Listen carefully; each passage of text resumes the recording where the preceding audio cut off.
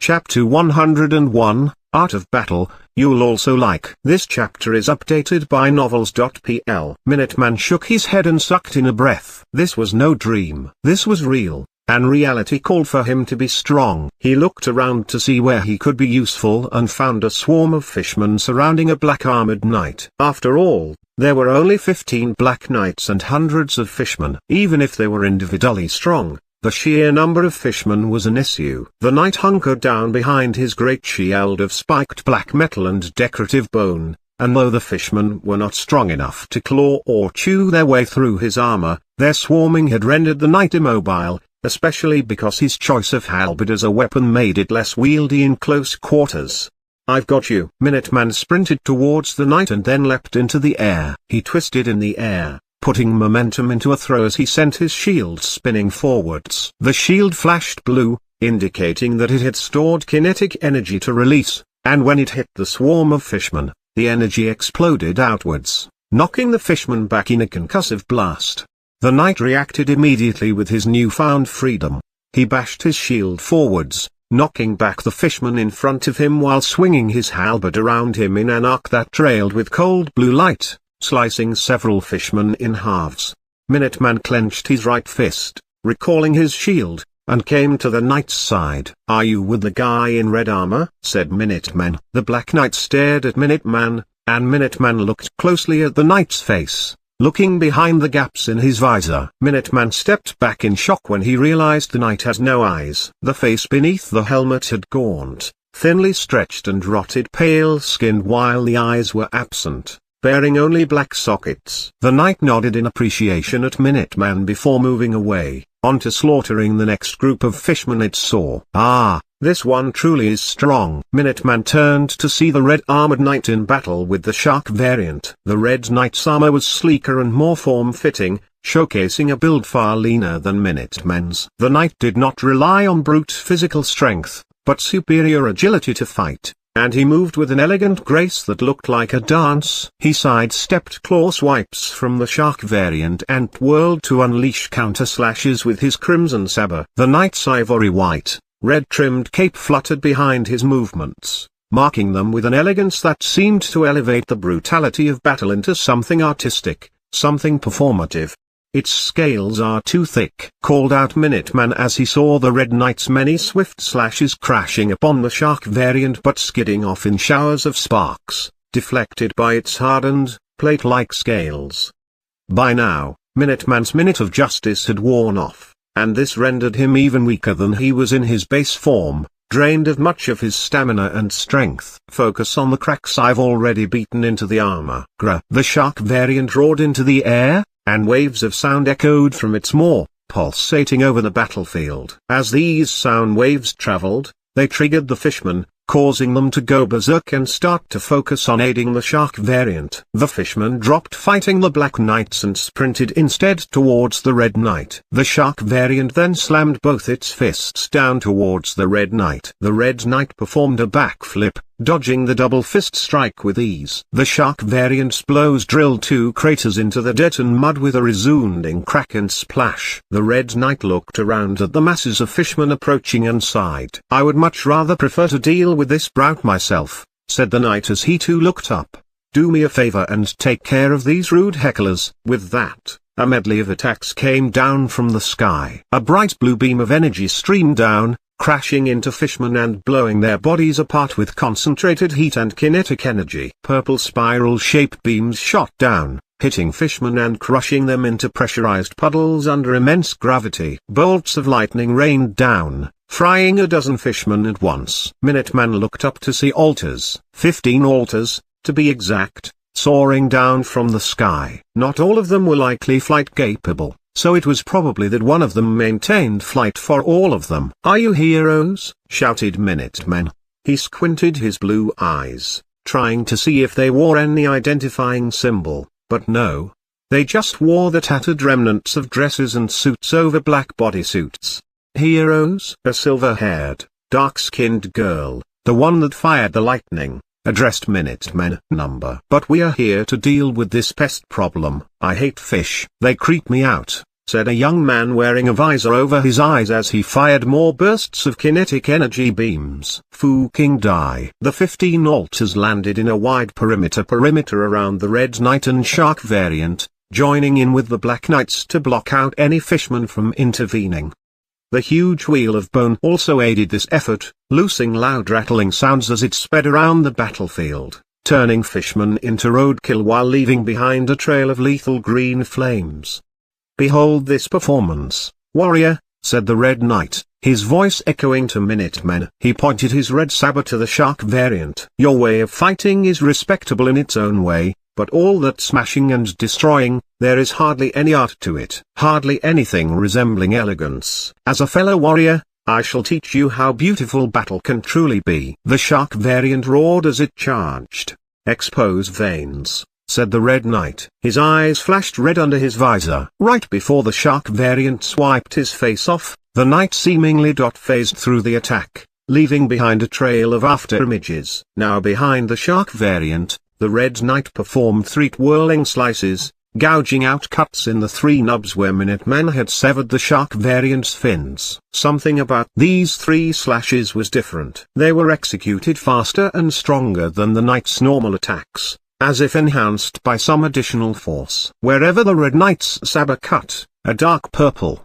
violet-shaped pattern bloomed around the flesh. Even with the enhanced strength, though the Red Knight could not cut deeply into the Shark variant's scales. "You can't cut the flesh like that. You'll need a stronger weapon. Something blunt that can break through the scales. Here, my shield." Minuteman pulled back his shield arm, ready to throw it towards the Knight, but the Knight wagged his finger at Minuteman. "No, no, just sit tight and enjoy the performance." Free of charge. The Red Knight stepped back and stood still, raising his blade up cautiously. The Shark variant growled but did not take much damage from such shallow cuts. Confident that the Knight could not damage it, the variant grew ever more feral, and leapt towards the Knight with a mighty swipe of its claws. Parry. The Red Knight angled his saber so that its flat acted like a shield. The Shark variant's strike skidded down the length of the saber, angled perfectly to diffuse as much force as possible. Minuteman knew heroes that used swords, and even if he himself did not know much about sword combat, he could tell that this Red Knight was an expert. And, riposte, returning step, the Red Knight used the force of the Shark variant's blow to spin around rapidly and then unleashed a swift horizontal slash across the Shark variant's neck, where the armor had been cracked from Minuteman's blows. The Shark variant stepped back before it placed both hands around its neck. A glint of red light flashed around where it had been slashed before the slash spontaneously appeared on its neck, carving through its scales and into its flesh. Profuse amounts of blood poured out from its exposed throat. The Shark variant collapsed to a knee. With brutish foes like this that rely merely on their ugly muscle, it is best to parry and riposte, using their own unsightly strength against them, said the Red Knight, and he turned around dismissively, as if he had already won. "Wait," began Minuteman as he saw the Shark variant grit its jaws, forcing the muscles around its exposed throat to flex and clench the deadly wound shut. But where the slash wound shut, violet floral patterns grew instead. And now, the finale. The Red Knight bowed deeply with an arm over his chest, dodging one last surprise swipe from the Shark variant without even looking. The Knight snapped his fingers with a metallic click and chanted, "Crystal blood venom, expunge." With that, the Shark variant seized up, stiffening in its movements like a statue before it could unleash another attack. The flower patterns around its wounds shone brightly before detonating.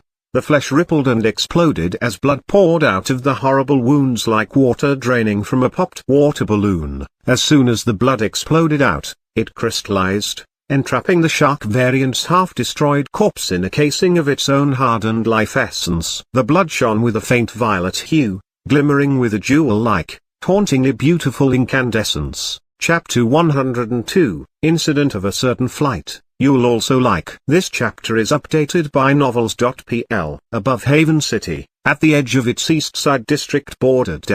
All this space, And to think that crazy musclehead was going to pack it full of duds. Rockshaper motioned around to the vast innards of the carrier plane around him. There were 3 rows of seats stretching out seemingly endlessly across the flanks of the 60-meter-long supercraft. Even if this carrier was an older model from 5 decades ago, by virtue of being military-grade during the peak of the monstering, it still had everything needed to function in tense combat situations. Between the rows of seats were storage compartments for holding medical supplies, rations, and weapons. There were even mobile pods capable of housing people in intensive care and, in cases where their injuries were so severe they needed to be preserved until they reached a proper hospital, life support stasis capability. Rockshaper's mask was off at this point, bearing a sweaty, grimy chiseled face with set-in brown eyes and short cropped black hair and messy stubble. He unwrapped a chocolate-flavored Omnibar, a MRE snack packed with 2,000 calories, and chewed into it. And we got grub, too. Damn, even this brick tastes fucking incredible after all the shit I had to put up with Minutemen. Help that fucker dies, said Rockshaper. We should have at least saved some of them, said a cowboy-themed hero leaning forward in a chair who, in a stroke of original brilliance, had a hero name of Cowboy. Incidentally, he was one of 4 sentries stationed in Southside, sentries being heroes at least C rank that oversaw the security of several neighborhoods in a city. Underneath them were lower-ranked patrol heroes that roamed around individual neighborhoods, but most of them, at least in Southside's chronically underfunded and underdefended confines, were dead. The only ones alive were the higher-ranking sentries and some C-rankers from other parts of the city. Funny to hear that coming from you, Cowboy. You have a reputation of being a sheet sentry, after all, said Rockshaper. Yeah, can't deny that, said Cowboy. I just couldn't be asked to do much with how little I was getting paid. Plus, they were mostly duds. But that don't mean we had to leave all of them. The kids, maybe. We could have gotten M on here. We bring back even one of them, and they're a potential witness to what we did, and we won't just be losing our hero licenses, we'll be rotting in villain jail for the rest of our lives if we don't get flat out executed first, said Rockshaper. Am I sensing hesitation here, Cowboy? Among us all, you're the weakest. It wouldn't be too hard to get rid of you like we did with Portal Girl and Sparkwire, said Rockshaper as he stepped in front of Cowboy threateningly. Cowboy put his leather-gloved hands up in the air. No, don't got no problem with this. How about that? I guess it's true that it only takes a little pressure to get the right answer out of people, said Rockshaper with a smug smile. He strolled over to the cockpit where Computation, one of the C-rankers, was operating the plane. Sparkwire, or known as Miles as a civilian, had refused to pilot the plane and leave behind Minuteman, but thankfully, with Computation around and Minuteman gone, there was no need to keep Miles. It was a shame Portal Girl had to go, thought Rockshaper. She was a young one, so much potential, plus, she looked amazing in that pink skin-tight costume. Such a waste to let pretty ones like that go. But she had opposed Rockshaper. And that was it. There was a never-dying breed of heroes nicknamed Goldies that tried to represent the idealism and pure morality of the first wave of heroes that had risen up during the supposed golden age of heroes, when alters first donned costumes in light of pre-altering comic books and movies and media to fight villains not for themselves, but to try and make the chaotic world around them right. As far as Rockshaper cared, they were all idiots. There was a reason they were dying out. Vanguard's was probably the last big Goldie with Valkyrie's retirement, and he had disappeared almost 20 years ago, probably swallowed up in a Titan's nest somewhere. When survival was on the line, morals did not matter. The Goldies did not understand this, and so many of them died sacrificing themselves. Case in point, Minutemen. Honestly, Rockshaper had no idea how these people fostered enough delusion within themselves to put down their own lives for others, but whatever. At the end of the day, Minuteman, that tiny-brained idiot that thought he was so much better than Rockshaper just because he was B-class, was dead, and Rockshaper was alive, ready to rise through the ranks. Computation, what's the 8EA on us getting out of this watery sheath hole? Said Rockshaper as he sat in the co-pilot seat beside Computation. Computation's glowing blue light mask flashed as he spoke. his voice going through a synth filter. 15 minutes. Probably. We're almost out of West Side. He looked at a monitor showcasing blurry images of the cityscape below. With the tech-disrupting storm cleared away, satellite imagery could show what was going down on the ground, but it would still take a solid half-hour before it managed to show anything crisp quality as the Panopticon's satellite array recalibrated. But even with blurry images, it was possible to see that the West Side was just completely flooded, its usual colorful neon lights drowned out. What a damned shame. So much new tech in West Side just gone like that. In some ways, especially forgery, it was almost on par with Tier 1 cities when I worked in the black market, said Computation flatly. Yeah, getting a fake ID for my mercenary gig was a breeze out there, said Rockshaper. It was not a big secret that a surprisingly sizable number of heroes dealt with under-the-table jobs and activities to pad their incomes. The hero industry was heavily top-concentrated, with those in the Superboard top 100 almost making more than all the other several million heroes in the United States combined. Until a hero made it to the C rank at least, they got zero exposure from sponsorships or social media. Not to mention it was hard to get into established teams or secure good missions to farm up without either strong media presence or proven strength.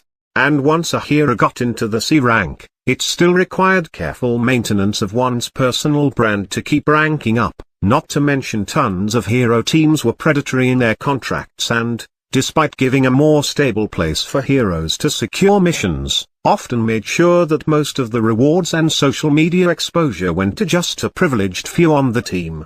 The end result was that most heroes that were relatively talented and trained hard enough made it to the C rank but found themselves hard stuck there.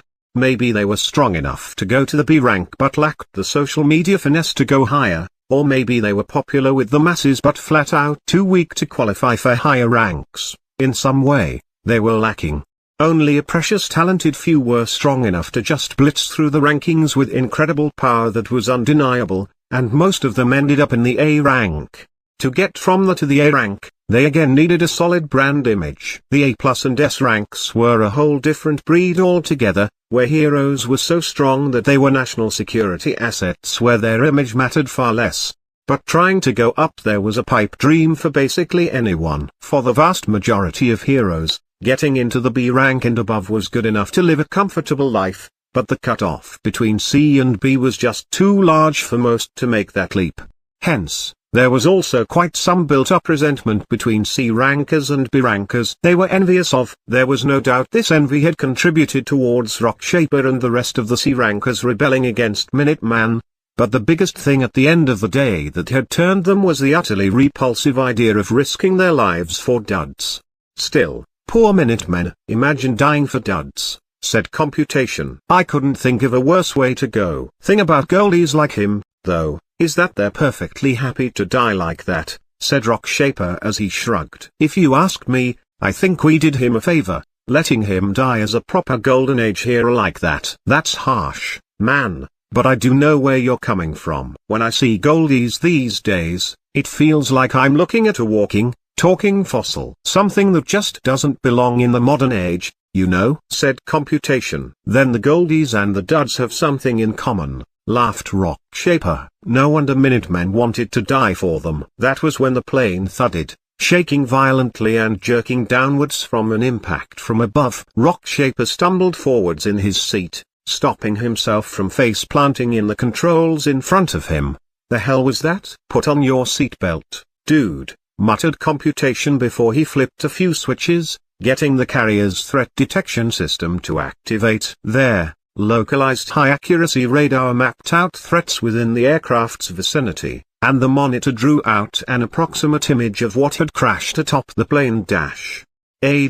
Person? No, wait, I'm not sure, said Computation, utterly bewildered. The radar imagery did not give a perfect image, just a silhouette, but the projected silhouette, though humanoid, also seemed monstrously inhuman with spiked protrusions emanating from its shoulders, head, back, arms and legs.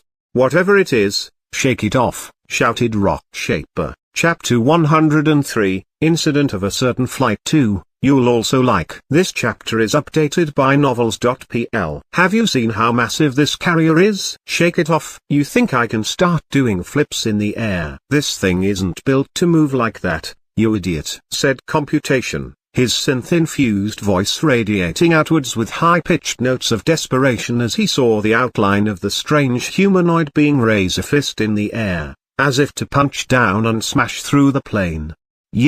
Any of you, can you fly? Asked Rockshaper to the 14 C-rank heroes he had taken aboard the carrier. None of them said anything. Flight was a relatively rare power as far as alter abilities went, and it was a general but not absolute rule that flying alters that did not have flight as the main function of their power tended to be stronger.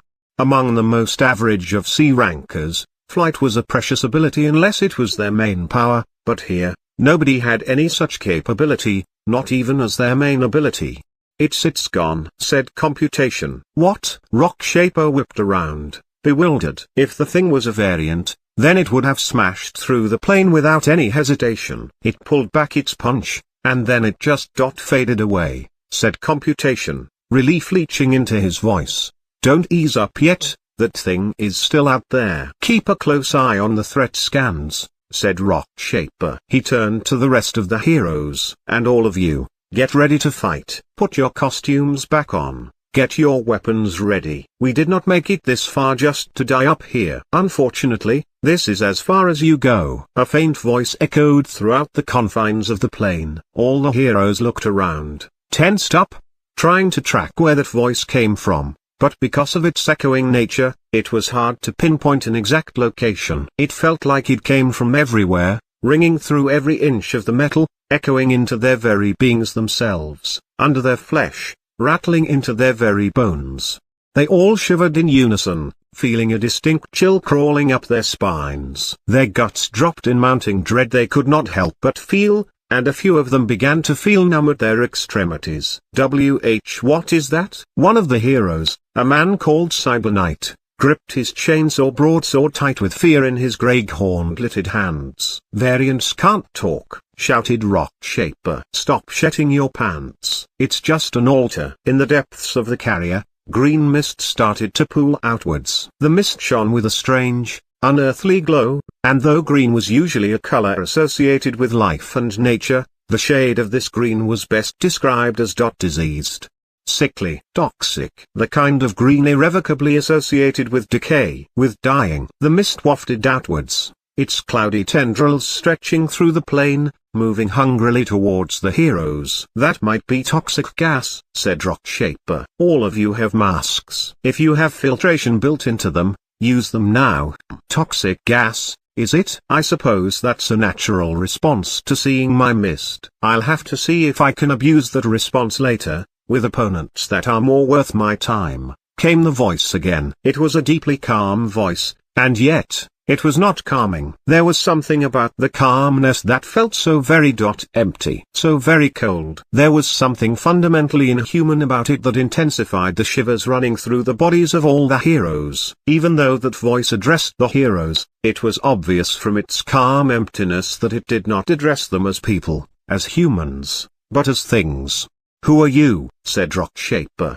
He squinted his eyes through his stone plate-shaped mask. Show yourself. The only response was the strange green mist accelerating forwards, engulfing the heroes in one fell wave. I feel weak, said Cyber Knight as he shivered, the strength draining from his arms. He was near the head of the group, most exposed to the mist, likely confident in his helmet's filtration system. He dropped his sword, and it clattered on the floor heavily. The muscled hero then dropped down to his knees and wrapped his arms around himself like a lost child.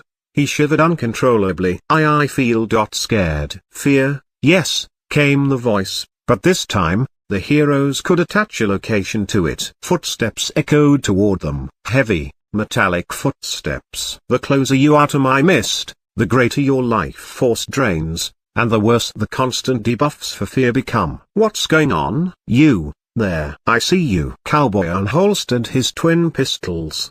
His eyes were wide, almost bulging, and his expression was horribly panicked. Eat lead, Fuka. Cowboy aimed his twin revolvers and emptied their chambers. Cyber Knight fell forwards, dead from smoking bullet holes gouged out into the back of his armor already broken from fighting variants. "What the fuck are you doing?" shouted Rock Shaper. "Look where you're shooting." Cowboy looked at his guns, then down at Cyber Knight's gurgling corpse. "What?" "And the more the fear stacks, the easier it is to turn into insanity," said the voice, ever calm, as it neared and neared. "Get back away from the gas. Masks don't work on it." Rock Shaper trembled as he stepped backwards, away from the heroes he was supposed to lead, inching back as far as possible from the approach of that horrible mist. The heroes followed suit, shuddering as they crammed themselves further back and back. "No, stay away. Fight. Drive it back. If the gas hits me, I won't be able to pilot this plane, and then we're all done for," shouted Computation. Sooner or later, the heroes would crowd in the cockpit, the furthest point away from the approaching mist, and once that happened, once the mist reached there and infected Computation, the plane would just crash. "Someone, any one of you useless idiots, go out there and fight," yelled Rock Shaper as he gestured wildly towards the approaching mist. "You do it, you selfish fook," came a quick response. "We can't just sit here," said Slammer, a former entertainment gear wrestler, wrestling enhanced with cybernetics, turned hero. This gas he's making is insanely strong. That means he's some kind of creator. It's not likely he's as tough as he makes himself out to be in a close-up fight. If an augmenter like me catches him, I reckon I could break his back really easy. I'll clear the mist. Any other augmenters out there, follow my lead." Slammer ran forwards, bravely into the mist, and slammed his giant gauntleted hands together. Gears and hydraulics clicked as his gauntlets crashed together in a clap, and a shockwave boomed forwards in a cone, scrunching up the surface of the metal floor and breaking apart chairs like twigs. Unfortunately, the shockwave did nothing against the mist itself. "Ah, that is interesting to note," said the voice in the mist. "Shockwave forces can blow apart the outer edges of my mist, but what I generate close to my body is immune to physical force. Thank you for your contribution to testing my abilities." A red dot flashed in the mist, right to the side of Slammer, at his blind spot. "Slammer, watch out," said Rock Shaper. "Huh?" Slammer looked around, but far too late. Suddenly, an enormous, black-metalled, bone-spiked figure, one that had enough sheer mass that it was obvious that it was no mere weakling in close combat, lunged out of the thick of the mist. Its arm thrust forwards, a clawed hand wrapped tightly around Slammer's head. The edges of the black metal claws dug into Slammer's skin, piercing and drawing blood. The metal monstrosity lifted Slammer's massively muscled wrestler's body up like he was a little toddler. Now that it had attacked, the figure the voice belonged to became fully visible. It was a sight that made all the heroes pause in complete bewilderment. It was about 2 meters tall, far taller than any normal human, and looked like an eerie mix between a suit of armor and a living being. The figure's body was largely comprised of black metal, but its metal body fused seamlessly with protrusions of bone, pockets of red, glowing red and raw flesh, and streaks of pulsating crimson red that looked like veins. "In appreciation, I will give you a very quick death," said the monstrosity. Slammer wrapped his huge, gauntleted hands around the figure's arm and yelled as he put in as much crushing force as possible, trying to tear free. His grip strength was quite notable, easily capable of pulverizing concrete, but it did nothing against the being of metal and flesh. Instead, it looked like Slammer was trying to crush a flickering green force field wrapped skin tight around the strange, terrible being's arm. All the damage he was doing was transferring to the force field, not at all reaching the actual metal and flesh itself. "Huh?" Slammer's arms fell loose to his sides as green light enveloped his head. Glowing green cracks began to form from his head down to his torso, and then his body exploded in a nova of flashing light and bloody chunks of meat and entrails and white flecks of bone. All the heroes stared at Slammer's remaining lower half of the body as it plopped down on the floor, staining the dull grey metal red. Chapter 104, Incident of a Certain Flight 3, You'll also like. This chapter is updated by novels.pl. Fire, fight.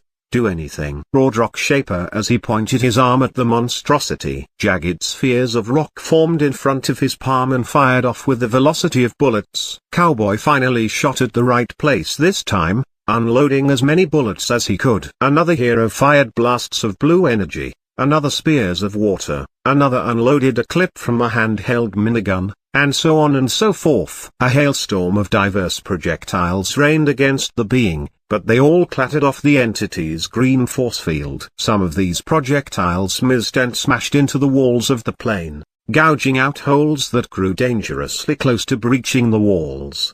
"How many powers does he have?" shouted a hero. "This gas, that shield, not to mention how strong he is and that blasting attack. This doesn't make any sense." "He must have a weakness," said Rock Shaper. "Something for all this power he has." "A time limit, maybe." "The only time limit I have is that I do not want to waste too much of my time on the likes of you." The figure stood there, letting attacks ping off of its ultra-durable force field, before it put a clawed hand to its pointed chin in contemplation. "Judging by how weak your attacks are, it does not seem like any of you have much potential.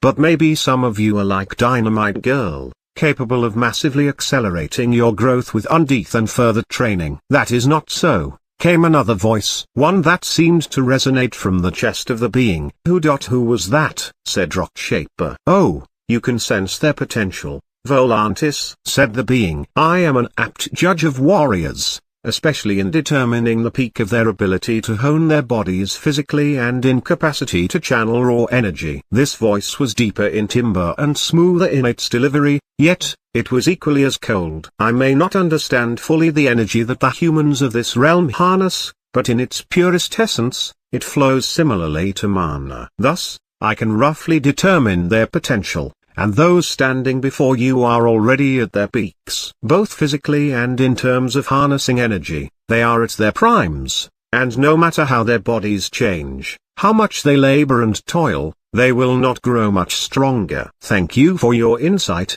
Volantis." The being drew its gaze up from its chest back to the heroes. "Then that means I have no more reason to waste time scoping out your powers to see if you would make good undead. You all truly are worthless after all." With that, the red dot serving as the being's eye in its helmed mask of black metal glowed brightly, and all the heroes froze in place, stopping their attacks. They felt an intense sense of dread grip them, holding them like firm anchors. The entity swiped its clawed hands forward twice, firing off two swirling, helical-patterned bolts of green. They each hit a hero, and when they did, the blasts acted like targeted explosives, blowing apart bodies with gruesome force. The heroes closest to those that blasted apart were showered in the blood and guts of their fellow C-rankers, and they blinked as they looked down at their blood-drenched hands before they dropped any pretense of fighting back.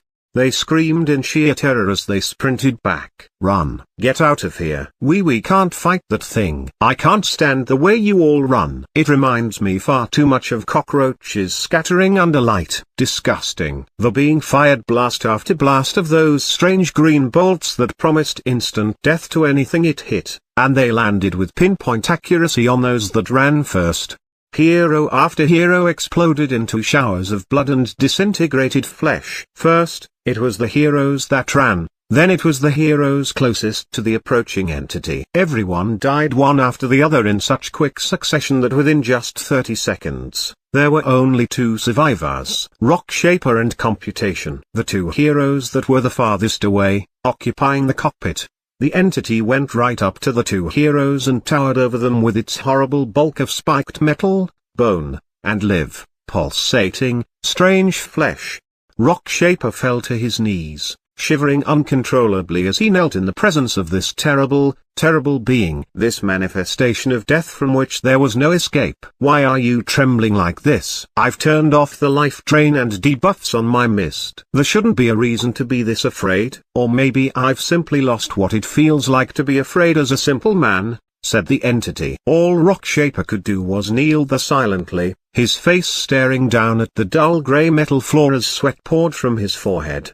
His heart beat rapidly, and his tongue felt heavy, like lead. He felt frozen in both terror and acceptance, knowing that no matter what he did, Before this thing, he was just prey. Was this how it felt to face certain death? It was such an awful feeling. It felt like every single inch of his being was about to be devoured, at the precipice of a massive cliff where with just a light breeze, he would fall into enormous jaws waiting to snuff out his insignificant little life.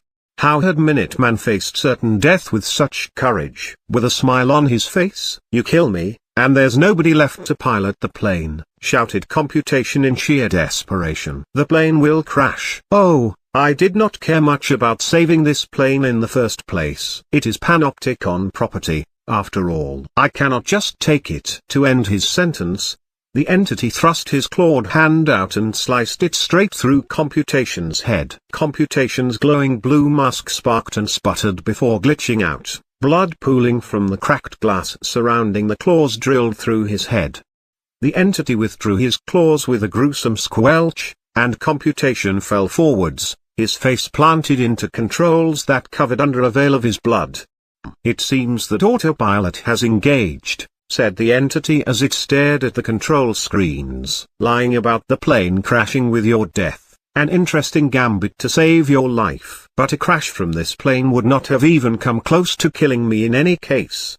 The entity moved back from the controls and then stopped as it stared down at Rockshaper's frozen, kneeling body. Rockshaper's breath caught in his throat and his eyes widened in terror as he felt the entity's gaze burn into his back. "I almost forgot about you, the way you were so still," said the entity. "Why?" whispered out Rockshaper, barely getting out words through his throat made tight with fear. "Why did you kill us?" "Why? When we were all heroes," said Rockshaper.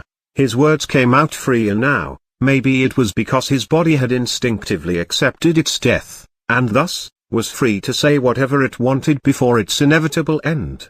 "Why? You say you are a hero as if it means something. As if it means it makes your life valuable enough to spare. Then let me turn that question around on you. What is a hero? What is the purpose of a hero? Is it not to hunt variants and save lives?" Rockshaper looked up at the unblinking red dot looming over him, confused. "But look at you. Look at those around you."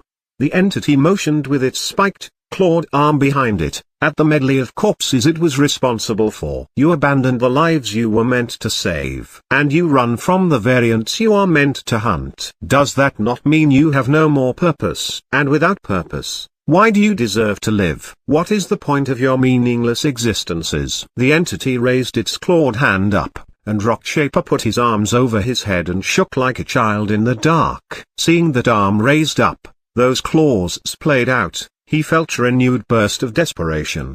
Please, I'll be a proper hero. I'll save as many people as I can. I'll hunt down all the variants. Just give me another chance. I have credits, too. Anything you want, I can give you. Anything I want, is it?" said the entity as its clawed hand froze in the air. "Anything," shouted Rockshaper. He was crying now, snot drizzling from his nose as he felt his life truly wavering on the tightrope of death. "Then I will add you among my experimental subjects. Flurgan will be pleased." "Huh?" Rockshaper looked up in confusion, not understanding, but the entity's hand chopped down at him. Yet, the entity did not slash down with its sharp and lethal claws. Instead, the being slammed the flat of its palm into the base of Rockshaper's neck, knocking the consciousness out of him. Chapter 105, Theory of a Soul. You'll also like. This chapter is updated by novels.pl. Aldrich watched as Rockshaper slumped down to the floor. The hero's face planted against the metal floor with a thud as he unceremoniously sprawled out, drool pooling from his slack-jawed mouth.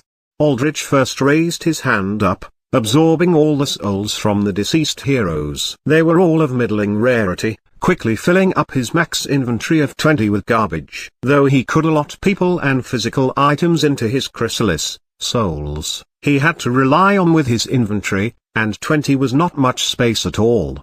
That said, Aldrich was more than willing to get rid of these lower-level souls for other ones if needed be later. "You should have chosen to die. It would have been far easier for you," said Aldrich as he crouched down and grabbed Rockshaper's head in his hand. The hero's head felt small in Aldrich's palm, showcasing just how much he had grown physically with his lich transformation. Aldrich shoved Rockshaper's head towards his chest, and the metal around it opened up in strands of black.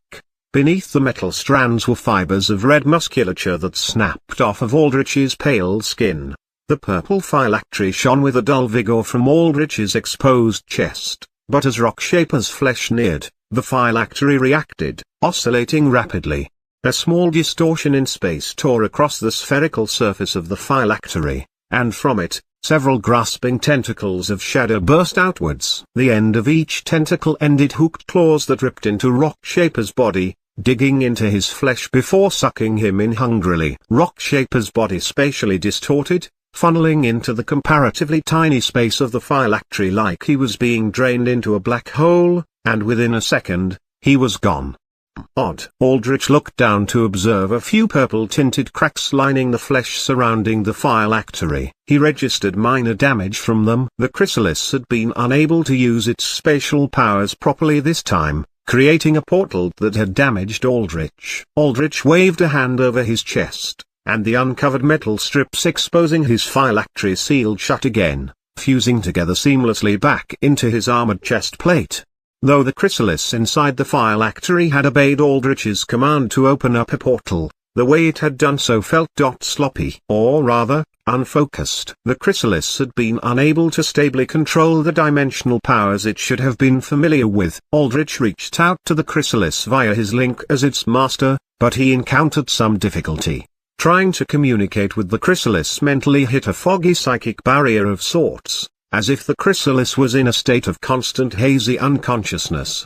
Aldrich would have liked to see the chrysalis evolve and grow much stronger, especially considering the massive amount of power it absorbed from Aldrich moving his soul into the phylactery. But for now, it seemed that the chrysalis had gone largely dormant, capable only of basic portal openings, the same kind it could perform before. Aldrich did not want to disturb the chrysalis too deeply, for he could feel that the creature was in a semi-dormant state from processing his power. If Aldrich had to give an image as an example, he likened the chrysalis right now to be sleeping dormant in a cocoon of Aldrich's power, feeding off of it until it was ready to burst out and hatch. There was the potential that by forcibly pulling it out of its cocoon early, Aldrich could cause irrevocable damage not only to the chrysalis, but to his soul hosted inside the phylactery.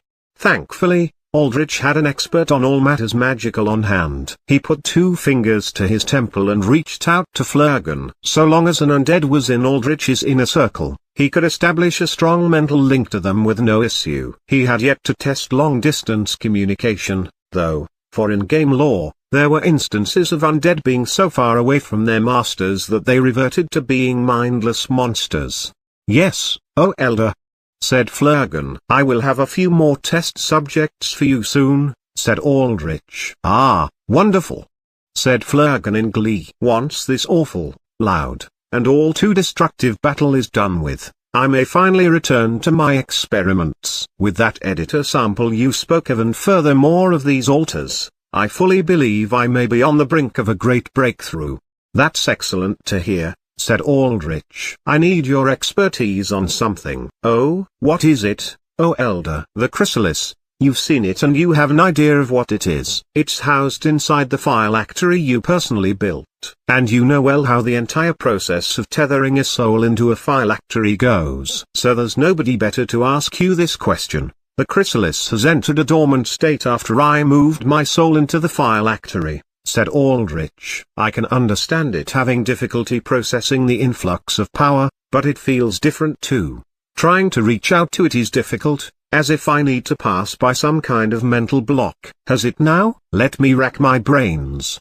After several seconds, Flurgan spoke again. "It is difficult to offer accurate diagnoses for the chrysalis is a creature not native to our realm, but I can offer some hypotheses. Any insight from you would be valuable," said Aldrich. "This chrysalis, from my limited experience with it, seemed to be a creature optimized for adapting to and taking the characteristics of the energy it absorbed," said Flurgan. "Hence, it could perform the marvelous feat of adapting itself to make it compatible with mana. Logically speaking, then, it should be able to adapt itself to the energy of my newly empowered soul," said Aldrich. "Ah, but there is a distinct difference. Mana is colorless, pure energy, and most importantly, physical in its essence. In our realm, it permeated the air we breathed and the dirt we tread upon, similar to the ether permeating this world. Thus, anyone native to our realm could utilize mana simply by having a physical body. However, a soul is vastly different. In its basic form, a soul is a nugget of energy, yes, but it is spiritual in its essence, lacking any physical form to interact with. To harvest energy from souls requires having an anchor not in the physical world, but in the spiritual plane. Thus, drawing energy from a soul requires that one possess a soul, for without one, there is no tie to the spiritual plane where souls reside. As a result, you will never see a necromancer calling upon the dead without a soul, or a shaman that communes with the dead without a soul. To use souls requires having a soul, and a strong one, at that. All too often, there are tales of errant necromancers or shamans that channel the might of far too many souls and overwhelm themselves, their own souls shattering as their bodies become hosts to a chaotic mess of foreign spirits. I see, said Aldrich. He did remember lore tidbits about magic interacting with souls needing mages with strong souls themselves. This, of course, included the field of necromancy. But this was not the main point. Flurgan's voice had grown more and more excited as he kept speaking, hinting at some other groundbreaking revelation. So, what are you hinting at, Flurgan? That creature, that chrysalis, lacks a soul. No. Thus, it should be impossible for it to harness the power given by your own soul. No?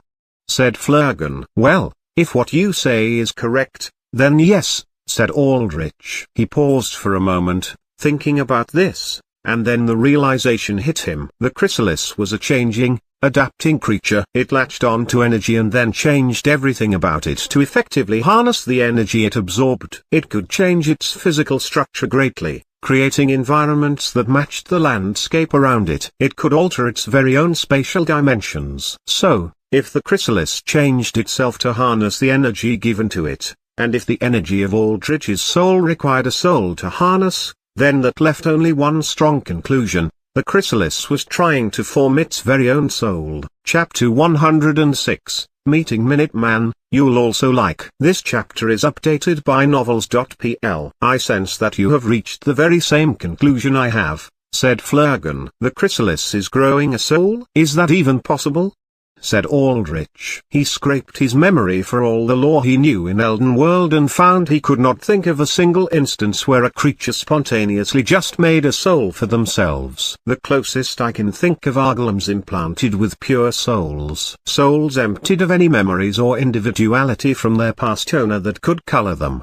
But that isn't making a new soul. That's just recycling an old one. This also isn't like that. My soul is not pure in that way. It has all my memories. It has all of who I am. Indeed, I have also thus ruled out that possibility, said Flurgan. But there is one additional way in which a soul may be created, and that is through the birth of new life, through reproduction. That way, even beings with fully unique souls may produce an entirely new soul. Hold up, are you suggesting that somehow, this chrysalis is birthing itself?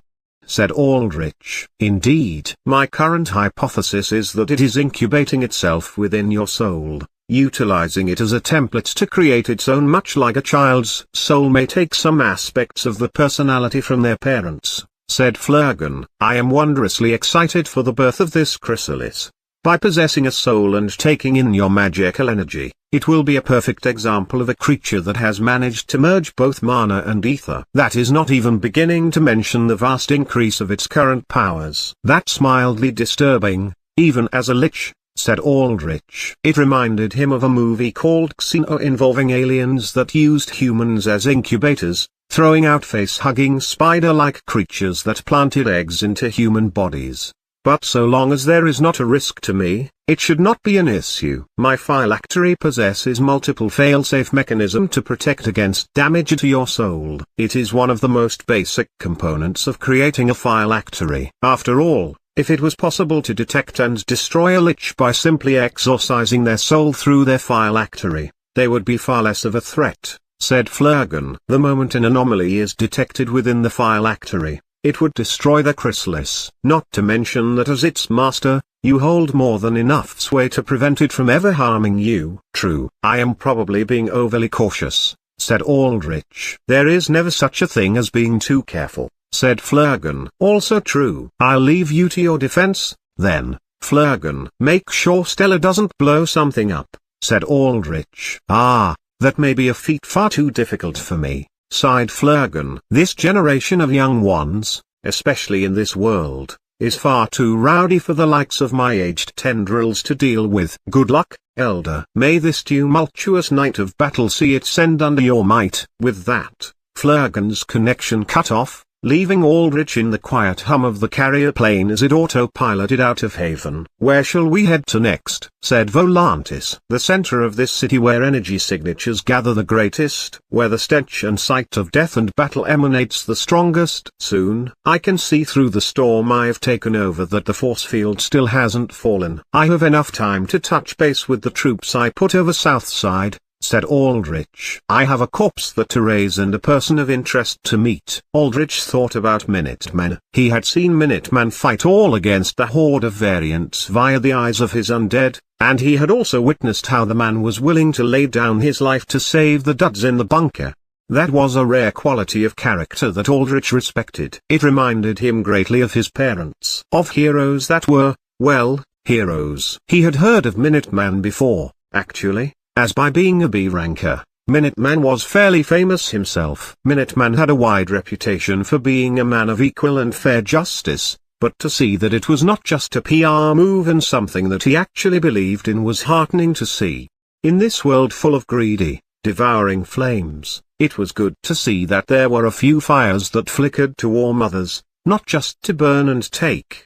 Then what of this air vessel? Said Volantis. There's no point keeping it, said Aldrich. It isn't my property in the first place, and if it stays intact, the Panopticon might be able to scrounge data from it. Better to scrap it. Understood, said Volantis. Shall I stitch something to allow for easier destruction of this vessel? No need. I have more than enough firepower to deal with this, said Aldrich. Aldrich knelt down and channeled his mist phase. Green mist welled up around him, surrounding his body as his body became increasingly transparent and obscured. He phased out of the plane, floating in the air using Volantis's stitched wings. He saw the huge carrier fly away, shrinking rapidly in the distance. He looked away and clapped his hands before flying away, heading down towards the Panopticon bunker. A booming rumble echoed above before an ear-splitting crack split the sky. A bright, blinding green light lit up the clouds as an enormous teal lightning bolt smashed into the carrier, blowing it apart in a brilliant nova of red and orange engine failure explosions, blue electrical energy shock waves, and green energy arcs. In a few minutes of soaring through the skies, Aldrich could spot the bunker. His draconic wings flapped downwards and folded as he dove down, rapidly approaching the ground. He could see the hundreds of fishermen corpses scattered across the bunker as proof of his victory. The sparkling red and purple crystal sculpture that Churros had crafted from the shark variant glinted with a pretty shimmer. Surrounding this crystallized corpse were all of his knights and the Blackwater A-class as they looked up. Already, before Aldrich even reached the ground, the knights knelt down in reverent respect. As the knights knelt, it left one man standing, looking upright at Aldrich. That man was Minuteman. Aldrich landed on the ground with a solid crash, dirt, mud, and bloody fishman parts flying back around him from the shockwave of his landing. He stood up, his draconic wings folding into his back before melding into his armor. My lord, how wonderful it is for you to grace us with your presence, said Churros. He also remained standing, but he deeply bowed as he motioned to the shark variant, as if unveiling a brand new painting to him. I have prepared for you a most elegant piece of art. I dare say it has turned out quite well, in spite of the fact that I am working with material that is quite, well, unknown. I have titled it, The Returning Tide. Aldrich stared at the crystallized shark variant, at how its blood had exploded outwards and turned solidified into a crystal prison that preserved the beast at the moment of its death. Notably, the ends of the crystallized blood were shaped into crests that mimicked waves. As a vampire noble of the Adel bloodline, Churros possessed a passive called crystal blood venom. Any attack of his that drew blood inflicted stacks of the poison on an enemy, and if enough stacks built up across enough vital areas, then Chiros could use an active skill called Expunge to forcibly activate the venom, causing the blood of an enemy to spontaneously explode outwards and crystallize in an instant kill. It looks good, said Aldrich somewhat awkwardly. He wanted to add something, but found he had no idea what to say. He was no art connoisseur, never had been, but he felt bad not complimenting his subordinate, so he settled with it was good. But I may have to break it down to raise the variant. Chiros looked at the artwork he had created, realized it would soon be broken down, and slumped his shoulders. It is of no matter, my lord. There is also a certain beauty in art that is meant to fade. I shall rename this, the moment of the returning tide, then, to symbolize that it is but a fleeting moment and to capture the force of the mighty blow I returned against this creature to fell it, like a tide that returns to the ocean. Are you the leader of this team? Said Minuteman as he nodded at Aldrich. The makeshift bandaging around his torn stomach made from fishman skin had bled through. He held his right arm in pain as blood pooled from the massive bite wound on his right shoulder. Chapter 107,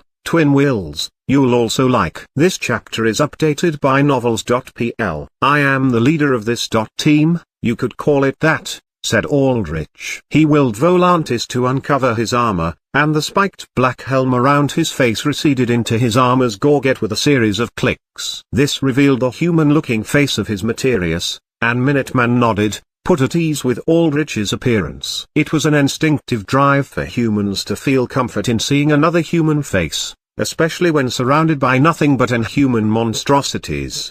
Taking that into account, Aldrich bared his human-looking face. In response, Minuteman blinked in surprise. Is there something wrong? Said Aldrich. No, I just didn't expect you to be so young, said Minuteman. With your build, height, and the way you carried yourself, I would have expected a much older man. But, looking at you, the way your eyes are set, I can tell you're no boy. You're a man that's been through more rough times than many.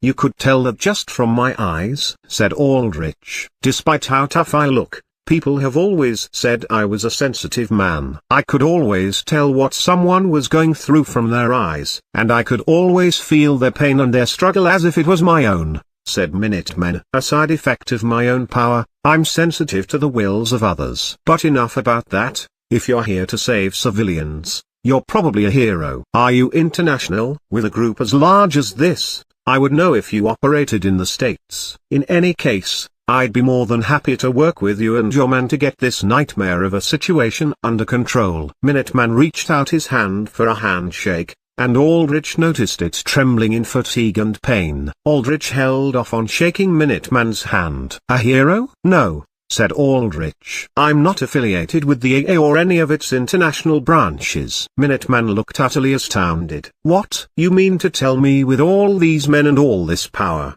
that you aren't affiliated with the AA? Are you government agents? A band of mercenaries? No to all of that. If there is anyone I take orders from, well, it would only be myself, said Aldrich flatly. Minuteman retracted his handshake and looked at Aldrich with a little more wariness. Then who are you? I'm sorry, but tonight has worn on my trust. I'm a little more on edge than usual. Who am I? Aldrich repeated Minuteman's question. I'm someone that wants to save this city. Just like you. I'm someone that wants to do what they believe is right. Just like you. You can trust me or not, but regardless of how you feel, I will protect this city where the AA has failed. Whether you want to help me, do nothing, or even oppose me, that's all your choice. This time, it was Aldrich that extended his hand out towards Minuteman for a handshake. But I'll just say right now that it would be a horrible shame for me to miss out on working with someone I respect like you. No, you're right. Minuteman took Aldrich's hand in a firm, solid handshake. I'm in no position to be suspecting you. Not after you've chosen to save civilians that the ordinary hero would leave to die without a moment's notice. And especially not after you saved my own life. Just like that? You trust me, said Aldrich. He wondered if Minuteman was fundamentally naive. His heroic ideals perhaps influencing him too much to see the good in others even when it was not logically reasonable. You want an honest answer? No. Not yet. Minuteman shrugged. But like I said, I can tell the character of a person through their eyes. I can feel their willpower, and yours is strong and clean. It isn't the type I usually see with people that have bad intentions. And as you said, we're pretty similar in that regard. Plus, you haven't given me cause to doubt you yet. Maybe I am dumb, but I always like to give others the benefit of the doubt, even when their wills are spotty, and sometimes I get burned for it, but the times I don't, that's when I appreciate just how much good there can be out there. Aldrich nodded. Minuteman was too experienced as a fighter and hero to be ignorantly naive. He knew how bad this world could get, but he willingly chose to ignore his suspicions to try and see it positively. It was so similar to how his parents had seen the world that Aldrich fell into a deep silence for several seconds. He could almost see his father and mother, their very smiles,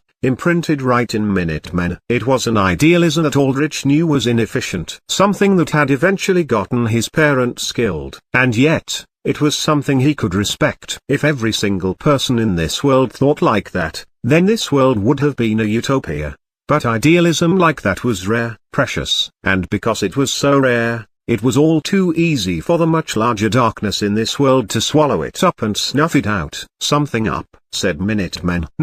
Nothing. Aldrich pulled out of his thoughts and executed a plan he had constructed in the case that Minuteman was willing to work with him of his own volition. I'm going to go down to the hangar and check up on the survivors. I'll go with you, began Minuteman. No, said Aldrich. Look at how injured you are. You need time to rest and to heal. Here Eric. Aldrich shouted out for Eric Glass, one of the Blackwater class students. He sprinted forwards in his black bodysuit. He was a short man with a build on the leaner side with long black hair swept to the side that curled over one of his bright purple eyes. You needed me, said Eric. Patch Minuteman up, said Aldrich. On it, said Eric. He eyed Minuteman's wounds, his gaping stomach slashes, his half-eaten right deltoid, and the several dozen other less deadly yet still visible cuts and scrapes and bruises littering his body. Damn, man, you look like total shit. Here, I'll get you fixed up. Eric Glass was the only alter so far that Aldrich had encountered who had a power that could directly heal others. In terms of alter power categories, he would be classified as a creator with a subcategory as a restorer that had the rare ability to heal others.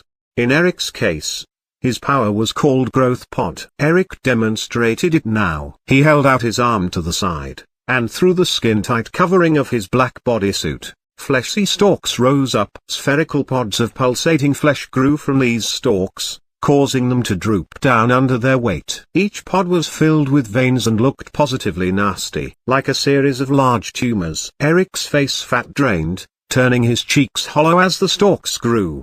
His bodily nutrients sacrificed to create them. He detached a growth pod from his arm and held it out towards Minuteman's gnawed right shoulder. Among restorer powers, this is probably one of the creepiest I've seen, said Minuteman. Not good practice to complain to your restorer. Thought they taught that at Fancy Hero School, said Eric as he tentatively placed the baseball-size growth pod onto Minuteman's raw, exposed flesh. The growth pod latched onto the open wound and started to melt into it, turning into a fleshy goo that created tiny tendrils at its extremities that hooked into Minuteman's flesh. The growths will dissolve and merge with your body in a few minutes. Until then, it's important that you don't move or strain yourself, or else you risk the growths breaking apart and leaving you worse off than you were, said Eric.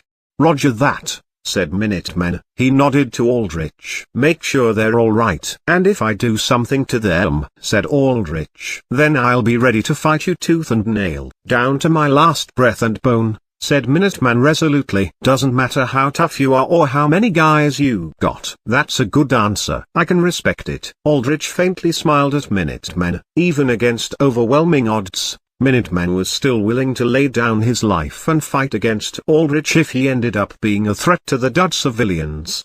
That was true heroism, so rare but admirable. But you can ease up on the worrying. If there's anyone that comes close to caring about the people down the like you do, it would be me. With that, Aldrich turned and walked towards the hangar. There, he would not only make sure everyone there was okay, but he would make his presence known. He would make sure the people there would spread what he did and make sure that the world knew of the AA's failure. Then, he would replicate that same process with the altar citizens holed up behind the city center's force field. Like that, Aldrich would cultivate the support he would need after this incident was over, when he would have to face scrutiny under the public's eye. When the Panopticon, the altar human agency, and the governments of the world would all scrutinize him. Chapter 108, Into the Bunker. You'll also like. This chapter is updated by novels.pl. Aldrich stepped over to the hangar entrance. It consisted of two interlocking sliding metal panels that opened up to allow the carrier within out.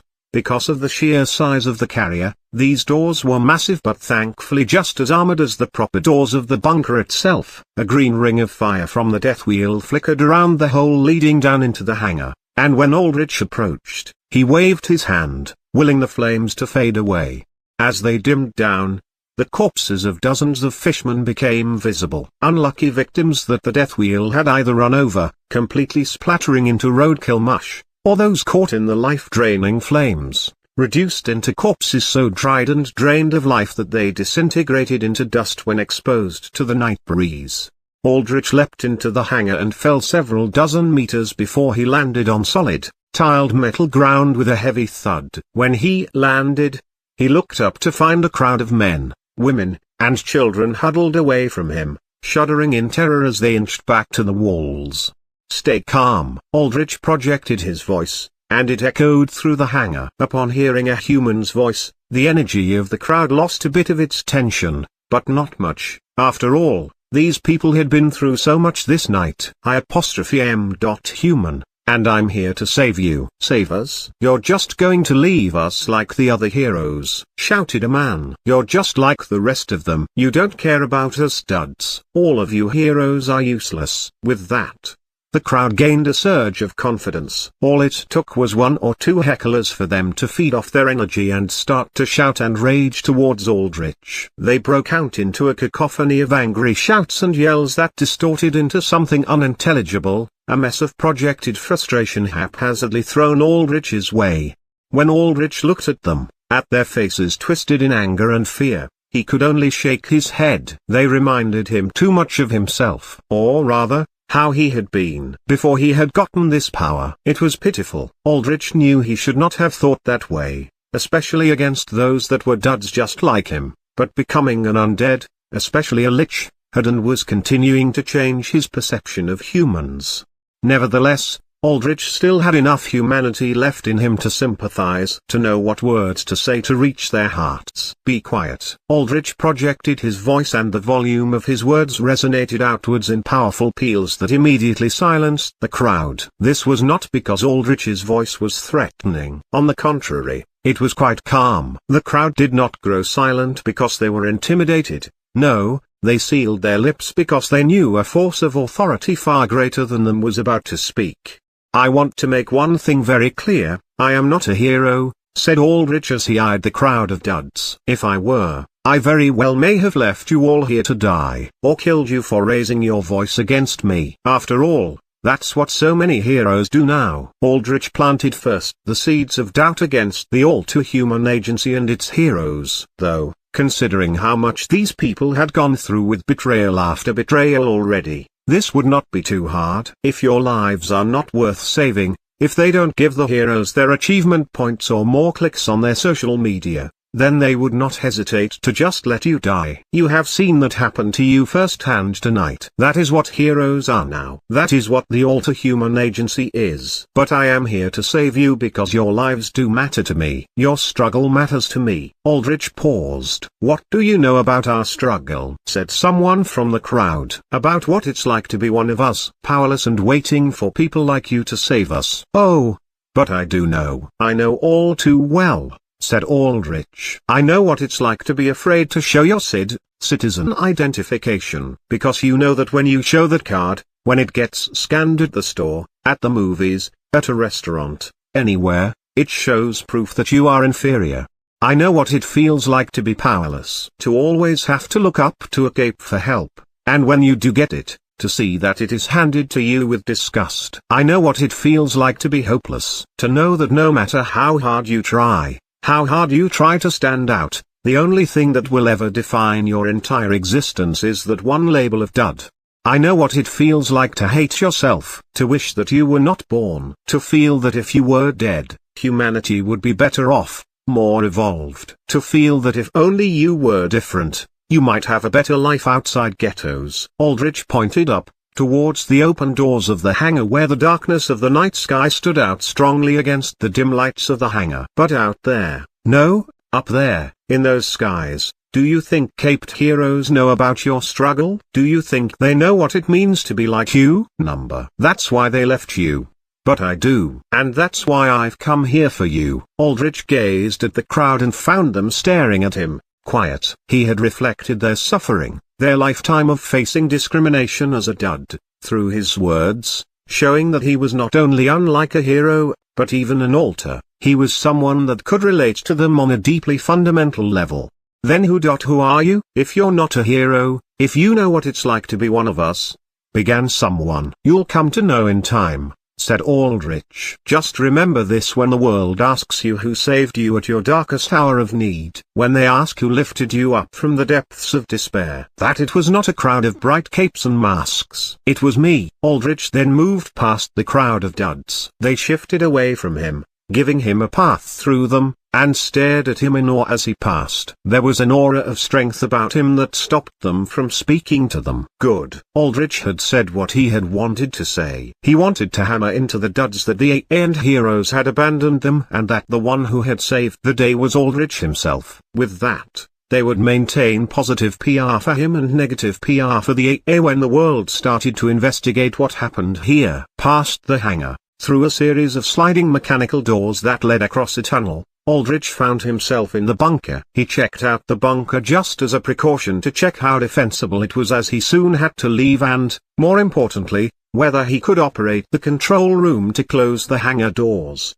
A cursory glance at the bunker's ceiling indicated that it was still more than sturdy enough to weather an attack, especially with Aldrich's undead defending it. As for the control room, Aldrich paused outside of the room. His death sense was triggered, allowing him to see individuals in near death. He could perceive them through walls in a sort of X-ray vision, and right now, he could clearly see the faint green silhouette of a woman behind the control room doors. Aldrich went to the double metal doors of the control room and found it was jammed, its motion sensors broken. He sunk his claws into the doors, easily shearing through the metal, before ripping the heavy doors straight out. He flicked the two door halves away and watched as a young woman's body fell by his feet. The woman was around Aldrich's age, her face showcasing the last remnants of her teenage youth through slightly round cheeks. Her hair sprawled out behind her in a mess of amber spattered in dried blood. The woman was young, just as young as Aldrich, maybe even younger, but despite how young she wore a full hero's costume. A bodysuit comprised of a dark pink, almost purple leotard attached to black leggings lined with several grooves. The material looked thin, but the hexagonal patterning on it indicated that it was hex weave, an ultra-durable fiber sourced from a spider-type variant. A patch on her shoulder shaped in the form of a dark blue wave crest indicated she was from Haven Super's Academy. It was the best academy in Haven, but that was not saying much. Overall, its ranking was low, just moderately better than Blackwater, and Blackwater was made intentionally as low as possible to hide attention from it. Aldrich spotted a hole gouged out in her stomach. A rock-shaped projectile had roughly gored through her. But remarkably, even with the horrible wound, she was still alive. He noted that there were faint blue lines sparking around her face. The life force in her brain has been preserved, said Volantis. Those lines possess an energy that circulates blood and activity within her brain. I see, said Aldrich. He looked into the control room to see another costumed hero. Guy dressed in blue and yellow with a red, blue and green wire motif running down his chest. Faint sparks sputtered from his body, but he was dead. A huge hole was gouged out in his head, not to mention deep slashes and bullet wounds littering the rest of his body. The energy signature preserving this woman matches that emitted from that human, said Volantis. Aldrich nodded. He could piece together what happened. These two heroes were probably left behind because they disagreed with the rest that fled in the carrier. They were killed, but the male hero, in perhaps a last-ditch act of mercy, likely with a chunk in his head missing, had used the last dregs of energy of his power to try and save the girl. But it was far too late. Aldrich could tell with how pale the girl was that the blood loss alone was enough to kill her soon, and he had no way to reverse that. But what that hero's last effort had done was ensure that this woman's soul would not expire. Theoretically, Aldrich could raise this girl with her soul intact, but then he had to ask himself, was it worth it? Was she useful enough? Reading Aldrich's thoughts, Volantis spoke. This woman, unlike those aboard that flying vessel, is not at the limits of her physical and energy harnessing capabilities. Rather, both qualities are highly unrefined, capable of enhancing greatly with time. Chapter 109, Portal Girl, You'll Also Like. This chapter is updated by novels.pl. I see. Aldrich put a hand to his chin as he looked down at Portal Girl's body. Do you have any idea of how she might be able to use her energy? Her powers? Number. I am too unfamiliar with the humans and monsters of this world to determine their strengths and weaknesses to such degree of accuracy. All I can perceive so far is total strength, not the details of that strength, said Volantis. You can use consumption, can you not? That might let you figure things out better, said Aldrich. As a living armor, Volantis possessed a racial skill called consumption, that allowed him to open up and devour a creature. It also allowed him to steal their soul if they did not have a high vitality stat. By consuming a creature, Volantis could gain knowledge of them and restore his health. It was this ability that he used to steal the soul of Velus and kill the altar. On that note, it was a shame that Velus could not be raised, as his body and soul were both thoroughly eviscerated. His barrier-based power seemed particularly powerful. It also seemed that Volantis needed to consume more than just Velus to get a good grasp of how altar powers worked. But even by absorbing just one altar, he knew how to identify altar energy signatures with incredible tracking accuracy. Volantis remained silent for an uncharacteristic moment, and Aldrich felt discontent from him in the same way that Volantis could sense Aldrich's own emotions.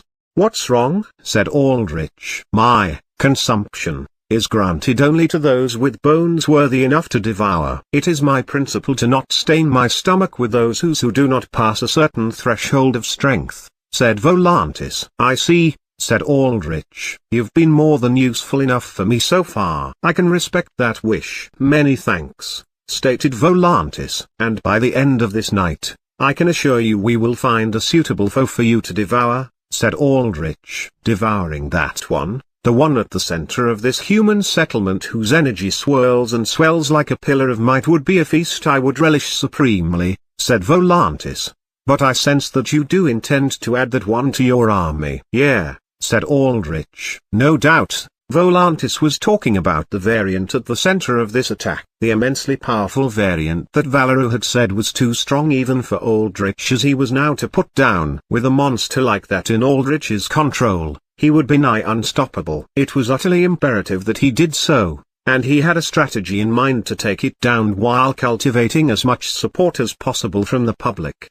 It would be flashy, climactic, and, in the end, the final catalyst to raise Aldrich from a nameless nobody to one of the premier forces in this entire country. But that was for later. For now, Aldrich looked down at the girl and decided to raise her. She was not fully dead yet, so Aldrich pushed his clawed fingers into her chest, piercing her heart with one quick and clean stab. The girl's soul materialized above her corpse in a flickering green, wispy orb. Aldrich flicked blood off his hand and then waved it up. Serve. The soul fed back into the girl's body in wispy streams while curls of green energy from Aldrich's necromancy traveled all around her body. She shivered for a moment before her eyes flew open. She gasped in a deep breath and sat up, immediately placing a hand on her bleeding chest. What happened? Said the girl, completely panicked. Where am I? Panopticon bunker. This should help, said Aldrich. He waved his hand towards the girl's head. The girl's eyes glowed green for a moment as he influenced her mind, instilling calm and willing her to retrieve her memories. By default, it seemed that risen undead had their memories wiped, retaining only their core personality traits. Of course, Aldrich could allow his undead to retrieve their memories, though there seemed to be differences in how effectively they could recall them. Flurgan, for example, could recall all of his memories with expert accuracy. Stella, on the other hand, struggled a little, feeling as if she had to try and remember a long-forgotten dream to get her memories back. Aldrich had an idea of why this occurred. In Elden World lore, it was stated that the less experienced a necromancer was, the harder it was for them to have a risen undead retain their old memories. Because Aldrich had resurrected Stella when he was comparatively at a lower level, she had more issues fishing for her memories than Flurgan did.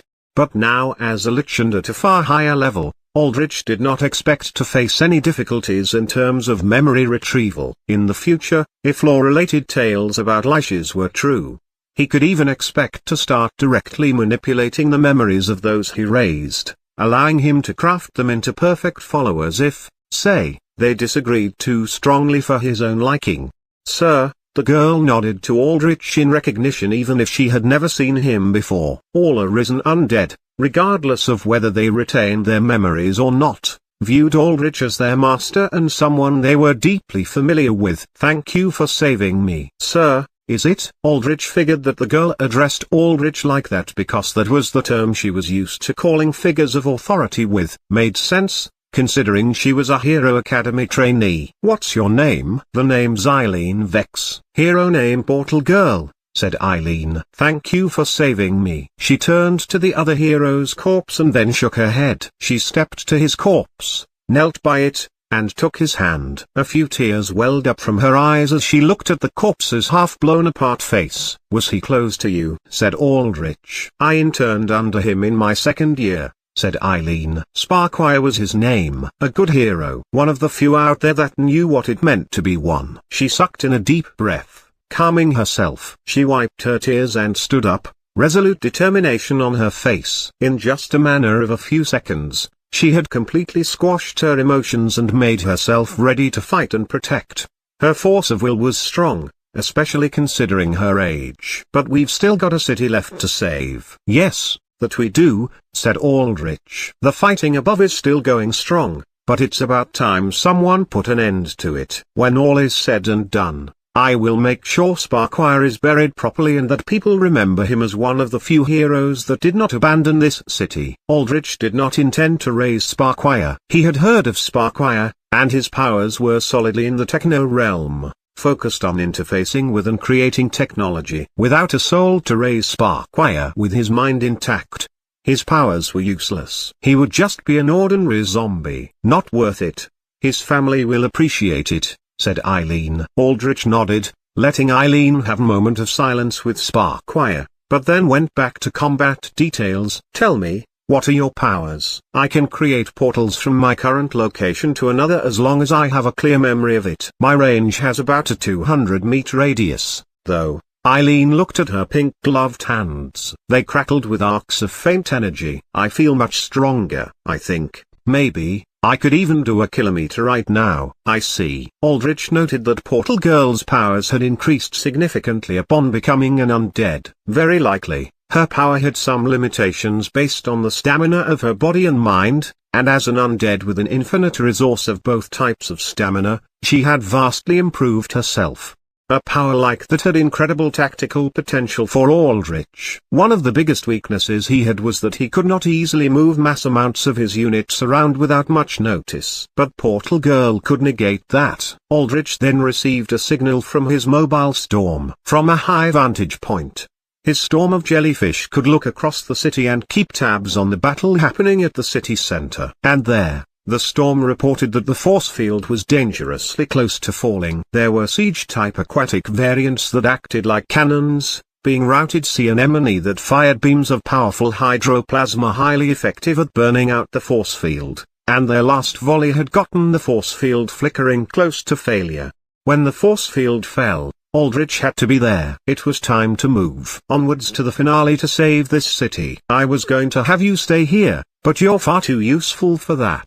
You're coming with me. Understood, said Eileen. Chapter 110, The Final Plan. You'll also like. This chapter is updated by novels.pl. Portal yourself above ground, said Aldrich to Portal Girl. "I'm going to bring the people in the hangar back in here where it's safer. I don't want them to have any questions when they see you alive again. They along with the rest of the world will come to know my power in time, but for now, I don't want to deal with questions." Eileen nodded. She took in a breath, clasped her hands together, and then separated them. A dark purple line drew itself in the form of a circle in front of her. The circle filled in with distorted purple space that rippled like waves radiating out from a pond once a stone was thrown in it. She stepped back, surprised. Said Aldrich. "My portals, usually, they're pink." "The color isn't like this," said Eileen. "Do you sense that the portal is any different than what you're used to?" said Aldrich. "No. I guess the color changed when my powers improved," said Eileen. "I guess I'll have to recolor my costume now. Pink to purple. I guess I don't dislike it." No, it was a massive improvement, thought Aldrich. It would have been somewhat ridiculous for him, a spectre of death, to land on a battlefield through bright pink portals. He did not voice this thought out loud though. Instead, all he said was, "I'll see you above ground." Eileen nodded before she leapt into the portal. It closed behind her, zipping off into nothingness. Aldrich walked over to the hangar as he put 2 fingers on his helmet, contacting Valera this time. "Valera, it's time," said Aldrich. "Truly?" Valera's voice radiated with pure excitement and bloodthirst. "Are we to finally slay that beast?" "Ah, to triumph over it with my dear master, to rip off its head and hold it high for you. I have looked forward to nothing else this entire night." "Yes," said Aldrich. "But don't get too excited just yet. You're one of my heavy hitters. I'm putting you in reserve until the time is right. But everyone else though, get them ready. All the undead in that mega complex aside from Flurgan should be ready to fight. Oh, and tell Flurgan to get the statue ready. All these lesser undead will fight with my master before I do," pouted Valera. "But all right, my dear master. I will have them organized and ready to fight." "What are your battle plans for this exciting night, master?" "From what I can see from an aerial view, there's a massive army of fishmen gathered outside the force field. There are 2 leader-type variants that are noticeably larger and stronger leading the army. The commander, the one you warned me about, is located farther back in the army, near the rear. The composition of the army is tougher. It isn't just generic fodder fishmen. There are shelled crab types that act like tanks and warriors and slithering mermaid types that function like mages with pretty advanced water control.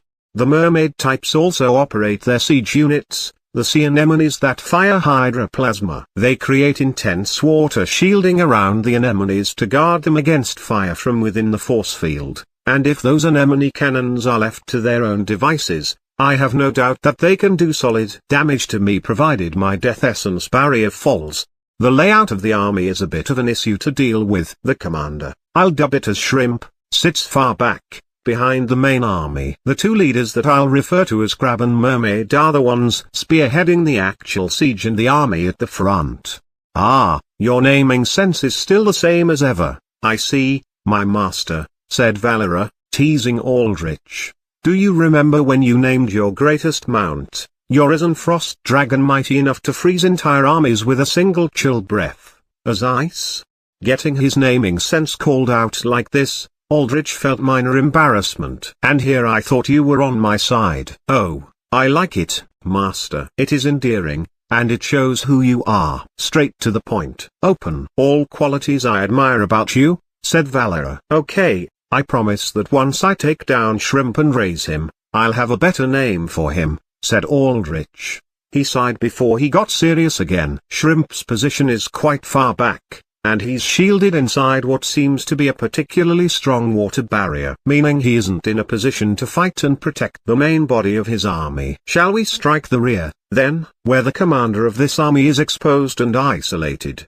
said Valera. "I've thought about that, and it is tempting. A sudden rear flank to take out the commander just like that," said Aldrich. "But a rear flank will leave the inner district open to attack once the force field falls. And if Shrimp is as strong as you say, even if we break down that shielding, dealing with him will be an incredibly difficult task. The anemone cannons at the front of the army will be the biggest issue at that point. Without taking them out, Each of their shots will annihilate large chunks of my undead instantly while dealing with shrimp. It is better to raise a frontal attack, seize the anemone cannons, take out the two leaders, and massacre the brunt of the army. That will force shrimp out to fight, but without artillery support and, hopefully, his leaders raised and turned against him. Aldrich clenched his fists, readying his mind for the battle to come. A battle of incredibly large scale where death would hang in every inch of the air. The advantage of being a necromancer, especially a legion necromancer, is that battlefields are where we thrive. And a battlefield where two armies simply charge against each other, slamming the weight of their numbers and power against each other head on, that is where the presence of death lies thickest. And death is my tool. It is mine to control, mine to use. The more units there are, the more death there is, the more chaos there is, the stronger I get. For every single enemy troop that dies, I add to my own. For every grave that floats in a battlefield, regardless of whether it came from the lowliest foot soldier or the mightiest leader, is another chance for me to feast and replenish my health and essence barrier.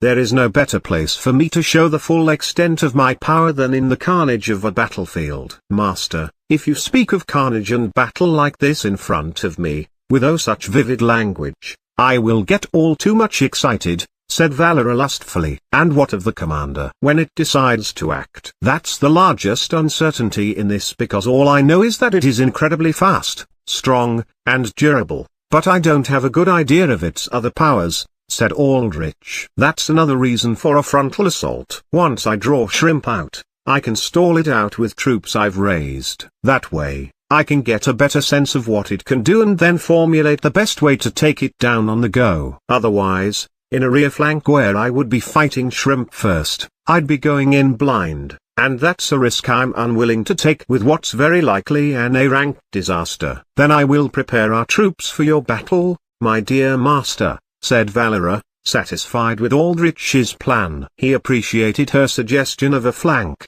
and he knew that if she thought any part of his plan was not workable, she would have objected. Oh, right, and as for how our troops will make their entrance, well, I originally wanted them to swarm in through the sides where they would be unnoticed, but I have a much better option, said Aldrich. One that will guarantee a far more dramatic, grander entrance. One that will make an impression. Oh?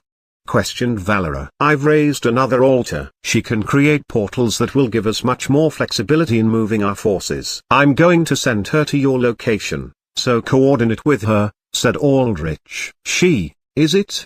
Valera paused for a moment of jealousy before returning to seriousness. Of course, I will test this woman and see if she is truly up to the task. Good. As always, I'm always grateful that I can rely on you, Valera, said Aldrich. He then cut off the communication as he passed through the tunnel leading back out to the hangar. Chapter 111. Leaving Minuteman, you'll also like. This chapter is updated by novels.pl. Aldrich walked past the last sliding metal door in the tunnel, his each and every step echoing with the sound of clacking metal. When he entered the hangar again, the crowd stopped what they were doing to stare at him in awe. All of them, well, those of them that had phones, had them in their hands, but they were turned off and by their sides. But it was obvious they had been using them just moments before.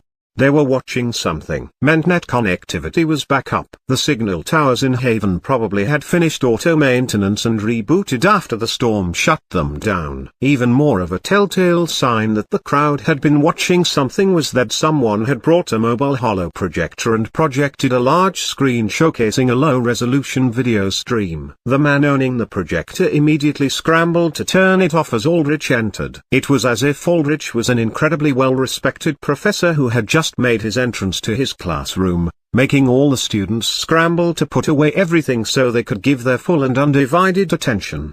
Aldrich paused. Turn that back on, said Aldrich. Huh? Said the man as he looked up at Aldrich. Turn it back on. It was a stream showing what was happening outside. Wasn't it? I want to see, said Aldrich. Yeah, sure, said the man nervously, intimidated under Aldrich's presence. He turned the projector, a sphere-shaped metal ball on 3 legs that could retract or stiffen like a tripod, on by tapping a circular button. A glowing blue dot centered in the projector lit up, and from it, The holographic screen projected outwards again. From the layout of the website hosting the stream, Aldrich could determine that it was from ShareSpace, the largest social media website in the world, headed under MediaCorp, a tech giant social media and news megacorp. The stream's screen was black, a rotating circle at its center indicating that connectivity was slow. It looked to be a personal stream, and when the stream connected, Aldrich could see that it was being recorded through a commercial drone. It showed a ground shot of the mass of thronging fishermen, crab variants, and mermaid variants all staring ahead, towards the towering walls of Haven's central district. The force field covering it flickered, its one proud blue color now growing weak, almost translucent. They moved about impatiently, their fangs bared and their claws snapping as they waited for the precious moment where the force field would go down and they could have their feast of prey. "Net connectivity is back up," shouted the stream's recorder. "I'm showing you what it looks like in Haven right now from my drone. The heroes say that they've got this under control, but I don't think that's true. Just look at how many variants there are. And, look at the force field, it's almost going down." Just as the recorder finished that sentence, a large rumble and flash of blue light burst down. The drone captured a dozen pillars of spiraling plasma energy shooting from the ground in novas of bright light. From the high vantage point of the drone, the beams looked small, but in reality, each one was large enough to easily engulf a house. The destructive force behind them must have been phenomenal. The beams smashed into the force field in one final volley, and where they contacted, they superheated the force field, turning its pale blue color white hot. And with that, the force field flickered for one last time. It broke apart under the final artillery volley, formed the sea anemone variants, breaking apart from where the beams struck it. "No, no, no," shouted the streamer, his voice drenched in desperation. Anybody out there, if you see this, please, send some help." "What's the AA doing?" shouted a man. "Where's the panopticon?" A woman joined in on the protest. "You know already that they are not here to defend them," said Aldrich. "But I am."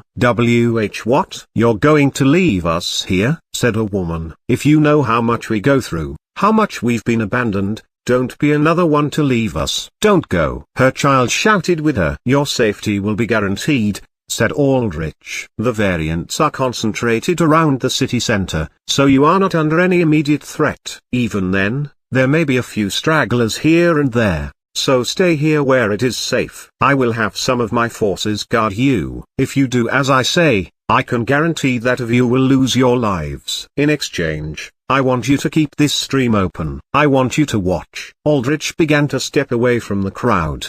His helmet reappeared in strands of black metal covering his face, combining together to form his spiked helm. Draconic dark wings sprouted from Aldrich's back, unfurling majestically. "I want you to bear witness me as I save your city." Aldrich crouched down before jumping, soaring into the air. His draconic wings flapped down, giving him lift as he shot through the open ceiling of the hangar. He landed in front of Minutemen. Portal Girl was not there, for Aldrich had given her a further mental command to warp away as far as possible to prevent Minuteman from seeing her.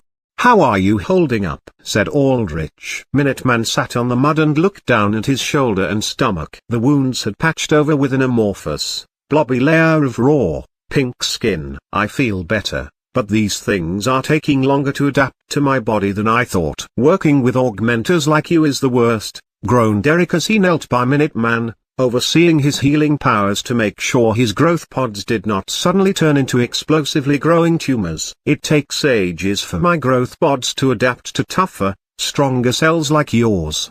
But all things considered, you're recovering pretty fast." "Good," said Aldrich. "You should be back in action again soon enough then." Minuteman nodded. "Yeah?" He looked up at Aldrich, staring at his helmet. "You know, with how you look, I almost 100% expected you to be a villain. The black and blood red with all those spikes, you know. And you look exactly like what you are, a hero," said Aldrich. Minuteman paused for a moment of surprise before smiling. "Thanks. But a hero? No, that might be what my job is, but that's not what I am. A hero saves the day all the time. I try to do what's right. Sometimes I succeed, Sometimes I fail. Minuteman shook his head. I'm far from being a real hero. Like Vanguard, there is a difference between being a hero and being perfect, said Aldrich. You aren't ready to fight yet, but soon, you'll be healed enough to defend the people here. And where are you headed? Said Minuteman. To the city center. I'm going to end this, said Aldrich. I'm leaving 4 of my troops here, including Eric, who needs to stay to make sure nothing goes wrong with the recovery process. Everyone else, I'm taking with me. I promise you. Minuteman stood up. Hey, I know you're a tough guy, but you shouldn't be standing like this, began Eric. I have to stand for this, said Minuteman. Eric sighed. Augmenters, all of you are so hard-headed and impulsive. I promise you that everyone down there will be safe. Minuteman put a fist over his heart. I'll fight down to the very last fiber of my being to make sure that they'll get to see the sun rise tonight. It's the least I can do for you, and I owe you one. Anytime you need a favor down the road, as long as it's within my power, I'll try and get it done. A favor, is it? I may be calling on you very soon, then, said Aldrich. Just make sure you get through this alive, or else I'll be left hanging. Minuteman smiled and nodded to Aldrich. Aldrich nodded in turn before he addressed his troops. It's time for us to move. Chiros, gather your men. Have them carry your art piece back to Alexis. Choose 4 among your class to leave here. When you're done, follow me back to the mega complex. Your will shall be carried out, said Chiros. He turned to his Death Knights and pointed at the crystallized shark variant. Carry that out, but make sure it is not damaged. Roger, said Alexis as she looked to the Blackwater class students, choosing who to leave behind. Aldrich unfurled his wings again, preparing to fly, but before he did, Minuteman spoke once more. Sorry to catch you right before you get out of this depressing spot, but I never did catch your name. I'm assuming you got a sign to go by, right? Said Minuteman. A sign, is it? Aldrich paused for a moment. A sign was a code name?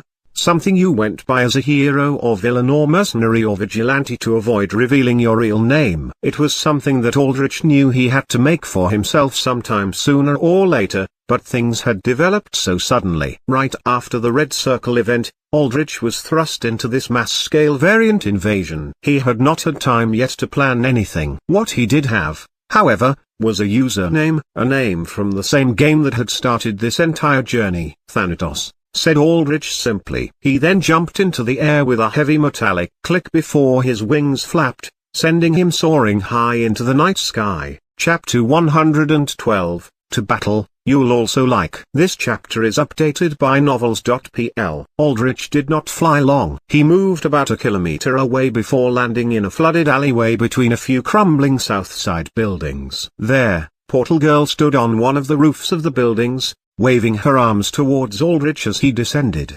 How was Minuteman? Said Portal Girl. He'll be fine, said Aldrich as he landed beside her. You were correct in judging how much your power improved. Exactly 1 kilometer of range. You've got a good grasp of your powers. Considering how much I've trained with them, it would be a shame if I didn't, said Portal Girl. She looked not towards the city center where occasional explosions and bursts of light flashed, but towards the dark south side, where Minuteman was. But if it hadn't been for men and women like Minuteman, people that you can really look up to, I don't think I would have ever made it here. I just wish I could have thanked him and Miles for saving me. I see. Aldrich looked up at the night sky, remembering the faces of his parents. People he had looked up to. He remembered when he was a kid, he would have his parents make heroic poses in front of him, and he would smile and laugh and promise to be like them. That had obviously not worked out. But he still remembered what it felt like back then. To hope and to look up. It was a good feeling, and he did not begrudge anyone from having it just because he could not. When all is said and done, when I've made my position in this world, people will know my powers, or at the least, a general idea of them. At that point, you'll have your chance to thank Minuteman. Until then, though, we need to fight, said Aldrich. Fight. Portal Girl nodded more to herself, taking in a breath to psych herself up. She looked at her hand. It trembled. She balled it up. Are you nervous? Said Aldrich. Yes, I always am, especially before a fight, said Portal Girl. But during the fight, it all goes away. I get swept up by what I need to do, the lives I need to save, the people I need to watch out for, and then it's all strangely calm. You have a natural talent for fighting, then. For war, said Aldrich. There are plenty who never get past that initial nervousness. It simply isn't in their nature. But it is for you. Now, let's see how far we can cultivate this talent of yours. Aldrich grasped Portal Girl around the waist and then flapped his wings, soaring into the air while carrying her. So, where are we going again? Stammered Portal Girl as she looked away from Aldrich, down to the cityscape below to hide a faint blush. Mega complex nearby. Most of my forces are there. Once we get there and regroup, we will mobilize out, and there, you will play a key role in moving my legion, said Aldrich. A key role? You trust me with that much? Said Portal Girl. I don't have an issue with it, it's just, since I literally just graduated from being a trainee, I've never really been in a big operation. There is no better teacher than pressure, and I can sense that you are the type that performs best under it, said Aldrich. He flew through the skies until he spotted the looming structure of the mega complex. Christ, said Portal Girl as she looked down at the courtyard. There, the massive bone stakes from Aldrich's first entry remained, several fishmen impaled upon them. Does that sight bother you? Said Aldrich. I think it would have, before I changed. But now, no. I don't feel much if anything at all, said Portal Girl. Good, because where we are headed, you will see far more of that. Aldrich noted that it seemed that all humans that became undead became far more resistant to the sight of gore and death. It was very probable that they, like Aldrich and Valera, also began to see human lives as less significant, but he wondered whether that would change for people that valued lives strongly before turning into undead. It was an experiment he would conduct at a later time. Aldrich swooped into the balcony of the mega complex's top floor. There, his wing retracted into his armor as he landed. Valera and Casimir were at the balcony, and they moved aside to make way for his landing. Aldrich put Portal Girl down. So this is the new addition you spoke of, said Valera as she eyed Portal Girl up and down, her slit-pupiled red and black eyes narrowed in pure judgment. She seems too fragile, liable to snap in half under a strong breeze. We aren't using her for her physical strength. It's her utility with her portal powers, said Aldrich. A flux altar? Now that is a rarity indeed, said Casimir. It took me several long years to find Cubohead, a potent flux altar in his own right, and enter him into my service. No doubt, your talents will be very much appreciated here. Casimir reached a gloved hand out. A pleasure to make your acquaintance. My name is Casimir. Eileen, nodded Portal Girl as she shook Casimir's hand. She reached out her hand to Valera with a smile. Valera crossed her arms and stared at Portal Girl with an intimidating expression that made her nearly flinch. Portal creation is nothing too special. There are plenty of half-wit mages that can do it. Mages? A look of confusion struck on Portal Girl's face. A topic for later, said Aldrich. For now, we need to get moving. The force field is already down, every second counts from now on. Casimir, I'm leaving behind Flurgan and your reanimated Red Circle staff. I'll be taking the rest of the forces stationed here, if you do not mind. With this rather macabre sight you've laid down there, Casimir pointed to the staked-up fishmen. None of our fishy friends have dared to step foot in here. So, do not worry much for my safety. Carry on doing the big flashy explosive things you always do. You said everyone, right? So that means I'm going. Yeah? Called out Fisk from inside the room. Do you want to face an army of variants that want to eat you limb from limb? Said Aldrich. I'm fine right here, actually. Have a bit of back pain, I just remembered, said Fisk immediately. You won't be sitting here idle either. Fisk, you and Spybird have net connectivity now. Spybird still has several of his drones here. Get them ready and set to broadcast. You two will be my media coverage, said Aldrich. Got it, boss, said Fisk. See you soon on telescreen. Spybird raised his canteen of liquor up to Aldrich in a cheers before getting to work in front of a laptop screen. Our troops are ready to mobilize. At your command, they will move to the edges of the designated battlefield where they will lie in hiding. There, They will wait until your signal. At which point, Valera turned to Portal Girl and leered at her. You will use your powers to move our troops into the battlefield in one grand entrance. I will say this now as the one closest to the Master. I do not tolerate any amount of failure. I promise I won't fail. I'll try my best, said Portal Girl with pep. HMPH. I do admire that will of yours. See to it that it is not empty, Blaster. Go downstairs and join the troops, said Valera. Roger that. Portal Girl nodded to Valera as she ran out the room. I could have flown her down, said Aldrich. I doubt the elevator works anymore. Ah, but Master, you will be busy flying me, said Valera. I thought you were going to take Crow down to the battlefield, said Aldrich. That way, I can make a solo entrance in front of the Central District's walls. You can just take me halfway there, said Valera shyly. I must save my stamina, you see. Plus, why does that little girl get to fly with you and not me? I understand, said Aldrich. He boldly held Valera tight around her waist, and she looked up at him with a blush that stood out strongly against her pale skin. He looked down at her. Feel comfortable? Yes, Valera squeaked out. Then we're going now. Aldrich flew into the air with Valera held to his side, his draconic wings stretched out as they carried him to the center of the city, where the final battle would be. Ah, to fly with my master, there is nothing better in the world, said Valera as she happily swayed her head from side to side while holding on to Aldrich with both her arms. Technically, it is I who am flying you, stated Volantis in a completely matter-of-fact voice. Quiet. Scrap, pouted Valera. You are ruining the moment. Aldrich smiled beneath his helmet. The argument between the two. It was a brief but appreciated moment of levity before the raging storm of the fight soon to come. Chapter 113, Holding the Wall. You'll also like. This chapter is updated by novels.pl. Haven City Center. At the top of the walls most walls around cities followed the Panopticon's anti-variant wall design consisting of hundreds of segments of reinforced neosteel plating. Each of these segments could easily be detached and reattached for ease of repair, allowing the Panopticon to maintain walls throughout the world with incredible efficiency. When the walls needed to stand strong, tethering bolts and a powerful magnetic attachment system between each segment kept them tightly welded together, granting it a flashy, futuristic blue glow between its many parts.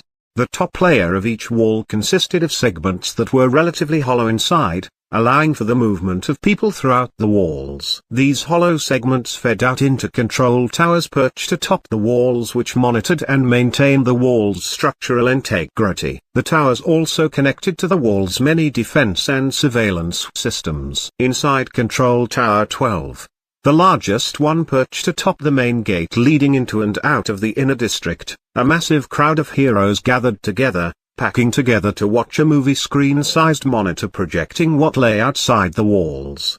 A seemingly unending army of fishmen and aquatic variants, and a distinct lack of a force field. The fishmen had charged forwards with feral fury, clawing and banging at the exposed walls. However, their claws were too weak to pierce through several layers of neosteel plating. Even the larger crabmen with their sizable bulk, enhanced might, and bludgeoning claws, could barely even dent the walls. As long as those walls hold up, we can still hold out, said Mothman, who, as his hero name would suggest, was a mutant with moth traits. As far as mutants went, though, his mutations were not that severe. He was mostly man, just with chitin-plated white skin, antennae, large spotted moth wings, and mandibles. He was a C+ rank hero, on his way to being promoted to the B rank. That is, if he survived the night number. This won't last. Seismic set his square jaw as he looked at the monitor from the very front. His tree trunk-like arms crossed together. Even though the heroes packed together through the rest of the room, they kept the space around Seismic empty, respecting his A-rank authority and the sheer aura of strength he gave out.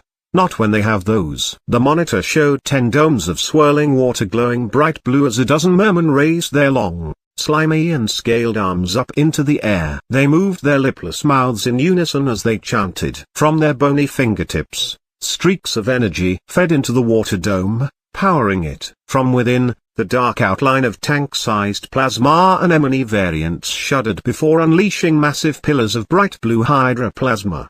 The plasma beams that shut down the force field now crashed full force against the particularly thickly plated front gate of the walls. Superheated explosions that glowed first blue then super-hot white sprawled out from the point of impact, leaving behind a gaping crater of glowing white metal that dripped liquid neosteel and crumbled heat-absorbent ceramic scale plating meant to absorb heat, but there was a limit to it. But 10 plasma beams, each of which was capable of turning a heavy battle tank into smoking scrap, was way beyond its capabilities. Another volley or two from that, and the front gate would be down. "You all see that sheet? We gotta haul ass out of here like now," said Race Fiend, a C-class hero known for trying to obnoxiously advertise his horrible snicker line whenever he got the chance. "Genius idea," said Mothman with pure sarcasm leached into his voice. "All flying craft were used for evacuation. The roads are still flooded, and the gates aren't opening from system failures with the storm. So where the hell do you plan on going, huh? You might as well throw yourself off this wall." "Any flyers out here? I'll pay you 50k credits to get me out of here," said Race Fiend, ignoring Mothman. "Yeah, I'll do it," said a mutant hero with avian wings. "What? I'll pay 70k. Cheat. I'll wire you my life savings." "Can't spend jack shit if I'm dead." "No, let me go first." The room of heroes descended into utter chaos as they forgot about holding out and argued among themselves as to who left, while the flyers tried to see if they could make a quick buck while running. "Shut up!" roared Seismic, and his voice bellowed out in waves so powerful they almost ruptured the eardrums of those closest to him. His outburst silenced the room, and after waiting a few seconds, he spoke again. "Rocketman's contacted the Panopticon the moment the storm lifted. A Class 5 drone response should be here within the next 40 minutes. "Class 5? You must be out of your mind if you think that's going to be saving us, old man," said a hero. "I could scrap 5 of those bots myself, and you think that they're going to save the day?" "Why aren't you fighting, Seismic?" shouted another hero. "You're supposed to be a knee ranker. Show us how great you are, you fucking coward." "I thought you were different from Hat Trick, that slimy sheet that ran the moment something went wrong, but in the end, you're just as much of a fraud as he is." Seismic cracked his neck, his enormous trapezius muscles flexing, his expression turning murderously fierce, and that simple gesture silenced the room again. The point of a Class 5 response isn't in how strong each drone is, it's in their sheer numbers. 1,000 will swarm the variants down there, giving us breathing room to fight without drowning in a horde of scaly bodies, said Seismic. His murderous expression faded in an instant as he became calm again. "But we need to wait until it comes. The plasma anemones fire in intervals of 10 minutes, and it'll take 2 volleys to melt down the front gate completely. When the front gate goes down, we go down there. We hold out for 20 minutes. 20 minutes. That's all you need to do. Then the drones get here, and that'll give me enough room to kill the leaders of this army. All the rest of you have to do is to hold the line. Make sure the 150,000 plus civilians hold up behind these walls don't get ripped apart piece by piece." "Is that so fucking hard?" There was a moment of tense silence as the crowd of heroes remained still unconvinced. "There are a few thousand HCPD still here as well. They live here. This is their home. Their girlfriends, wives, parents, kids, everything they've built up with their lives is here. Many of them will fight, I know it. Because there's no greater motivation to fight than to know the life of your child depends on your fists." Seismic scanned the room of heroes. "That leaves most of you, 300 men and women that went through 4 years of training and 2 years of apprenticeship to call yourselves heroes. About half of you live in Haven." Seismic looked around and pointed at a young hero wearing a nice-themed blue costume. I remember reading your file. You live here, don't you?" "Yes." "You don't actually read my file?" said Icicle, the hero in question. Icy ranker who would have never expected a knee ranker like Seismic to give him the time of day. "I had Rocket Man compile your files when we holed up behind the walls, so I would know the men and women I was going to fight with," said Seismic. "So, tell me, young man, who do you have here?" "A wife, and a son," said Icicle. "And you're going to leave them just like that?" "Even if you run, Is that what you want to show your kid? Your back as you run away, not as you fight, said Seismic. Icicle shook his head. About half of you have planted your roots down in this city, said Seismic. You are the trunk of support for your loved ones. Do you want to leave now? Do you want to let these variants tear those roots you've worked so hard to plant? I'm scared, but I won't let my dad's last moments be in fear and pain, said a hero, a woman's serpentine facial feature. He's suffered enough already with mutant cancer. I'll fight with you, Seismic. I'll go too, said Mothman. Don't have anyone I love here, but I'm not about to run either. Yeah, if it'll give my girl a chance, then I'll do anything I can, chimed in another hero. Like this, Seismic saw many of the heroes resolve themselves to joining him. Most of them were those that, as he had pointed out, lived in Haven. However, half of the heroes were rotating transplants that went from city to city based on where the AA assigned them. Yeah, screw that, I'm outta here, said Racefield. One such transplant. Don't have anyone I care about in this shitty little city. And my sneaker sales have been dog's eat down here because of you. Know what art looks like. Racefield started to walk out of the control room, and as he did so, he gave many like-minded heroes the courage to file out behind him. Chapter 114, Culling the Weak, You'll Also Like. This chapter is updated by novels.pl. Wait, stop, said Mothman. Fucking yellow-bellied cowards. Net connection's up now. We'll get Rocket Man to broadcast that all of you are leaving. You think the people and police still here will take kindly to that? They'll tear you to pieces before the variants get to you. Racefiend paused before he spoke up. Any flyers here? If you want a fat bonus to your credit account, then come with me. If you got family here or want to just die, then that's cool. That's all on you. But all of you that don't to suicide yourselves down there, I'm up to pay you out. Rocket Man, a short, balding man with square glasses that looked like he belonged at a basic office desk, and indeed, he was seated at the front by the controls, turned in his swiveling chair and pointed a stubby, accusing finger towards the levers.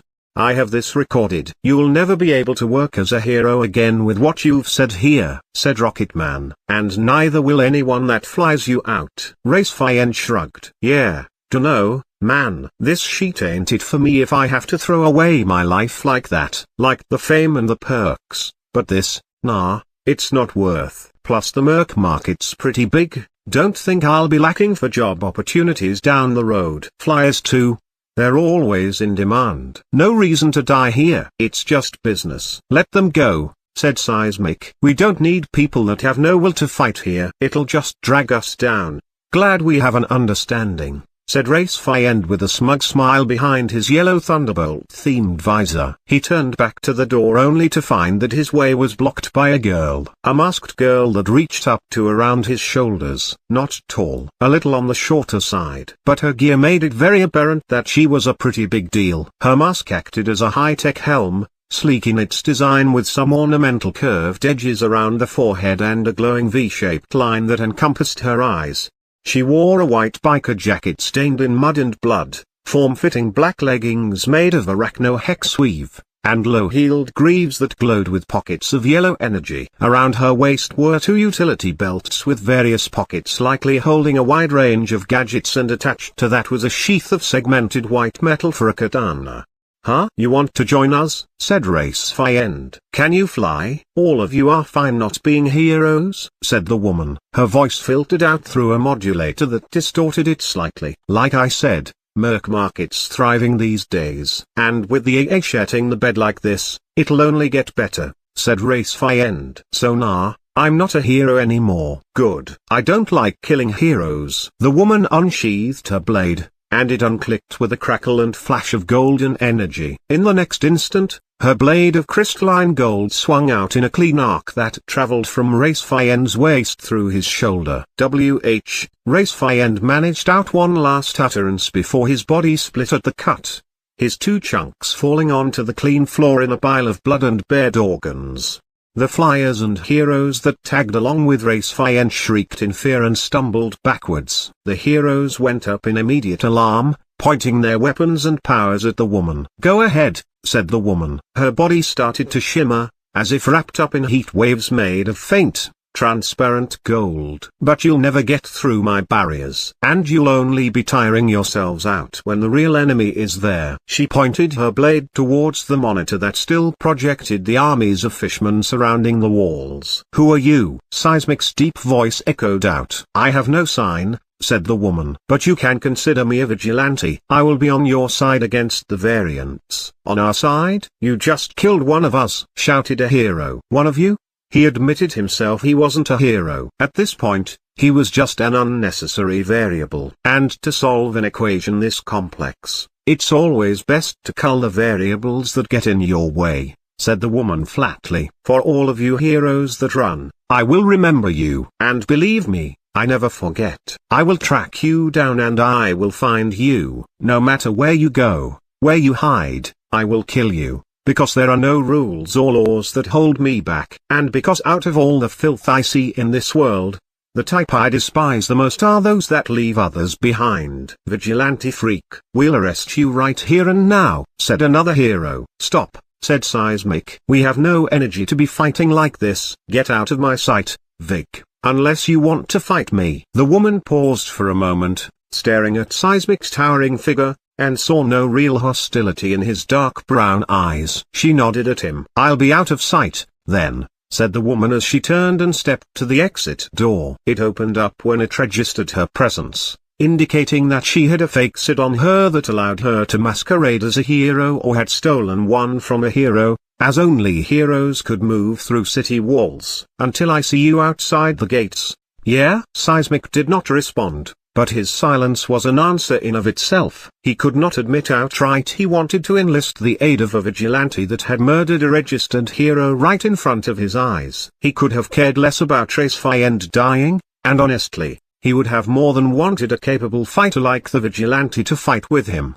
But the optics were too bad to voice his thoughts out loud. So an accepting silence was all he offered. Understood, said the woman as she left, the doors closing behind her. This left the crowd of heroes in dumbfounded silence, staring at Racefiend's body. Stop staring at a dead man. It won't bring him back to life, said Seismic as he locked in the massive, plated braces around his forearms. Rocket Man, inform the police forces that any of them that want to fight should join me.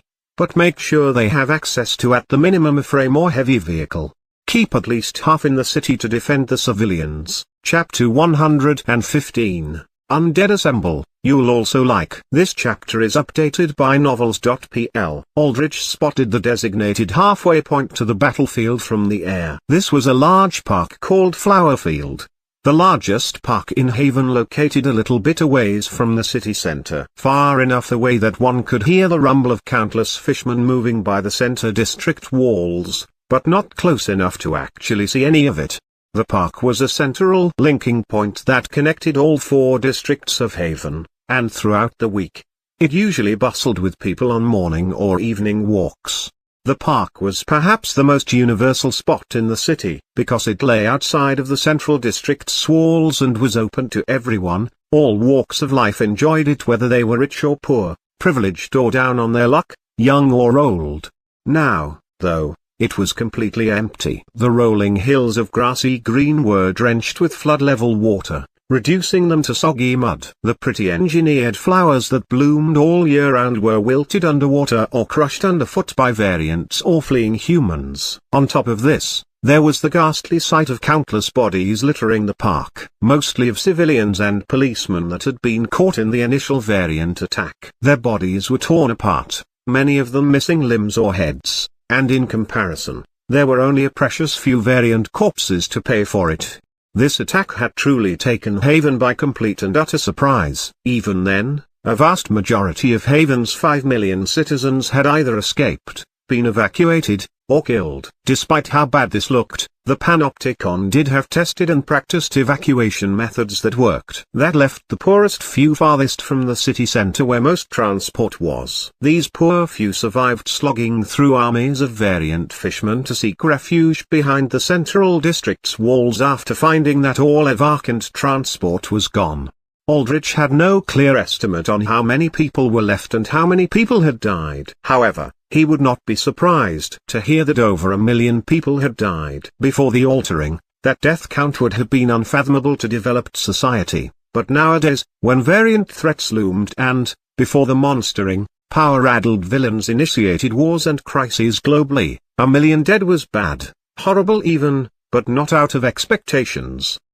Impressive. So that girl does have some use, after all, said Valerie as she hugged Aldrich's waist. Her armor was not yet on, baring her face. Her jet black hair fluttered behind her head as the wind passed, bearing an expression of pure focus as she looked down. Portals were opening all around the park. They emerged from distorting ripples of space like blooming flowers, and their purple light replaced the color the dead flowers once provided the park. 7 portals in total opened, each of them around 8 meters in diameter. From these portals, all of Aldrich's undead merged. All of the variants that had bestial forms emerged, including both his undead variants and those he had raised from the game world. The mud crabs, the alpha striker, the alloy-wing eagle, the big arm grizzly, the blood-spitter lizard, the antlion, all of them jumped out the portals, making their way around the park. The troll chieftain followed behind them, scratching his back lazily as he did so. Then came Aldrich's higher personnel. The Geist, this time carrying the cursed rock axe the troll chieftain once wielded. Stella wrapped up in a new costume to make up for her utterly torn apart last one. Her new costume was a basic bodysuit of black and gold that Casimir had on hand from the Red Circle. It had no real special effects other than strong heat resistance and good durability for its light weight, but that was all she really needed. From another portal emerged 10 of Blackwater's A-class. Alexis led them, and they streamed out with confident poise, all of them ready to fight. Aldrich's zombie giant emerged from an entire portal by itself, rolling out and sprawling out across the soggy grass because its 12-meter bulk had needed to really hunker down to pass through the portal.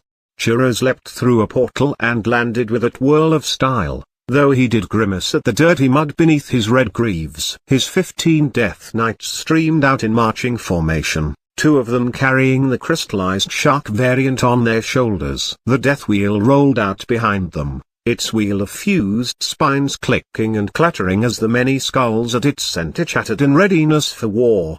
Crow also took up an entire portal by himself, hopping through one carefully to make sure he did not clip the edges with his massive wingspan.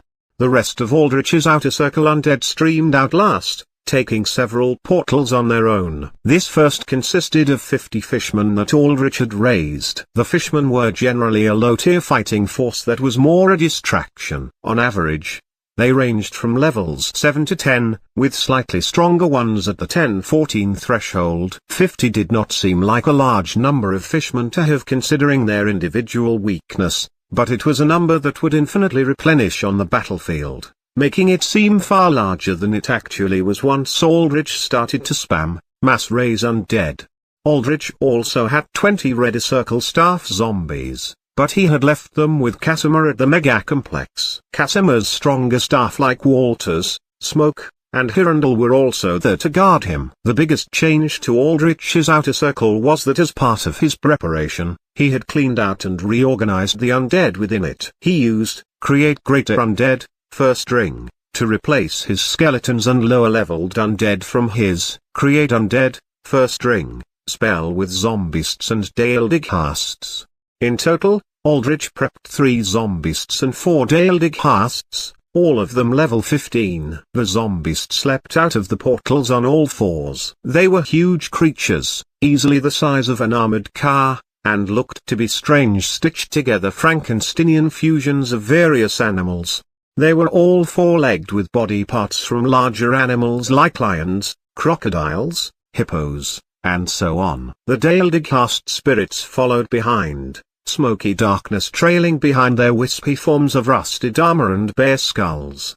They carried great swords in their hands, and though their offensive power was far weaker than what their huge swords might have suggested, they could thrust their great blades down to create spirit boundaries that would give Aldrich a huge large-scale advantage throughout the battlefield. Just 4 Daeldighasts were enough to give most of Aldrich's army coverage if placed evenly apart, and the obscuring smoke from these fields would also wreak confusing havoc among the fishmen ranks. The only issue was that the Daildecasts potentially stopped tech on the side of the heroes, but Aldrich figured he would be doing most of the heavy lifting here anyway. On top of this, Aldrich eliminated his evil eyes and replaced them with 2 grave wards. One grave ward was on its way to monitor Blackwater for the future, while another grave ward now floated towards the battlefield to survey it closely. This was because Aldrich had hidden his storm high up in the sky, behind natural cloud cover. He had also made the jellyfish dim down their natural bioluminescence, minimizing their presence. This had the downside of making it so that Aldrich did not have a close view of the battlefield yet, but he would get that with the grave ward. What took up most of Aldrich's outer circle spots was this very storm, the mass network of jellyfish still floating in the sky. They numbered up a total of 150 jellyfish with the level 30 anglerfish at their center, but it had already paid for how many unit spots it took. The storm alone had completely neutered the aerial forces the variants fielded, not only hamstringing the variant army but also ensuring that it had no reliable way to deal with the storm positioned so high up.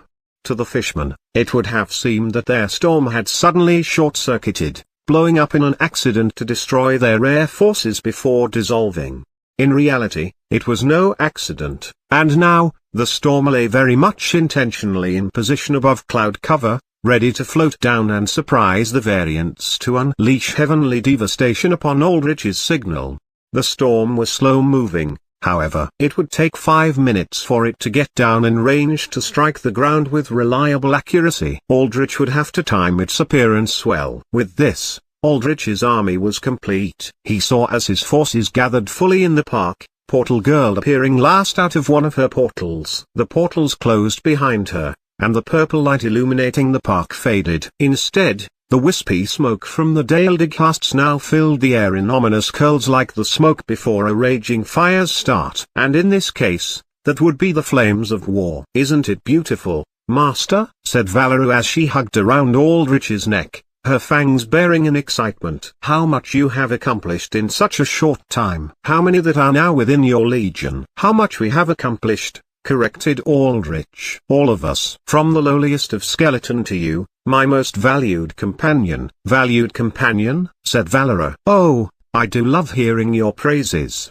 Master." Her voice grew lower, almost a whisper. "Though I wish I was more." She blushed as she put a hand on Aldrich's helmeted face. "Do not touch me so casually, woman," said Volantis, utterly destroying the moment with zero sense of self-awareness. "Okay. Now you've done it. When this is over, I'm going to be fighting you, you hear me?" said Valeru as her brow twitched and a wrinkle of stress formed on her usually perfectly smooth forehead. "I welcome the challenge," said Volantis. "There is nothing better than to feel the might of those with strong bones crashing against my steel." Chapter 116, Camaraderie. You'll also like. This chapter is updated by novels.pl. Aldrich shook his head, though he did very slightly smile behind his helmet. "Cut it out, you two. It's time we get serious." "There is never a moment I take lightly," stated Volantis. "And the same is true for me," said Valeru as he turned her face up, not wanting to be outdone. "Whenever my master needs me to fight or to lead, I will always be ready to serve." "Look at that, something you two have in common," said Aldrich. He flapped his draconic wings and landed at the center of his undead. Valera detached from him and stood beside him.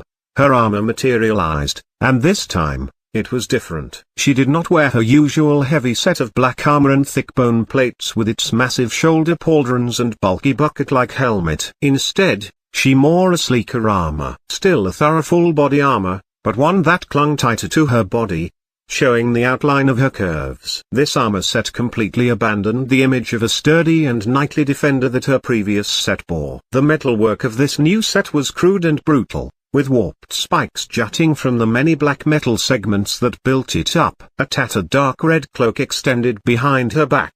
The cloak of a knight who had long since abandoned any pretense of keeping up a pristine image, descending into feral hunger where all that mattered was the fight. Valera's helmet grew around her, emerging from metal segments around her neck that clicked as they formed over her face. The segments combined together to create the visage of a savage wolf with bloody red eye slits and an open mouth studded with glowing red spikes that acted as teeth. This was their Mark of the Beast, Hound, set. Mark of the Beast. Armor sets were said to be crafted by a legendary demon blacksmith who reveled in madness of all kinds. He was one of the favored smiths of Carnissus, the demon god of war, and his sets reflected the pure savage brutality that the war god loved. Each of the sets were formed in the image of fierce animals, and all of them were utterly suited towards melee fighters who focused on raw, bloody offense. In particular, berserkers like Valera held top compatibility with these armors. Out there, in a war-zone free for all, she could make the best use of her monstrous physical stats as a bloody fighter, not as a defender. "You look good," said Aldrich. "I look forward to seeing you fight in that." "Oh, if you look at my body like that, Master, I do not know what I will do." Valera licked her lips under her helmet. "I promise you, Master, I will bring you no less than 100 spines as a token of my appreciation for you. I appreciate the thought, but hold off on the spines for a bit. It doesn't look great on camera to be waving them around," said Aldrich. Spines were not the first thing that popped into his head when he thought about a gift, but if that was what got Valera going, then all the power to her. Plus, in the end, Aldrich appreciated the thought behind it. "As for the rest of you, my legion," began Aldrich. "Thank you for gathering here." All of his undead showed their respects to him. The humanoid undead bowed their heads. The knights and chiros knelt down. The four-legged monsters like the natural variants and their zombists laid down low and growled or grunted in recognition. The death wheel tilted and chattered its teeth. So many new friends," said the Geist as it hopped up and down, waving its huge club of cursed black rock like a toy. "Don't get too attached to M," said Stella as she stood beside the Geist with arms crossed. "Large-scale battle like this, you have no idea who lives and who dies." "She's right," said Aldrich. He looked around to all his undead. Countless incredibly different pairs of eyes stared at him. Some were human, some were slit-pupiled, some were blank, some were red, some yellow, some green. Out there, in that chaos, there is no guarantee I can protect all of you, said the Geist sadly. "That said, so long as of you are completely destroyed, I can regenerate you with my Mist of Undeath," said Aldrich. "And all of you are no longer weak mortals of flesh and blood where a lost organ or limb holds you back. No, you are undead. You will never tire. You will never fear. So fight. Fight knowing that no longer are you restrained by your mortal coils." Arousing energy spread throughout the Legion as Aldrich's words reached them. "Oh, I almost forgot," Eileen said suddenly. Her sudden outburst made all of the undead turn to her, growing quiet as they waited to see what she had to say. What?" said Eileen shyly as she saw so many eyes on her. "Did I do something wrong?" "No, go ahead," said Aldrich. "What did you need to say?" Aldrich's words gave her confidence, and Eileen said, "I almost forgot to bring these over." The technos said they would take a bit of time to get ready, but I figure they're done now. She clapped her hands together, and another portal formed in front of her. A smaller one, this time, half the size of her usual. From there, several dozen drones zipped out one by one like a flock of mechanical birds, hovering in the air in a V formation above the Legion.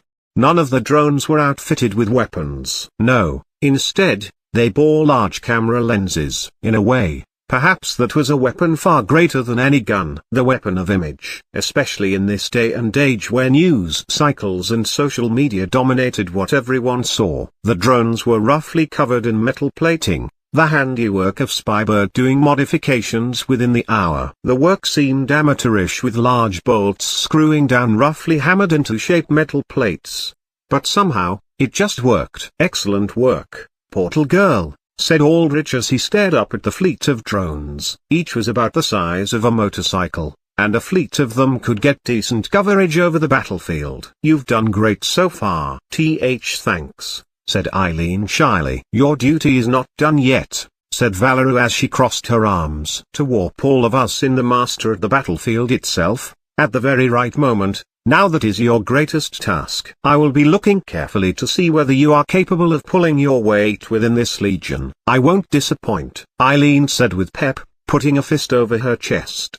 It seems you do have potential after all, said Valerie as she turned away from her. I can admire it. Eileen watched Valera's back, disappointed she could barely impress the knightly woman. Stella came up to Eileen and playfully punched the younger woman's shoulder. Don't take anything she does too personally, said Stella. She's just strict and real jealous. But deep down, she does care about you. About all of us. Jealous. Portal Girl stared at Valera, then at Aldrich, then back at Valera. She saw Valera's eyes flash with pure passion and desire behind the jaws of her helmet. Meanwhile, Aldrich stared out at his undead, oblivious or perhaps not giving much thought to it for now. Oh, right, how could I have not seen it? You're that dense? Stella raised a brow and shrugged. Guess you're still young. But yeah, that's how it is. Are they, official? Said Portal Girl. Dunno. But they might as well be, said Stella. She looked down to see Portal Girl's hand trembling. But that's not all that important right now. Stella patted Portal Girl's shoulder comfortingly. Come on, you're nervous. I'll tell you about one thing that really calms me down in situations like this. Thanks,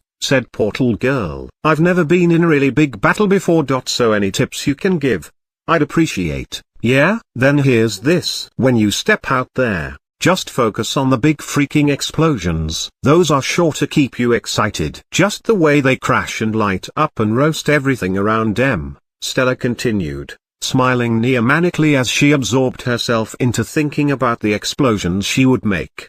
All the while, Portal Girl just nodded uncomfortably at Stella, wondering whether everyone in this legion had a screw loose in them. Chapter 117, Formations. You'll also like. This chapter is updated by novels.pl. Aldrich watched as one of the newly arrived recording drones hovered in front of his face. He stared into its large camera lenses. In a sort of way, they looked like giant metal bugs with compound eyes made of lenses. Spybird, Fisk, are you all set up? DA. Ready to go. Though my grasp over control's a little shaky, the drone shuddered from side to side for a bit. A little much to drink. Then you shouldn't be doing this. Hand it over to Fisk, said Aldrich flatly. Bah. Was joke. You're too serious, said Spybird. The drone started to hover properly again. I would take a joke if there wasn't more probable cause for you being too drunk, said Aldrich. In any case, it's good to hear that everything's in place. Cover as much of the battlefield as you can. Stay out of danger. And when I give Fisk telepathic signals,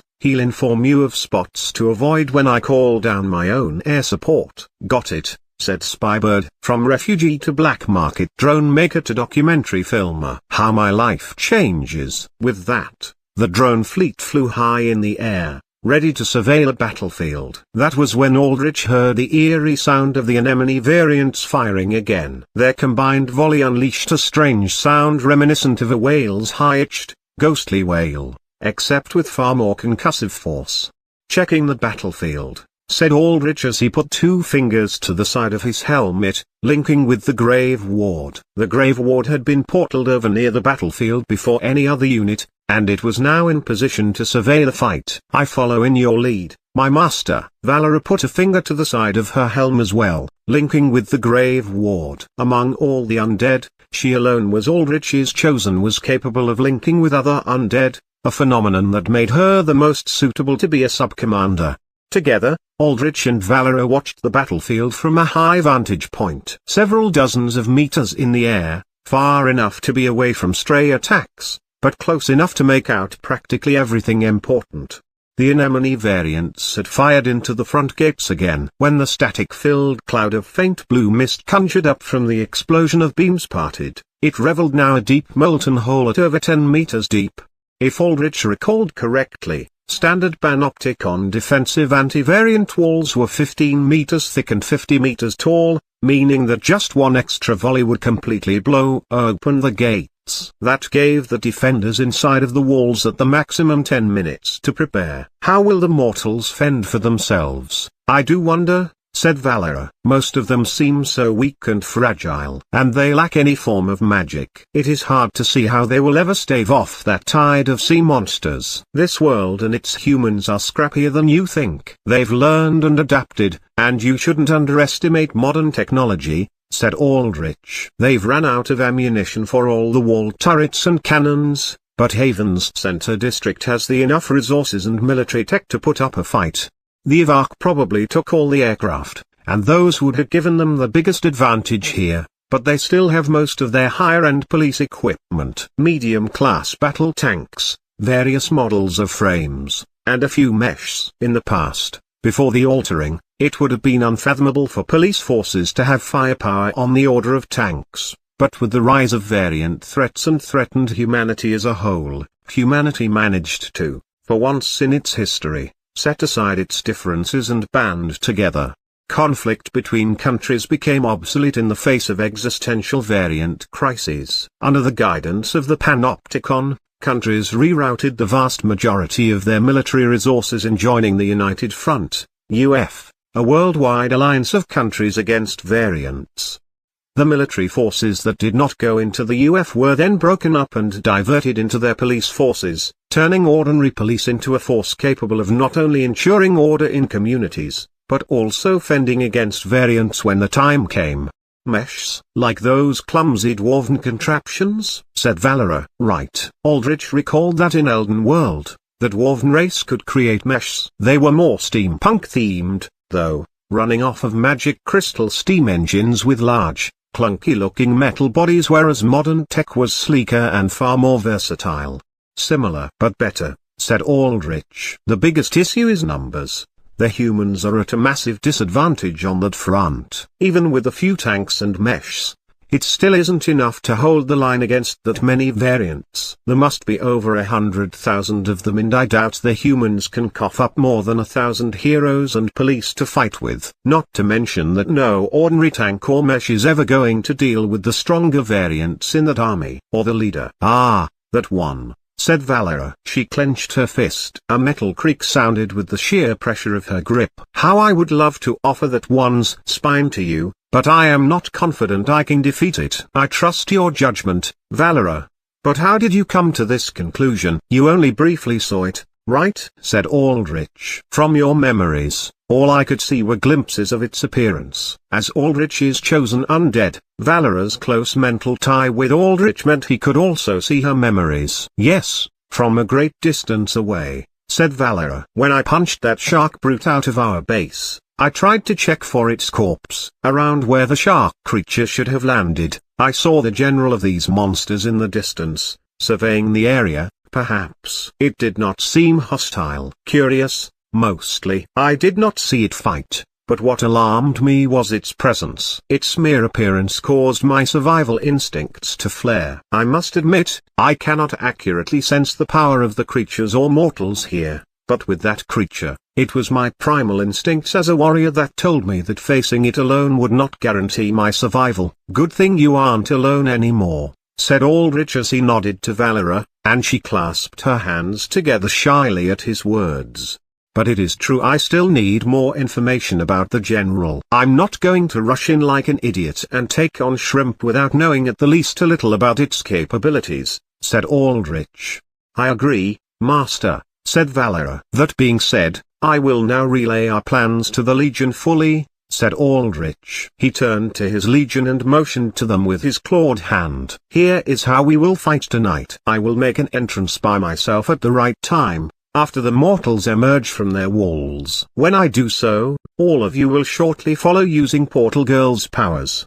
At that point, it will be all-out war. Fight and kill as much as you please. When you sense large amounts of danger, always signal to me and Valera. But do not expect me to always be able to come to your aid. No, instead, fight as if I had already fallen and you were avenging me, my legion. Fight with that level of ferocity. The troll chieftain growled and grunted, beating his chest in agreement, and the animal-type variants and undead all joined in with a symphony of growls and howls. Chapter 118. The Humans Strike Back.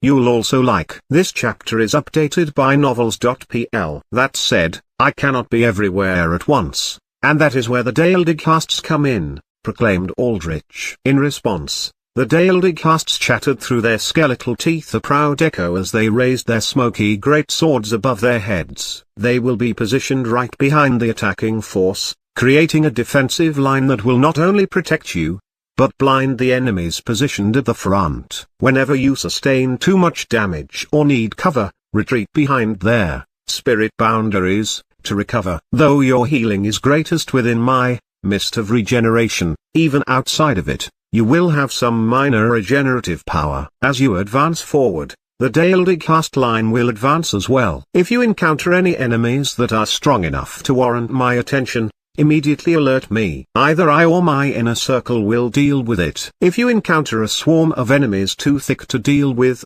then alert me. My storm will provide air support. Your objective is to unleash as much carnage as you can, with the end goal being the capture of the anemone-type variants. Once we have them captured, the battlefield should be ours, at which point, the general of their army will be forced to show his hand. When he appears, those among you in my outer circle must go out and fight him. I need information about his capabilities before I can engage him. I will warn you that to fight the general is to face near certain death, but know that I will remember your sacrifice. Once I understand the general's abilities, I will devise a strategy to take him down, and then this fight is ours. Then, victory is as good as ours. A wave of understanding went around the Legion. Now there was merely the final step of executing this plan.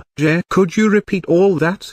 The Geist raised its hand like a confused schoolkid. That was when another ghostly boom echoed through the air, the sound of the sea anemone variants firing yet again. Aldrich immediately put a finger to the side of his helm, as did Valera. This third volley was several minutes earlier than expected. Aldrich saw through the grave ward floating over the battlefield that Merman, the Merman variant leader, had personally fired off a beam of hydroplasma from his forearms, boring through the final layer of the front gate ahead of schedule.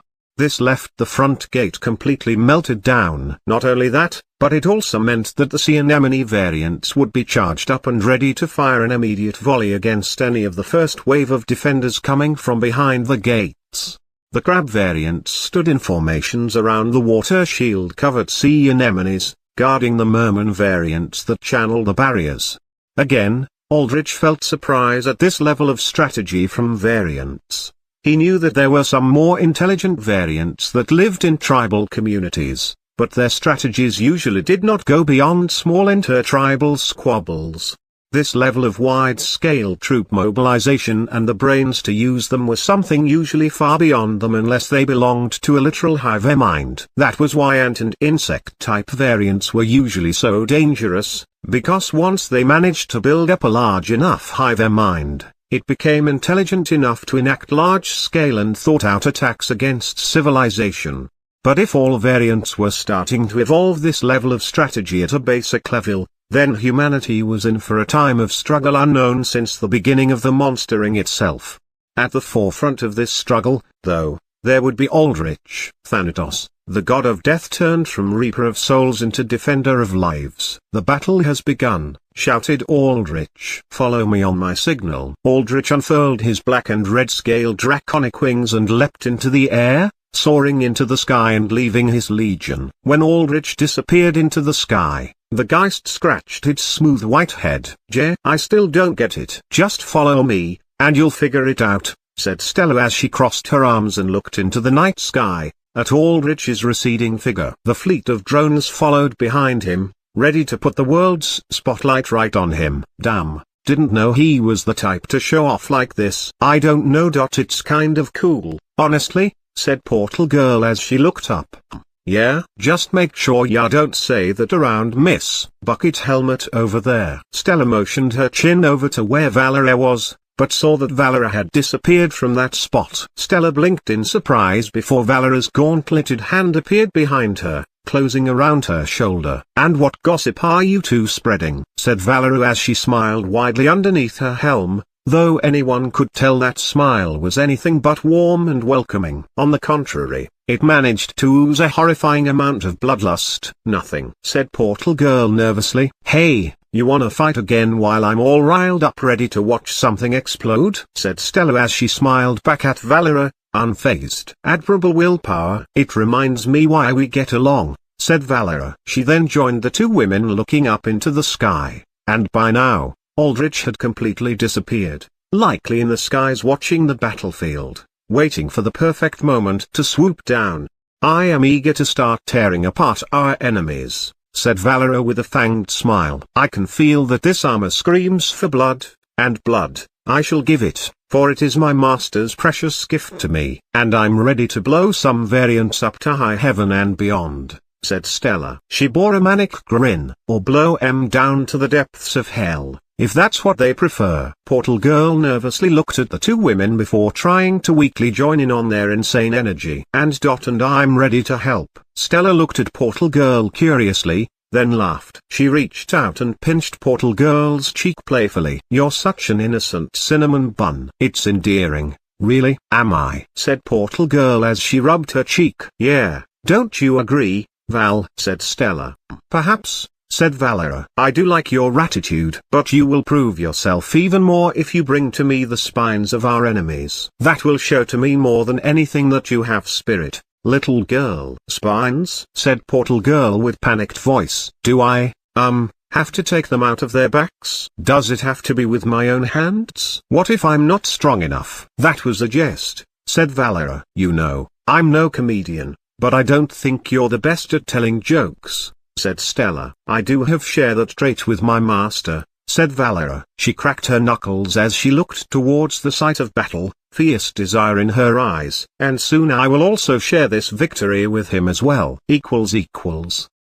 Aldrich floated in the air, above the clouds. His arms were crossed as his wings stretched out to his sides, keeping him hovering in the air, completely still. Draconic wings did not function like ordinary wings that needed to make the appropriate biomechanical motions like flapping to generate force for movement. They were purely magical in nature, emitting a personal flight field. Granted, dragons could flap their wings to manipulate this flight field, granting themselves acceleration or changing their direction, but the way they flew did not obey any conventional laws of physics, which was how some dragons that did not have any wings at all could just float through the air. As such, Aldrich could just stay in the air without any need to move his wings so long as he stretched them out like this. All around Aldrich was just empty night sky. Beneath him, below the cover of clouds, was the battle. Aldrich had made sure to move above the cover of clouds, ensuring that nobody saw him before he made his entrance. And that was the most important part about all of this, the right entrance. Right beneath the clouds below Aldrich was the site of battle, and he closed his eyes as he focused intently, meshing his sight with the grave wards to survey everything that happened. He, along with the masses of variants below, stared intently at the front gate, watching for a response to it falling. With the front gate of Haven's center district blasted down, how would the humans within fight back against those overwhelming numbers? Against those claws and jaws that wanted nothing more than their deaths? The answer took Aldrich by surprise. Chapter 119, The Perfect Moment. You'll also like. This chapter is updated by novels.pl. Nobody emerged from the hole in the front gates, and for good reason. The 10 sea anemone variants were still ready to fire, and all were aimed at destroying anyone that came out of the melted down front gate to fend for their city. Just one person emerged, a lone woman that Aldrich very much realized, despite her mask. It was noticeable from the hazy shimmer of gold that clung to her body. This was Mel Morales, rank 1 of Blackwater. She sprinted out of the gates with her blade drawn at speeds easily rivaling a speeding car, streaks of gold streaming behind her like the tails of a comet. Any fishman that she neared, she sliced up in an instant, mowing through the crowd of fishmen, sliced up body parts flying in the air around her as she diced her way forwards, in the direction of the sea anemones.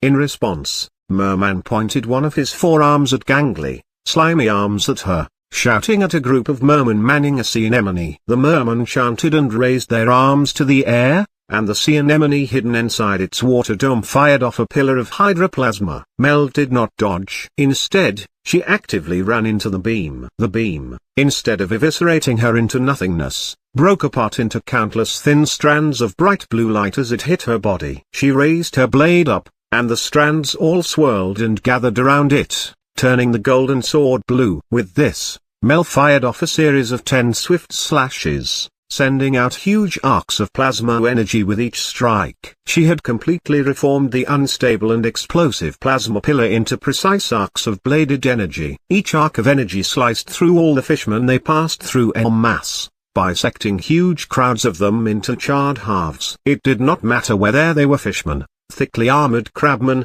or slimy mermen, they all fell before that slash. But simple ground troops were not Mel's goal.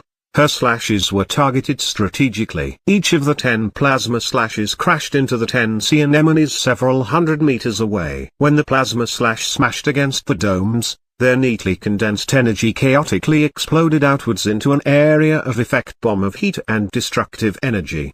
Since Mel had diverted the energy of one beam into 10 strikes, each slash was not enough to break through the water barrier protecting them. However, what she did accomplish was killing off the mermaid variant crews that manned the sea anemones. The mermen maintaining the sea anemone and the crabmen defending them were now all reduced to charred corpse chunks, and with them gone, the water barriers protecting the sea anemones crashed down into useless puddles, revealing the sea anemone variants beneath.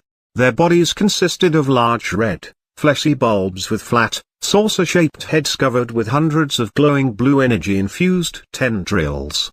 In response, the merman leader ferociously waved his arms forward, gesturing for more mermaid variants to slither forwards and secure the anemones again. But even as the merman rushed around the anemones again, it was obvious that it would take some time for them to channel the water domes that both protected the anemones and fed them water as fuel.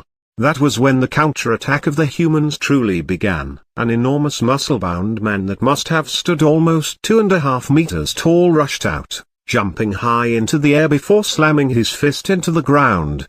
His arms were covered in giant grey braces that mimicked the appearance of cement rollers, and when his thickly armor-plated gauntlets hit the earth, waves of visible seismic energy echoed in front of him in a massive cone, creating a directed earthquake that made the ground in front of him undulate and lurch like it was made of liquid. All the hundreds of fishmen standing on this ground lost their balance, and as they fell, the ground shattered. Haven's uniform, smooth roads violently splintered apart into spikes of cracked earth, cement, and concrete that jutted upwards like stakes. Variants caught in this shockwave found themselves impaled on these upturned, spike-like rock formations if their bones and internal organs had not been completely turned into paste from conducting the shockwaves in the first place. All in all, over 200 variants lay dead from that one single attack, wiping out the entirety of the variants surrounding the gate. Meanwhile, Mel took the energy of the shockwave and redirected it into a launching force on her feet that she used to retreat backwards, landing beside the giant hero. Aldrich recognized the bigger hero. He was Seismic, one of the 2 A-rankers stationed in Haven. The other one, Hat-Trick, must have either fled or died. Most likely fled, considering it was no easy feat to take out an A-ranker, even if they were in their category. The humans then poured out from behind the gates now that the sea anemone's cannons were temporarily disabled and the initial wave of fishmen directly outside the walls neutralized. Heroes that could fly streamed out from the top of the walls. Hundreds of policemen and physically less capable heroes, technos, most likely, rappelled down the walls in frames of varying sizes and models, the hands and feet of their mechanical suits outlined in glowing green that indicated that could tether to the walls.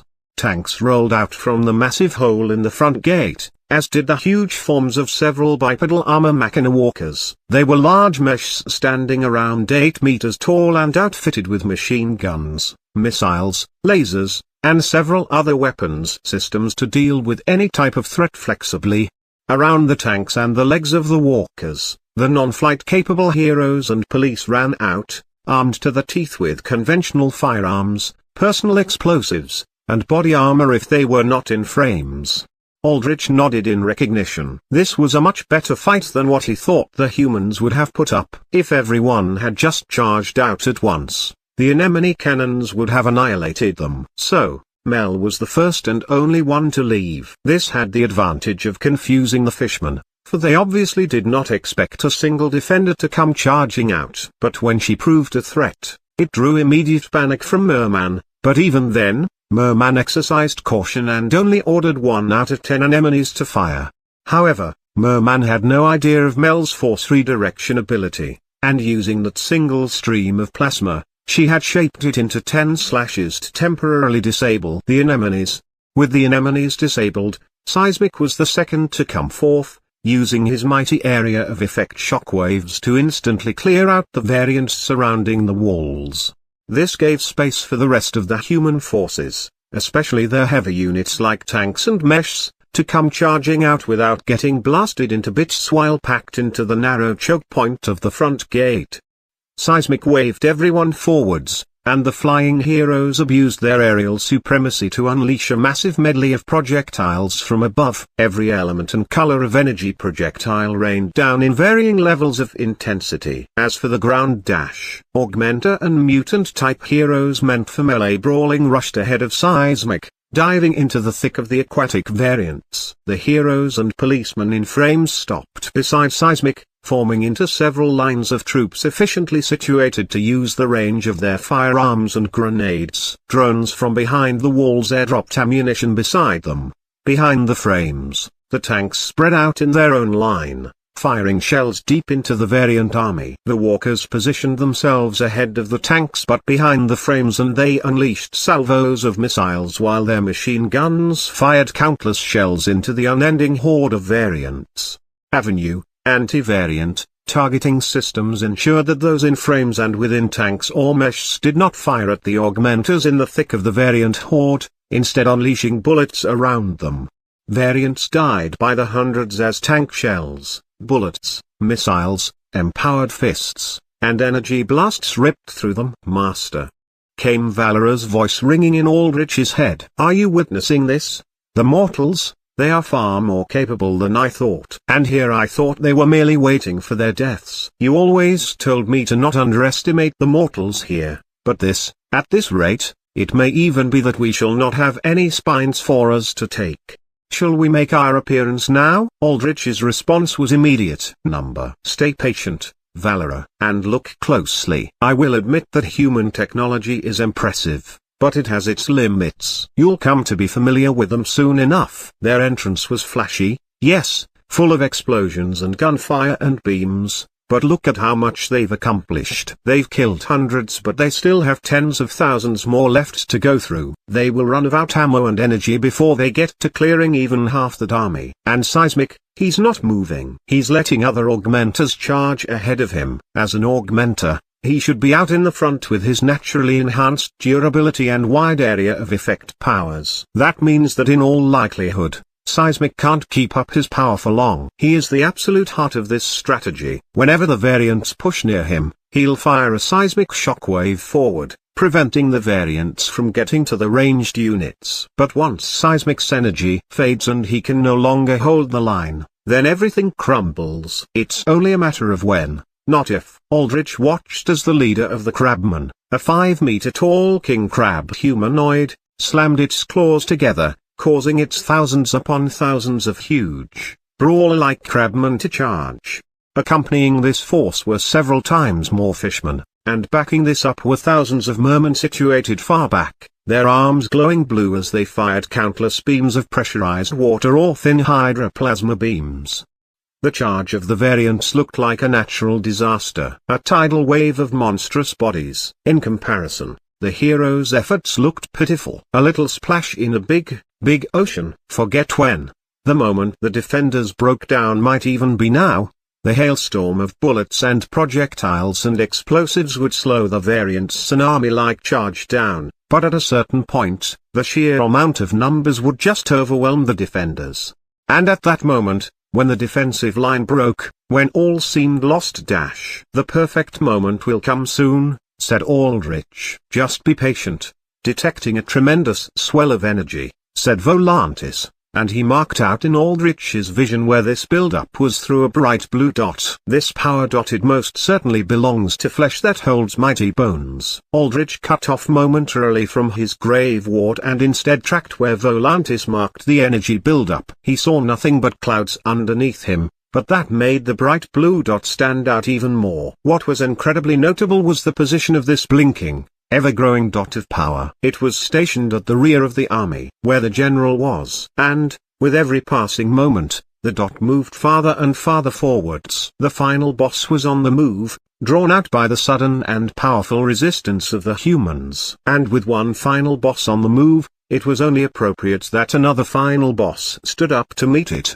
"So much for being patient," said Aldrich as he clenched his fists, a surge of red and green energy.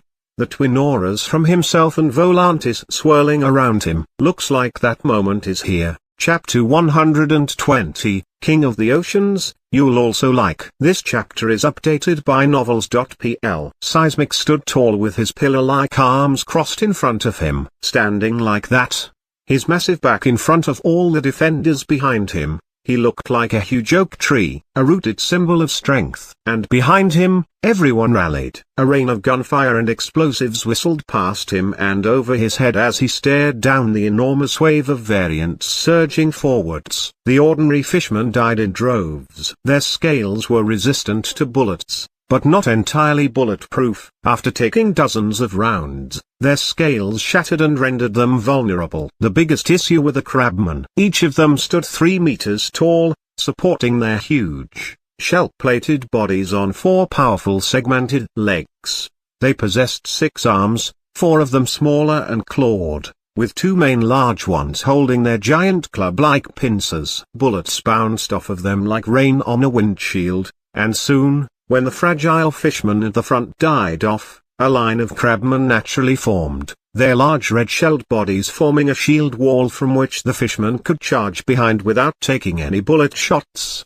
Higher caliber bullets from the Walker-Meshs and rounds from the tanks could blow them apart, but there was only a finite number of those. At the very least, not nearly enough to deal with the tide of hundreds to thousands of crabmen surging forwards, their charge shaking the ground itself. The variants rapidly closed the distance towards the human defenders, now nearing within 100 meters of them. Within seconds, all would be lost. "They're going to overrun us," came a shout of panic behind Seismic. "Augmenters, mutants, get back behind me," shouted Seismic into his earpiece. The few surviving augmenters and mutants in the front lines scrambled back, many of them injured and scratched up. As soon as Seismic saw the last of them rush past him, he readied himself. Seismic sucked in a deep breath, and his eyes widened, glowing brown as he channeled his power. He felt heat circulate from his spine where, as an augmenter, his altar organ was located. He raised a fist into the air, and all of the developed muscles in his arm bulged in flexion, veins of vascularity showing through his black and brown bodysuit. A sphere of white formed around his fist. With a yell, Seismic knelt down and punched the ground in front of him, driving the sphere into the earth. At first, nothing happened. Then, the ground rumbled and shook as Seismic generated a localized earthquake. The cement roller-shaped braces around his arms rotated, their aetheryte reactors glowing as twin blue dots. These allowed Seismic to control his normally omnidirectional earthquakes into controlled directions. With this, Seismic directed his earthquake into a massive cone in front of him. Once more, the ground under the charging variants lurched and shook like it was made of water, sending all the variants flipping in the air like food tossed in a pan. Any variant that had their feet on the ground when the shockwave washed over it conducted it in their bodies, completely decimating their insides, breaking bones and scrambling organs. The crabmen were just as fragile as the fishmen against this level of strength, and their white organs and blood spurted from their shattered shells. Then, the earth sundered. Far worse than before. This time, many jagged rock formations as tall as small buildings rose in the air, forcibly churned up from beneath the earth by Seismic's power. Countless more smaller rock spikes thrust upwards as well, impaling hundreds of variants. Some variants screamed as they fell into uncovered fissures and faults. Seismic took in a deep breath as he stood up. "Holy shit," said one of the policemen in the frames as he stopped shooting and looked ahead. All of the men and women defenders followed his lead and stopped firing in awe. The entire battlefield had been reshaped by Seismic's one punch. Several football stadiums worth of land mass had been completely converted into a mass of upturned rock spikes and formations painted in variant corpses and blood. "We've got this," shouted someone. "We have an A-ranker by our side." "That's right, you fish fooks. You like that? Go get him, Seismic." "Stay focused," roared Seismic, his voice hoarse. He felt pain spiking around his spine and blood churning up from his stomach, painting his teeth red. "This only buys you time. Shoot at the choke points." Seismic wiped his mouth with his black-gloved hand and grimaced at the red stains he drew back. He suffered from a condition known as crystallization, a fairly common condition among alters as they aged, particularly stronger ones. Alter powers were similar to natural organs like the muscles. Their limits could be expanded and trained by constant use and recovery in a process very similar to muscular hypertrophy. And just like how some humans had more genetic potential to grow muscle than others, it was the same with how some alters had more genetic potential to be stronger than others. But in the same way that muscles could wear and tear over time, atrophying and suffering in old age, so too could alter organs and their powers. With age and overuse, alter organs began to stiffen up, turning crystalline in structure, and the more they solidified, the less capable they were of circulating the alter cells needed for their powers. Their cell count stayed the same, but their engines, the organs, simply became less and less efficient. Generally speaking, the stronger an alter's power was in their prime, the more it would degenerate in their old age. For someone like Seismic, who also greatly overused his powers in his youth, crystallization hit him incredibly hard. On top of this, Seismic still nursed a severe injury from 10 years ago, when he was cut down by the villain known as Swordmaster. Seismic's spine had been severed at the base, damaging his organ. And it was a miracle he had even survived with the absolute best of medical science and restorer powers available. Ever since then, though, Seismic's power had suffered. That said, Seismic's maximum output of power was similar to back in his younger days. But it was his stamina that could not keep up. He could fight at full strength for a few attacks at best. That was the biggest reason he had dropped all the way from the A+ rank, on the cusp of reaching the legendary S rank, down to A. That was why Seismic had to fight smarter now. He had used his last earthquake to blast away the variants, yes, but what he had also done was create a sort of rudimentary maze. The larger rock spikes he created formed natural walls that corralled variants into several choke points where the defenders could gun them down much more efficiently. Seismic growled as he saw variants already rushing through the choke points, rearing their ugly fish heads out. He had not even bought a minute of rest for everyone. "Shoot!" roared Seismic. "If you see a crabman, use an explosive round or attach a grenade to your launchers." The constant clatter of gunfire resumed behind him. Seismic looked up, making sure the flying heroes were doing their job. They were, but they were struggling. They were engaged in a massive shootout with the mermen situated further back in the variant army. The job of the flyers was to continually rain down projectiles around the 10 sea anemones out of range from conventional firearms and weaponry, preventing the mermen from manning them again. In response, the mermen fired their own projectiles, creating and shaping water into pressurized lances that shot through the sky in a rain of blue spikes. Every passing moment, flying heroes died, impaled by one of these water lances, and every passing moment, the mermen got closer and closer to fully manning the anemones again. But in just 10 minutes, the Panopticon's drone fleets would get here. That was all the time they needed to hold out for. Seismic stood tall again, crossing his arms, making sure his back, what everyone saw behind him, did not falter, did not show any weakness. There was a noticeable shift in the battlefield then. The variants ceased to rush forward in their mass numbers. Then, the leader of the Crabman variant slept upon the highest rock formation it could find, staring directly as Seismic with beady black, stalked eyes. It seemed almost as if the leader wanted to challenge Seismic, and Seismic readied himself to fight. But the leader of the Crabman suddenly stiffened before leaping away almost in fright, disappearing farther back into the army. "What's going on?" came a confused shout, and Seismic did not answer, for he had no idea either. That was when everyone felt it. A presence. Their skin tingling, the hairs on their skin raising in sheer instinctual alarm. It was as if they could feel the heavy humidity of an intense storm ready to bear down at them. The variants had not retreated. No. They had made way for something. The rock formations at the back shook before crumbling down, as if a great force had shattered them at their base. "Flyers, get me a visual," said Seismic into his earpiece. "That huge water dome at the back is gone." Mothman's voice buzzed into Seismic's ear. "Something came out of it, something fast, and it's headed right your way." I didn't get a clear sight of it, but this feeling, this is the locus. The locus, the center of control for large groups of variants. The rock formations broke apart and sunk to the ground en masse, and through their deconstruction, it was possible to map out exactly where the locus was coming from. It was both a good and bad thing that the locus was approaching. Last visuals confirmed that the locus was contained in a water dome at the back of the army, meaning that it would not immediately contribute to the battle.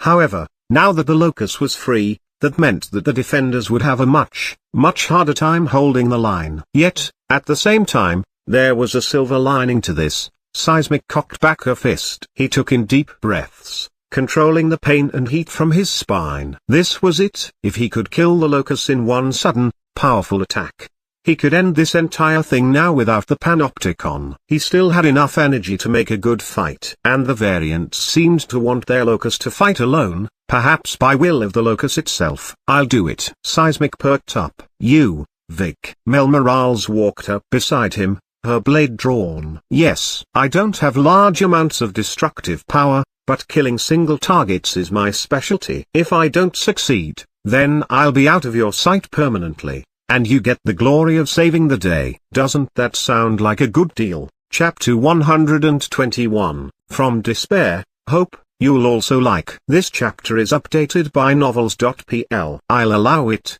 said Seismic as he watched the rock formations shudder and break apart. At first, the formations had broken apart rapidly, but now, the building-sized upturned rock spikes were falling one by one. The locus was slowing down as it approached them, taking up almost a casual strolling pace. The defenders stopped firing in confusion, though they aimed their guns and weapons forwards, feeling tension cling heavily at their backs. The locus walked straight through the rock of the final rock formation, completely ignoring its existence. The building-sized rock collapsed all around it. When the locus emerged out of the rubble and the dust clouds settled down, that was when it became fully visible. Just shy of 100 meters away from the defensive line, the locus did not look that menacing. It was approximately 2 meters tall and surprisingly skinny. It was strikingly humanoid in appearance with bipedal legs and 4 lanky arms. Where the crabman, fishman, and merman were bipedal, they were not in any sense of the word humanoid. Their features were distinctively monstrous, inhuman. It was impossible to ever mistake them as a man. But the locus, if one did not look at it too closely, it might have been possible to mistake it was someone inside unique power armor. One pair of the locus's arms possessed 5-fingered hands while another pair ended in shrimp-like claws, though these claws were not that much larger than its hands. Its body was covered in segmented shell-colored, a bright iridescent rainbow color. The color gradient of the shell constantly fluctuated in many bright, glowing shades, though the dominant colors were bright green and blue. A shrimp-like tail swished and swayed behind it. Some red and raw strands of musculature were visible in gaps and seams beneath the creature's bright shell. Its head was covered in layers of shell that looked almost like a motorcycle helmet, and underneath the plating, surprisingly human-looking rainbow-colored eyes were visible. Twin antennae poked out of its head in long and thin, translucent blue strands that crackled with electrical charge. The locus walked forwards, its head cocked curiously as it observed the humans. "Take it down!" came a cry from behind Seismic, and the defensive line fired all they had. A storm of bullets, missile salvos, and tank shots crashed against the locus, completely engulfing it in fiery explosions and high-speed lead collisions. Smoke and fire roared up around it, obscuring it. "Stop," said Seismic after 10 good seconds of this bombardment. The smoke settled, and the locus was there. It hunkered down with its arms thrust out in front of it like a scared child, but it was mostly unharmed. A smoking crater decorated with fire sprawled out all around it. but the actual damage done to it was pitiful. There were a few scratches in its shell, that was it. "Throw me there," said Mel. "What?" said Seismic. "I can't fly without a jump start of energy, so I need you to throw me." "I'll cut it down and end this once and for all," said Mel. "Or do you have anything against a vigilante taking your kill?" All Seismic said was, "Good luck." From what he could tell, this girl was young, likely driven by some form of strong passion, maybe vengeance. She had talk and attitude in her, and that was something Seismic was getting a little too old to deal with. Instead, Seismic grabbed Mel roughly by the shoulder and punted her like a baseball. Mel at first doled out from Seismic's power, but she quickly regained direction in the air, spinning in a compact ball with her blade in front of her, rotating in flashes of gold. When Mel was directly above the locus, she directed force behind herself and shot down towards the locus, fueling this descent with thrusters from her greaves. The locus looked up at her and blinked wonderingly, not at all bothering to defend itself. Mel slashed down at the creature's head. The locus just stared up at her with cocked and curious head. Her blade glowed gold as it reached down to the locus's neck. Using her force direction ability, she could continuously rotate energy around her blade at insanely high speeds capable of slicing at the molecular level, negating any durability. This exceeded the sharpness of even the highest end of vibroblades on the market. No matter how tough this creature's shell was, if it did not dodge, it was done for. The locus's antennae twitched at the very last millisecond, when the blade nearly touched it, and it moved to the side. It moved in a flash of crackling energy bolts, and it moved so quickly that it looked almost like it had just teleported. Mel found herself stabbing into the ground. "You," said the locus as its eyes landed on her golden blade. Mel's eyes widened in sheer surprise. The locus had spoken. It was impossible for a variant to ever speak. The only time it ever happened was with parasite-type variants that hijacked the brains of humans. But this variant talked. There was no mistaking it. "You killed Mother." The locus's human eyes narrowed into sinister, monstrous hatred. Mel's power was a rare multi-category power that had two parts to it. The first allowed her to control the direction of energy around her body. The second allowed her mind to make exceptional levels of calculations specialized to fine-tune this energy control. Mel could thus react to the locus's attack,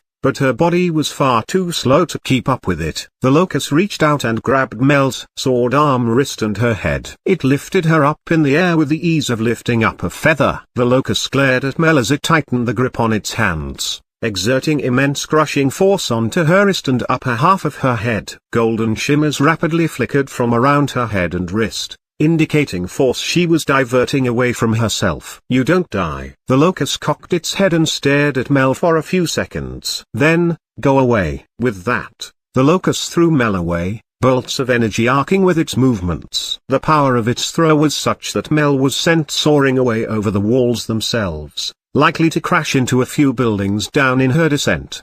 "Stand back," said Seismic before panic could settle in among the heroes and policemen behind him. He slammed his fists together, and his bracers clicked as they readied to channel his powers. "I'm going to take this thing down. All of you, give me cover fire, make sure no other variants get in my way. But do not try to step in, all of you will be dead weights in a fight of this scale." "Yes, sir," came a resonating shout. Seismic breathed in, then breathed out. He closed his eyes, looked up, then opened them. He saw several drones floating in the sky, recording everything. He pointed at them and did something he rarely ever did, smiled. "Son, no, James, this is for you. I'll make you proud. If I never come back, know that you made this sad life of mine worth living." With that, Seismic's expression turned grim again as he jumped dozens of meters in the air, his fist cocked back and a white sphere encased around it.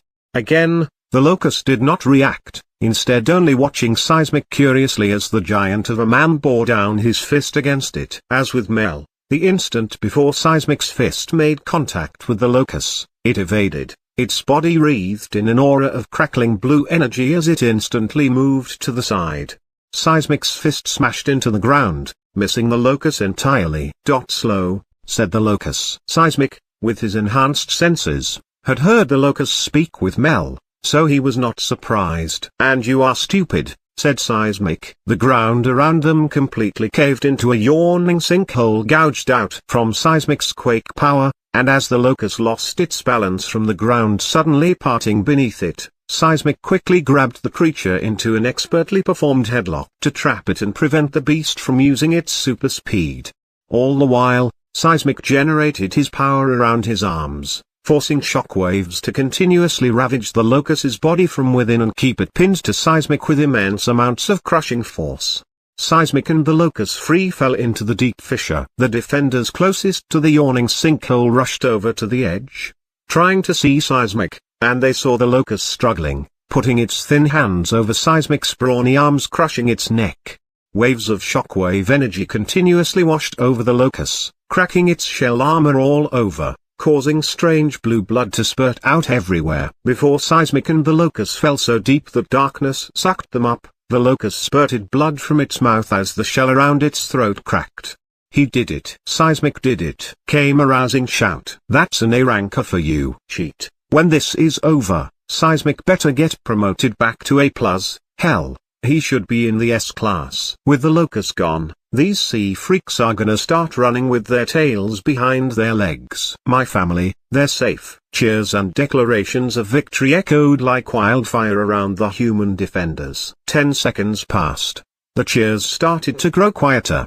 20 seconds. There was only pure silence now. 30 seconds. Silence crystallizing into mounting dread. Then, despair. The earth rumbled one last time, shockwaves from deep within the ground rising up and making the ground tremble, and for a brief moment, everyone thought Seismic had landed the final blow. Seismic shot up over the sinkhole, crashing back on rocky ground and knocking a framed policeman over. The policeman groaned as he got up, but when he saw Seismic dash, no, there was a gaping hole in Seismic's stomach, and his body was charred beyond recognition. The braces around his arms had shattered into sparking grey pieces. His internal organs had been completely turned black and his bones were charred into near ash. He was dead, and no restorer was going to bring him back from that. Their only hope, the A-ranker, the man whose back they had always looked towards, gone, reduced to nothing more than burned and destroyed flesh. The ground shuddered again, but this time, it was not from Seismic's quakes. It was from the incoming march of the entire variant army as they rushed forwards, confirming to the despair of all humans that the locust was not dead either. Gunfire and explosives resumed again, but this was just the final desperate efforts of prey before they fell to the jaws of death. In everyone's earpieces, the panicked cries of the flying heroes buzzed through. We're losing ground here. Our barrier creators are dead. We're getting outgunned. They're going to man the plasma anemones again, shouted Mothman, designated leader of the flyers. Rocket Man's been downed. We need support. Mothman's voice cut off. The policeman kneeling beside Seismic's body took down the helmet of his frame and silenced communications. He looked ahead at the incoming tidal wave of variants and shook his head. He saw as explosions rocked their ranks, but it was like scooping out shovelfuls of sand in an entire beach. At the head of this charge was the leader of the Crabmen, its enormous body barreling forward like a living tank. It took tank shots to its body and face directly, and all that did was make it pause for a second before resuming its bloodthirsty advance. "It's over," said the policeman as he dropped his gun. He could hear the sounds of people running behind him, but what was the point? They were going to get swarmed. They would all die. All their families, all the lives they had built up, washed away just like that dash. The King Crab variant jumped past the sinkhole straight towards the policeman. The shadow of its enormous body cast over the policeman, and he just closed his eyes, waiting for death. It never came. Instead, a loud crash of metal rang through the air, and the policeman opened his eyes. What looked like a humanoid monster stood in front of him. It was covered in black metal-like flesh with living, bloody veins and patches lining it. 3 horns of blackened bone jutted from its head as did a single gleaming red eye. This was a terrible, terrible monster. One that sent chills of impending death down the policeman's spine when he gazed at it. But the monster was not there to kill him, no dash. The monster's arm, covered in thick coils of raw, exposed muscle, was raised in the air, acting like a shield that blocked the king crab variant's pincer slam. The king crab variant clicked its mandibles as it struggled against the new monster to no avail. What? The policeman's eyes widened as he saw the scene unfolding before him. You've lost your will to live just like that? After all the sacrifice you've seen for your sake? Pick up your gun, fight. A commanding voice resonated outwards from the black monster. And that was when the policeman gained his wits and realized that this was no monster, it was a man. A man in some form of armor he had never seen before. But what the policeman did recognize was his authority. That voice projected with authority. Authority born from power. The same kind of authority that Seismic himself had carried in his voice. Tears welled up in the policeman's eyes as he stared at the black armored man's back. For a moment, he saw the image of Seismic's back standing tall, overlapping with the armored man. The policeman grit his teeth and drew together his will. Chapter 122, The Legion. You'll also like. This chapter is updated by novels.pl. Aldrich stood in front of the giant, yawning sinkhole that Seismic had created. He had to respect Seismic's decision-making. The sinkhole move was not only useful to get Shrimp off balance to put into a hold, but it also created a huge rift that stopped the variants on the other side from easily approaching the humans. Even in his last moments, Seismic had always thought about the people behind him. Aldrich had lost visual of Seismic and Shrimp when they fell into the rift, but Volantis could track Shrimp's enormous energy signature even underground. From how the energy signatures flared and moved, Aldrich determined that Seismic, in his last dying breath, had summoned up all of his possible strength and punched Shrimp deep into the earth with such enormous force that Shrimp's energy stopped moving, indicating that it was either immobilized or recovering.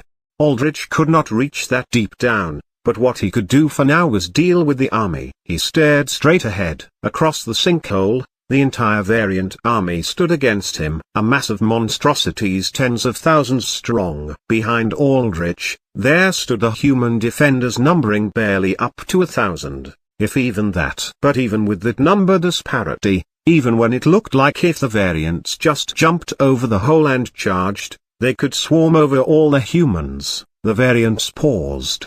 All the tens of thousands of variants stopped in unison to stare at Aldrich, to bear witness to his presence. Ordinarily, variants and heroes could not sense his power, but the way he had easily repelled Crab, easily the strongest individual frontline unit in the variant army, was worthy of note. Silence reigned in the air as both armies of man and monster stopped to behold Aldrich's sudden appearance. "What are you doing?" said Aldrich as he stood tall, his voice echoing outwards in calm tone but powerful projection. He addressed the humans behind him while facing forwards, showing only his broad, armored back. "I shouldn't be hearing quiet. I should be hearing gunfire. I should be hearing the sound of all of you fighting for your homes, for your lives." "It's hopeless," shouted a hero, a mutant with the tusks of a boar and bristles all over his body. Countless scars and bite marks littered his skin. You're strong, way stronger than me, but look, just look at all of them." The boar mutant waved his hand towards the sea of variant monsters. "You're all alone, and they have an army." Aldrich raised his arms to his sides. His claws splayed out. Swirls of green and red magical energy raged around him in a brilliant aura. "So do I." 7 dots of purple appeared behind Aldrich in an even line. The dots expanded outwards as the space around them distorted into swirls of purple that grew into fully fledged portals, each of them 10 meters in diameter. From these portals, Aldrich's legion emerged. His undead variants and monsters emerged, forming a crowd of powerful beasts behind him, their feral eyes gleaming in various shades as they bared their claws, fangs, tusks, all their natural weapons. The Dael'Dig stepped forth with their great swords raised in the air. With each step, they slammed their bony fists against the flat of the sword, echoing out a ring that matched the beat of their ghostly march.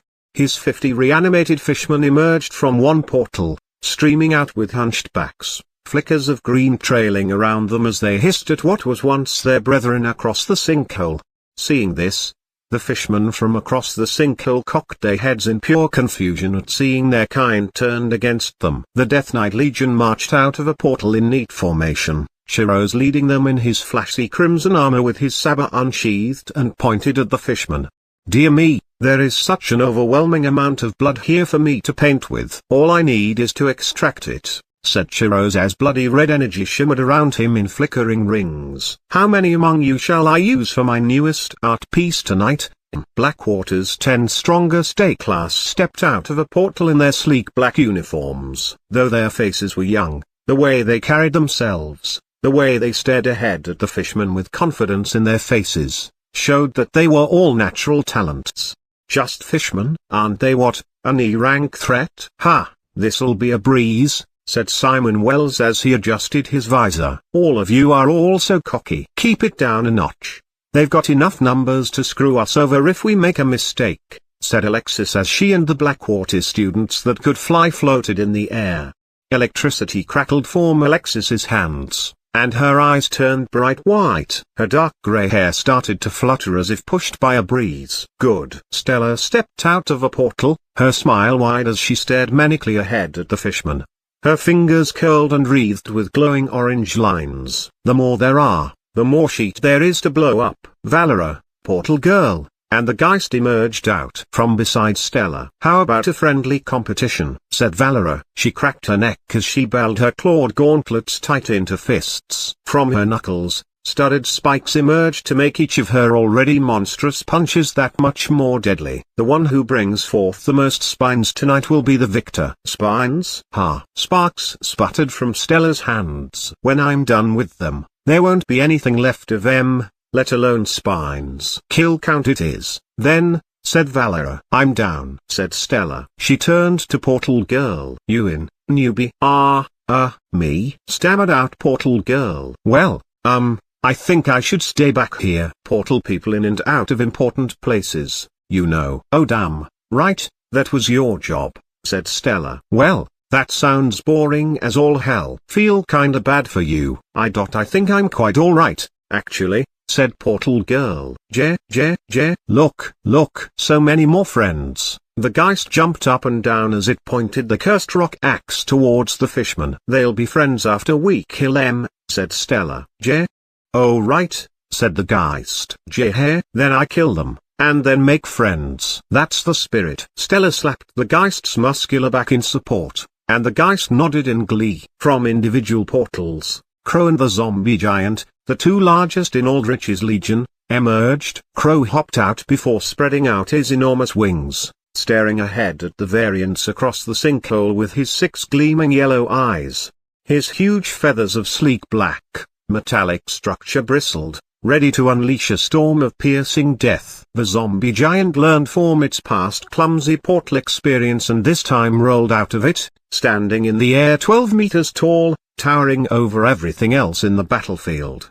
Seeing this sudden emergence of countless different types of monstrosities, variants, and people, the hordes of variants across the sinkhole took another step back, especially when they stared up at the enormous zombie giant whose mere steps looked like they could kill swathes of them. Crab, the leader of the crabmen, a 5-meter-tall hulking monstrosity, did not even reach half the size of the giant. But if the variants were this scared, then the humans dash. "Variants! More variants!" came a panicked shout from among the humans. "What is that?" came a terrified shriek when the giant came out, and many of the humans aimed their guns instinctively at him. "No!" Aldrich's voice boomed out, reaching all the humans. Immediately, they froze up, sensing chills running down their spines. "This is my army, my legion, and tonight, we will be taking back this city." "To all of you that are unwilling to make the same sacrifice Seismic did, to lay down your lives to fight for your city, then stay here, where it will be safer. But to all of you willing to fight to the death for what is precious to you, then come with me, fight with me." Aldrich knelt down by Seismic's charred body, seeing the grave marker and soul hovering above him. He laid a respectful hand on Seismic's shoulder and cast, "Raise undead." Green and red strands of energy fluxed out of Aldrich's hand, tethering to Seismic's body, for Seismic was a powerful enough individual that he was classified as a boss unit that drained Aldrich's health and mana to raise. "Fight until you die." Aldrich raised his hand in the air, and as he did so, Seismic's corpse floated upwards. The red and green energy tether flowed into his thoroughly burnt and damaged body, and as it did so, his blackened, charred flesh began to heal over. His burnt organs started to grow red again. The gaping hole in his stomach started to knit together with muscle and skin. After several seconds, the tether broke off, making Seismic's body fall to the ground. But instead of crashing down, he landed on his 2 feet, raised and ready to fight once more. For now, Aldrich turned off Seismic's free will, making him a controllable unit basically. Fight even after you die. For with me, you shall never know death. With that, Aldrich powerfully thrust his fist out, aiming at the variants across the sinkhole. A gust of wind squalled out from the force of his punch. Go, my legion. Show me your strength. The heaviest hitters went out first to clear up as much space as possible. The zombie giant bellowed out an immense roar, and this one completely drowned out all of the roars from the other undead in Aldrich's legion. It completely echoed out in booming peals that traveled across almost the entirety of the battlefield, and as its terrifying scream reached the fishmen and crabmen, they scrambled back, the fishmen shrieking in terror and the crabmen pulling in their eye stalks into their shells in a natural fear response.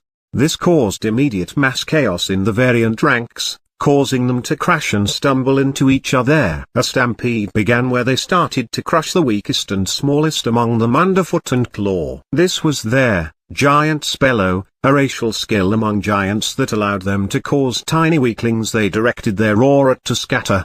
And with that mighty roar, with the variants shrieking under fear and Aldrich's legion eager for blood, the battle began. Chapter 123, The Battle Rages. You'll also like. This chapter is updated by novels.pl. Against the giant's fear-inducing roar, the only variant on the other side of the sinkhole that stood firm against this was Crab, the leader of the Crabman variants. It raised itself up on its segmented legs, standing as tall as it could, before smashing its huge pincer claws together. A deafening shockwave echoed all around it, and as the sound passed over its Crabman subordinates, their fear dissipated. The crab variants could not speak, but it seemed that this claw smash was the equivalent of a rousing war cry. In response, the crabmen all raised their claws up in renewed confidence. Looks like this would be more of a battle than was initially thought. In response, the zombie giant jumped over, soaring over the sinkhole and landing right at Crab with a fierce snarl. The giant smashed 2 fists down into the ground,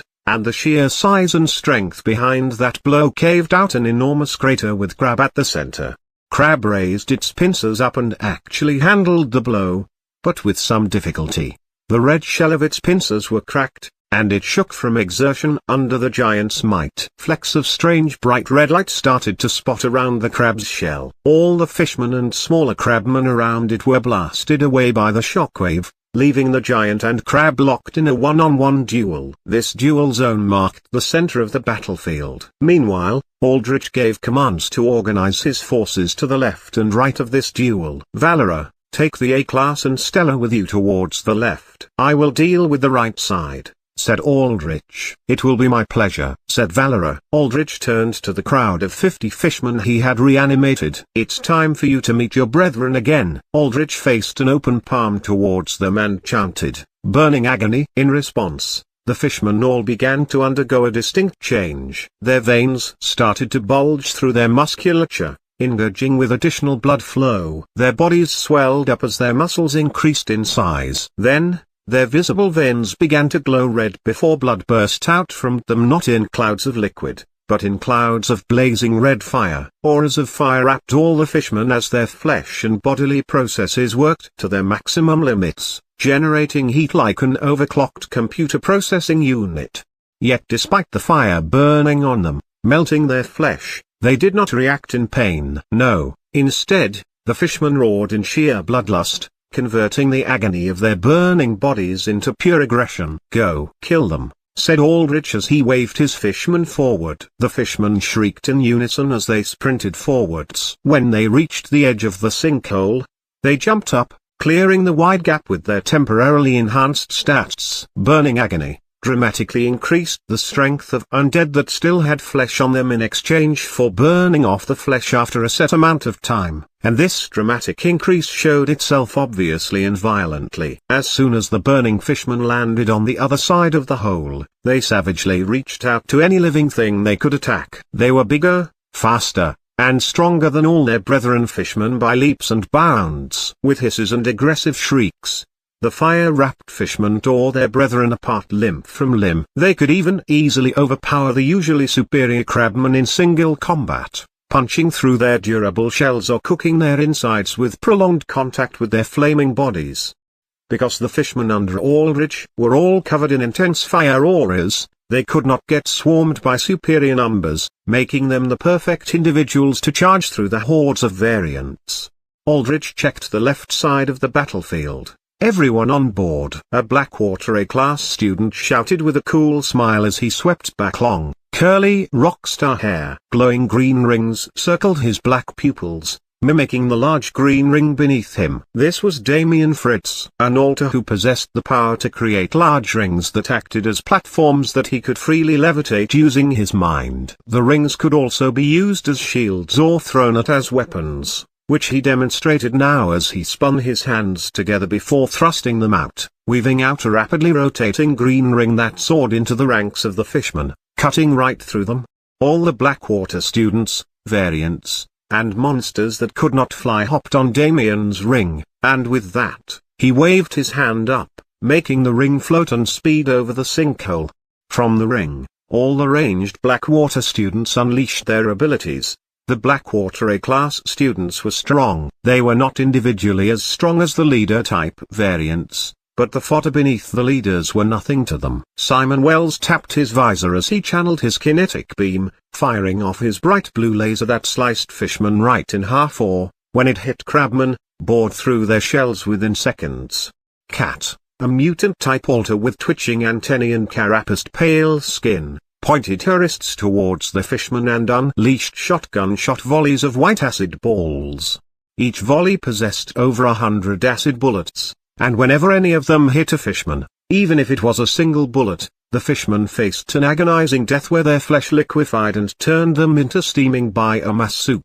Jonas, the unfortunate man who had gotten his head crushed by Seth Solar back in the necropolis, pointed a finger gun at the variants as his eyes flashed purple. Beams of violet spiraled outwards, and whatever they hit, they flattened, crushing fishmen into condensed goop under ultra-condensed gravity. But the most notable among them all in terms of firepower was definitely Alexis. She led the flyers over the sinkhole, protecting them in a barrier of swirling wind that also crackled with electricity. From within, she clasped her hands together, and from the edges of her barrier, small storm clouds formed, each of them firing off miniature lightning bolts that exploded on impact. Devastating small-scale explosions rocked the variants, blowing them apart. Yet, if explosions were the topic at hand, then there was nobody that could beat out Stella. She flew into the air over the fishmen with small burst explosions from her hands and feet, and when she was over a particularly large group of them, shot herself down with a smile of complete reckless abandon. Her arms grew completely orange as her explosive blood channeled through her veins en masse, and when she landed in the center of the fish and crabman crowd, a massive explosion engulfed the area and lit up the night sky in bright orange. The blast wave rose up in a pillar visible from several hundred meters away. Stella stepped out of the explosion while patting her arms down of dust. There were chunks missing from her arms, exposing the bone, but she did not mind at all, instead breathing deeply in to savor the smell of smoke and fire. Steamed crab. Smells real nice. I could go for some seafood after this. Stella then looked over to Valera, and Valera did not let herself get outshone. Valera was literally running through the fishmen at rapid speeds. She had grabbed a crabman, punched its head off, and then started to rapidly spin the corpse in front of her while she charged into the mass of variants. The crabman's spiky outer shell and body acted like a bladed rotor blade, and Valera herself was like a lawnmower, completely mowing down everything in her way. She left behind her a trail of mangled corpses, blood, shattered bones, and dismembered body parts. Die, die, die, roared Valero as she sped forwards in a sea of gore. Already, Valero was far ahead of Stella, mowing her way deep into enemy lines. "TCH, show off," said Stella. Meanwhile, the notable undead variants made their presence known. The Antlion leapt off the green ring and into the sinkhole, burrowing inside of it as it roamed the battlefield from underground, creating huge sand wells to entrap hordes of fishmen to leave them rooted and vulnerable to attack. The blood-spitter lizard fired off beams of acidic blood, devastating whatever the Antlion trapped. The Geist unleashed its neurotoxic cloud freely, and any fishman or crabman that stayed within the noxious purple cloud for more than 30 seconds started to freeze up before dropping dead. This was especially horrific for the fishmen trapped by the Antlion, for they had no means to escape their inevitable brain deaths. If the natural variants did not tear their throats out or reduce them into bloody acidified puddles, the Geist's toxic gas was sure to shut down their brains. Shiros and the Death Knights moved out on their own with professional grace. They marched in formation, slashing and hacking with elegant poise, killing in trained movements and making mincemeat of anything that came near them.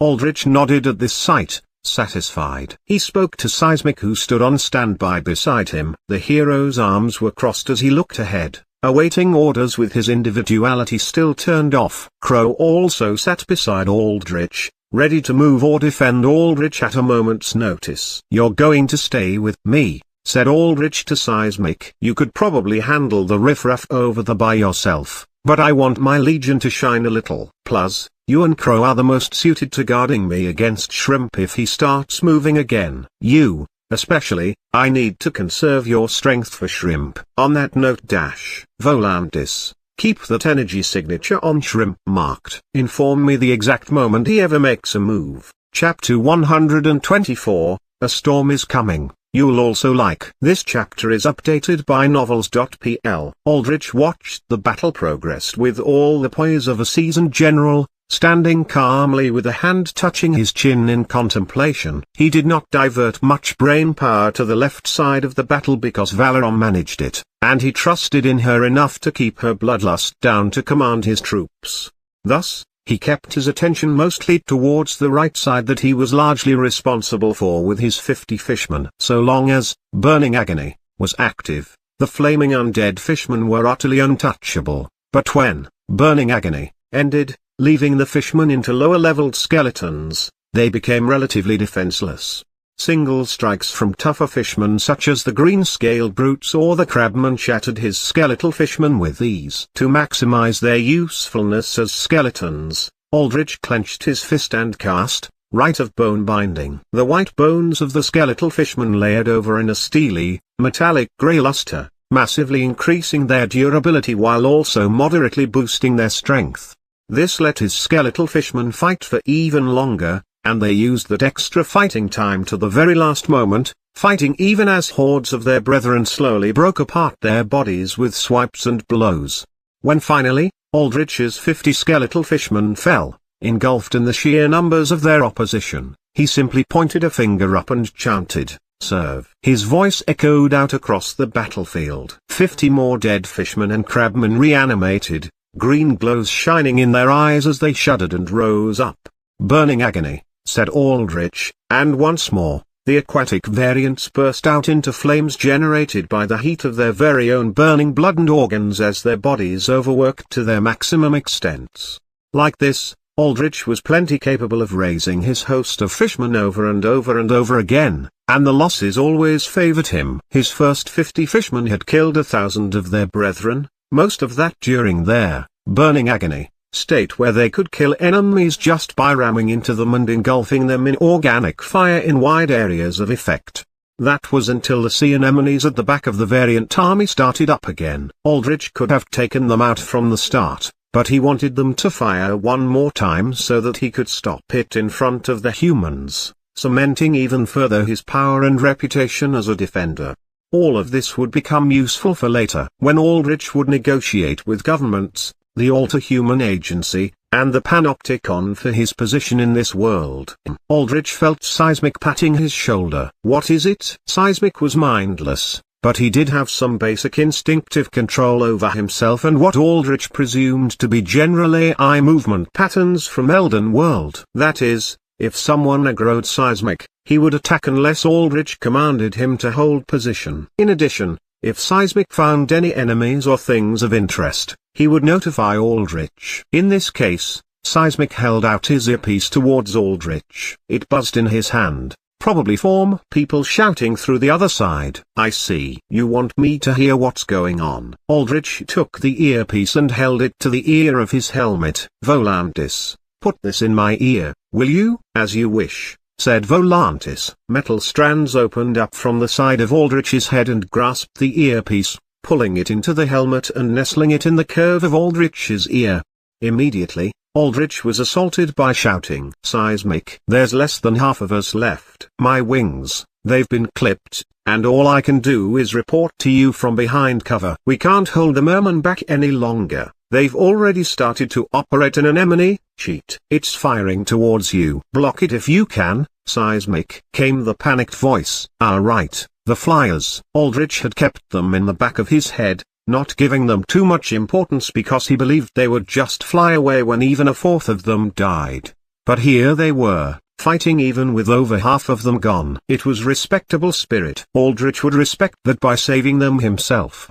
But first, the blast from the anemone. Volantis. Wings, said Aldrich. In response, his draconic wings morphed from his back, unfurling out as he jumped into the air. In the distance, he could perceive a flash of blue light from behind several dozen collapsed buildings that formed a natural fort behind which the anemones were entrenched. Aldrich's grave ward kept an eye on the anemones, though, and he could tell exactly where the single active one was firing. It was aimed right at defensive firing line, probably towards the back where the tanks and walkers were. A single blue Hydra plasma beam spiraled outwards, traveling in an arcing trajectory aimed to crash down explosively among the tanks, confirming Aldrich's theory. Aldrich immediately sped back towards the artillery line where the tanks and walkers were stationed. He moved as a black and red blur, fading from his spot at the front of the sinkhole to all the way to the artillery line, back almost to the walls themselves, in just a few seconds. His movements caused gusts of wind to squall out beneath him, and several humans beneath him looked up in awe as the wind passed them roughly by. Aldrich floated above a tank, his draconic wings stretched out to hold him in the air. He saw the beam of hydroplasma draw rapidly closer to him. What was at first a glimmer of blue in the horizon now became a huge mass of gleaming energy that nearly engulfed his whole vision. Anyone seeing this sight, this devastating pillar of energy crashing towards them like the judgment of God, would have immediately fled. But all Aldrich did was hold out his arm. His death essence barrier became visible, outlining him in a sphere of bright, see-through green. The pillar of plasma smashed against Aldrich's death essence barrier at breakneck speed. His barrier flickered, registering damage as the plasma exploded into a nova of brilliant blue and white. A thunderous boom echoed from the impact, causing the tank beneath him to tremble from the shockwave of the explosion. The blast of the explosion soared into the air, lighting up the night with light born from energy so hot that it could easily melt through neosteel. The blast completely engulfed Aldrich's form, seemingly erasing him in its cascade of energy. All of the policemen and heroes beneath Aldrich looked up at where he was, their guns down as they held their breaths, desperately hoping that their savior, their hero, was not gone. Aldrich thrust his arm out, generating force to dissipate the light and smoke generated from the explosion. Blue flames crackled around his barrier before quickly dying, unable to catch anything it could burn. Is that it? Weaker than what I expected. Maybe I am still too cautious, said Aldrich to himself, putting a contemplative hand to his chin as he recalculated the amount of risk he could start taking. That was when he noticed everyone staring up at him with wide eyes. The crew of the tank Aldrich saved had opened up its hatch, ready to jump out, probably thinking that they were going to die from the blast after it bore through Aldrich. Instead, they were left awkwardly staring at Aldrich's not blown up form looking down at them with some level of judgment. What are you doing? Said Aldrich. This fight isn't over. Out of everyone here, All of you are the least in danger, considering you get to pilot a tank. Get back in there. Aldrich's voice rang out with commanding presence. Yes, sir. The tank crew immediately hopped back into the tank, closing the hatch behind him. And the rest of you, continue firing, said Aldrich, addressing the humans beneath him that had stopped to stare at whether he would survive. Don't stop to stare and gawk every time I save you. Like I said before, I will guarantee your lives to the best of my ability. But you have to make your lives worth saving. So fight. Yes, sir. The heroes and policemen beneath Aldrich immediately got back to loading their weapons and rushing out to the firing line to gun down more variants. Aldrich then heard the same desperate voice crackle in his earpiece. We have to fall back. All flyer squads are too damaged to hold the line here. They're going to man all the anemones, said the voice. Fall back, said Aldrich. Who are you? Came the confused reply. I don't have time to explain, said Aldrich. But if you listen to me, you and your squads will survive. So fall back. Retreat behind the firing line. Your job here is done. And you've done it well enough already. There is no more need to lose more of your lives. I wish we could, came the reply. But we are pinned down here. Mermen are raining hell down on us. We can find cover, but the moment we take to the air, we're going to get shot down, especially with most of our barrier creators downed. I see. If you're speaking into this earpiece, then I'm assuming you're the leader of the flyers, said Aldrich. Yeah? Then tell the flyers to take as much cover as they can. We already are, came the annoyed response. No, you don't understand. If the cover you have right now is the best you have, then fine. But if you can retreat back and find something better, something farther away from the anemones, then do that, said Aldrich. I know I shouldn't be wasting time asking questions in a situation like this. But why? Aldrich looked into the sky. Green clouds started to gather, crackling with ghostly teal arcs of energy. Because a storm is coming. Chapter 125. Spirit boundaries activated. You'll also like. This chapter is updated by novels.pl. Can I ask what that means? Came the response on the other hand. But Aldrich just ignored that. He mentally called out for Crow, and the altar's monstrous avian form came soaring through the skies before landing on the ground beneath Aldrich, right beside the tank. In response, the tank and all the altars around Crow reeled backwards in fright and surprise. The AC count scanners built into their frames registered Crow's AC count. In response, shocked conversation spread throughout the altars like a wildfire burning through a dry forest. That thing, it's got an AC count of 8,000. That apostrophe S. That's an A rank variant. And that man, he apostrophe S. Tamed it, said a man. Look how it just lets him get on its back like some kind of pet. What? He's tamed an E rank variant? That's impossible unless he has a power to control variants, but that can't be it. He's strong, he's fast. He's got that barrier. He can conceal his own AC count. He's got those wings. Just how many powers does he have? Is that the thing that surprises you the most? Just look at his army. Look at all those variants that he controls. Look at all the giant and all those strong altars with him too. He must be part of some massive team. He's not part of any team I know. Then some kind of huge shadow organization. I don't know. There's plenty of rumors about them existing. He must be their head. Cheat. If he's manning an org that big with that much firepower to boot, then I want to see if I can be part of it.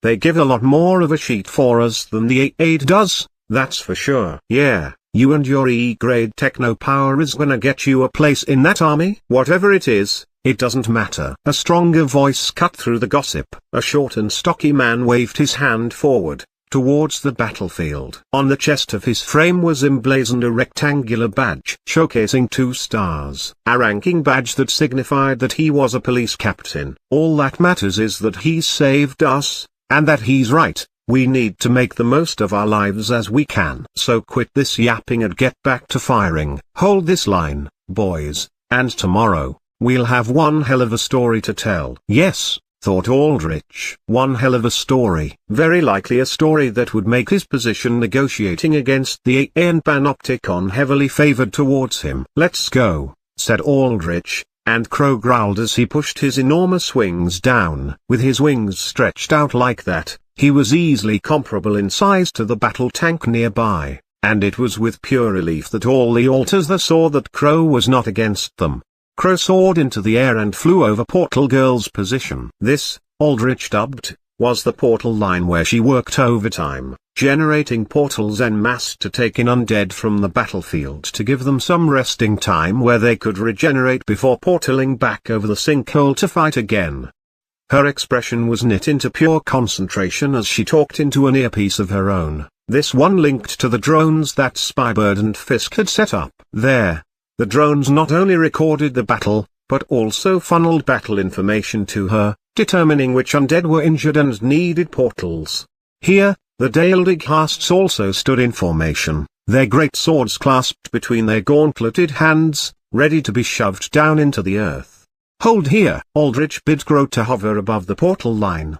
He knew that with the flyers at the back of the variant army largely disabled, the variants would start to man more and more of their sea anemone cannons. By now, Aldrich calculated that some of them were now ready to fire, and he confirmed this with a visual via his grave ward. This was the perfect opportunity to show off, then. And to test this mechanic, Aldrich turned around on Crow and stared back the rows and rows of humans firing their weapons, nursing their injured, and manning the drones that went back and forth over the walls, ferrying what little ammunition, repair kits, and kits they had remaining. Aldrich mentally recognized all of the humans as allies, and as he did so, he saw a green glint mark all of them. Allies recognized. A message appeared in the corner of Aldrich's vision, confirming this worked. Normally, units caught in Aldrich's Mist of Undeath, and also the spirit boundary, generated by the Daeldighasts would suffer all the negative effects from them, which included life loss and obscured vision. In the game, allied units could just see through the mist and spirit boundary with no issues, and it was a given that they did not get damaged either. So far, Aldrich had held off on fully activating his Mist of Undeath, because of the risk of damaging altars, but if they could see through and operate their technology freely through their spirit boundaries, then he would be confident to use his Mist of Undeath at full throttle. "Sorry to interrupt, but they're firing more of them," came the desperate voice from Aldrich's earpiece. "We can't stop them. There's 4, no, 5 beams coming your way." "I've got it handled," said Aldrich coolly. Aldrich stood on Crow and looked down like a commanding general. "Daeldighasts, set down your boundaries." The Daeldighasts slammed their gauntleted bony fists into their warped breastplates of dull grey metal, loosing out 3 strong clanks in response. They then grasped their great swords tightly before slamming them into the ground in unison. Cracks lined with wispy curls of black energy formed from where their great swords dug into shattered pavement and asphalt. Their grey, stained blades glowed for a moment before huge clouds of smoke burst out from them, billowing and gathering in a swirling pattern concentrated into the shape of a large dome. The biggest difference between a Daeldighast and a regular ghast lay in the effective range of their spirit boundaries. Where ghasts could be considered units for smaller skirmishes, Daeldighasts could project their boundaries over vast stretches of area to make them fit for entire battlefields or, in the case of the game, full-scale raid bosses where multiple allied heroes and their forces gathered. The domes of smoke rose up just as 4 Hydra plasma beams became visible in the distance, first as glints of blue light, and within seconds, as rapidly approaching pillars of destructive plasma. The blasts slammed into the spirit boundary barriers, but just like with Aldrich's Death Essence barrier, the plasma beams exploded against their spirit boundaries, without piercing through, merely causing the smoke to scatter for a few moments. Spirit boundaries were the perfect counter to elemental damage, being highly resistant to it. The damage from plasma mainly came from intense heat, and that filed under the fire element as far as game mechanics were concerned. Aldrich observed that the humans stopped firing their weapons for a moment, surprised first by the boundaries, then at the fact that they blocked the plasma beams.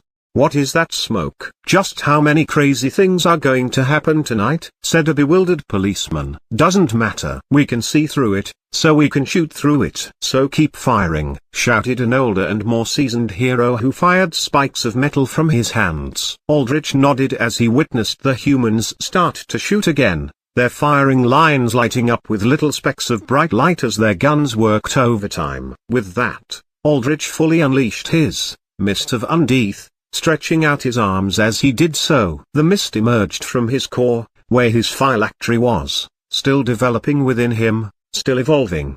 The ghostly green air settled down on the various injured undead beneath Aldrich, healing their wounds in a mere seconds, no matter how grievous they were.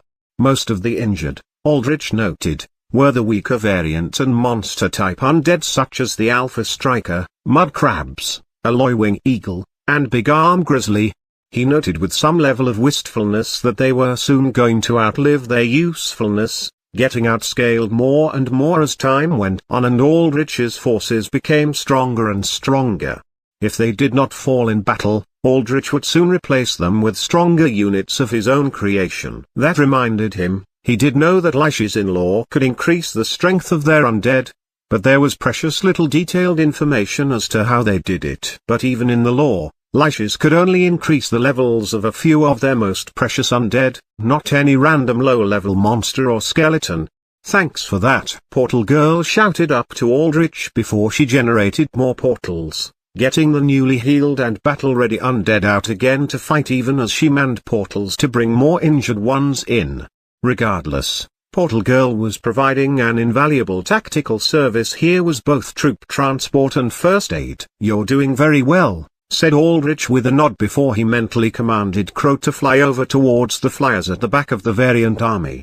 "You too," said Portal Girl with a shy blush, but Aldrich was already gone, soaring across the battlefield to his next destination. She saw Aldrich leave and then shook her head, telling herself to focus on doing her job as best as possible. Chapter 126, Bring Down the Thunder. You'll also like. This chapter is updated by novels.pl. Aldrich flew above the battlefield at a fast cruising speed, giving himself some time to see what was going on. The left side of the battlefield was decisively in Aldrich's favor, with the variants getting pushed back more and more by the second. This was entirely within Aldrich's expectations. After all, the vast majority of his forces were there. Under a slew of massive explosions, deadly sword swings, onslaughts of laser beams and acid and claws and fangs, and Valor's murderous rampage, the variants were nothing but fodder to add to the meat grinder. At the center, Crab surprisingly managed to survive until now. The zombie giant and Crab were both still engaged in intense battle at a sufficiently high level where they were basically fighting by themselves. The shockwaves of force emitted from the giant and Crab clashing with each other, not to mention their large sizes, meant that the riffraff weakling variants either got blown apart or squished if they even got near that. Crab seemed to have an interesting ability to convert any damage it took against its shell into energy that boosted its strength and size. That was why little red flecks of light gathered around its shell whenever it got hit by the zombie giant's huge blows. The more energy it gathered, the larger it seemed to get, and by this point, Crab was 8 meters tall, almost getting to even footing with the giant's 12-meter bulk. At first, the zombie giant had thoroughly pushed Crab back, but now, they were in a dead stalemate, exchanging massive blow after blow, echoing out shockwaves with each attack. They were quite literally like two kaijus amid a sea of human-sized fighters, their each and every movement accidentally squishing a fishman or crabman. The zombie giant roared as it grabbed Crab's pincer in its two burly arms before yanking hard, ripping it off. In response, Crab retreated backwards, stomping over dozens of its own kind. Before focusing energy onto its severed limb, red gathered around the wound, and then flesh and shell rapidly grew out of it, nearly as good as new, just a little bit thinner. The regeneration was not as fast or explosive as the Geist's, but any form of regeneration was a pain to deal with when an enemy had an ability that benefited them in longer fights. said Aldrich. "That may be a problem if I let it grow too strong, though I assume there is a limit to the power." "Shall we deal with that one first?" stated Volantis. "Its bones are quite mighty. I would not mind devouring it and adding it to my collection. And it would serve our forces well to be rid of this creature." "Crabs don't have bones," corrected Aldrich. "But I get what you mean. Taking Crab out now would not be too hard, either, especially with Seismic here. However, I trust in Valera to deal with this herself. She has command over all my forces here, after all, and she's shown herself very capable of handling things without me. If anything, this is another chance for her to prove herself against sudden threats without my assistance." Valera had already sensed that Aldrich was leaving, which in turn meant that he was not raising more undead to fill up the 50 fishman attack force on the right side of the battlefield. To compensate, she had moved over to the right side with the Geist and some Blackwater students, abusing the Geist's neurotoxic cloud to keep the variants from advancing easily against comparatively fewer numbers. When Valera was done routing the variant army at the right side of the battle zone, she would deal with Crab in her own way. Aldrich was sure of it. Trusting in Valera, Aldrich commanded Crow to soar at full speed over to the flyers. Crow's 6 eyes gleamed yellow before it forcefully pushed down its wings, loosing a sonic boom of force that sent it hurtling forwards at fighter jet speeds. Within a minute, Crow had ferried Aldrich right over the line of sea anemones that were now newly manned by the fishmen. Merman stood at the center of this formation of 7 anemones. He seemed to actually be personally manning the anemones, explaining how they had managed to control the anemones so quickly. At the center of his slimy blue-green chest was a crystalline blue spherical organ. It glowed strongly as Merman raised his 6 hands up to the sky, channeling strands of water from that organ to every single anemone, powering them up manually. The Merman variants under his rule guarded him in a thick phalanx, generating water construct shields while others fired off spears and blades of water construct energy, raining down a storm of projectiles against the flyers, the majority of whom were huddled behind chunks of fallen buildings. The fact that Merman was protected like that on top of its lack of offensive movement meant that it needed to use all of its energy and attention to man the anemones, and they were still inactive from firing before. "Scan for all visible energy signatures," said Aldrich as he surveyed the battle zone from above. "Try and focus on all the humans present." "Done," said Volantis. Aldrich could see 100 or so little white lights shining through building chunks and various other forms of cover, the presence of the flying altars. He quickly calculated the distance they were from Merman and the anemones and determined that they were not in any danger from Aldrich's next move. Good. That meant that they had listened to Aldrich and retreated back. No doubt, their leader had told them to retreat on Aldrich's recommendation, but the way they were holding their hands to their ears, listening in deeply to their earpieces, showed obvious signs that they were listening intercoms from the firing line about Aldrich. In the faces Aldrich could zoom into, he could see expressions of hope.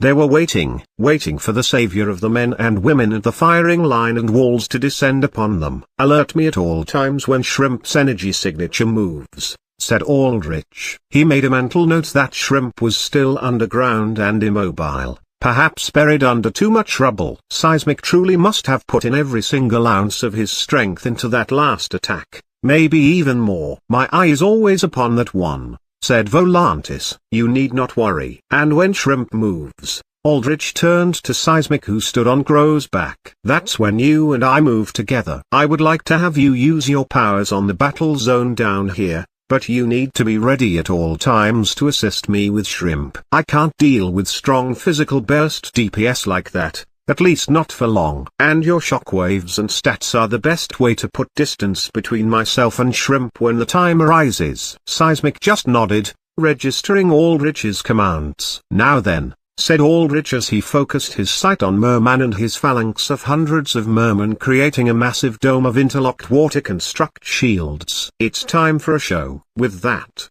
Aldrich walked off of Crow, free-falling down towards Merman. Chapter 127, Bring Down the Thunder 2. You'll also like. This chapter is updated by novels.pl. A few dozen meters above Merman and his entourage, he stopped, stretching out his draconic wings and anchoring himself in the air. In response, Merman's four glowing red eyes widened. His many sharp teeth bared from large gums as he snarled and pointed up at Aldrich, and in immediate response, the many mermen dedicated to throwing out projectiles shot at Aldrich, unleashing a huge volley of water spikes and blades. Aldrich tanked the initial volley, his death essence barrier causing the projectiles to ping and pong off of it. Up close, Aldrich noted that the water constructs were actually crystalline in structure, having been completely solidified. Every projectile flew at speeds rivaling subsonic velocity, and it was no wonder that an entire army of mermen throwing these out could easily overwhelm masses of E and D rank heroes so quickly, even with their barriers. In response, Aldrich clasped his hands together, generating a ghostly orb of green energy between his palms. He then thrust his hands forth, shooting a death bolt right down at the water shield phalanx. The death bolt surged forwards, breaking apart any crystallized water projectile in its way, the helical pattern of bright green reaching sonic speeds as it crashed into a group of fishmen. "Very impressive," remarked Aldrich. Their death bolt actually did not manage to pierce through the water shield phalanx. It had created large cracks in several shields, but the overlapping layers of shield constructs acted like thick scales that distributed the damage of their death bolt well over a large surface area.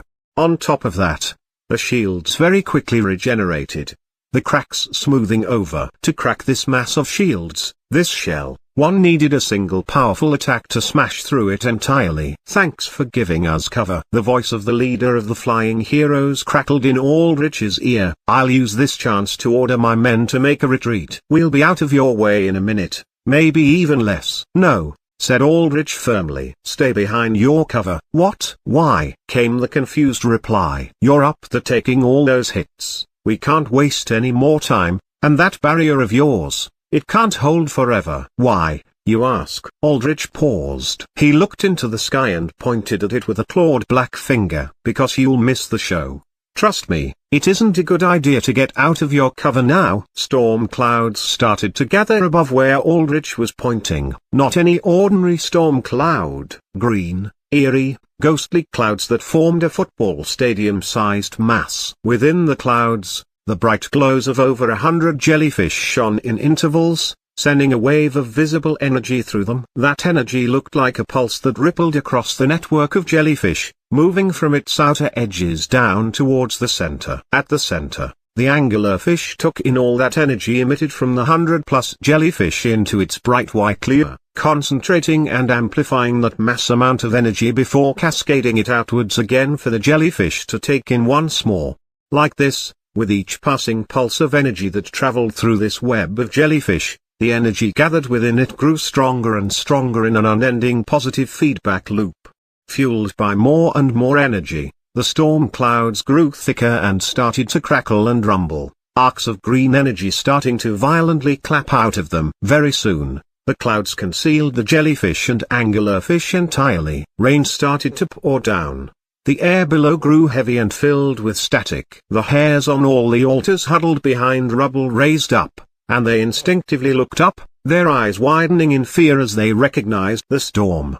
But they remained still, as even though they looked up with fear, there was a tinge of curiosity in their eyes. A sense of dreadful anticipation. It was like watching an enormous weapon of mass destruction gearing up to fire, knowing that when it did unleash its wrath, nothing beneath it had the tiniest shred of ever surviving. But there was something about the sheer destructiveness, the sheer power, behind that weapon that made it strangely alluring. When Merman and the merman looked up at those clouds in recognition, seeing their very own living storm turned against them, they felt mounting dread, their fins rising up in sheer instinctual terror as they saw their death gather and crackle right above them.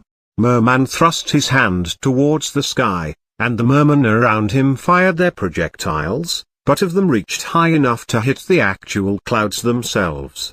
Aldrich floated higher into the air, also moving out of the range of the projectiles. "It's time," said Aldrich with anticipation. He felt the very same type of excitement he did whenever he used an extremely strong weapon for the first time in a game. That feeling of knowing you were about to unleash pure carnage with the hard-earned weapon or summon or spell you had grinded for, there was truly nothing quite like it. Just how much damage was he going to do? Just how many was he going to kill? He was very, very eager to find out. The energy pulses from the clouds started to ripple back and forth from the center in much more rapid waves, each ripple echoing out a threatening, deep bass rumble that grew increasingly higher and higher pitched, signaling the buildup of power on a colossal scale.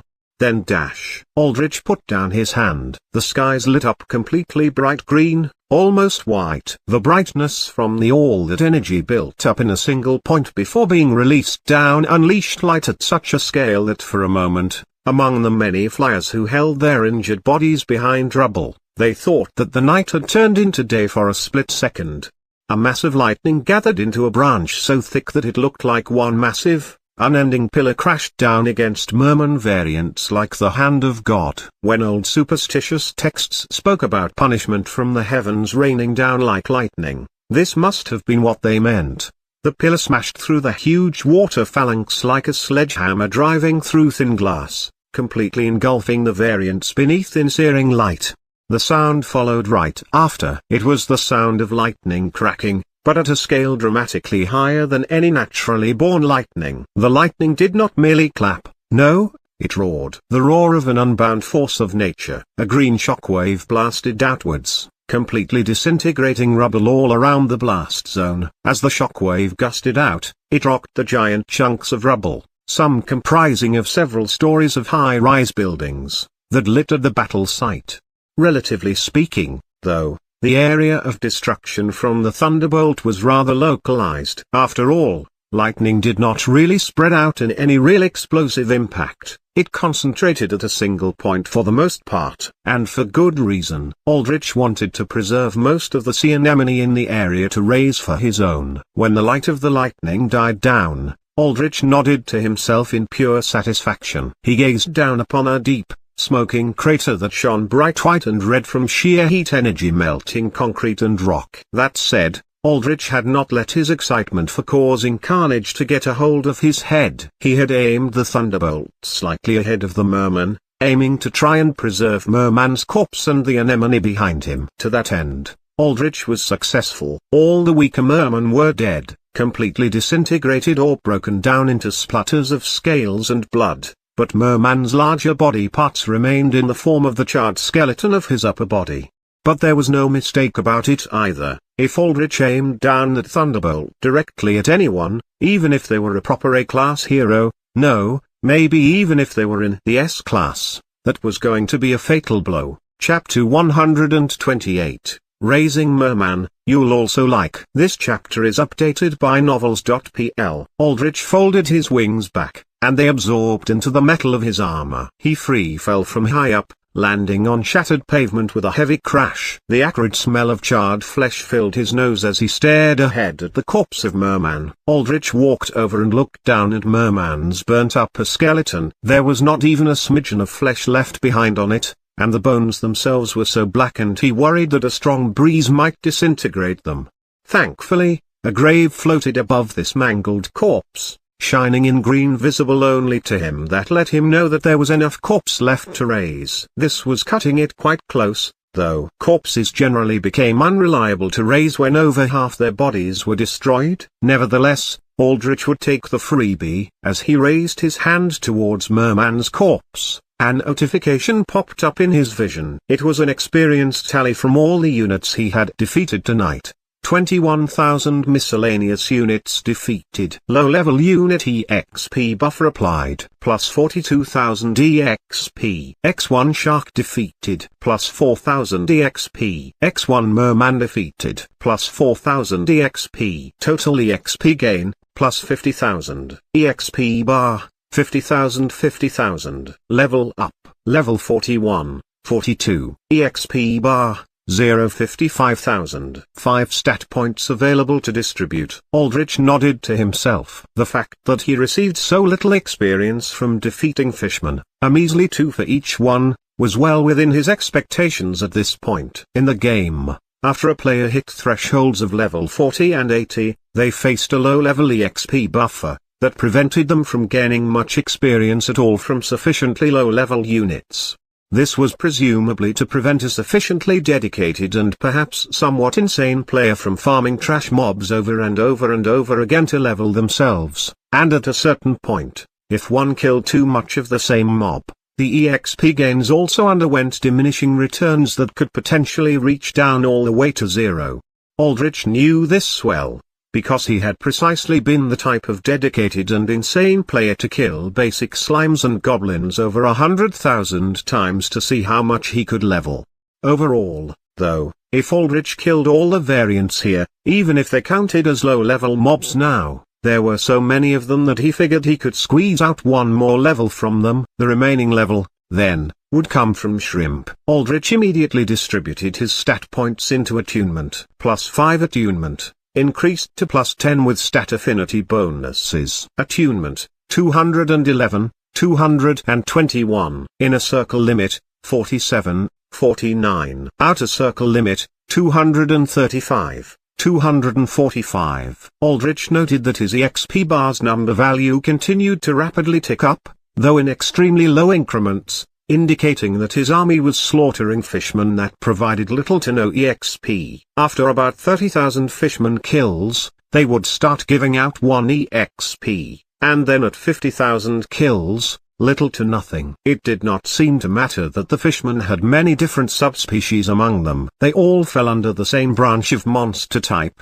so the penalty applied equally among them all. Aldrich filed away all these observations and focused back to Merman's corpse. "Not much of you left, is there? Well, I'll change that soon." "Serve," said Aldrich. Strands of green emerged from around his black metal hand, wisping outwards and flowing into Merman's corpse. Merman's charred skeleton levitated in the air, and Aldrich willed his Mist of Undeath out. The ghostly green mist traveled towards the skeleton, and as it clouded the horribly damaged corpse, it reversed all the damage the corpse had suffered. Charred flesh broke off to reveal new, pink flesh. Muscle built up, bones regrew and fused back together. The skeletal and muscular systems of Merman built up, making him look like an anatomy chart of exposed flesh before his slimy green scales covered his many arms and serpentine, slithering tail. His eyes flashed red once more, and the blue crystalline organ at his chest glowed with life again. Aldrich felt a faint blur hit the edges of his vision. His mana had dipped below 20%. He would have to go out and consume graves to restore it. This was why Legion necromancers were so fearsome in a battlefield. When graves became disposable resources that popped up everywhere, they not only became a source for minions, but also endless free health and mana. Gorok Garakos, I serve you, Ocean King. Merman flared his gills open, exposing the frilly veins within them. A gesture of deep respect and loyalty. "Interesting. Your kind has a language," said Aldrich. He knew that smarter or more social variants could gather in tribes and packs, but an actual functioning language? That was something near completely unheard of. But if ever there were variants out there that could defy common convention and research, then it was with deep-sea variants who could evolve far out of sight and study of mankind.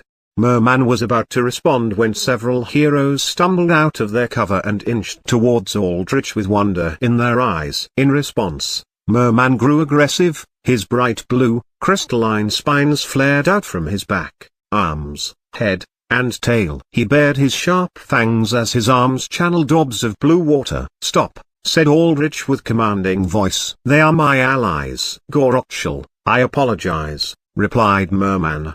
His voice undulated in a strange, almost alien way, and his voice was distorted, making it almost impossible to actually parse out what he said. To the ordinary ear, whatever Merman said would have sounded like unintelligible snarls and grunts, and that was what they had sounded like to Aldrich beforehand too. Aldrich could only clearly make out what Merman said now because of his master summoner link with the variant. It was highly probable that whatever tongue Merman spoke was difficult to fully articulate on land as well. "I heard on the comms that you could control variants," but I thought they were just shitting me. It's real. And it's not just that. You can raise the dead, said a hero as he stepped ahead of the others as their representative. I recognize that voice. You must be the one I was talking to over my earpiece, said Aldrich. He recognized the man because of his distinctive appearance. He was a mutant-type alter with moth traits, antennae sticking out of his forehead with carapaced skin that bore cracks practically everywhere. 4 large grey moth wings lay folded on his back. Mothman, is it? You know me? Said Mothman, surprised. Of course. I kept tabs on every D ranker in line to be promoted to C rank in Haven, said Aldrich. Can I ask why? Said Mothman. Because I hoped that one day, when I decided it would be time to stand out of the shadows, I would be able to work with all of you, said Aldrich as he extended out a hand, and Mothman shook it cordially, if with considerable amounts of awe. Mothman looked up at Aldrich's menacing armored form with awe, then at Merman, then back at Aldrich. Every single one of the other heroes did the same, staring at Aldrich and Merman with wide eyes and open mouths. It was understandable. The man they had heard about, the man in strange armor who had brought an entire army with him, the man who had stepped down onto the battlefield and turned the tides of a desperate and hopeless stand in one single moment, was right here. And all the stories that the Flyers heard about him overcomes, it seemed, were true. Not only that, but here this man was, raising forth the very monstrous variant that had made their lives a living hell of dodging and taking projectiles just minutes beforehand. Mothman was the first to snap out of this awed trance, showcasing a level-headedness to him that made it very clear why Seismic had trusted him to lead all the Flyers on a job like this. I have to thank you for saving all of us, said Mothman. With you, we would still be getting our asses handed to us, hiding behind rocks, just waiting for one of those water spikes to shove through our brains. Don't thank me yet. The fight's still going on. I've completely secured the airspace here with my living storm, so all of you are free to retreat back to the firing line. There, patch yourselves up and take a rest. All of you deserve it, said Aldrich. Now go. After Aldrich said this, the heroes did not move for several seconds, probably still in shock and awe that someone had actually saved them, and that they had been saved with such an overwhelming display of might. You heard him, said Mothman, snapping the heroes out of their trance. Get to the air. Get back to the firing line. I'll contact trauma teams to be ready for our arrival. All of you who can fly, take the grounded ones with you. With that, Mothman and the Flyers started to file out, giving Aldrich some privacy. Now then, said Aldrich to Merman, it's time for you to show me what you can do. Chapter 129, Valor as Merits. You'll also like. This chapter is updated by novels.pl. Gorok Kant, what do you wish from me?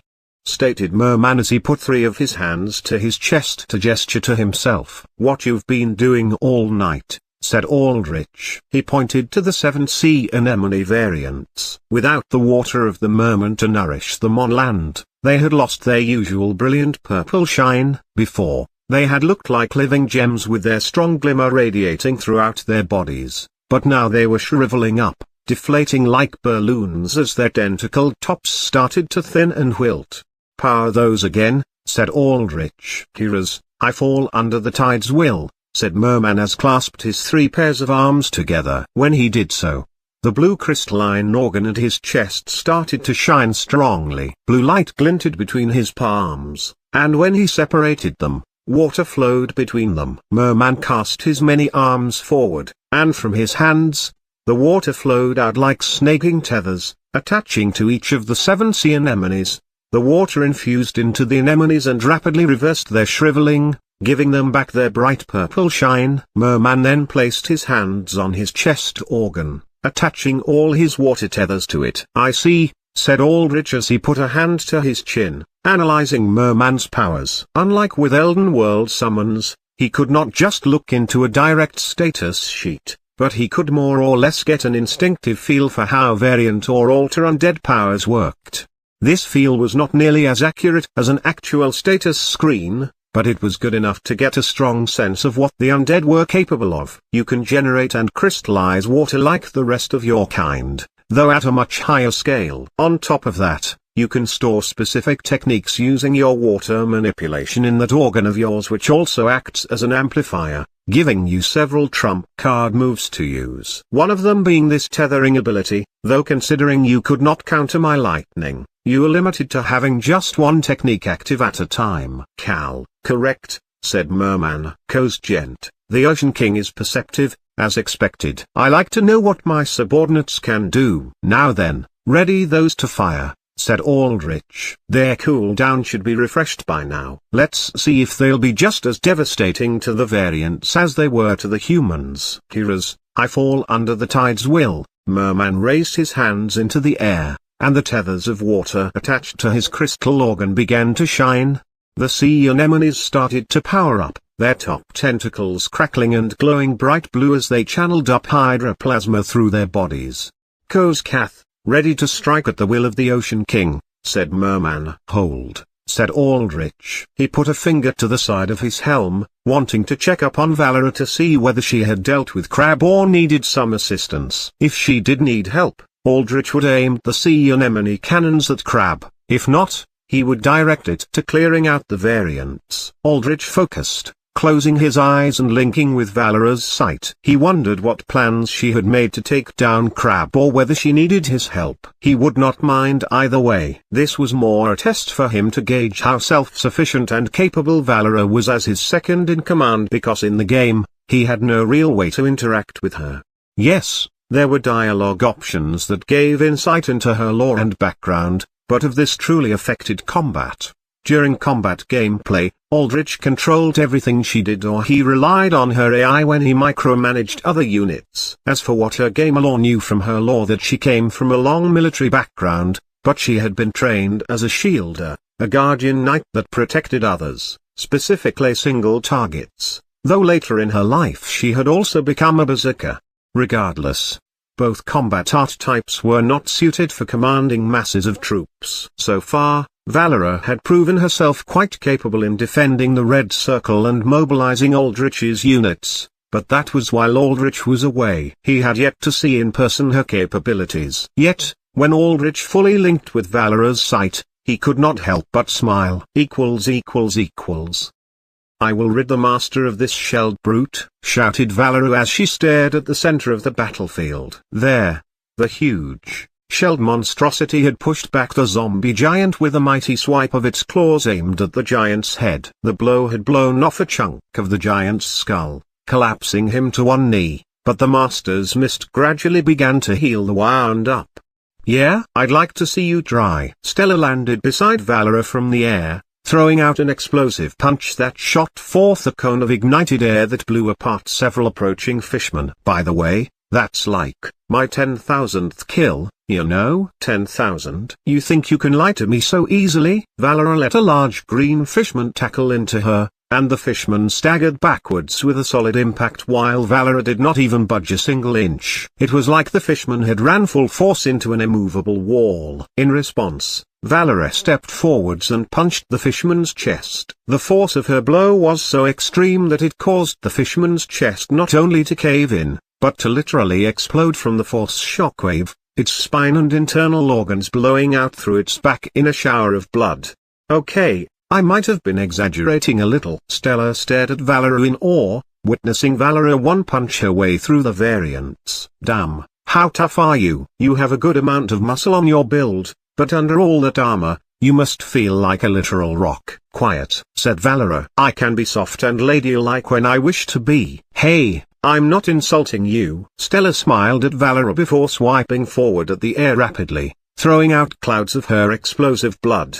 The condensed droplets shone bright orange as they gathered around a group of incoming fishmen before detonating like countless little grenades. And honestly, you should be proud of how tough you are. It's totally badass. And I hear guys like girls that fight. Really? Said Valera timidly as she absent-mindedly grabbed a crabman's head and crushed it to a pulp between her hands. Yeah, or at least, I sure as hell wouldn't be into a guy that didn't know how to kick ass, said Stella. Do you think that maybe the master prefers strong women too? I have to confess, I have very little experience in the ways of men, said said Valera. She looked at Stella hopefully while casually holding back a crowd of 10 fishmen trying to overpower her with one arm. Him? I dunno. He's a mystery. But what I do know is that he appreciates you as you are now. And in the end, that matters a hell of a lot more than how much of a lady you are, doesn't it? Said Stella. There's a saying around this world,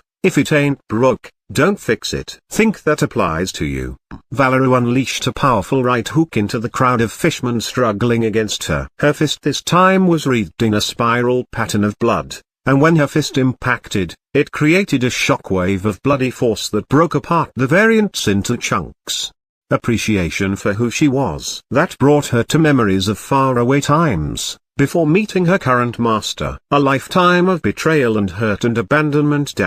Anyways, what was your plan to take down that big-ass crab? Said Stella as she squinted her eyes, staring several hundreds of meters ahead at the giant crab variant. Right, said Valera. She shook her head, returning to the present. She looked towards crab as it started to enclose its huge pincers around the zombie giant's neck. In response, their zombie giant grabbed crab's pincers and exerted force trying to stop them from getting too close. Stella, take me into the air. Got you? Stella grabbed Valera under her arm before lifting off with a continued explosion under her feet, basically creating miniature thrusters to generate lift. Hordes of fishmen rushed into the empty spot where the two had been, looking up at them as they flew in the air. A few of the blue fishmen fired pressurized water, but all of it deflected off of Valera's blood barrier. In this high vantage point, Valera closed her eyes and started to channel a mental link with the appropriate undead she needed. She used as few undead as possible, recognizing that she could not divert too many forces and potentially allow the fishmen to swarm through the sinkhole. Valera was not an incredible expert at war games or commanding armies. When she still lived in a palace and had a tutor, she learned a few things here and there, but all that had been taken from her far before she could become a master in anything.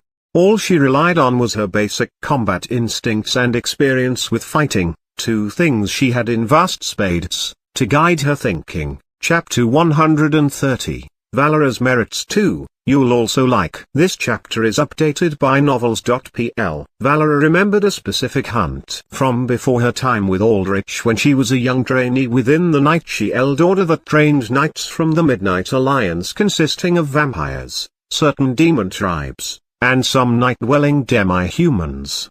There had been a time when Valera and her class had been sent into dark mountains to hunt an enormous rampaging boar. There, her instructor had drilled into her the fundamentals for taking down a beast with enough size and strength that no single knight could reliably deal with.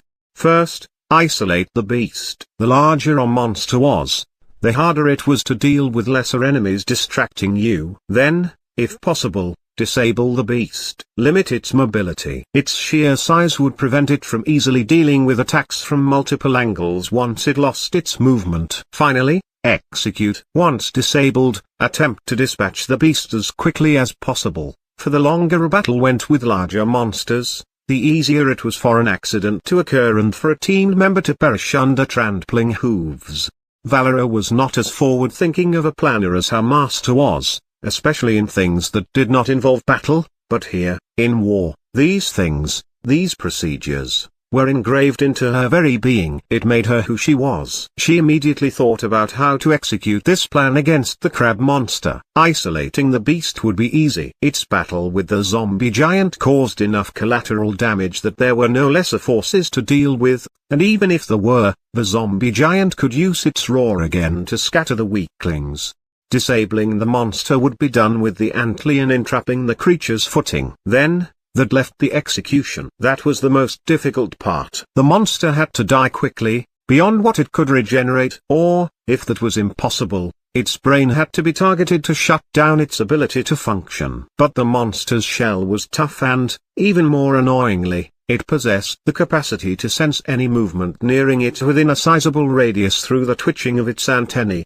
On top of that, the beast could direct some of the redder spots of energy it gathered around its shell and detonate them, generating concussive shockwaves of force that blew back anyone that tried to sneak attack it. The shockwaves were not accurate, but they made it difficult for anyone to sneak attack the creature. Already, the Death Wheel and Ace, One of the strong humans known as alters who possessed flight and great strength had fallen victim to these shock waves. If the monster was to be felled, it needed to be done so with a tremendous amount of power applied before it could even react. The only that possessed that level of raw strength here other than the zombie giant was Valera. "Drop me towards those humans," said Valera as she pointed to the black uniformed strong humans. "You, distract the beast with your explosions, but do not near it lest you risk attack from its shock waves." "I get to see some big boy action?" "Hell yeah." Stella sped forward, and after several seconds, dropped Valera down to Damien's green floating platform where the black uniformed strong humans regrouped to take breaks away from the chaos of fishmen below. Alexis floated at the top of the green ring, creating her storm barrier around it to prevent blue fishmen from targeting it with their pressurized water bolts. Meanwhile, bolts of lightning rocked out from the storm shield, frying groups of fishmen. When Valera landed inside of the storm shield, the alters nodded to her respectfully in recognition of their second-in-command. "Need something, miss?" said Damien as he flashed Valera a confident, pearly white smile. He flipped back his curly, lengthy hair with a poise that made it very evident that he had often rehearsed this hair flip to try and appeal to women so much that it had become a habitual part of him. Valera almost cringed in disgust but held it down. "Bring me, what was his name?" "Yes, Gerald." Valera did not have all the names of these strong humans known as alters down in her memory, but she did keep in mind the notably useful or strong ones. The most powerful among them was a man called Ace who possessed great strength, durability, and flight. A man that the alters had called their rank 3 and treated with respect. But Valera did not need someone like that. If she wanted pure brute force damage, then she was superior. "One Gerald coming right up," said Damien as he spun his finger around, creating a green ring that he flicked to the ground. There, a larger, pudgier boy leapt on. His skin was entirely a shade of dark pink and rubbery in texture. Valera had a rough idea of what these strong humans could do. She was still getting used to how their many unique powers worked, but she basically found it easy to understand when she treated them all as being humans that could use a single spell or set of spells.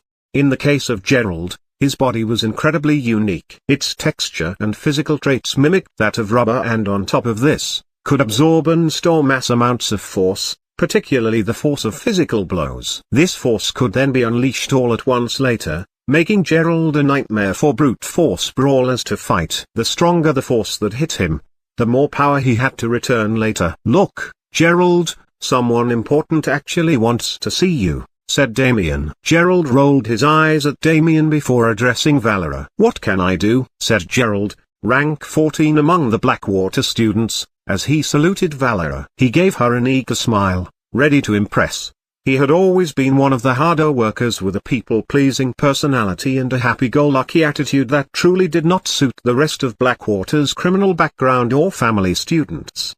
"I'm going to hit you now," said Valera flatly as she cocked back her fist. Chapter 131, Valera's Merits 3. This chapter is updated by novels.pl. At the center of the battlefield the zombie giant growled as it continued to struggle against Crab's pincers from closing around its neck. The struggle between the two huge entities shattered the ground underneath them as their legs drove into it, creating large pits of upturned and broken earth.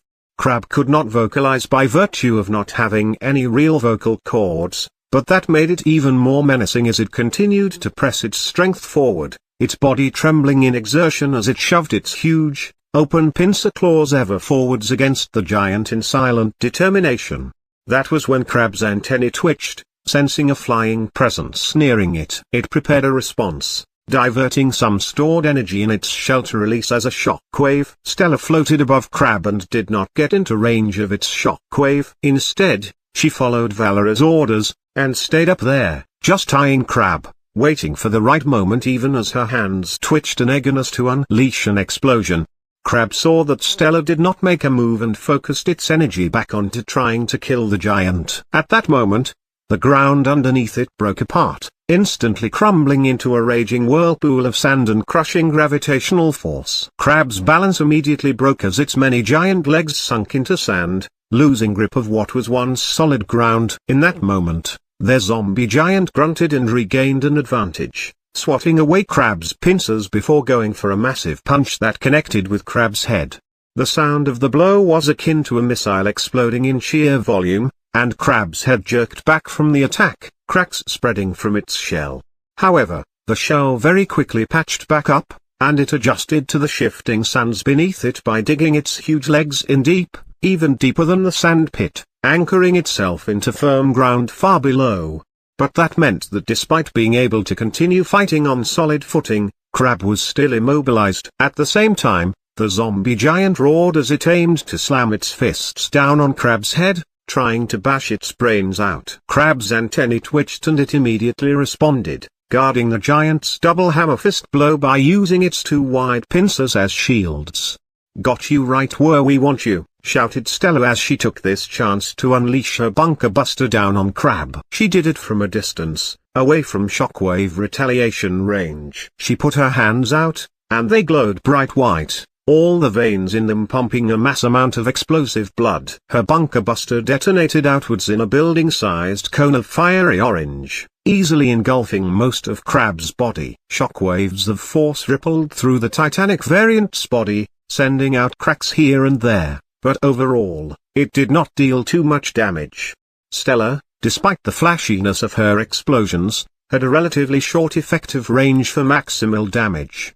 Her explosive blood could only travel so far before automatically detonating, making her more of a mid-range fighter. At a distance like this, her explosions had less impact because they lost energy as they traveled. But her aim was not to deal damage. What the bunker buster did accomplish was to disorientate Crab's vibration-sensitive antennae with shockwaves and heat. Meanwhile, the zombie giant kept it distracted from the front by continuing to force Crab to use its pincers to guard its head. In that very split second, with the zombie giant taking up Crab's attention from ahead, with the variant's senses momentarily disoriented, with its movements grounded by the antlion, a black blur shot across the battlefield. It traveled faster than any bullet, moving so quickly that it was imperceptible to practically everyone. Valor flew forwards like a living missile, her fist stuck in front of her as she aimed right at the Crab's head, right where there were still faint cracks from the zombie giant's last punch. The many segments of her black armor were filled in with bloody red, a sign that she had filled their Slayer gauge. Every single time she killed a unit, she received a small bonus to her stats and damage resistance. This could stack up to 100 times, and when maxed at 100, she gained an active buff known as their Slayer, which allowed her to execute any units by brutally tearing them apart when they reached low enough health. The weaker a unit was, the higher this execution threshold was. If she managed to get a hold of a vital point, this threshold increased even further. For basic creatures like fishmen, she could literally execute them from full health. However, for a mighty enemy like this Crab, she had to both reduce its health and get a hold of a vital point. She had no idea where the vital points of a creature like this, a beast she had never known before, were, but she figured that it was in its head. Regardless, the most important thing right now was to deal as much damage to the monster from within. That way, it would stop fighting even if she could not directly execute it. And dealing damage, well, besides protecting the master, that was her greatest passion. A split moment before Valor's fist reached the Crab's head, her lips twisted into a savagely wide grin, her cheeks literally tearing to bare the entire set of her sharp, blooded fangs. Valor pierced right through Crab's shell and into its head. She had punched Gerald over a dozen times, up to the maximum amount of energy he could hold and even more, even until his body started to break apart. She had then jumped off of Gerald while he returned that energy to her with the flexible nature of his rubber body, essentially becoming a trampoline from which Valor sprung off it with insane speed.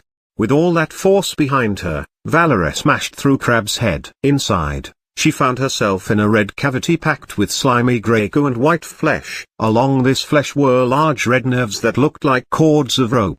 Die, die, die. I will have your spine for my master. For my dearest WHO has never abandoned me. Valor ripped and tore with reckless abandon. Anything she saw, she savagely destroyed. She clawed at and tore apart flesh, She used blood shockwave attacks to completely scatter the grey goo that acted like connective tissue. She took the large nerve cords and snapped them before tearing them to shreds. Squelching flesh erupted all around her rampage, completely soaking her in viscous, transparent liquid that acted as the crab's blood. On the outside, Crab twitched and frozen as its head turned into a mushy, brutalized mess. But it did not stop fighting. Instead, it seemed to struggle even more, unleashing wild blows everywhere. The zombie giant was pushed back, as was everyone else when Crab started to unleash shockwaves from all around its shell with little regards to accuracy.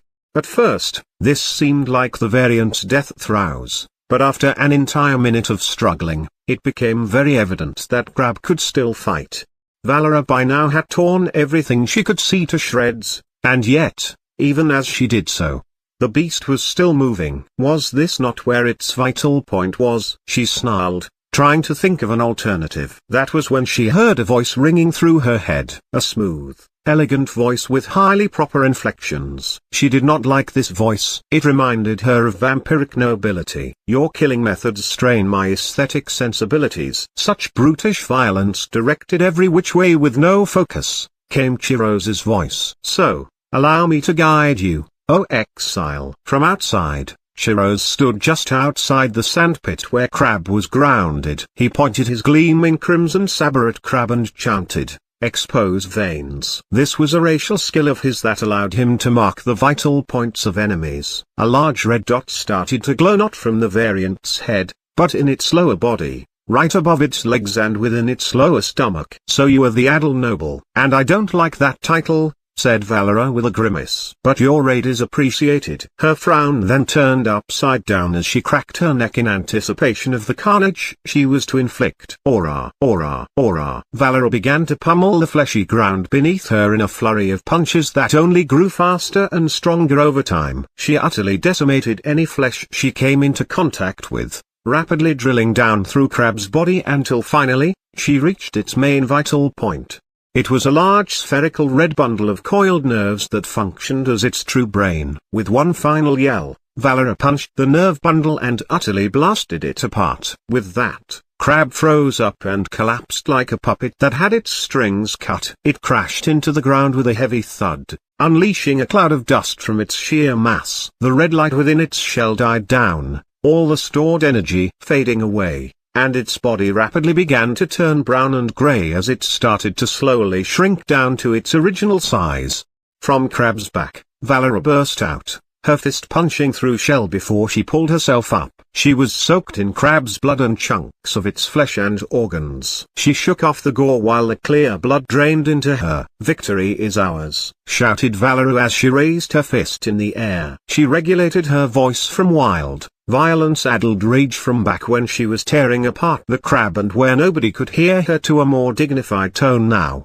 Valera was about to speak again, but as she looked into the sky, she noticed something coming. Chapter 132, Restoring Seismic. This chapter is updated by novels.pl. Aldrich smiled as he watched Valera stand over the corpse of Crab triumphantly. He was proud of her, proud of what she could do and how well she could handle herself. Seeing it firsthand made him even more sure that he could trust her with controlling his forces. Valera was a veteran through and through in terms of battle, and it made sense given her lore background. She was a vampire noble born from a forbidden union between her vampire count-father and a Dullahan warrior of an opposing faction. Her lineage made her forever accursed in the eyes of her vampiric peers. And though her father's doting nature had given her an early life of royalty, once her father was killed through internal political strife, she had been sent off to the Night Shield Order.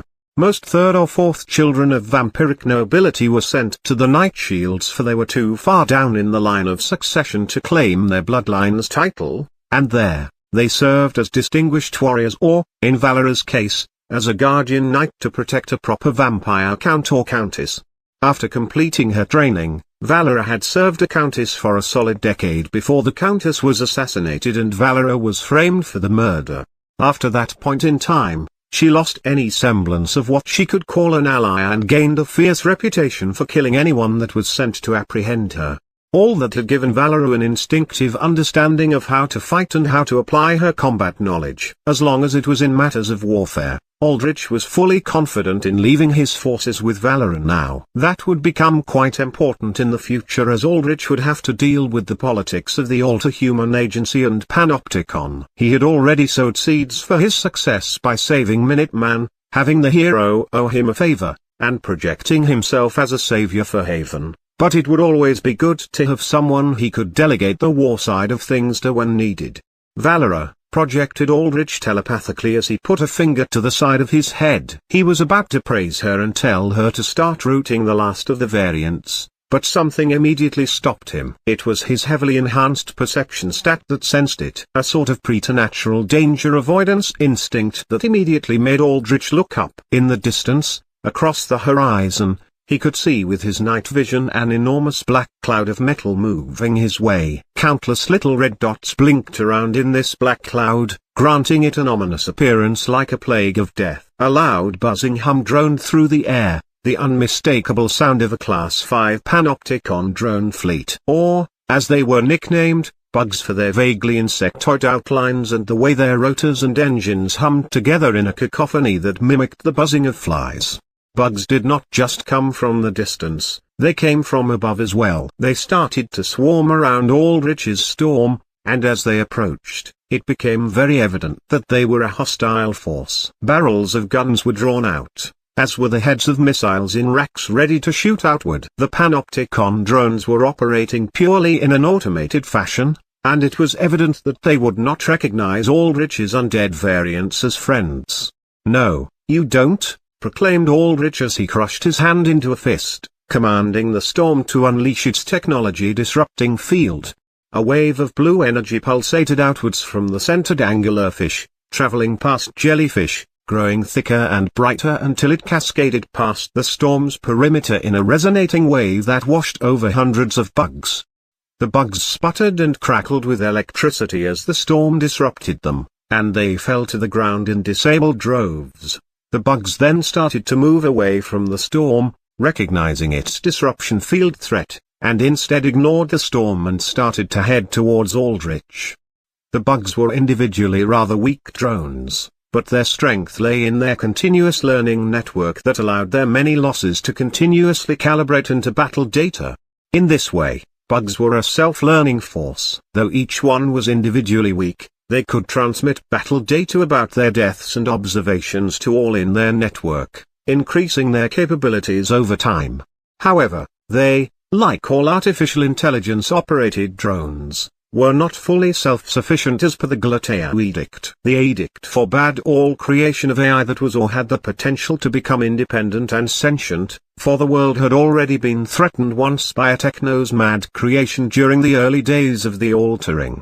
Countless bugs were probably already around the battlefield at this point, having swarmed in from other angles. "Master." Valera's voice resonated through Aldrich's mind. "These human contraptions are striking us, targeting the native beasts of this world under your command. Despicable humans, for them to dare to even lay a single metal finger upon my master's undead. Shall we lay waste to them all?" "Destroy the ones that pose an immediate threat," said Aldrich. "But try to limit how many you take down. Focus instead on evacuating all variant undead to portal range so that Portal Girl can take them under the Dale-Digcast line." "Understood, Master." With that, Valera's voice disconnected from Aldrich's mind. "TCH. Now this is an annoying situation," Aldrich said under his breath. From what Valera said and from what he could observe, the bugs only targeted variants. It appeared that Elden World monsters and entities escaped target. Even now, though, Aldrich thought about how he could abuse this situation. The fact that the Panopticon had not adjusted their bugs to avoid targeting Aldrich's forces meant that they were too busy to pay attention to what was going on here. The fact that the bugs attacked Aldrich's units meant that he could use that as additional leverage against the Panopticon after this battle. Yes, thought Aldrich. This would only serve to cement his position further as long as he played his cards right. There would be little to no cost either. Once Aldrich's variants were under the Dale-Digcast barriers, they were invulnerable to drone interference due to the nature of the tech-disrupting smoke that their Spirit boundaries, projected. With the storm above projecting its disruption field as well, no bugs could target Merman and the anemones so long as they stayed under the protective, tech-disrupting range. But the biggest issue would arise when Shrimp recovered. Even now, the variant army still fought, meaning that Shrimp, the locust, was still alive, and Aldrich could confirm that from Shrimp's energy signature still embedded deep in the earth.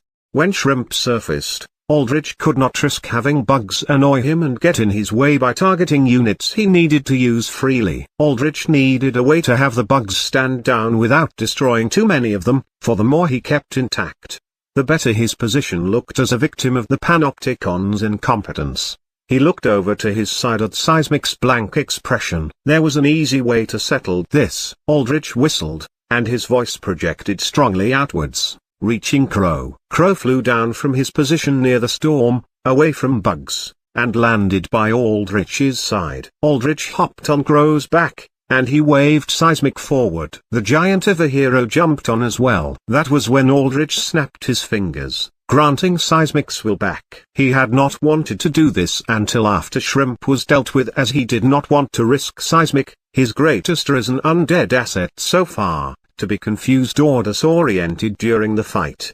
But this situation forced Aldrich's hand early. Where am I?" said Seismic as he rubbed his head, blinking rapidly as light and focus returned to his eyes. "I'll keep the explanation short. You died fighting the locusts. I resurrected you with my powers. Now, I need you here with me to fight against the rest of the fishmen and the locust when it returns," said Aldrich. "I''am alive again?" Seismic looked down at his hands and closed them into fists. He took in a deep breath, and when he exhaled, his expression turned deadly, focused, serious. "I get it. I'll fight with you. No questions," said Aldrich. "About who I am, what I'm doing. You already said it. You are fighting the variants. That's enough for me. And it feels like I can trust you," said Seismic simply. "All I want to know is how we're doing out there." Aldrich nodded. He liked Seismic already.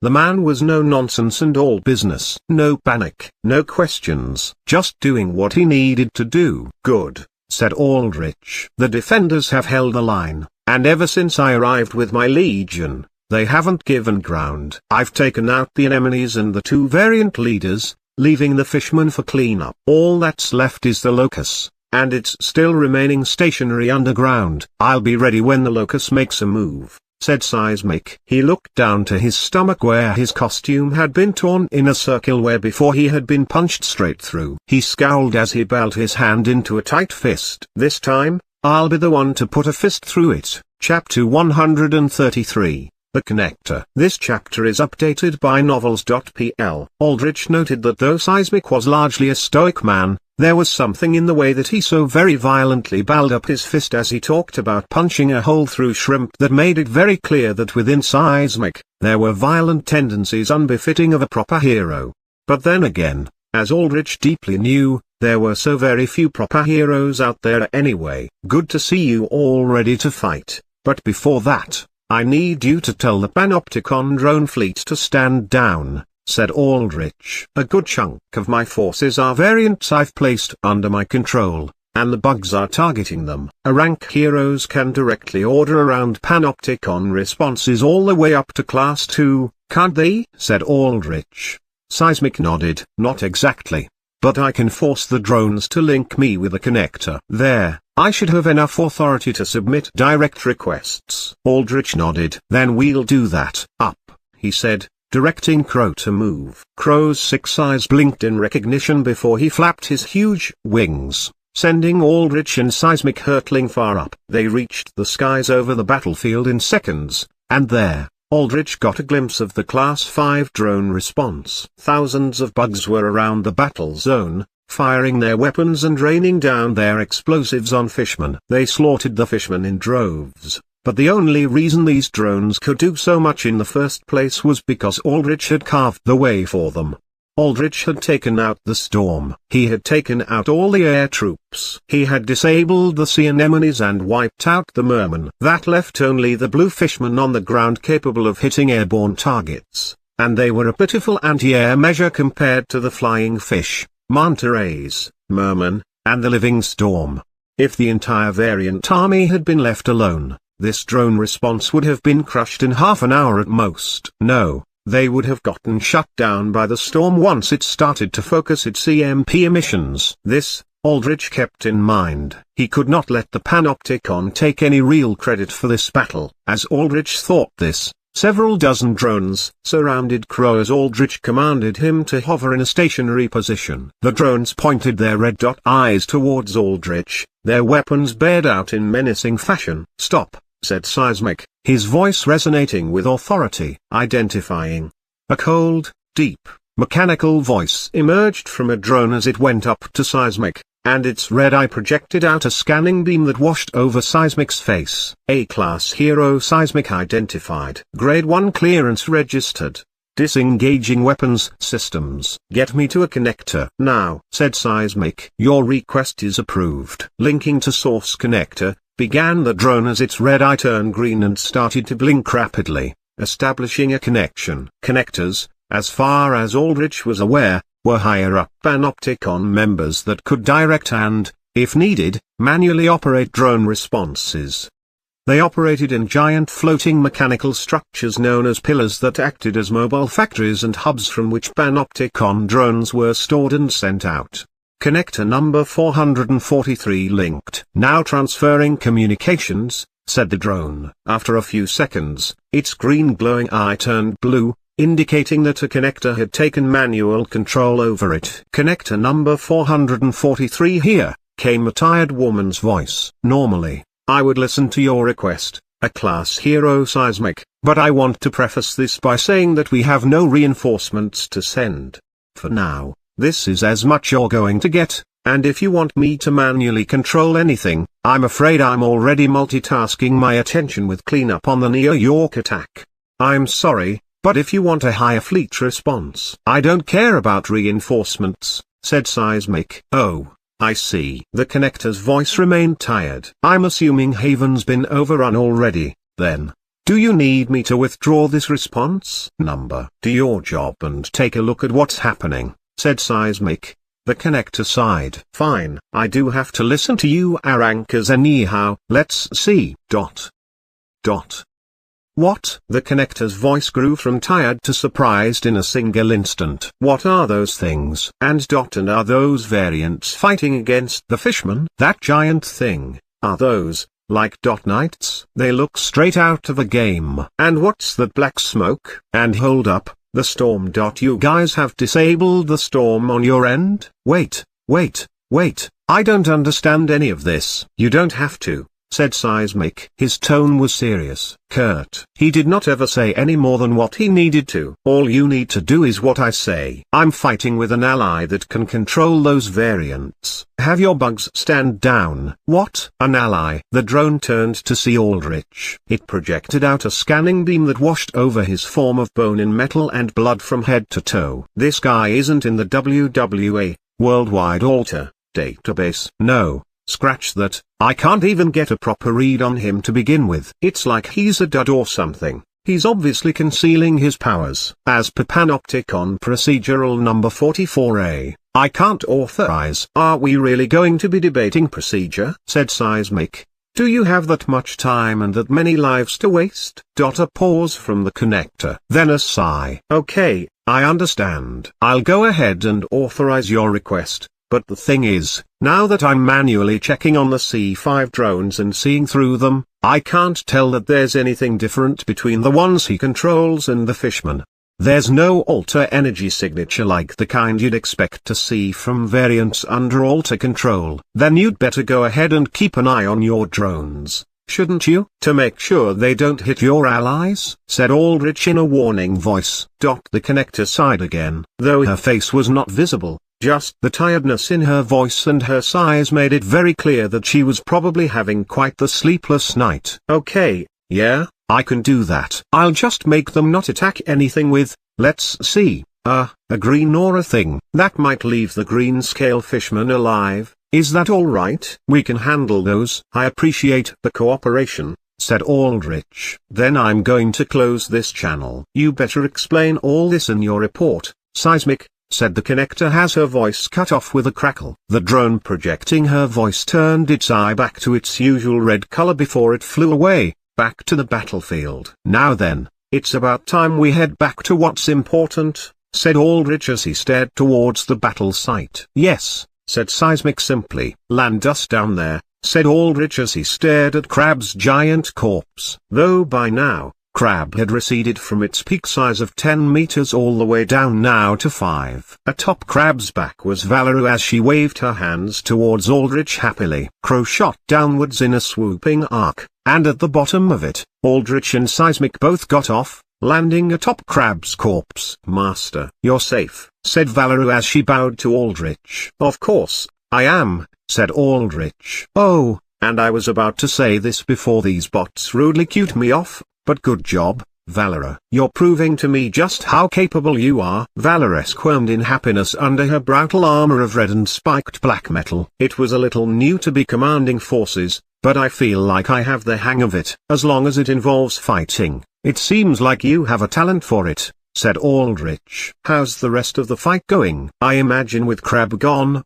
the rest of this variant army should have no chance." Indeed, these monsters are on their last legs. All the ground they had covered at the start of this night is gone. "No, they are now on the very cusp of defeat," said Valerie as she motioned around her. Aldrich's undead forces were fully pushing back the variants now, especially with the Panopticon's bugs swarming and destroying the fodder, equalizing the numbers difference between his legion and the variant army somewhat. Under a hailstorm of gunfire, missile fire, slashing swords, giant blows, explosions, toxic gas, acid, and countless other manner of attacks, the variants had no chance, not with their leaders killed. "I must say, these meshs are quite capable." "Worth the annoyance that they initially were, then they dawned upon this site of our battle," said Valerie. "But I worry about that one, the strong one." "It is yet alive." "No, it is," said Aldrich. "And we need to start preparing for it." For now, Aldrich made sure to check again that Shrimp's energy signature still remained underground. There it was, a large orb of white tracked in Aldrich's vision by Volantis's keen energy sensing. "We clean up the variants as much as we can while I get ready." "First things first." Aldrich knelt down and put a hand on Crab's cracked, dulled, lifeless shell. Serve. Chapter 134. Danger. This chapter is updated by novels.pl. Aldrich watched as twin strands of green and red energy flowed out from his hand as both his health and mana drained in raising Crab. Evidently, Crab, unlike Merman, counted as a boss-type unit that needed Aldrich to channel his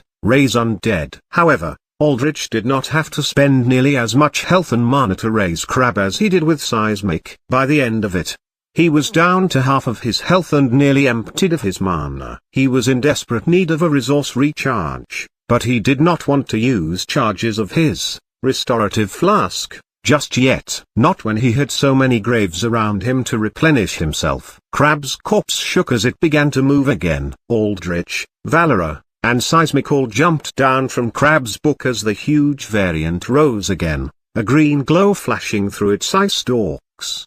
In a circle, 44-49, 45-49. Raising the dead. "An interesting power," said Seismic as he crossed his arms and stared at Crab's reanimated, green-shrouded body. "I fought a villain that could do that in Africa." Nzambi, an A-lister, took out her army. But she could resurrect from any one of her zombies, no matter where it was. "Hard to kill like a cockroach." "I knew of her," said Aldrich. Nzambi was the leader of a massive group of nomads in Africa who had created a modern-day raiding army, going from city to city to take resources from with her nomads and, when they died, their zombie forms. She was a worldwide wanted terrorist, and in her 5th year of abusing her powers, she received an elimination order from the AA, a designation granted to alters who threatened the stability of society and were thus to have their lives deemed worth no more than a variant, stripping them of all access to banks, city access, and no consequences for anyone that killed or neutralized them. Eventually, Nzambi was taken out by Solomon Solar with the aid of Psy Force, one of the strongest psychic-type Schneck alters in the world, to freeze her mind inside her current body so that she could not infinitely revive herself. Nzambi was one of the most notable altars that could raise the dead, but she was not unique. Powers that affected corpses were not unknown. They were just taboo among the AA and its heroes because very few heroes overcame the bad PR that using corpses or zombies generated. As a result, most altars that could do anything resembling necromancy usually became mercenaries or villains. But my powers operate quite differently from hers, continued Aldrich. If you want to use her power as a benchmark to figure out what I can do, I'll tell you right now that it's pointless. I figured, said Seismic. All I want you to tell me is this: do I have control over myself? My own free will depends on how cooperative you are, said Aldrich flatly. So that's how it is. Seismic's expression did not change. It remained the same serious face as always. Consider it the price for coming back from the dead. Nothing is free in this world, after all, said Aldrich. A fair price to pay, said Seismic simply. I'm glad you understand, said Aldrich genuinely. He truly appreciated how quick Seismic was to accept and understand the way things were. It showed how quickly he could adapt to new situations. Aldrich turned to Valera. Valera, use your shield again. Protect me while I recharge. And Seismic, you can wait here until the locus comes. I'll regroup with you soon, and together, we can take out the locus if it hasn't moved yet. Gladly, said Seismic. Understood, Master. Valera manifested her cross shield of metal and bone and stood by Aldrich's side. Aldrich then leapt into the air with Valera mimicking his movements. Together, they landed in a thick drove of slaughtered fishmen and crabmen. Above their corpses, countless grave markers floated. Aldrich raised his hand and chanted, "Mass grave consumption." With that, over 50 graves floated into Aldrich, replenishing his mana from nearly empty to completely full in a single instant. A blue aura flickered around him, signifying the restoration. Mana, 471. Yes, thought Aldrich with a satisfactory nod. This was how Legion necromancers should have been. A master of the dark arts who thrived in the chaos of the battlefield where all others choked under the bodies and death. Aldrich looked down at his pale hands, seeing the bony fingers of his true form flash underneath. Were he not a lich either, he would not nearly have been this strong either, because his game character Necromancer was fundamentally a game character. It was limited by game balancing such as the fact that it could not only have around 100 undead at max with the most optimized equipment and at level 100. As a lich, even barely past level 40. Aldrich far surpassed that level of unit control. This was the power of a racial transformation that he could never have obtained in the game. One that would have been game-breaking in its sheer power. As a lich, unbound by the limits of the game, Aldrich truly was a nigh unstoppable force in a large-scale fight like this. Though, of course, he had to consider his weaknesses still. A mass, grave consumption, like this had a much longer cooldown at a whopping 30 seconds. And he could choose either to restore his health or his mana, not both. Strong individual enemies could abuse this cooldown period to target him down, and eventually, if he was forced to keep using his mana to defend himself, his grave consumption would not keep him alive.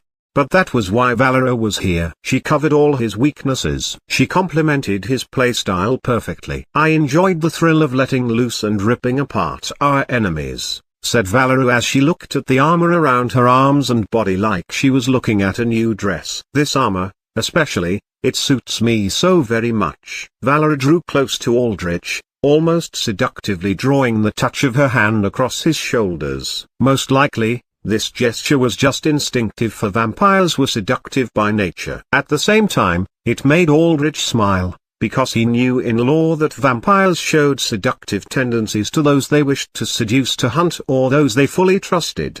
But what I missed even more was being by your side with my shield raised to defend you, my master. There's nobody else I would trust to defend me like this, let alone someone as capable as you, said Aldrich. He scanned around for more graves. Thousands more littered the battlefield all around him. When the cooldown for his grave consumption reset, he would restore himself to full health. Your praise is too much for a humble guardian like myself, said Valera as he lowered her head, though she noticeably trembled in happiness. Valera paused, and for a single instant, Aldrich felt like the world had slowed down. His enhanced perception was screaming at him that he was in danger. Grave danger. This was a sensation that Aldrich had never felt before since he had become an undead, when he had managed his forces and himself carefully so that he was never in risk.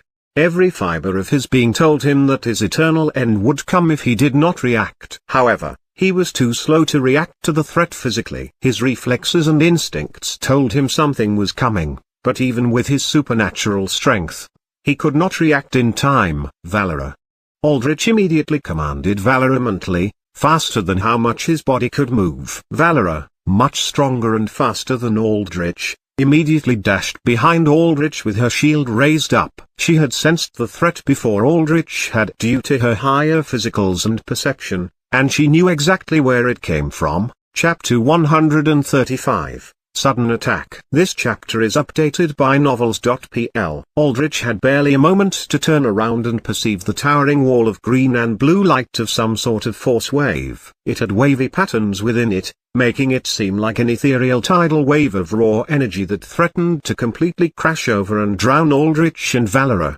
Valera had her shield slammed down, ready to defend Aldrich at all costs. She did not give a single care about her own safety. She stood against that tide of energy with unbreakable determination. A metallic white glimmer sparkled around her, indicating that she had buffed herself with the skill, Body of Steel, that allowed her to massively reduce the incoming damage of a single attack.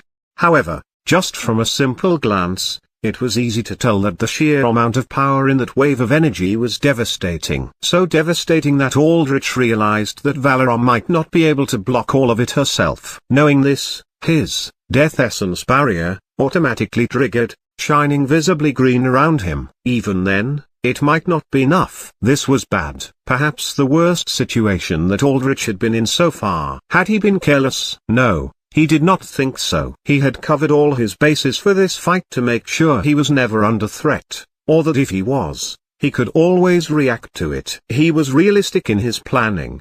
He knew that he could never foresee every possibility ahead of him. There was no such thing as a perfect plan, after all. But the point of planning was to give him room to react to sudden changes, so that even if he was taken off guard, he could always recover.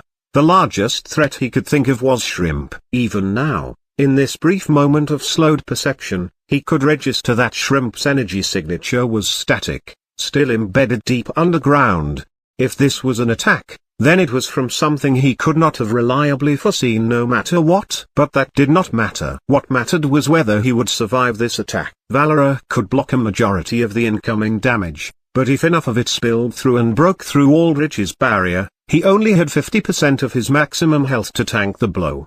And judging from the staggering amount of power in this attack, that was a non-zero possibility. For the very first time since his undeath, Aldrich recognized that his life was in palpable danger. Valera, with all her battle experience, knew even better than Aldrich the strength of this attack. She knew that there was a chance she could not fend him fully, and she did not want to take that chance at all. In the mere fraction of an instant before the energy wave crashed upon them, she reached her free arm through Aldrich's barrier and shoved him into the air with a powerful push, knocking him out of the way. Time flowed normally again. High up in the air, Aldrich righted himself with his draconic wings as he saw the tidal wave of energy crash over Valera, surging past her in a narrow wave that stretched out across a vast swathe of the entire battle site itself. A roaring, crashing sound reminiscent of tides crashing against rock raged through the air as the energy wave flowed forward. Anything caught in that wave of blinding bright green and blue instantly broke apart. Thankfully, because the energy wave was relatively thin, it did not manage to fully erase any of Aldrich's troops. It caught the zombie giant and crab by surprise, blasting a hole straight through their legs. But beyond this, there were no casualties on Aldrich's side. The fishmen, however, were not so lucky. They were utterly eviscerated under the energy wave, and when it faded away, it revealed an enormous trail of molten, carved-out earth from the sheer amount of heat energy stored within the attack.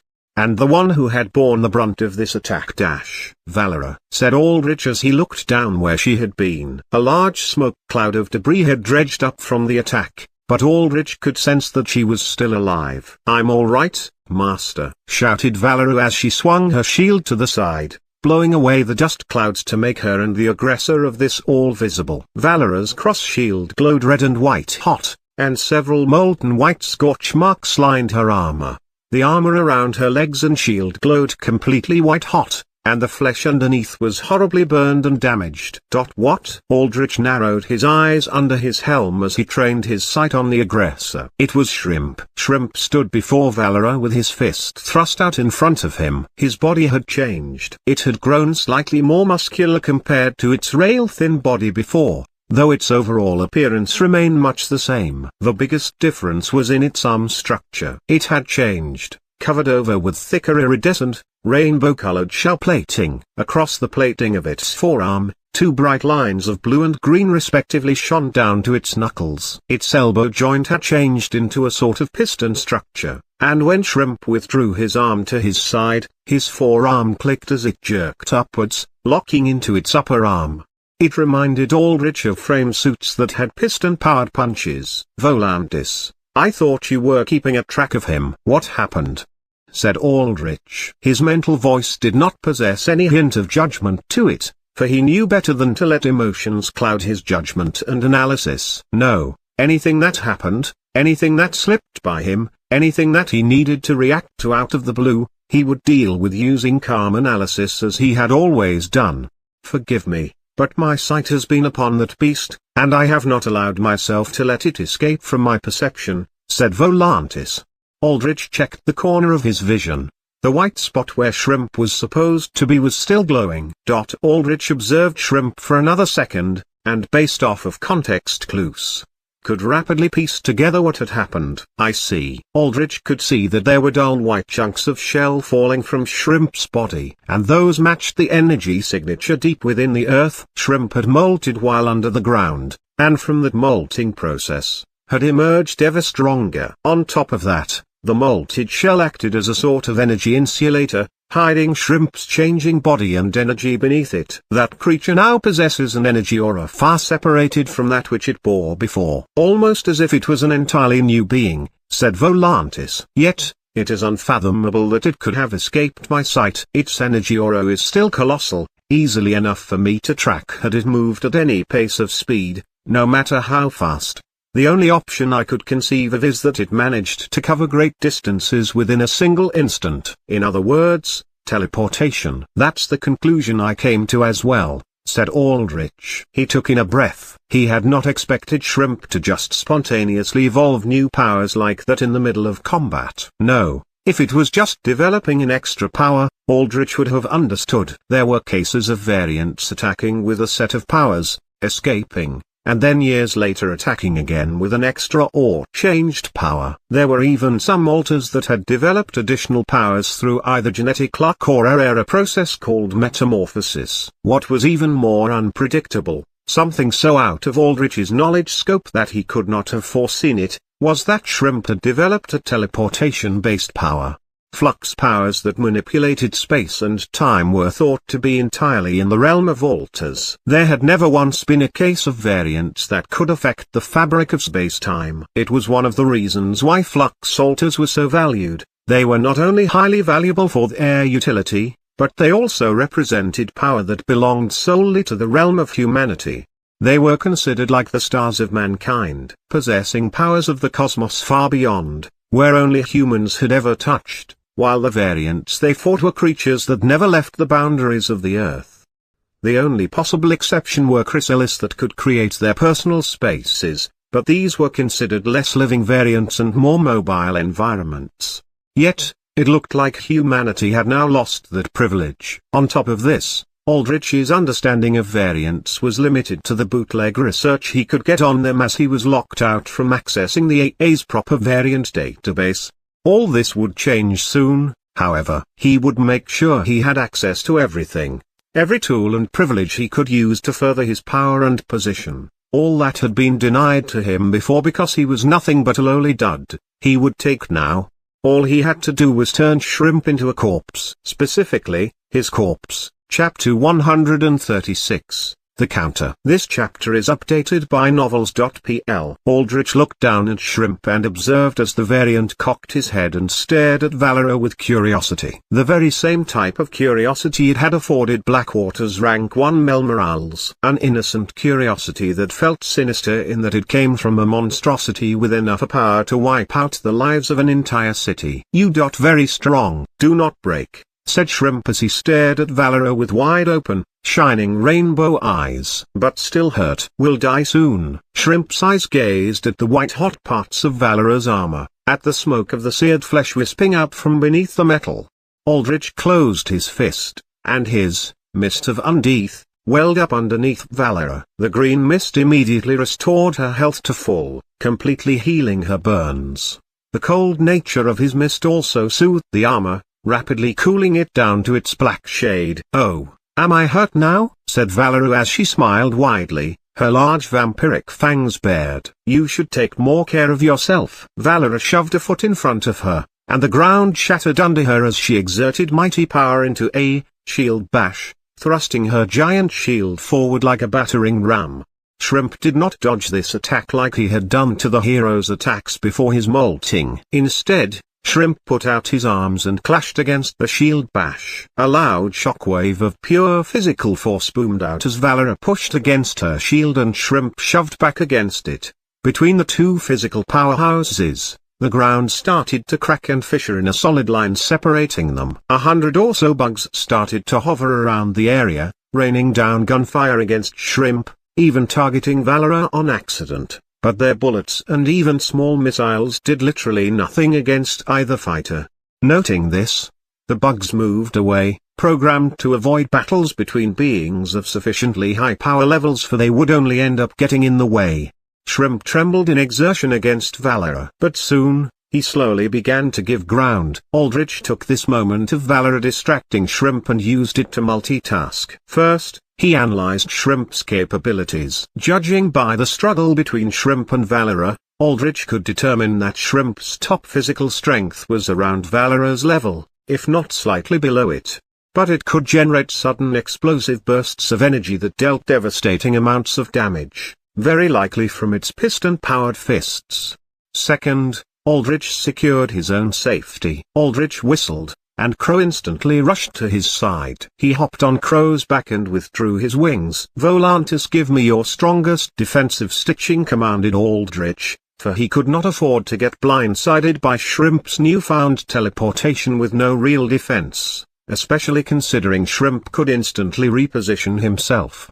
"Organ stitching, mountain drake scales," said Volantis, causing thick gray, earthen scales resembling the hide of a pangolin to emerge all around his armor. The scales glinted with tiny gem-like sparkles. "Excellent choice," said Aldrich. "There is not a single set within my bone collection that is of no use," said Volantis, pride tinging his regal voice. Mountain drakes were flightless monsters that lived deep within the largest of mystical mountains, and over centuries and millennia sleeping in beds of precious ores. Their scales not only hardened with age, but also fused with the minerals around them, becoming unfathomably hard.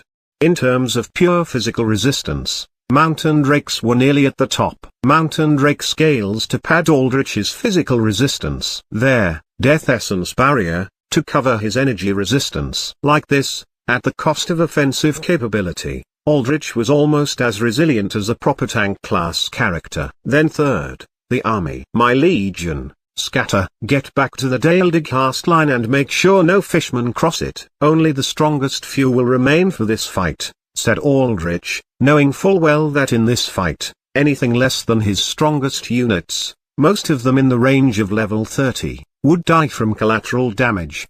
Aldrich did this all with lightning-quick efficiency in the span of just 2 to 3 seconds. He was used to micromanaging units in Elden World, and he applied that talent now. He gave a broad mental command for all the units he did not need to retreat, then took all those that he foresaw could be useful and had them begin moving to aid Aldrich.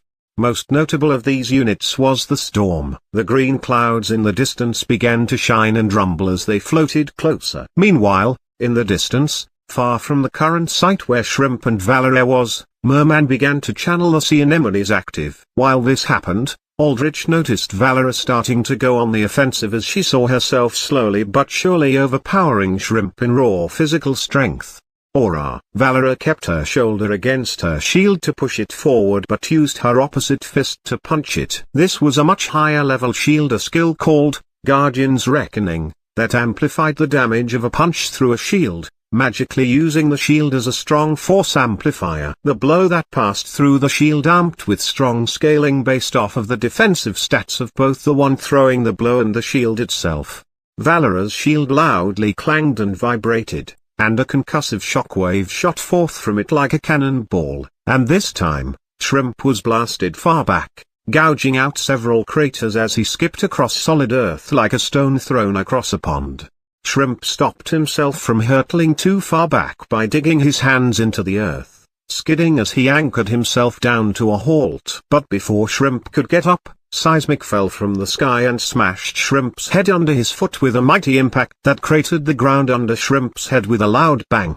A white orb covered Seismic's boot, and beneath it, Shrimp's head started to distort against the orb. Shrimp's face sank into the ground against Seismic's shockwave orb. Cracks lined Shrimp's shell helmet, spurting with blue blood. One of his rainbow-colored eyes bulged before it popped out of its socket entirely from the intense amount of pressure it was subject to. I.fight. Shrimp shouted with a single bloody eye. Even against Seismic's tremendous force, Shrimp began to slowly but surely resist, positioning his forearms to push himself up. Seismic's face warped into an expression of pure concentrated savagery as he loosed a deafening roar, the huge muscles around his legs bulging as he input as much power as he could.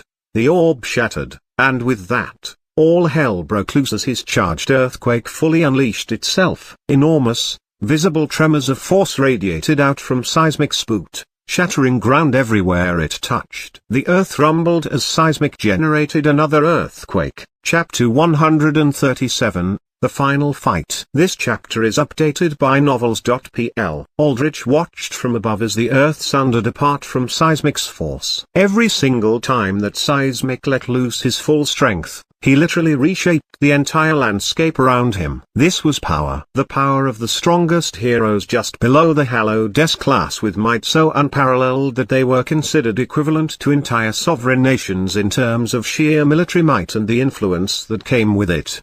Nevertheless, even if Seismic was not S-class, he definitely was near the top of A for his raw power. It was truly thrilling to watch Seismic go at it with all his might. About 2 decades ago, during Seismic's prime, he had been a devastating menace that always let his power loose at max throttle without much care for collateral damage.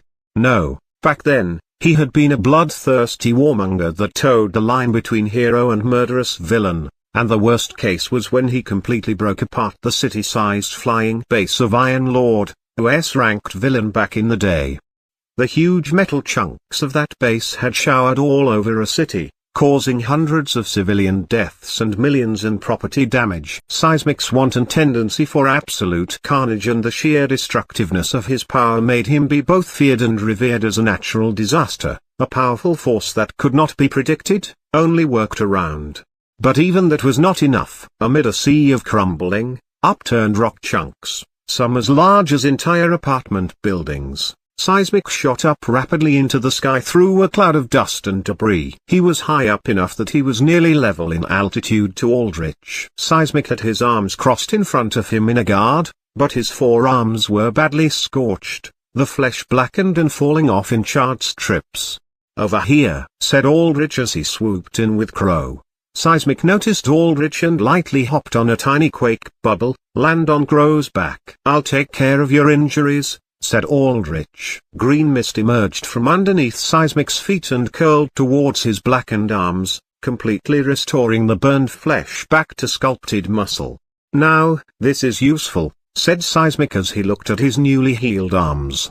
He cracked his back, feeling his newly healed spine. However, he grimaced when he felt the same old stiffness where his altar organ had started to crystallize. Whatever this healing was that came from this mysterious man, It could not undo crystallization, which made sense. There was not a single altar power or piece of technology in the world that could counter crystallization. I can't do it infinitely, though, said Aldrich. So don't take too many hits, especially ones that can take you out entirely. I can't bring you back from that.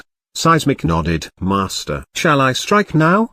Valera's voice rang through Aldrich's mind, and he sensed that she was in front of the upturned earth spikes from Seismic's kick. While the monster is weakened. Hold off on that, said Aldrich. It's too risky to go in solo against a tough unit like that blindly. What's the situation look like? Asked Aldrich to Seismic. He deferred to the veteran hero's judgment on whether to press the attack or hold back. The locus is tough. It took a full force hit from my quake and still survived. I almost killed it with that hit. I could feel it, but it still has more than enough power to fight back. I would advise holding back and confirming its injuries, said Seismic. Not a good idea to rush into A-rank locuses like this. I would wait until we can secure a visual. The creature's new energy aura has been committed to this true sight of mine, came Volantis's voice in Aldrich's mind. It shall never leave my perception, and I am prepared to track it through even warping. I have a visual, said Aldrich. He looked down to see that under all the giant earth spikes, rock chunks, and huge cloud of dust, there was a brightly glowing green circle that signified Shrimp's presence. Shrimp remained stationary at the epicenter of all that upturned rock and dust. But Aldrich remained infinitely on guard, knowing how this had played out last time with Shrimp molting and teleporting. He kept his altitude with Crow, and he made sure that Seismic was right beside him, not to mention his ironclad defense with Volantis's organ stitching. On top of Volantis's energy tracking, Aldrich doubled down on his security and commanded his Grave Ward to position high in the sky but directly focused toward Shrimp. Like a miniature satellite, their Grave Ward would feed Aldrich a visual of Shrimp as much as possible, and its sight pierced through the dust clouds, making Shrimp's appearance clearer than a blob of marked green energy. Shrimp was standing there in the midst of all that shattered earth with its hands on its head, blue blood pooling from between its fingers. There were cracks all over its rainbow shell with a white glow shining through the damaged lines. It appeared that from this white energy, Shrimp began to regenerate its injuries. The white energy concentrated strongest beneath its feet, traveling from the ground up over the variant's body. It's not moving, said Aldrich. And it looks like it's taking the time to regenerate. Is there a white glow around its injuries? Said Seismic. You know something about that? Said Aldrich. He figured that Seismic had knowledge about strong variants like this that was classified to heroes of his caliber. Seismic nodded. Few heroes know this because they are so rare. But strong enough variant loci have a healing factor that works so long as they are making contact with the ground. It's called the antique factor. Oftentimes, it requires standing still as well. I suspected that a locus as strong as this had it. Seismic grimaced. That makes this many times harder. For loci with antique factors, we cannot ever let it out of our sights unless we risk it recovering itself. And it has teleportation to make holding it in place even harder. But it can't use its teleportation freely. How did you come to that conclusion? Asked Aldrich. He had his own ideas about the teleportation's weaknesses, but he wanted to test Seismic's perceptiveness as well. If could use its teleportation freely, it would have already by now. Especially when I had struck it. If it cost too much energy, it wouldn't have been strong enough to counter me like this. Most likely, it needs time free from interferences to use it, said Seismic calmly. But while it's healing with the antique factor, it shouldn't be able to use its other powers. If we want to strike, the best opportunity would be now. I figured the same, said Aldrich. He was impressed with Seismic's quick analytical skill capable of deducing the likely weaknesses of Shrimp's powers with such confidence. Aldrich immediately pieced together a plan to take Shrimp down. Sustained pressure. That's what will take this thing down. Just like you said Aldrich. We can't leave it alone to let it heal or teleport away. We need to keep whittling it down. That means you need to limit your area of effect shockwaves. My bracers are broken, said Seismic. I can't focus my quakes. It will be hard, but I'll try. I can't go all out, though. If I hit with my full force, it would have to be for the final Decisive strike. I know, said Aldrich. And I'll set that opportunity up for you. To start off with, I'll flush it out while it's still standing stationary. I'll hit it hard and fast to break it out of its little healing break, and right afterwards, he laid down the pressure. We never let it take a single break. Approaching it will raise its alarm, said Seismic as he narrowed his eyes and put a hand to his sharp beard. If you want to flush it out, you would have to do it by range. Range? How convenient. It's basically giving us one free hit, right? One free hit in exchange for recovering itself to full health. That's the gamble it's willing to take. Let's see if it's gambling on the right side, said Aldrich. He raised his hand into the air, and the storm gathered above him, coalescing its ghostly green clouds together. The jellyfish and anglerfish glowed brightly as they channeled waves of energy in deep, resonating echoes of bass. They channeled prodigious amounts of energy, but not as much as they did with Merman, as there was not enough time before Shrimp would make a full recovery and become mobile again.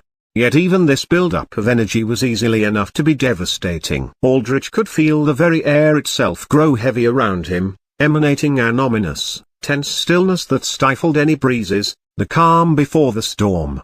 Aldrich put down his hand towards Shrimp's location, and the storm exploded in bright green as it unleashed a lightning bolt with a bright nova of light and a booming clap. Chapter 138, Attack, Attack, Attack. This chapter is updated by novels.pl. The green lightning bolt from the storm struck right at Shrimp's still form. It crashed through the sea of upturned rocks from Seismic's attack, and any chunks of earth that the bolt came into contact with, it blasted apart with all the ease and force of a sledgehammer bearing down on glass. When the bolt hit Shrimp, it exploded into a nova of bright green energy that lit up the night sky with a crackling roar. All the rock and debris that surrounded Shrimp was blasted away from the shockwave of the bolt. TCH. Aldrich looked down at Shrimp. Shrimp still stood tall. Green arcs of electricity coursed across his body, and his body stuttered, his muscles affected temporarily by paralysis. The ground beneath Shrimp had been reduced to a molten red puddle, casting an angry red shadow over Shrimp's iridescent rainbow shell. Cracks and scorch marks lined Shrimp's body, but he had not taken nearly as much damage as Aldrich had wanted. Instead, his antennae were glowing brightly, and quickly. The green electricity arcing around Shrimp absorbed into his antennae, transferring into a faint blue aura around him. He has some level of energy absorption, too, said Seismic. Explains why he could take a full force quake. The absorption wasn't as effective against your quakes, said Aldrich. It looks to be more effective at absorbing heat energy. It looks like the best way to get through that thing is with physical force. Valera. Yes, Master. Valera stood atop a rock pillar, looking down at Shrimp with a wide, fanged smile and gleaming red and black eyes. Put your shield away. Go on offense. Go all out, declared Aldrich. It would be my pleasure. Valera licked her lips before dropping her great shield. Before it fell to the ground, it faded away into a shower of black and white particles. She clenched her fists tight, and a bloody, rippling red aura surged around her. Valera drove off from the rock pillar at intense speeds, shattering the stone she jumped from. She flew downwards like a speeding bullet, a punch cocked back. Shrimp was still paralyzed, still processing the electrical energy running havoc throughout his body, and he took the hit straight to his face. A bloody shockwave erupted from Valera's punch, exploding like a bomb that slammed Shrimp straight towards the ground. Shrimp gouged out a sizable crater from the impact as his head whipped back from the blow, the shell around his cheeks cracking and crumbling and leaking blue blood. Don't let up, said Aldrich. Keep the pressure on. Crow growled as he swung his huge dark wings forward one by one, and with each swipe, a rain of giant black, metallic feathers shot down like a volley of spears. Shrimp saw the attack coming and leapt onto his feet and put his forearms over his face. The feathers smashed against him, scraping against his shell in a shower of sparks and a clang of metal as impossibly hard feathers struck by impossibly hard shell. The feathers cut sizable scratches into Shrimp's shell, but all skidded off, embedding deep into the shattered ground around Shrimp. Shrimp peered up at Aldrich, gazing at him with narrowed rainbow-colored eyes. You must kill you, said Shrimp as he slightly crouched down, putting power into his feet. "No you don't." Valerie used an upgraded version of Dash, called Blood Mist Approach. It was a powerful, higher-level vampiric racial ability that abused the vampiric ability to turn their body into red mist. Valerie broke down into crimson mist, and in her mist state, sped forwards at incredibly high speeds akin to teleportation. She instantly manifested into her physical form above Shrimp and flipped before crashing down an axe kick onto Shrimp's head. Shrimp blocked this attack with a guard. Another booming shockwave echoed through the air as Valera's armored heel crashed into Shrimp's thick forearm shell. The ground beneath Shrimp cratered as he dug into the earth from the sheer downward force of Valera's strike, but Shrimp's guard did not break. Instead, crackling arcs of green and blue energy surged around Shrimp's body before he faded away in an instant, appearing right behind Valera in a shower of rainbow-colored sparks. This was the same high-speed movement that Shrimp used to dodge strikes from Mel Morales and Seismic beforehand. Notably, Aldrich determined that Shrimp could only use the high-speed movement for short distances, elsewise it would have used it to escape by now. Shrimp cocked back a fist, and the green and blue stripes running down his forearm started to glow brightly as he charged his incredibly powerful punch.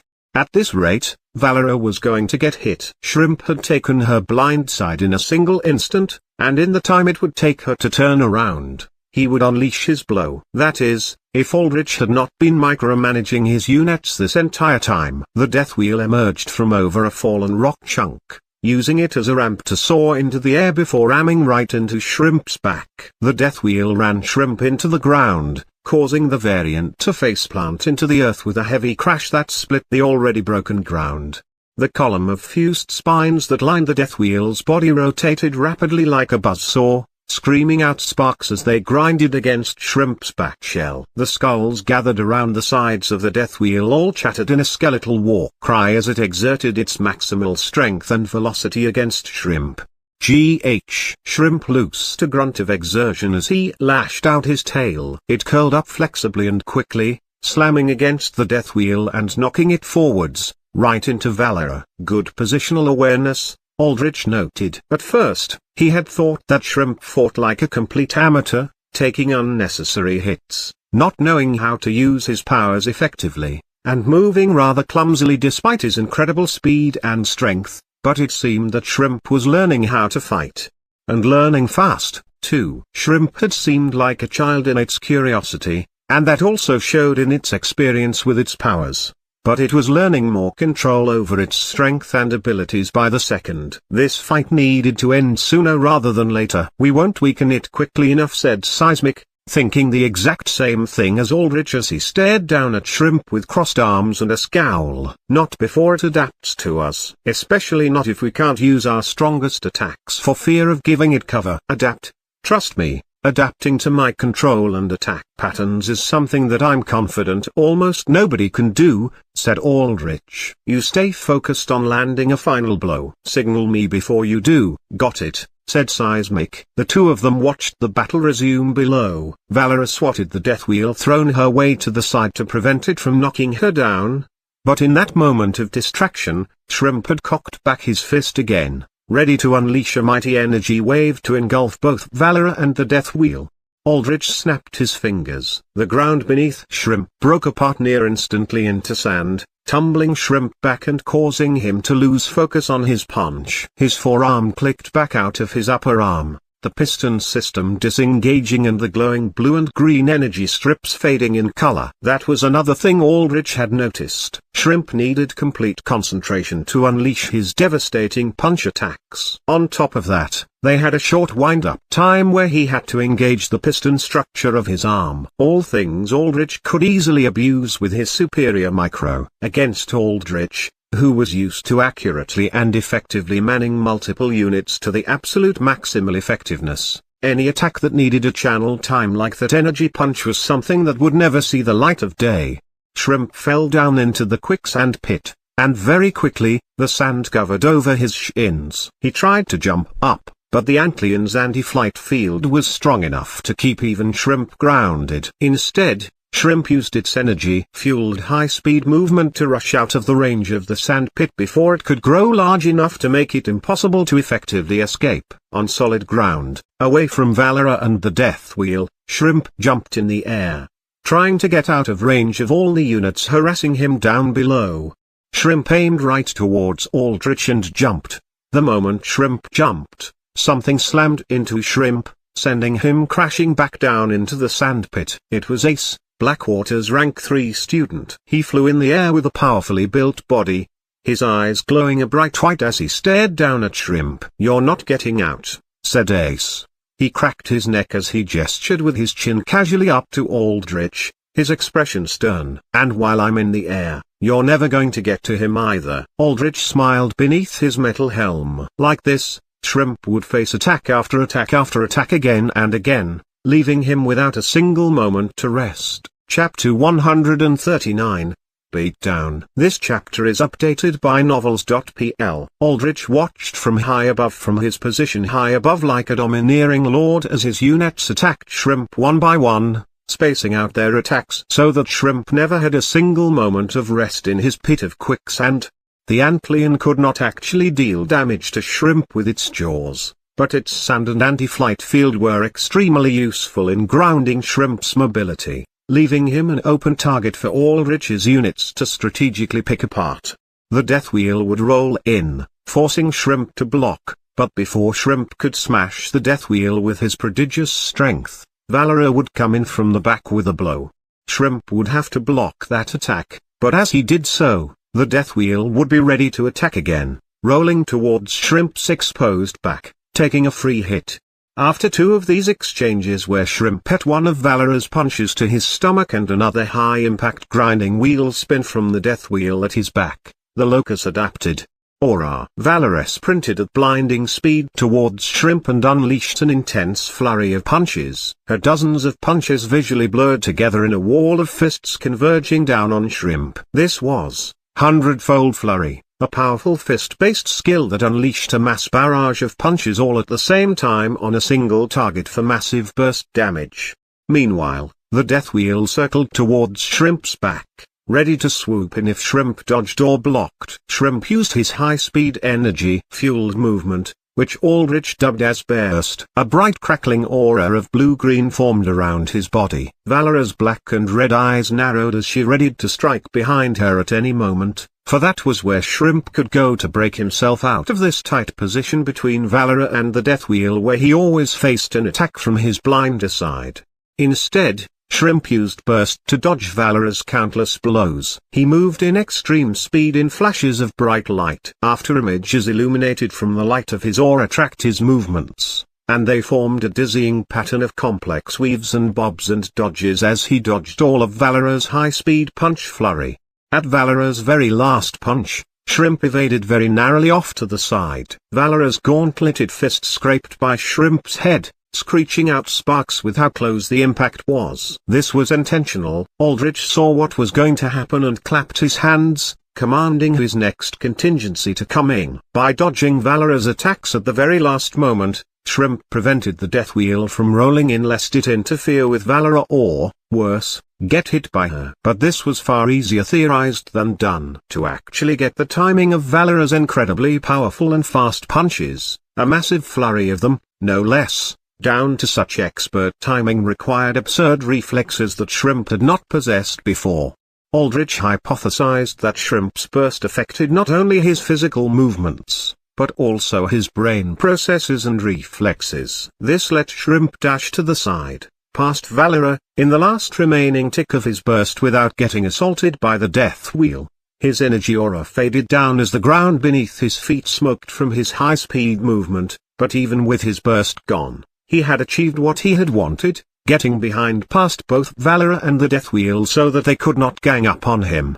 But if there was anyone else in this battle that knew anything about perfect timings, then it was Aldrich. No sooner had Shrimp managed to get out than did his antennae twitch as he looked up in the air. Before Shrimp could even think about moving to run away to get some distance, a red flash crashed in from above. Shrimp raised his arms up, blocking the Crimson Knight rose from cutting down at Shrimp's neck with his bloodstone saber. More? Shrimp said, annoyance palpable in his eerily human voice. Is that disappointment I hear? Said Chirose as he pushed down on his saber, using it to vault over Shrimp's head and stand behind the sea variant. Then I simply must put on a better performance, for I am never known to disappoint. Chirose put on a flashy smile, his red eyes glowing under his visor helmet. He had been thrown here by the zombie giant, for the giant was too large and slow to be a good asset in a fight like this. Instead, the giant acted like a mobile form of unit transportation,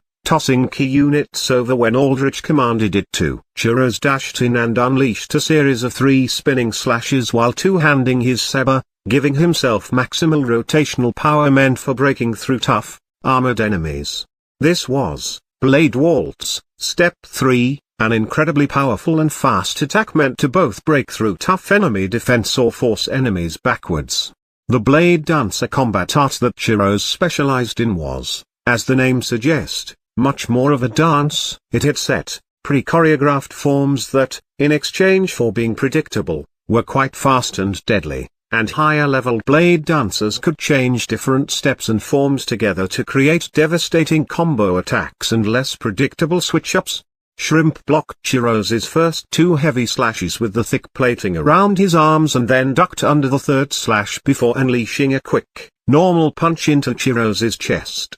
A boom of impact echoed as Chirose flew backwards from the blow, but he flipped in the air and righted himself on his feet. Blood pooled from his mouth as he took in a deep breath. My, you are quite a powerful one, yes. No wonder even the exile struggled with your ilk, said Chirose. Shrimp's antennae twitched as it whirled round again just in time to meet Valera's punch aimed at his head. Shrimp caught the punch in his own hand, but before he could return a punch of his own, Chirose was at Shrimp's back. Chirose flipped in the air before unleashing a strong downward slash with both hands. His bloodstone saber rippled and glowed with blood harvested from the countless corpses on this battlefield, extending the range, sharpness, and strength of the blade considerably. The blade dug into Shrimp's neck, noticeably where a crack was, and he managed to ever so slightly cut the flesh beneath. Little splotches of flower-patterned purple began to spread around the flesh, shining visibly through Shrimp's shell. Chirose's signature racial vampiric skill, one unique only to his bloodline, their crystal blood venom, had now infiltrated Shrimp's flesh. If enough of that built up, Chirose could instantly kill Shrimp like he had done with Shark, but he could not cut nearly deep enough to apply much venom. So many. Shrimp grunted in exertion as he tried to block Valera's punches while Chirose continued to try and saw his way through Shrimp's shell with the whirling blood layers surrounding his saber. Shrimp whirled powerfully around all of a sudden, trying to swipe at Chirose, but Chirose flipped back and evaded the attack. In that instant, Valera smashed down at Shrimp's head with a double hammer fist, immediately nailing Shrimp down into the ground with a cratering impact. Shrimp pancaked into the earth with deep cracks in the back of his head. Valera raised her foot up to stomp it down on Shrimp, but Shrimp rolled over rapidly, causing her to miss and instead cause cracks to rumble across the ground around her foot. Get away. Need to get away, said Shrimp as he looked up with blue blood pooling down his shell helmet, only to see the death wheel ramming into his face, sending him flying backwards where Valera punched him again with a full force lariat, causing Shrimp to pancake down into the earth again. Get off! Shrimp roared as he surged up with bestial strength with his fists out to his side, his burst coming back online as his energy aura flashed explosively around him, blasting and melting the rock in his vicinity. Valera and Chirose were both pushed back by the sudden energy influx, but this was temporary. Almost as soon as that energy burst flashed out, it died down. Shrimp had used his burst too soon after his last one, giving him too little time to build up energy. Now with his energy levels subsiding, the aura around him fading, Shrimp was helpless to another onslaught. Valera punched him, and Shrimp put up a guard to absorb the blow. However, her punch was so strong that Shrimp skidded backwards, and from behind, Chirose swept his blade under Shrimp's foot, sending him back on the ground again. The death wheel rolled over Shrimp to give time for Valera to close the distance and start stomping like mad down on Shrimp body. Meanwhile, Chiros slashed down in between Valera's attacks. All Shrimp could do at this point was put his shelled arms around his head and curl up in a ball as he got relentlessly beat down. This looked straight out of a scene from a street fight where an unlucky victim just got stomped and trampled over by multiple people helplessly, and just like in those situations, it was only a matter of time before Shrimp cracked and this fight was over. Chapter 140. Quest. This chapter is updated by novels.pl. Looks like my micro is as sharp as it ever was, said Aldrich as he looked down at the battle, or, rather, one-sided beatdown occurring between Shrimp against Valera, the Death Wheel, Chiros, the Antlion, and, occasionally, when Shrimp wanted to ever jump out of the way and into the sky, Ace. No matter where Shrimp went, no matter who he attacked, no matter how he guarded, he ate hit after hit after hit. Cracks now lined the entirety of his rainbow-shelled body. Chiros's crystal blood venom had spread to a larger extent through Shrimp's body, imprinting its purple floral pattern little patches around the variant's neck, arms, legs and chest, wherever Chiros managed to slash. However, it was easy to tell that this was not going to be a fight where an easy instant kill would work. Chiros's crystal blood venom spread slower the higher the vitality of the affected unit, and Shrimp was essentially at the pinnacle of vitality out of all the units Aldrich had seen so far.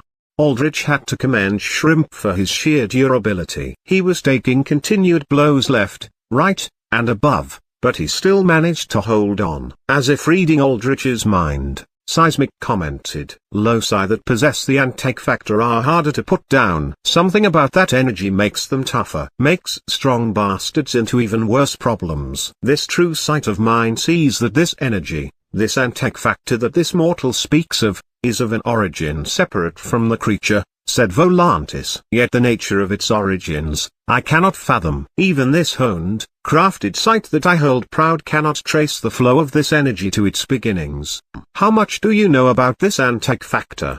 said Aldrich to Seismic. "Anything that can change the tides of this fight? Because the way I see it going, eventually, the locus will die." Seismic shook his head. "If you want details about theories on the origin of the factor, where the energy comes from, how it is made, I don't know. I never paid attention to research. I only know that this factor and energy does in terms of how it can change a fight, nothing more. But even knowing just that, I can tell that this fight will be over. It is only a matter of time. Your allies fight with remarkable coordination. It matches or even outclasses the first-rate hero teams. A single variant, especially a humanoid type like that, stands no chance against an onslaught like this, especially not when its large-scale attacks need time to wind up. Time it isn't getting. Time it will never get, corrected Aldrich. He nodded in satisfaction at the way this fight was going. Even an E-ranker like Seismic could recognize that the coordination that Aldrich's unit had was utterly top class. Aldrich's micro was good,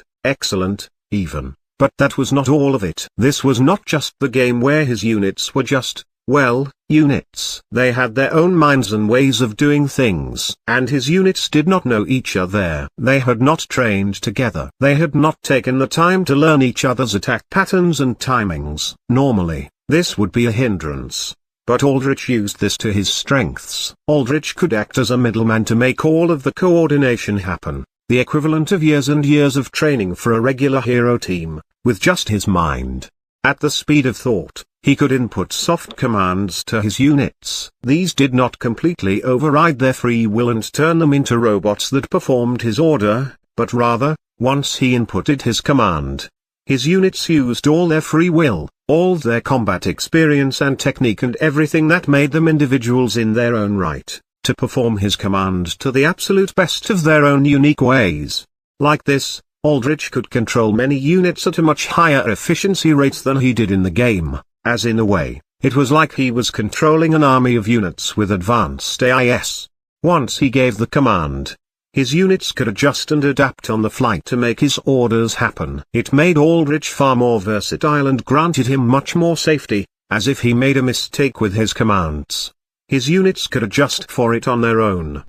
Seismic leered down at Shrimp. I would have liked to crush that thing myself. But if you don't need me, then I'm fine standing watch. As a contingency. That is what I am, aren't I? Yes, said Aldrich. But I wouldn't take that as an insult. The only thing more important than a well-thought-out plan is a well-placed contingency. That is what you are. No offense taken, said Seismic. Just a little odd. I've never been in the backup role. My powers make me a siege breaker, not the type that waits for the end. Consider it a well-deserved rest for everything else you did tonight, old man, said Aldrich.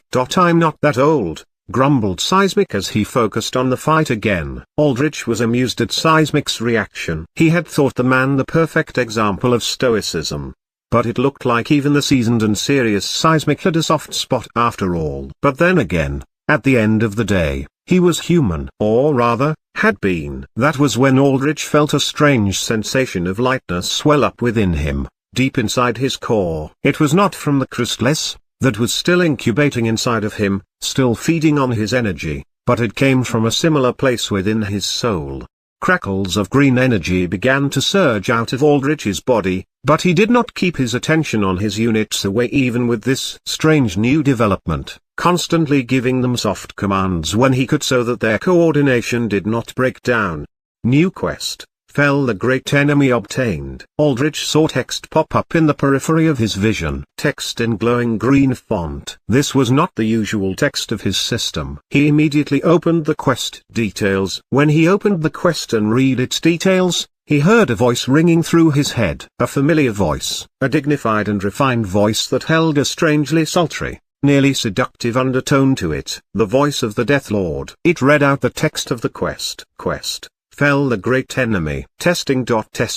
Yes, if you are hearing this, then ritual of transferal has begun. My power shall soon be yours. That is, if you are capable of taking it. Excuse my dramatics. Of course you are capable. You need only to grow your strength. And this awful system of yours, using incomplete shades of that filthy goddess Amara and her little blacksmith pet. I cannot have my protege associate with women like that who hold innocent smiles that hide dark hearts. No, that simply cannot be. Plus, who has ever heard of a lich that served the goddess Amara? The lifelight who recoils at the very sight of undead, whom only begrudgingly accepted the aid of you mortal necromancers when she saw my own dark power rising with no idea how to seal it. Too much bad taste to stomach, even for one such as myself who lurks in the shadows of rot, cold, and bone. So, I have taken the liberty to take this incomplete system of yours and fashion it into something worthy of you, worthy of our ritual of transferal. I have very much made improvements to it that far suit your being as a lich. Return to the Nexus again, and you will come to know the full extent of them. For now,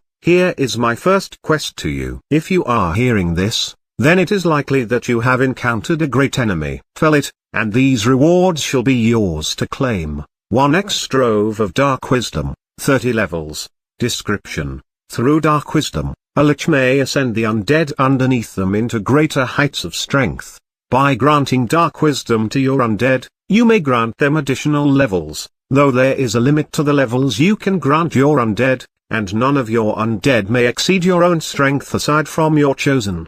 The traditional process to obtain dark wisdom is one that is long and tedious, requiring arcane insight, the crystallization of extracted essence, ensuring its compatibility with others, and so on and so forth.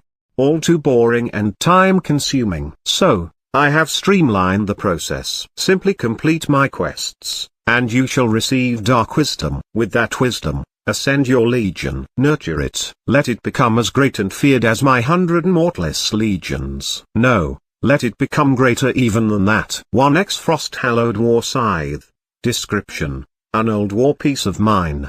One that served me loyally by my side through my early days as the first lich, when I still clung to my frost dragon magics. Before they began to call me the old abomination, the origin of sin, the dark winter, whatever it is that the followers of the Lifelight called me.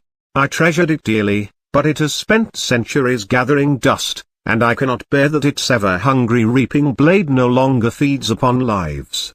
Thus, I shall entrust it to you, my dearest usurper. Treat it well, and your enemies shall know how truly cold the touch of death can be. Aldrich registered the details of the quest and accepted it. Before he could, a warning message popped up in front of him, and the Death Lord's voice echoed in his mind again. Warning, you must be the one to land the killing blow on the great enemy. Will you still take this quest, Necromancer? No, Lich of the Legion? I was always going to kill Shrimp with my own two hands, thought Aldrich as he accepted the quest. Optimally, Aldrich wanted to be the one to end Shrimp's life personally. That way, he could have the lion's share of glory for this battle, not seismic. And that glory, he would need as leverage after this battle done. Quest accepted. Though, I assume, knowing how you are, you always did want to kill the great enemy yourself. Hey, I shall see you soon, usurper. With that, the quest messages faded away and automatically closed. Chapter 141. Contingency. This chapter is updated by novels.pl. Aldrich closed the quest tab and pondered the rewards. Dark wisdom was something Aldrich had heard about in the lore but had no real idea how it worked, as no player character could really access it in the game. It was supposed to be a crystallized fragment of a lich's essence that they granted to noteworthy undead beneath them, raising their levels. This was how liches could constantly increase the strength of their strongest undead. By having access to this, Aldrich no longer had to deal with many of his units, especially altars with unique powers, getting phased out because their physical stats could no longer keep up. He had no idea how levels would affect altar powers themselves, but at the very least, he knew that the levels would strengthen their stats. But the greatest reward here would be the Frost-Hallowed War Scythe. It was both a catalyst, an item used for channeling magic, and a melee weapon, making it perfect for Aldrich's use. It was normally not an item that player characters could obtain, and as such, it possessed effects and abilities that were much better than regular gear. At the very least, it was an item that was far better than anything Aldrich could obtain in his ordinary trial quests for his current level, if, indeed, his trial quests were even the same now that the Death Lord had seemingly altered his system. For now, though, there was no point about pondering this. Aldrich had to focus on the immediate quest given to him, and to that end, he needed to be topped up on health. Ever since he had become a lich, their restorative flask no longer worked on him, for it was divine water of life from Amara, whose very existence opposed undead like Aldrich. This was something I was supposed to add but forgot in the chapter he became a lich. My bad. Aldrich whistled, and Crow moved according to his will, towards the thick of the battlefield. All the while, though, he remotely oversaw the fight against Shrimp via the Grave Ward's vision. What is it? Said Seismic. A quick pit stop, said Aldrich. He briefly glanced at the rest of the battle zones and saw that the fishmen and crabmen had almost been completely pushed back. The larger and slower units that Aldrich had, such as the zombie giant, crab, and the blood-spitter lizard, were left behind on the battle zone to fight as they were too slow to contend with Shrimp. By now, Crab had grown back to around 10 meters, and he was utterly devastating the crabmen formerly under him. On top of this, the Panopticon's bugs mowed down the fodder fishmen who had no anti-air, making this fight a complete one-sided slaughter at this point. Within the hour, no, even less time than that, the variant army would get shoved back to the coastline. All that remained was taking care of Shrimp. Aldrich had Crow quickly fly by down a mass of corpses, and he raised his hand and cast Mass Grave Consumption. From all the corpses, the floating green graves marking them shattered, and streams of wispy red flowed into Aldrich, nourishing his health to full.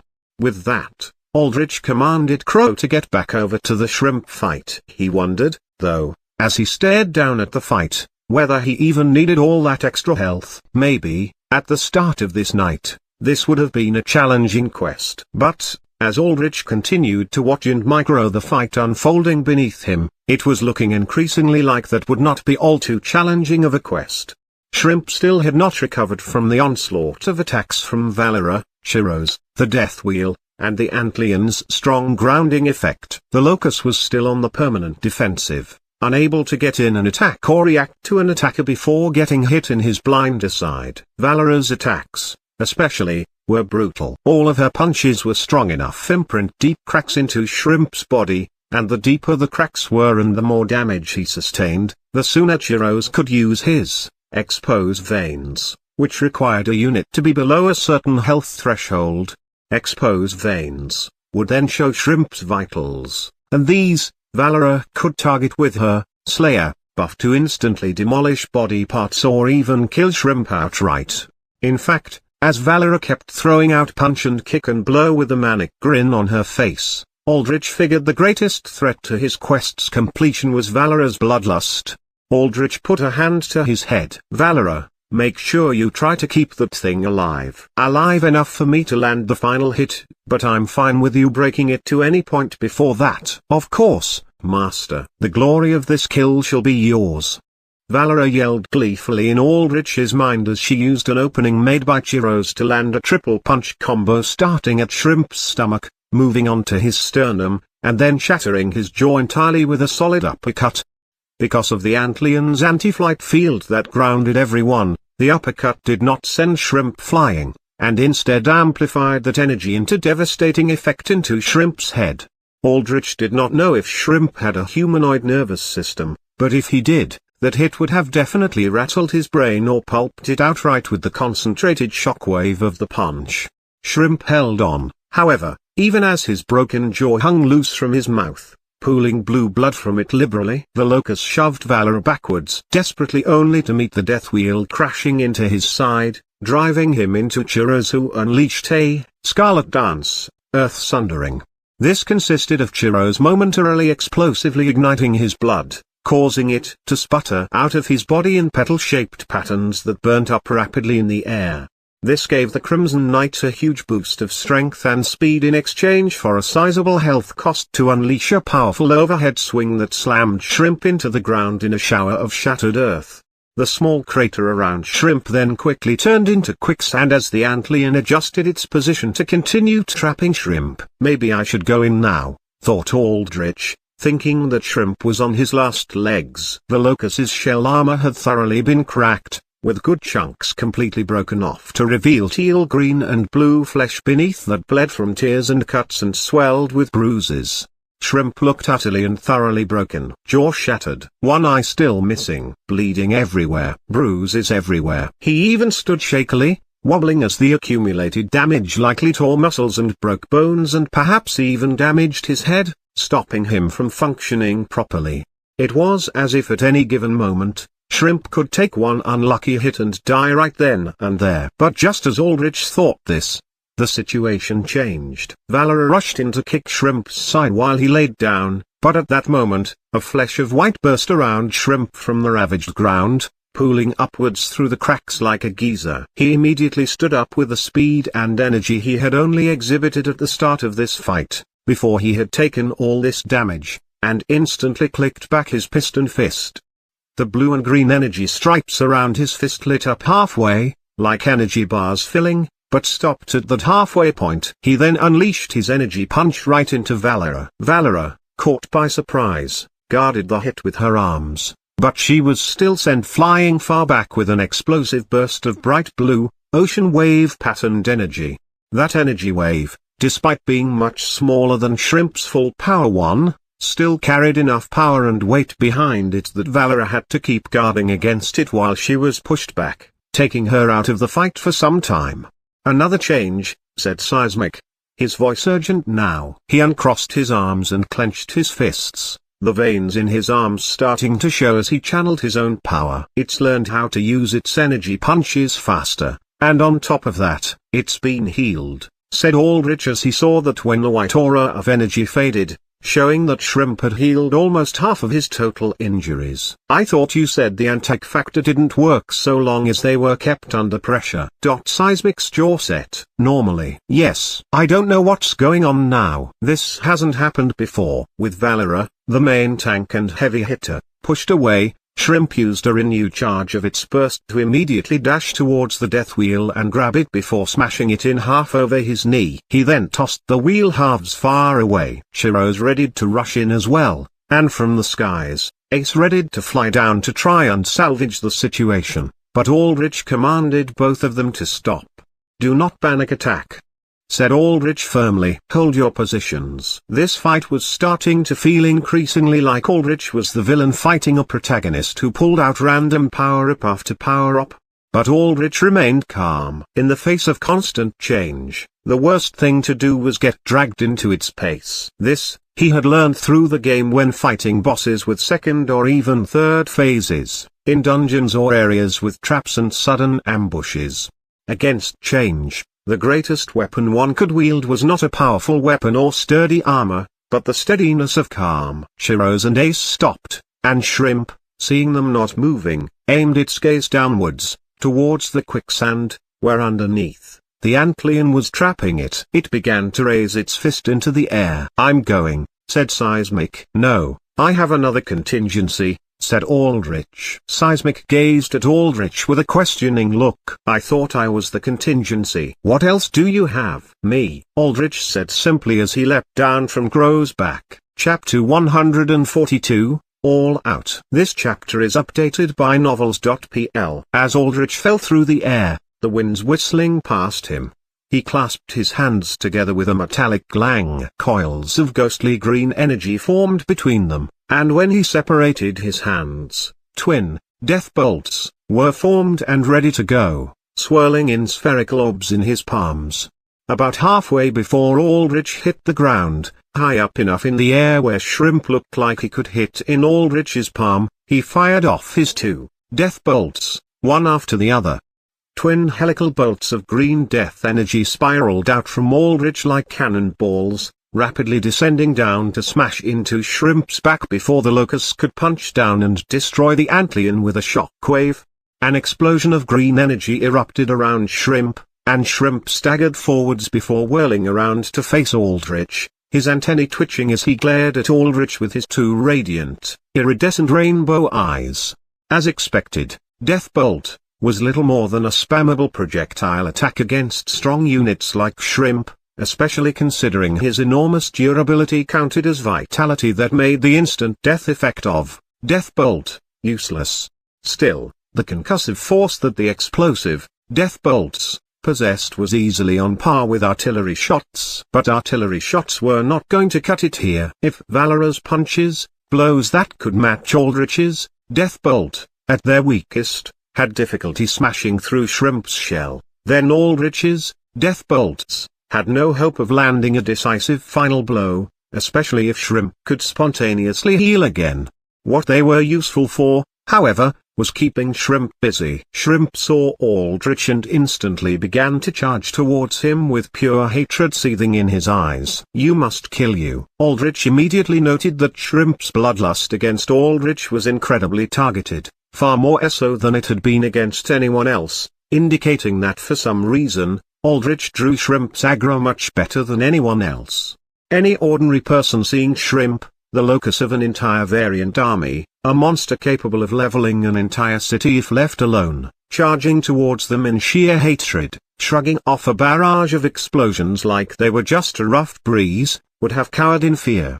But all Aldrich could think about was how good this situation was. This aggro meant that Shrimp would not think about escaping so long as Aldrich was here as bait. And that meant Aldrich did not have to worry as much about having to weave in Chiro's, Ace, and other units with his attacks. Very simply put, Aldrich had free rein to go all out for once. He smiled under his helmet, feeling a thrill rush through him as he anticipated using all the new powers he had under him. Though, of course, he made sure his units would still stay in position to prevent Shrimp's escape if it ever came down to it. Aldrich used a free hand to fire death bolts at Shrimp one by one while moving backwards. He paced his bolts so that they hit one after the other, maximizing the time Shrimp needed to take to deal with them. On top of this, every single one of Aldrich's attacks were deliberately aimed. Every time a death bolt hit Shrimp, the locust had to pause briefly to raise up his shelled forearms over his eyes or block against an exposed chunk of already broken shell.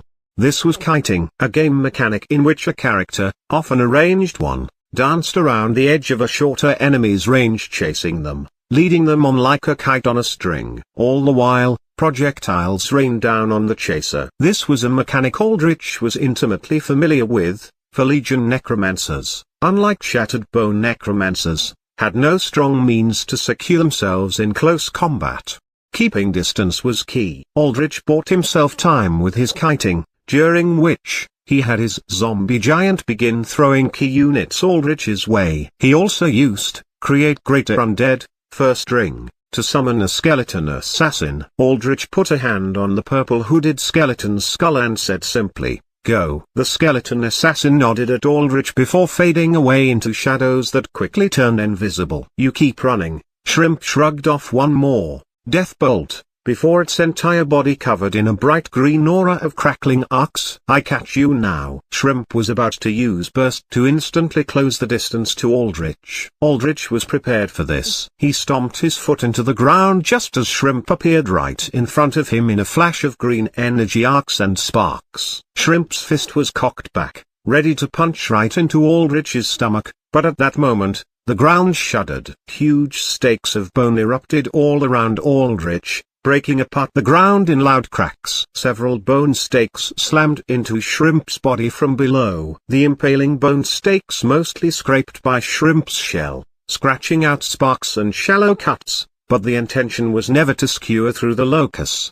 The sudden force from which the bone stakes had emerged sent Shrimp flying upwards, generating even more distance. Aldrich did not know where exactly Shrimp would burst dash to, whether it would be in front of Aldrich or behind him or to the side, so he eliminated all these possibilities by just casting Call of the Impaler, which worked in an omnidirectional area of effect. Now that Aldrich had used Call of the Impaler, he waved his hand and casted Bone Missile Array.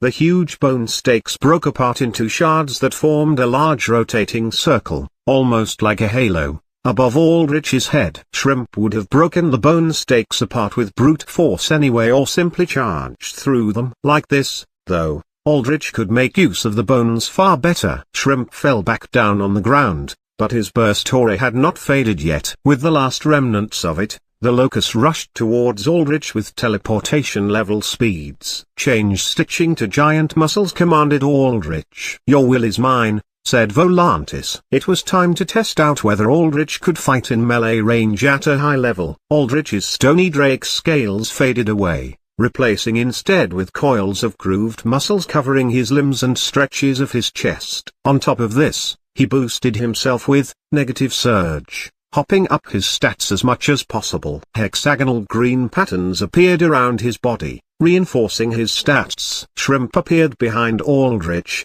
and he registered this immediately with Volantis providing him a full range of vision around himself. The locust began to cock back his fist, activating a half-charge of its devastating energy punch. Even though the half-charge blow was much faster than its full attack, it still had a delay, and Shrimp probably thought it had free rein to charge the attack from Aldrich's blinder side.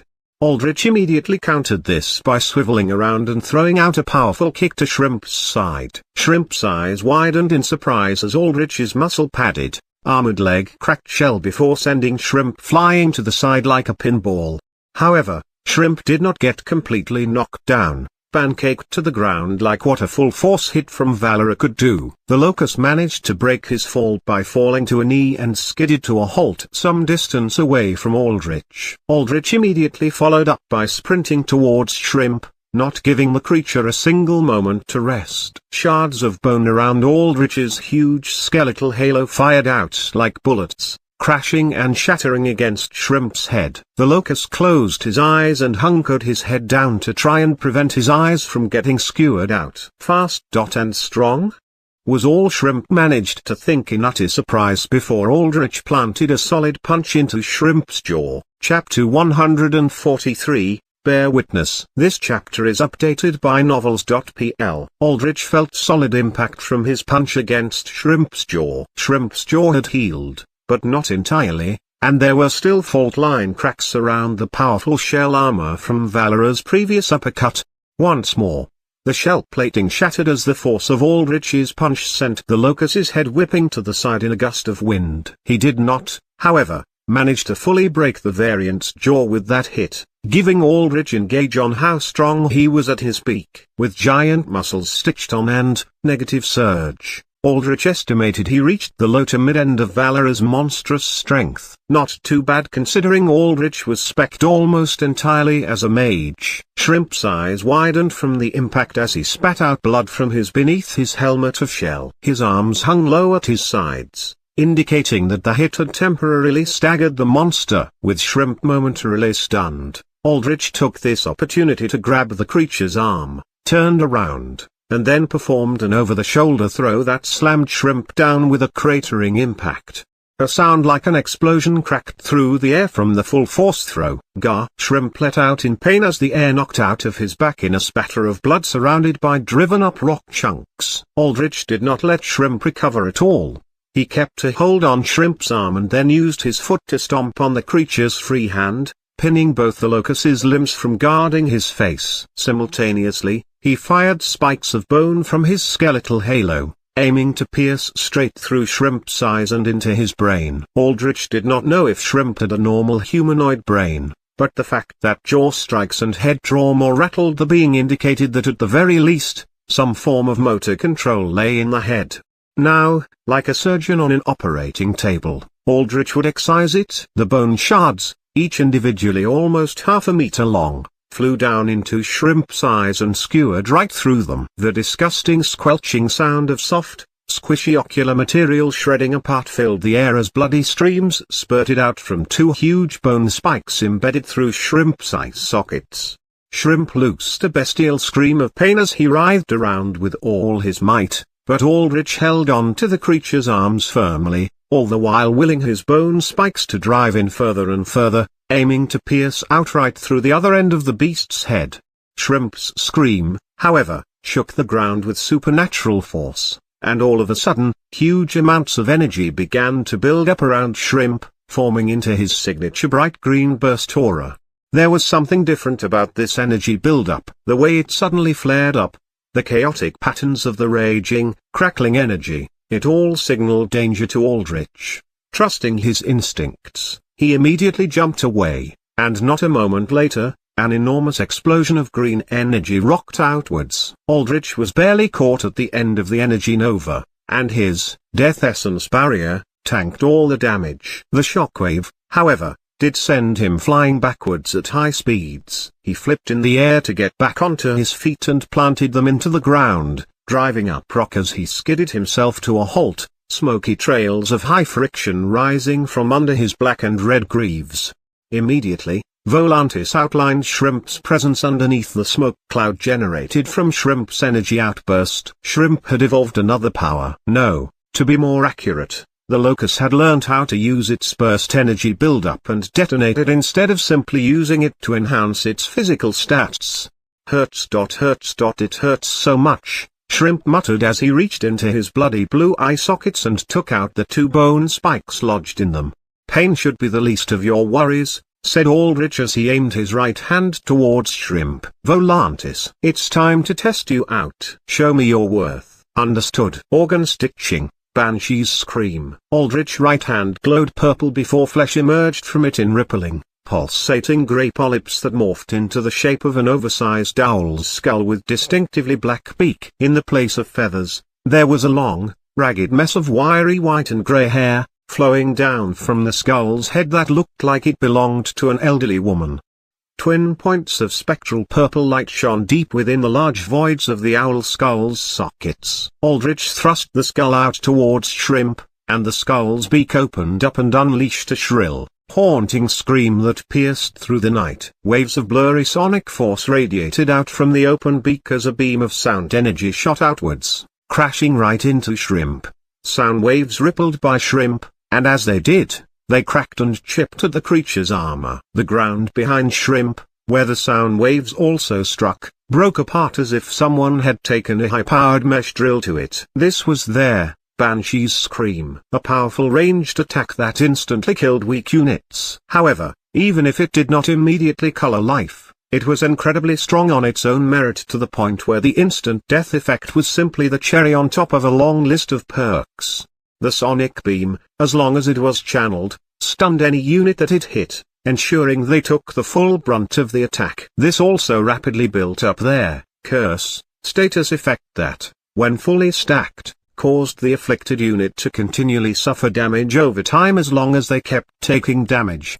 Granted, Curse was far better suited to damage over time builds where Aldrich was mostly focused on burst, but he could work with it. At this point, Valera jumped down by Chiroz's side, having recovered from getting blown back by Shrimp's energy punch. "Oh, my master, look at how masterfully he fights. Look at how he dismantles this poor little creature." Valera shuddered in equal parts pride and pleasure as she put her hands on her helmet with manic energy. "We should assist him in this endeavor," said Chiroz as he stepped forwards, saber gleaming with red energy beside him. "While the beast is stunned." "Stop, leave this fight be." Valera put a firm hand on Chiroz's shoulder, stopping the Crimson Knight. "You do not wish to aid your master, exile?" said Chiroz as he looked back at Valera. There was some hint of suspicion in his voice. "Quiet, newcomer. I alone have been with my master from the very beginning and will continue to be with him until the very end," said Valera. "I know what he is feeling now.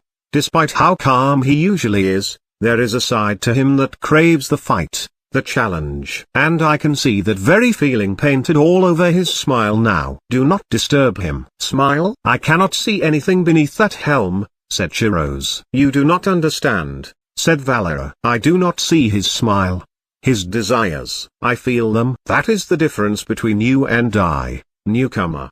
"You are right," said Chiroz. He gave Valera a polite head bow. "And you are my senior, too. I should be deferring to your will." "My apologies." "You can take correction quite well for a noble," said Valera. "I would have thought you far more stuck up than this, especially with my reputation as the exile." "Now then, stand here and bear witness to our master's true strength." Valera's eyes gleamed bright bloody red under her canine helm, and though her smile did not show, it was wide as it usually was when she herself gorged in the carnage and blood of battle.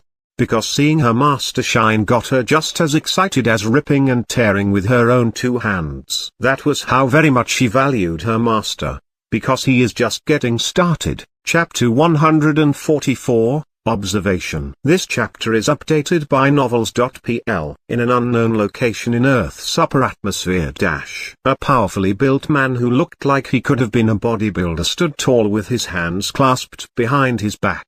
Despite looking like he could break a bear's neck with one hand, he dressed with reverence to the word elegant in a black suit and tie outfit. Creases and wrinkles of age were set throughout his face, making him straddle the line between middle-aged and elderly. Though with his shoulder-length white hair and bushy beard and moustache, he tended towards the elderly side of the scale.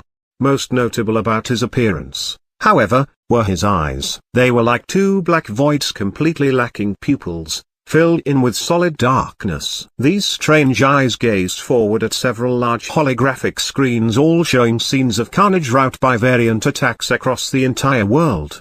Hell, there had even been an attack on the United Front, Arctic base. A variant threat of this scale had not been seen since the monstering, when the Titans still made their horrifying presences known in the world. Humanity, after decades of safety from Vanguard and the sealing of the Titans, had grown complacent. And the price of this complacency was clear in the millions of lives lost throughout the world. As the man stared at these screens, a younger woman's voice echoed from his side, emanating from a floating spherical gray ball with a blue dot glowing at its center. Regardless of the initial damages, I have assessed that the situations in most major countries have largely stabilized. Worldwide stability will return in approximately 66 hours. The emergency mobilization of S-class heroes under the Superior Defense Matrix Protocol has proved highly successful. However, it is likely that the S-class will ask for even greater influence following this usage of their powers, said the Sphere. How do you intend to approach this problem? Emrys, the current president of the All-to-Human Agency, a man of mystery who almost never showed himself in the eye of the public, responded coolly. Let them make their demands. I'll entertain them. The Fortune Council and the United Front will request your presence as well, said the Sphere, its tone neutral and yet leached with a slight hint of interrogation. Both will place pressure upon your agency on top of requests for additional security. It is well known that before the Superior Defense Matrix's mobilization, many heroes did not stand to the call of duty, abandoning their posts in a mass amount of recorded instances too numerous for Netwatch programs to censor. Public support for the AA will take a dramatic 34% drop utilizing conservative number estimates. World leaders in the United Front and mega-corporation executives in the Fortune Council alike will request significant reforms within the AA. How do you intend to approach this problem? By making reforms, said Emrys simply. His words seemed like he was mocking the sphere, but the firmness behind them made it very clear that he was dead serious. It was high time for a change in the AA. The amount of corruption and incompetence that had slowly festered within the AA after entering an age of peace and hyper-commercialism needed to get rooted out. Especially now, when the future was so uncertain, when disaster could rain down from the heavens with the unexpected snap of a finger. But with these recent variant attacks to use as an excuse, there was nothing that could stop Emrys from cleaning the AA up if he played his cards right, and he had spent years making sure that his card hand was unbeatable. Very well, there are other matters that require my attention. My communication with you will now end, said the sphere. As always, the Panopticon will support your endeavors within reason, for the safety and stability of this world is both within our prime interests. I know. Then this channel will terminate. For order, said Emrys, and the sphere's blue light blinked off, leaving him in pure silence as he watched the screens in front of him. Among the screens, there were playbacks of the S-class heroes like Solomon Solar, Valkyrie, King Long, Lightspeed, Star Spartan, Dracul, Wave Master, and so on and so forth, all swooping down and single-handedly saving the day in Tier 1 cities. The B and A class heroes struggled to stand against Loci with their incredible power and newfound power and intelligence. But the S-class heroes were on a different league of power. It did not matter whether the Loci and their variant armies were land-based, sea-based, or subterranean, the S-class triumphed over them. Of course, there were a precious few S-class heroes in the world. 44 S-class heroes, with only 25 of them having powers focused solely on strength. Not enough of them to save every city in the world, just the important ones. The Tier 1 cities. As such, most of the broadcasts Emrys saw now were from Tier 1 cities. These screens, however, Emrys did not really pay attention to. What he paid attention to was a smaller screen he had personally brought up of a stream broadcasting an aerial view from Haven, a no-name Tier 3 walled city and unlucky victim of a locust attack. By all logical metrics, Haven should have fallen, but against reason, it stood strong. There, it was not a S-class hero that saved the day, but a stranger. An unknown variable nobody, not even the Panopticon, could have predicted. A man in dark armor wielding fantastical powers that seemed to defy every single known rule. So far, because there was so much chaos across the world in bigger cities, the stream had not gained much traction, drowned out by streams and news broadcasts from Tier 1 cities and shiny and famous S-class heroes across the world.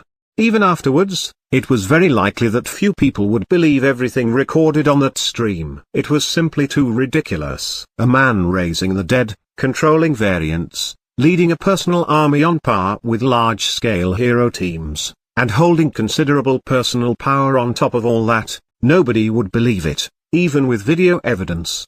But Emrys believed it, and he paid attention. He paid very, very close attention, because, as Emrys stared at that man in black armor, at the red dot gleaming on that terrible helm of spikes and blood and darkness, he saw in his mind the vast emptiness of an infinite void. This was something he had not felt since laying his eyes on Vanguard, before the great hero disappeared. A black spot indicating something that was not of this world. Chapter 145, In Their Zone. This chapter is updated by novels.pl. Aldrich watched as the sonic beam from the Banshee head on his arm continued to bear down on Shrimp. Remarkably, Shrimp withstood this attack and ever so slowly stepped against the force of the sound waves, moving forwards almost like he was in slow motion.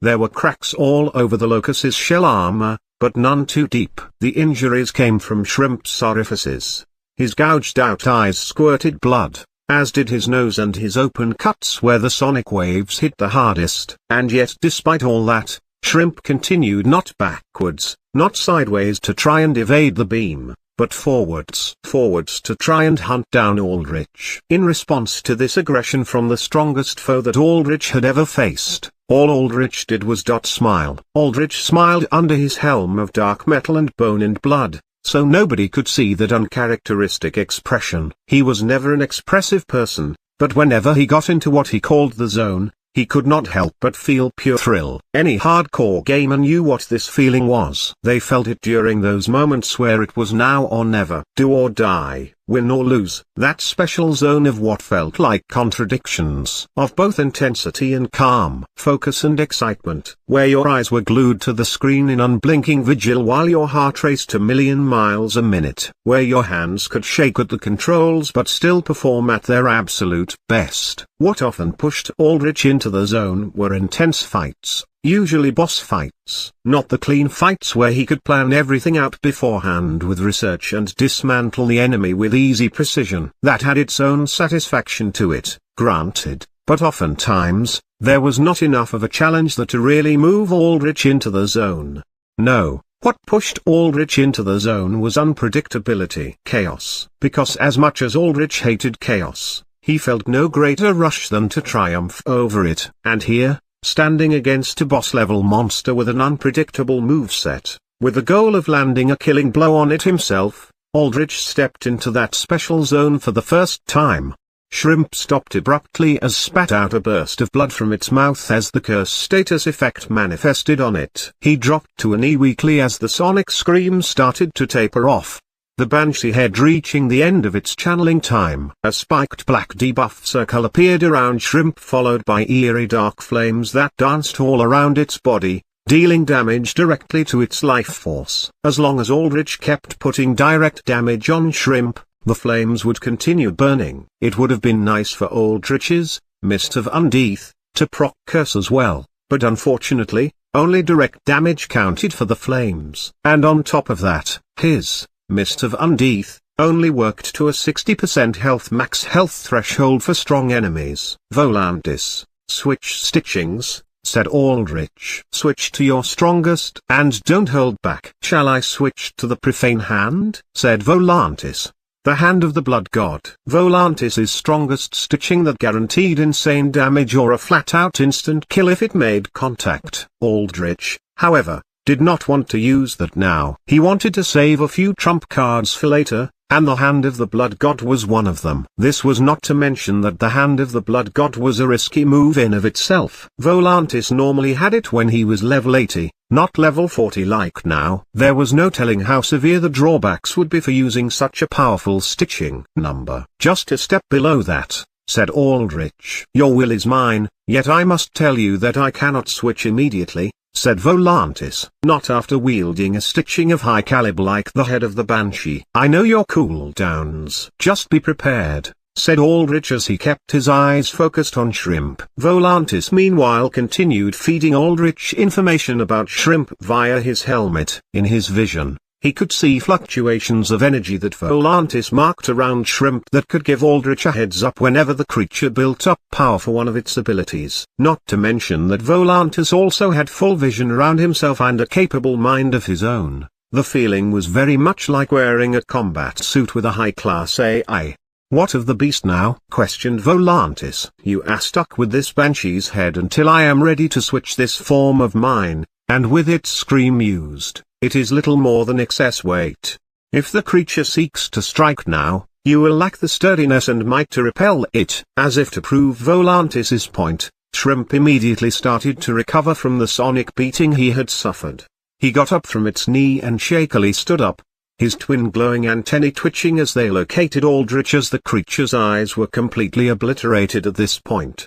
There you are. This time, I'll win. Hunt you down like the voice wants me to. Make you hurt for hurting me. Shrimp began to make a mad dash towards Aldrich only to be thwarted by 5 enormous bodies suddenly crashing into it. Right on time, said Aldrich. He had commanded the zombie giant to toss his zombists over around the end of the channel time for his Banshee's scream, seamlessly transitioning the stun from the scream into extra distractions.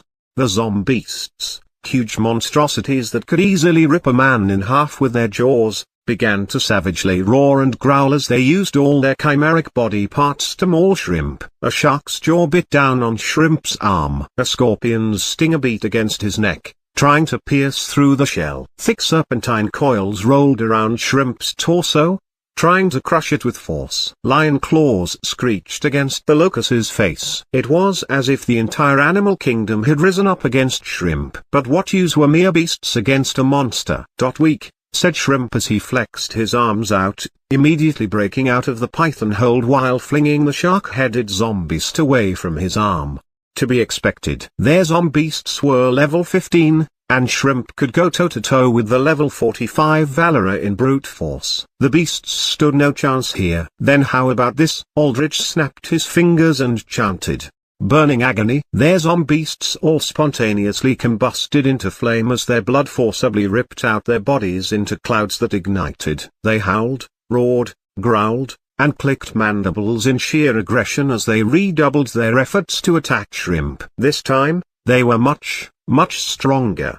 The shark-headed, lion-bodied zombies swiped at Shrimp, and this time, the blow was heavy enough to send Shrimp skidding backwards in surprise. A bare-bodied, scorpion-headed and tailed zombeast slammed its blood-flame-wrapped stinger onto Shrimp's head like a wrecking ball. Shrimp put his arms up and caught the stinger. How do you all get stronger? I can't see how. I can't see the energy, the flow I see with everyone else, began Shrimp before the snake-bodied and headed zombeast with insectoid legs surged forward with a hiss, aiming to clamp down its massive, fanged jaws. Flames from ignited blood wrapped round Shrimp from the stinger, and those interacted with the curse flames to keep damaging him. Hurts, yelled Shrimp, but still too weak. Out of my way. Shrimp pushed upwards strongly, sending the stinger flying with the zombeast wielding it. He then grabbed the incoming snake zombeast's jaws with his hands, preventing the beast from closing its maw. It was here that Shrimp showed just how insanely strong he was. Shrimp ripped apart the snake zombeast from the jaws like tearing a piece of paper in half. Red blood poured out, drenching Shrimp's green and blue hues in fresh red. The shark-headed zombeast roared as it tried to bite down on the locust with the remaining two other zombeasts. Shrimp cocked back his fist, the twin energy bars of blue and green on its forearms charging halfway before it unleashed an energy punch that blew apart the three zombeasts like a bomb, scattering their blood, bone, and flesh outwards in a rain of miscellaneous body parts. Now for you. Shrimp roared as he turned towards Aldrich, his antennae twitching as they located him. Thank you for your service, my zombeasts, said Aldrich. You've bought me enough time to test this out. And this is one thing that I have been very excited to see in action. Indeed, it is among the finest in my collection, said Volantis with pride. It is heartening to know that my armored is one that holds such refined tastes as myself. This time, when Aldrich pointed his arm towards Shrimp, there was not the head of an owl wrapped around it, but the majestic, red-scaled, horned head of a dragon. Chapter 146, Draconic Might. This chapter is updated by novels.pl. Aldrich aimed his dragon head hand right towards Shrimp. The mouth of the majestic dragon was wide open, bearing rows of bloody red, crystalline teeth. But though dragons certainly had a fearsome bite, that was not what they were known for. No, what made them beasts of legend, what made them living calamities, was their famed and feared breath. And this dragon was a blood-blaze dragon, a vampiric type with a particularly nasty breath that created torrents of crimson flame that not only burned, but also rapidly built up their bleed status effect. This effect was so potent that in the lore, it was said that whenever a blood-blaze dragon went on a rampage, the rivers would run red with the blood it spilled. What is that? So many powers. Not like the other humans. How? Said Shrimp as its antennae twitched, trying to get a read on what Aldrich was doing. In all of Shrimp's short life, he had not felt fear.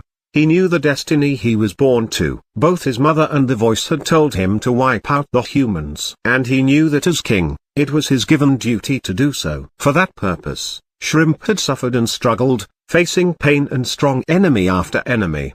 But never had he felt fear. That was, not until now. Because even though every instinct inside Shrimp was screaming at him to wipe out the being standing in front of him, when he focused on that thing, All he could see was nothing.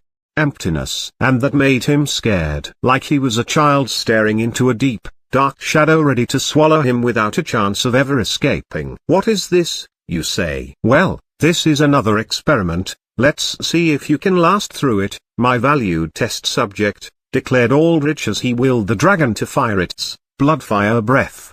The dragon's red eyes glowed strongly as red sparks flickered between its jaws, igniting a wave of bright red fire that shot forth with a crackling roar. The night sky lit up in a shade of sinister red as the bloodletting session began. Gah! Shrimp yelled out in agony as the red fire washed over him. The flames quickly melted the rock around his feet, but the heat was not the issue here. No, if it was just heat, Shrimp was fine. His shell was heavily resistant to it. It was the bleeding. As the raged over Shrimp's body, parts inside of it just broke apart. Blue blood spurted from ruptured veins. Internal bleeding ripped through his body, and he dropped down to one knee yet again as he desperately put his arms against the flames to no avail.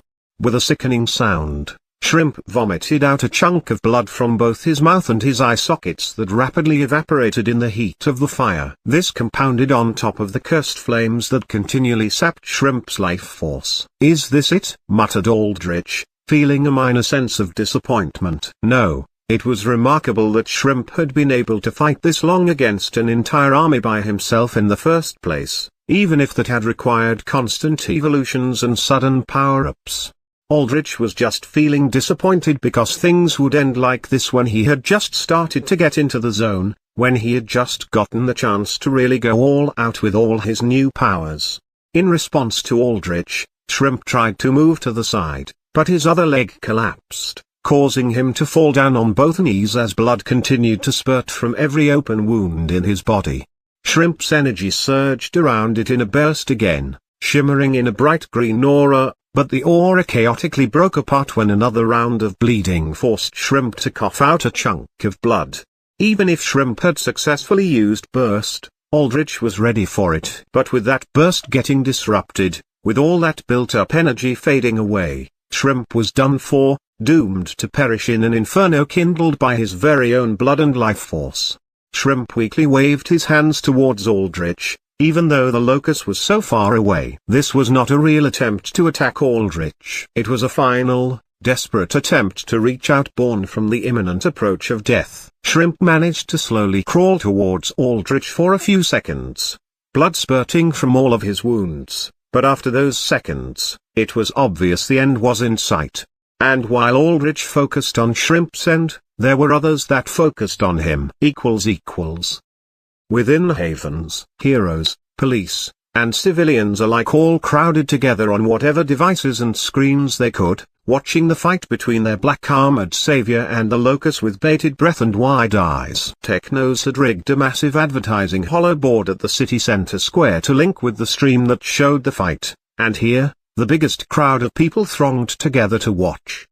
Beforehand, everyone had locked themselves in apartments or in shelters. But now people were starting to find the courage to move out, to stand together in solidarity to watch their savior that they had entrusted their hopes and dreams and lives to fight. When they saw Shrimp finally collapse under red and black flames, cries of celebration began to ring out from everywhere. Before there had only been the tense silence of desperation. Now he's got him. He's got him. Just a little more. Take that shrimp-faced bastard down. Please win, after all we've been through. Please, please win. Yet, amidst all these cries of hope, there was one person who stayed silent. She watched from her phone, secluded from everyone else, hidden away in a dark alleyway by an open manhole cover. Blackwater's rank 1 Mel Morales. So it's like that, huh? Mel looked at the battle with gleaming golden eyes. She zoomed in on the imposing black-armored figure and tapped at it with a finger. She whispered under her breath, "Guess I'll be seeing you soon." With that, Mel slipped into the manhole cover, fading away into the Haven sewage system. New York, within the Hero Team Protectorate's headquarters. Two people watched the mysterious defender of Haven near the killing blow on the locust attacking Haven from a huge holoscreen projection. The room they watched from was a recreational and headquarters movie theater. The place was spacious, and the two used that space as much as possible, standing quite a distance away from each other. One of these people was a tall, built man with a gold and black bodysuit with flowing blue that radiated the image of the typical action hero. He had pearly white, perfect teeth, a square jaw, slicked back blonde hair, and shining eyes gold like the rays of the sun. This was Solomon Solar, S-rank hero and rank 1 in the Superboard Top 100, making him the most popular and beloved hero in all of America. Would you look at that? Another new S-ranker to join in our crusade for justice. Maybe. Maybe. I haven't seen anything like it. All those powers and that suit of his. He's a wild card that I can't believe has stayed hidden all this time. Even so, from what he's shown so far, he doesn't measure up to us. But he could still be hiding his strengths, not to mention that army of his, responded an equally tall woman, though as a woman, her height made her stand out even more than Solomon Solar. Her silvery hair was done up in a ponytail as her bright green eyes stared at the screen with sheer focus. She emanated a kind of beauty that could only be described as cold with sparse expressions and stiff body language that oozed seriousness. Her costume comprised of a black bodysuit topped with armor-plated gold breastplate, skirt, greaves, and gauntlets. Verdant green vine patterns were embossed in the plating, and overall, her get-up seemed strangely archaic, harkening back to an age of armor and swords. This was Valkyrie, or, as the public nicknamed her, the Queen of Thorns. She was a S-rank hero and rank 10 in the Superboard Top 100. The Superboard Top 100 was mostly a popularity contest, so the fact that she, as someone that never cared about popularity or social media or pandering to corporate sponsors, could manage such a high rank was a testament to her overwhelming strength that had a magnetic charm of its own. Either way, he's going to shake the hero scene if he joins to decide the AA. Or even if he doesn't, that's a big decision in of itself, said Valkyrie. That's great. Then maybe we can give him a seat in the Protectorate where he can put his powers for good, said Solomon Solar enthusiastically with a wide, cheery smile. I doubt it. He has his own team, looks like. But no matter what, he's going to make things interesting, said Valkyrie. She paused before staring at Solomon Solar. And do you have to put up that happy-go-lucky Mr. Justice bullshit act even in private, after all the years we've spent working together? What do you mean, Valkyrie? Said Solomon with a confused brow raise and concerned voice. Are you alright? Valkyrie sighed. Never mind. I was just wondering why you were even tuned into this stream in the first place. I imagined Haven would be the least of your worries, considering its low-tier status and how much cleanup we have to deal with here in New York. My intuition is telling me you were looking for something in Haven, something you don't want to freely tell others. Valkyrie shrugged with nonchalant energy. But that's just my intuition. Solomon Solar paused for a moment before responding. The tier of a city doesn't matter. I check up on all of them to see where I'm needed, then fly over there or over to Europe or Africa or wherever they still need help instead of wasting time here, said Valkyrie curtly as she turned and left the theater room. When Valkyrie left, Solomon Solar's smile warped into a twisted frown that nobody in the public could have ever imagined him making as he stared at the screen with a twitching brow of barely suppressed rage. Chapter 147, A Bloody End. This chapter is updated by novels.pl. Aldrich watched Shrimp inch towards him with arms trembling as they grasped forwards against a torrent of raging red blood fire. Blood streamed from every cut and open wound in spurts and squelches as the blood fire's devastating bleed effect and the cursed black flames ravaged it. What keeps you moving forward, I wonder, said Aldrich as he casually kept his dragon head arm in front of him. Not that he had any other option. The biggest weakness of using the stitching of the blood flame dragon was that once Aldrich used the dragon's breath fully, he had to remain nearly stationary. He could turn around and adjust his aim, but he was rooted in spot like a cannon. However, in exchange, as shown from Shrimp's devastated body, the draconic breath had enormous offensive power that more than made up for the mobility loss. I thought variants were creatures that stayed true to their instincts, continued Aldrich. If that were true, you would have known to choose flight instead of fight a while ago. Not that I would have let you, but still. What is it that keeps you crawling towards me, towards your inevitable death? The voice, said Shrimp weakly, managing to hear Aldrich even with blood pouring out of its ears. The voice. Aldrich was surprised the creature spoke back to him. And what the locust said was something he had no idea about. There were no accounts of a voice driving variants to hunt humans. Maybe it was like the instinct that Geist-type variants harbored that made them target humans. But no, this was different than that. Shrimp did not really show any real bloodlust to the average human, as evidenced by how nonchalant or even curious it was about Seismic and Mel, choosing to dodge their attacks and observe them instead of rushing at them from the very beginning. It was only against Aldrich specifically that Shrimp's aggressiveness flared up to an unnaturally high degree, as if Aldrich's entire existence was something that the locust needed to wipe out. But why? Aldrich and Shrimp had no connection. And the rest of the fishmen, regardless of what type of variant they were, whether they were crab or merman, had no such strong drive to attack Aldrich. Was it because Shrimp sensed Aldrich's threat level? Maybe, but in that case, it should have been equally wary of Seismic and Valera, but against them, the locust had fought but did not show reckless bloodlust. Was it the nature of Aldrich's powers? Could it sense that Aldrich's powers were different in some capacity? Highly unlikely. Aldrich's powers were not something that Shrimp or any alter could make sense of. But there was the likelihood of exceptions, and it was not like Aldrich himself had a complete understanding of how his own powers came to be. And the voice, was it simple primal instinct? Or, perhaps, was it an entirely separate entity? Maybe the source of the separate energy signature that seemed to heal Shrimp during this fight and aid in its evolution? The ramifications of an entity controlling Shrimp, perhaps even being the source of the antek factor that seemed to power other strong loci, would send deep waves throughout the AA, completely shaking up fields of variant research.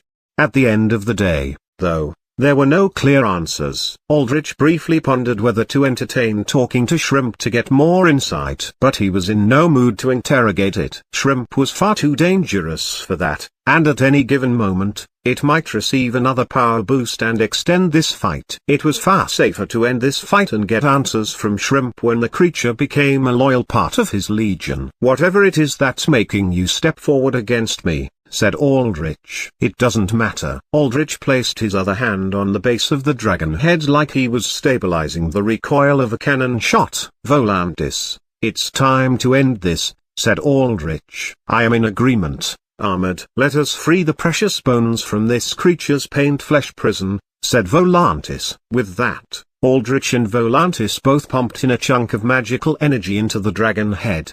Twin auras of green and red raged around Aldrich like fire, and debris around him scattered away from the pressure of his power. In response, the dragonhead's red eyes gleamed brighter and it loosed a deep roar, causing its bloodfire breath wave to intensify and grow even larger and brighter red. As Shrimp saw the next wave of even more devastating bloodletting flames approach him, he stopped reaching out for Aldrich and instead trembled as his put bloody, broken arms over his eyes like a scared and lost child. Mother, Shrimp said. I'm sorry. With a crackling roar, the final torrent of flames washed over Shrimp, swirling and collecting into a pillar of blood red that surged upwards, lighting the night sky an ominous shade of crimson. Aldrich raised his dragon head arm up, stopping the fire flow, and the dragon head shuddered before sinking into Volantis's armor. He watched as the bloodfire flames subsided around Shrimp, revealing the creature still kneeling on the ground, surrounded by red fire. It did not appear dead, but another round of bleed would kick in again, and with how grievous its injuries already were, this fight was finally over. You've struggled enough, said Aldrich solemnly. Rest now. With a final squelch, the largest veins in Shrimp's body, in its neck and its heart, all burst. Large cuts ripped apart its back and chest and neck as big chunks of its shell shattered and broke apart. From the cuts, torrents of blue blood exploded out in a final mass hemorrhage like a water balloon popping. Shrimp fell flat onto the broken ground, splashing into a puddle of his own lifeblood as a rain of blue pattered against his lifeless body. Aldrich maintained his distance from Shrimp's corpse. After all the sudden power-ups on Shrimp's part, he did not want to drop his guard. The zombie giant from afar could still send out units towards Aldrich, and he still had more contingencies. First, There was Shark's crystal corpse. If Shrimp moved forward, Aldrich would use a wall of bone, and then have the giant toss the crystal corpse. It could be detonated to cause significant damage and infuse a deadly chunk of the crystal blood venom from Chiros. Second, Valera and Chiros himself were still on standby, watching to see if anything went wrong. Not to mention that Ace was still in the skies along with Seismic and Crow. Third, Aldrich had the Antlion now positioned beneath Shrimp's supposed corpse, ready to entrap it in the case that it suddenly gained renewed life and attempted to escape. Aldrich had most of his bases covered. It was just a matter of whether Shrimp was dead or not. A tense silence hung in the air as Aldrich watched Shrimp's lifeless, blood-drenched body. In a few seconds, Aldrich sighed in relief. A floating green grave marker emerged above Shrimp's body, and beside that icon, there was a blue orb that indicated the creature's soul. "Good work, Volantis," said Aldrich. "You're right. Your collection is something to be admired. To bond with an armored that is as much a connoisseur of flesh and bone as I, it is my honor to serve," said Volantis. "Master." Valera appeared from above. She had leapt in the air to reach Aldrich. She jumped up with her arms spread out to hug Aldrich, but when she made eye contact with a camera drone above, she made an awkward roll in midair and landed back on her feet in front of Aldrich because she realized she needed to be serious.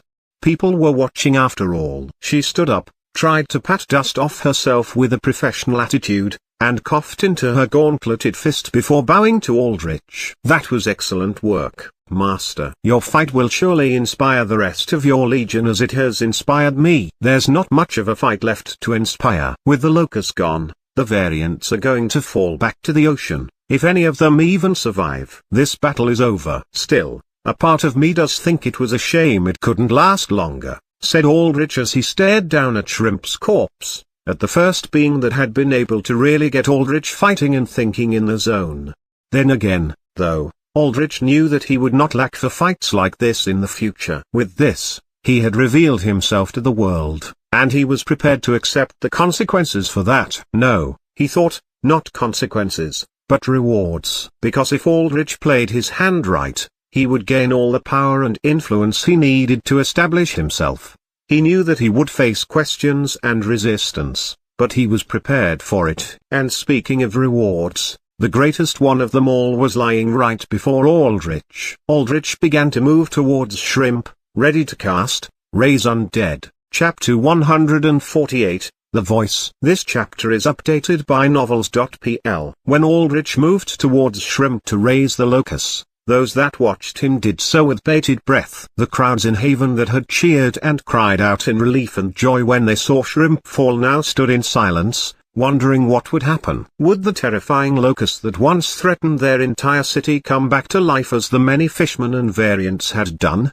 Would the creature even be under their savior's control? In New York, Solomon Solar's twisted frown smoothed over for a moment as he also held his breath, his golden eyes glued to the large screen in front of him as he pondered the very same things the average citizen in Haven did.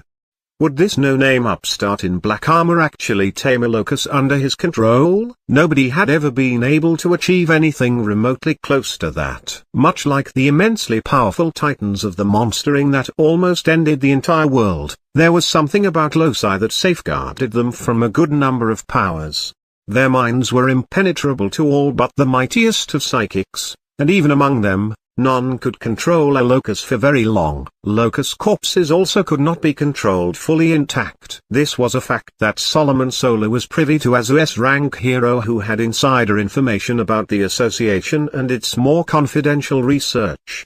The Alter-Human Agency had captured strong loci and kept their bodies in storage to perform experiments on. Among these experiments were those involving alters who could control or animate corpses as this black-armored upstart could, but all of them ended in failure. At best, the AA knew how to harvest the genetic material of loci, but any attempts at cloning also invariably failed or produced misshapen, uncontrollable monstrosities. The greatest success that the AA produced was to fashion mechanical hybrids utilizing the corpses, but these fell short of the original's strength and required the specific employ of fleshcrafter, an extremely powerful techno whose genius was plagued with bouts of mental instability common among the best Schneck-type alters. If this upstart could fully raise a locus and employ it as his own without compromising on the locus's strength, then there was no doubt about it.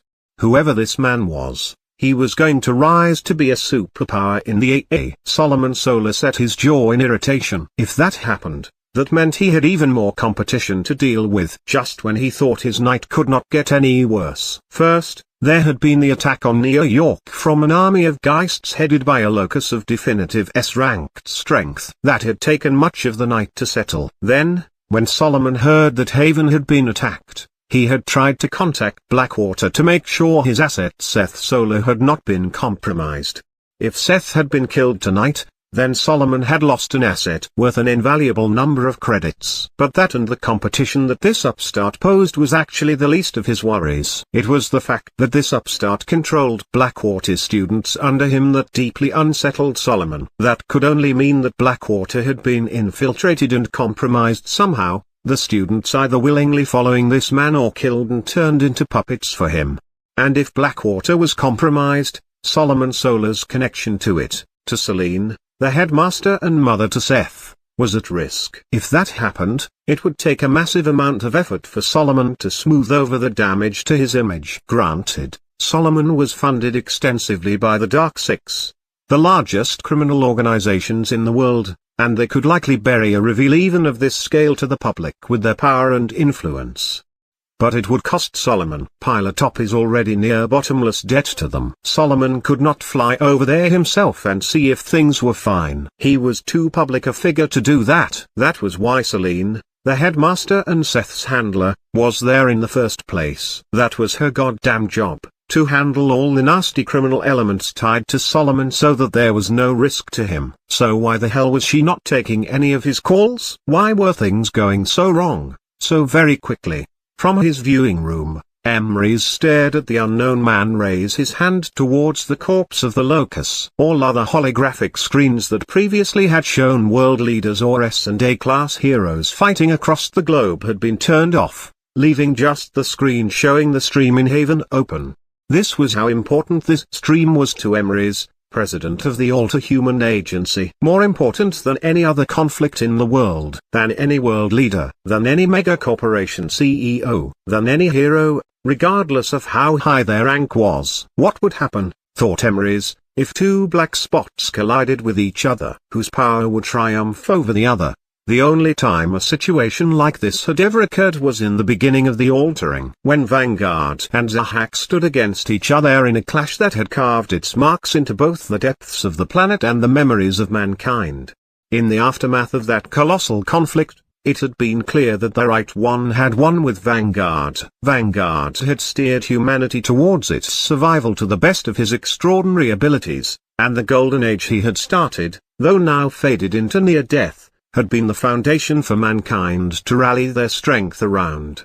Had Zahak won, humanity collectively would have faced a fate worse than death. But now, the answer was not so clear. If the armored one triumphed, then what did that mean? Did the man stand for humanity, or against? Could Emrys be staring at the biggest hope that this planet could look towards to since Vanguard himself, or its greatest downfall? Something that Emrys would have to personally stamp out before it became too much to deal with? All Emrys could do was to watch, wait, and observe. Observe as he had done for over a century for the sake of order. Aldrich stepped up to Shrimp's corpse with his arm stretched out and palm open, ready to raise the strongest undead he had ever taken yet. Thankfully, both his health and mana were at relatively stable condition.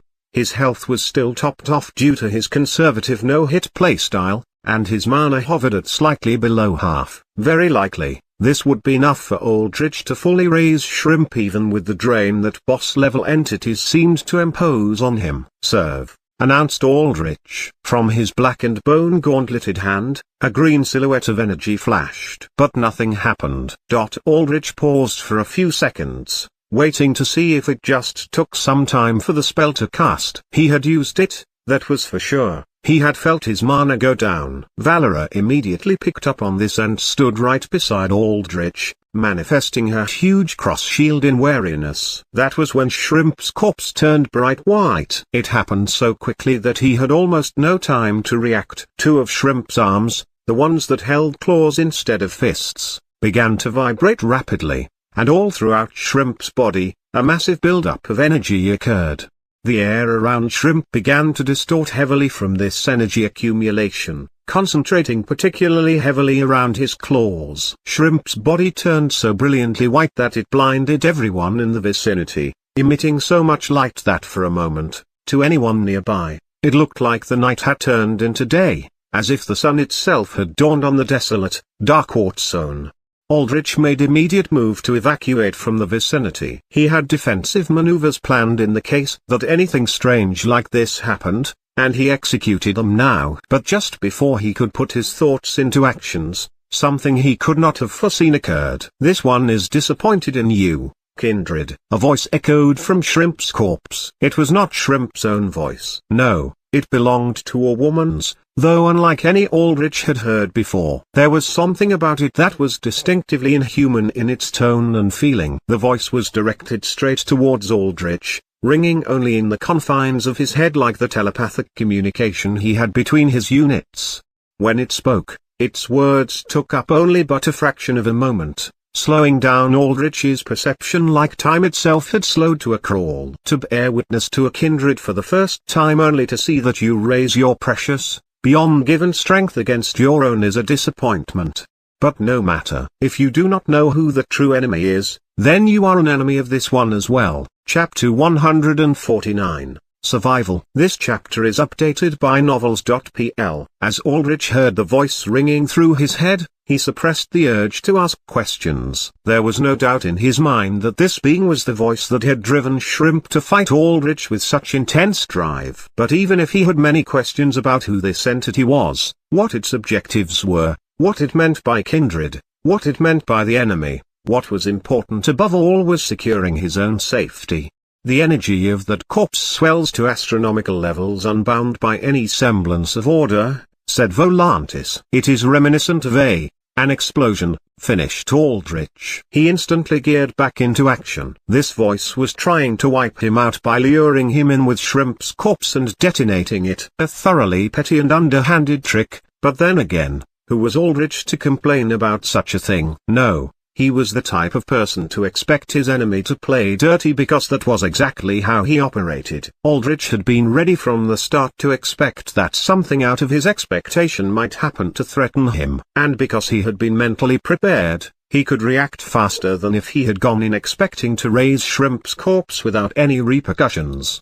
Aldrich instantly jumped backwards, mentally willing all of his units to escape from the area as quickly as possible. The corpse was due to detonate incredibly soon, and Volantis flooded Aldrich's mind with danger warnings that even if he sprinted backwards at full speed, he would get caught by the explosion based on how much energy had built up.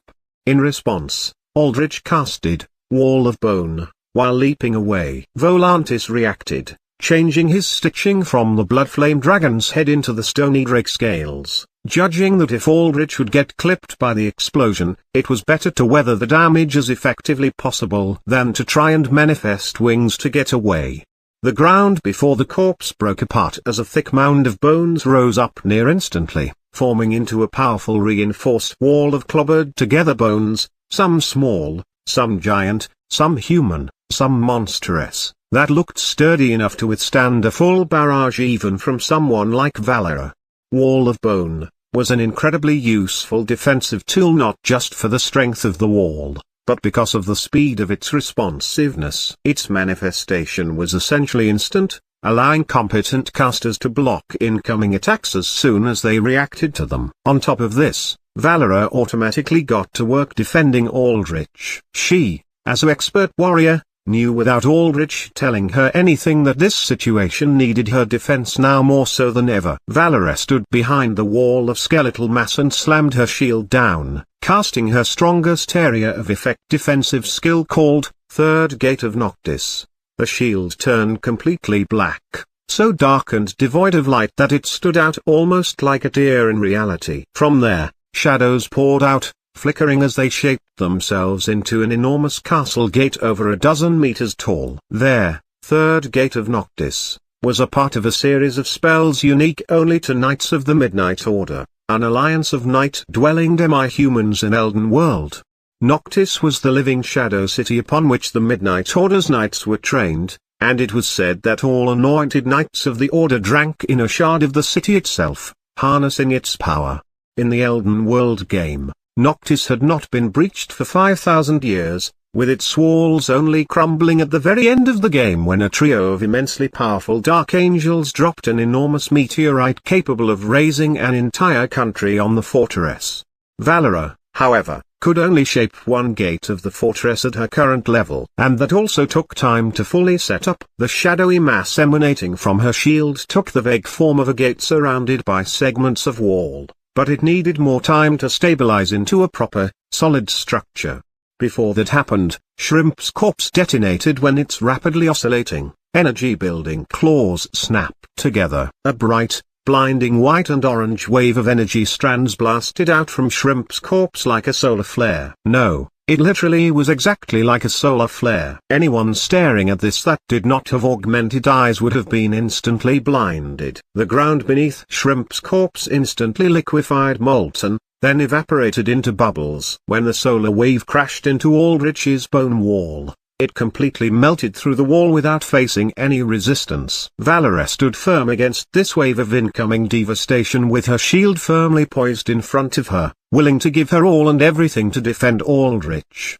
Aldrich worried briefly about Valera's safety. She could not tank that hit. It was as if the sun itself, the celestial body that could power nearly all life on the planet with just a fraction of its luminescence, had its life-giving warmth inverted and turned into a devastating weapon of scorching incineration. But Aldrich trusted Valera. He knew that she would give her eternal life for him. But he also knew that she would not throw away her life either. If she felt like she was going to die from this attack, she would have told him. The fact that she stood there silently and firmly meant that she was confident she could stand against the solar storm. Still, an attack of this caliber was far beyond what Shrimp should have been able to output. This was the power of the entity known as the Voice. No, that was not entirely accurate. Aldrich noticed this even in this tense situation. Shrimp's corpse remained stable even as it thrust out these solar waves. It did not break apart. On the contrary, it seemed that these solar waves actually came from Shrimp. A glance at the energy signatures from Volantis confirmed that the locus created this attack.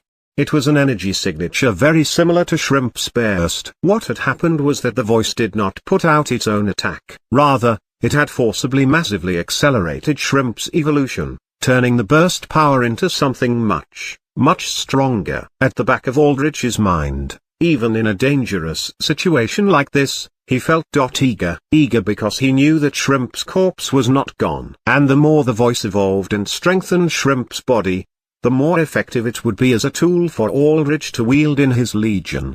All Aldrich had to do was hold on and survive this one attack. Then, he would end this once and for all. Right before the sun waves reached Valera and her manifested Gate of Shadow, an explosion boomed from Shrimp's corpse, perhaps from the air superheating so quickly.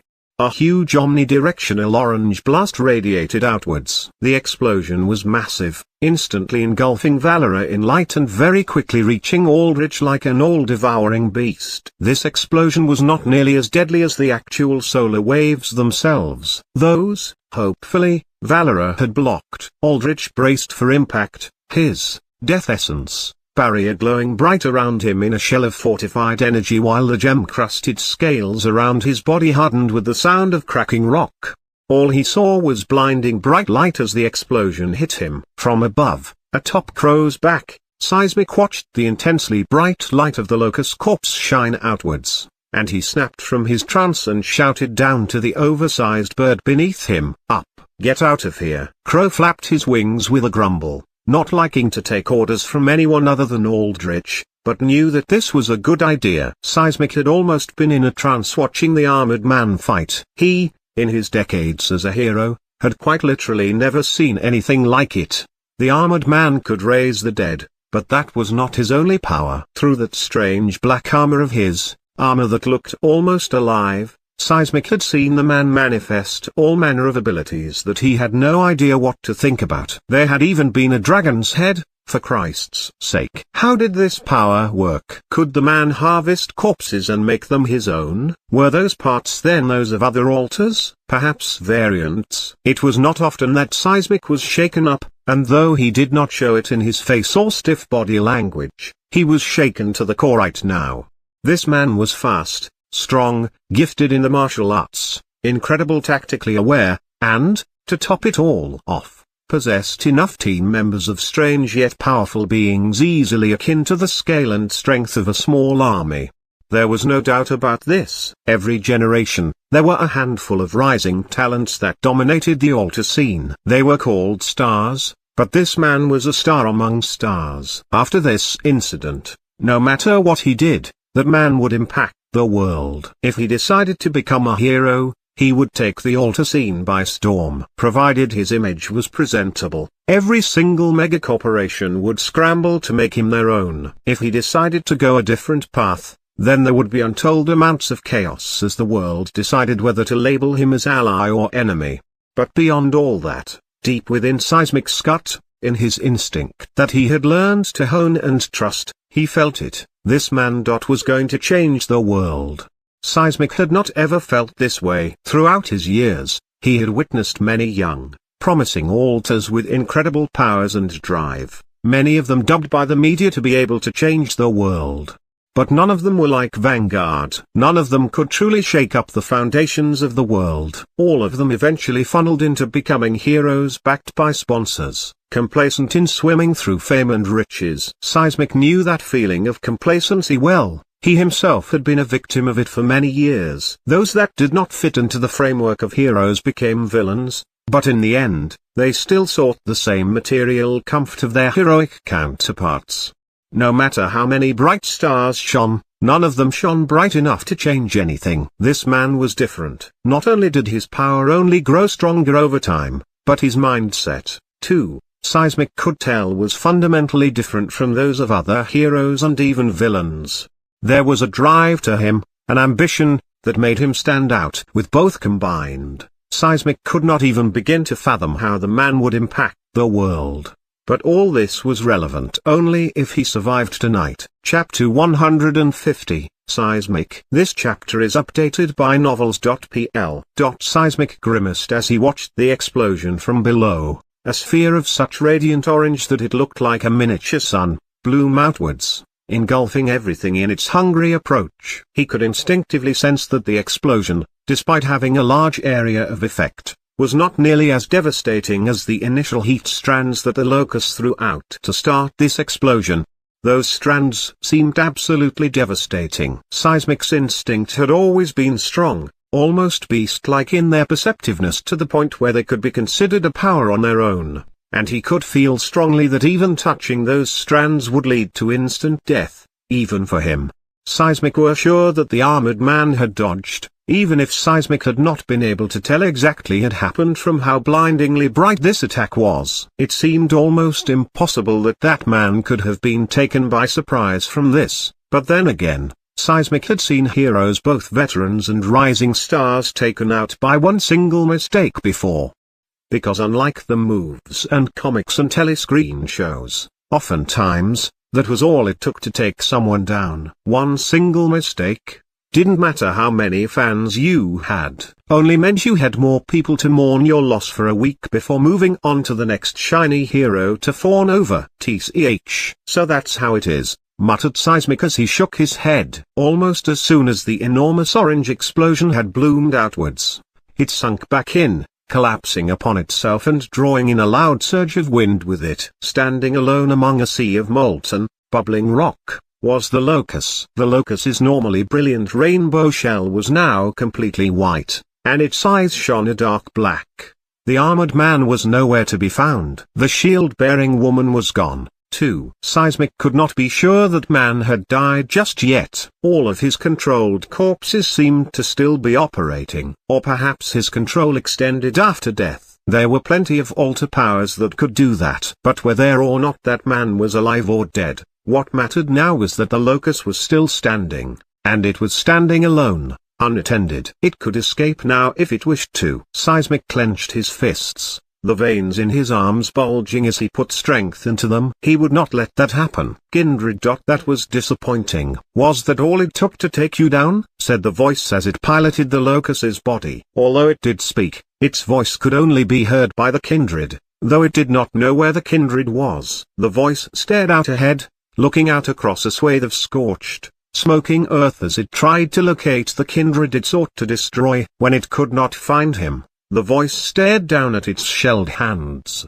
its antennae twitching. Kindred are hidden from my life sense, but surely, this cannot be it. The voice closed its hands and opened them again, as if testing out the feeling of its body. But this child of mine is strong, there is no doubt about it. Perhaps he was too strong for you, as a neonate kindred yet to develop your strength. It is a good thing I culled you here, before you grew stronger. The voice's antennae twitched then, and it stepped backwards in an instant as Seismic landed in front of it with a diving kick, splashing away all the molten rock. Another one, said the voice, and this time, its words were audible to all. It stared at Seismic's muscular body, at the aura of power that emanated from the man's steely grey eyes. But evolution has treated you well. Your essence will be worth harvesting. Seismic did not respond and rushed forward with a punch encapsulated in a large sphere of white energy. He was not holding back. He was aiming for the kill here, as the contingency meant to take this monster down. In response, the voice cocked back its fist, locked it in fully, and met Seismic's fist in a direct clash. When the two fists, one of flesh and bone, one of shell, clashed together, it was as if a high-yield bomb had been detonated between the two mighty entities. The ground in a huge area around them instantly shattered, blowing apart like tiles on a roof peeling off from a hurricane. The earth rumbled as Seismic's quakes rocked through the voice's new body. Seismic grit his teeth and roared as he maximized the output of power in his quake punch. The sphere around his fist was still stable. He did not want to shatter it yet because if he did, the seismic waves contained in it would fan out, losing focus. And he needed focus right now. The powerful energy wave that usually came from the locust's full power punch did not stream outwards and wash over Seismic. Instead, its flow was split down the middle and directed around Seismic through the quake sphere. With the ocean wave pattern of the blue energy wave, it looked like Seismic was literally parting the sea. The twin streams of energy crashed behind Seismic, obliterating everything it hit with thunderous rumbles. But so long as Seismic kept his quake bubble intact, he could use it as a sort of barrier to split the energy wave. On top of this, the longer the locust kept its fist in contact with Seismic's, the longer it felt shockwaves running internally through its entire body, ravaging it from the inside out. It was hard for anyone to trade melee blows with Seismic because even if you guarded his attacks, the shockwaves still permeated through. No, it was almost impossible for anyone to beat Seismic in a straight-up brawl because of this reason unless there was a way to avoid the internal damage. But the locust was not avoiding the damage. All throughout its body, Locust's shell cracked and spurted blood again and again, but with every injury, began to regenerate, white particles emerging from the ground and patching up any damage almost as soon as it happened. And take factor, much stronger than before, too, capable of healing near-fatal internal injuries in moments. And in the middle of a fight, no less. The healing factor was strong enough to keep the locust continually pushing against Seismic's fist despite the life-threatening injuries it suffered to its internal organs over and over again. There was zero doubt about this now. This locust beforehand was an A-ranked disaster, but now it was S-ranked. And as the locust continued to stand, continued to push against Seismic, Seismic's quake bubble grew smaller and smaller, losing its energy over time.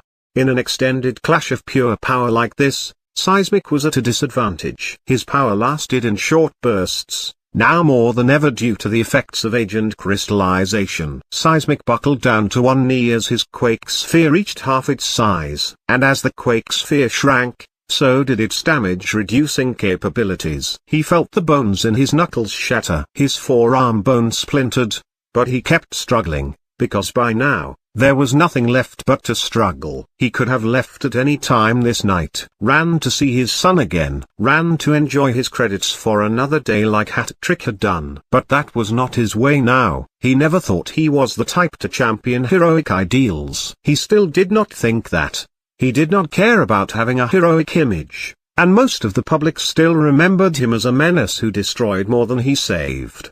He had no idea how the Golden Age heroes juggled so many ideas of morality and good and perseverance and selflessness without breaking under the weight of it all. Eventually, though, he came to the realization, they did not.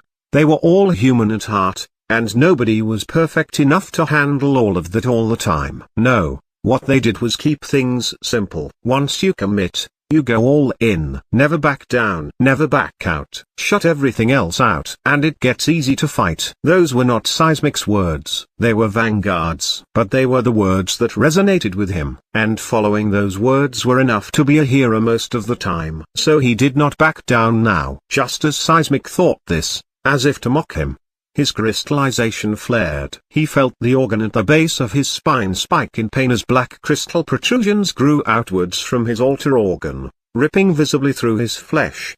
His quake bubble began to crack, unable to sustain itself at full power for this long. "You have fought enough. Cease your struggles," said the voice, "and return your essence to the primordial womb." That's right.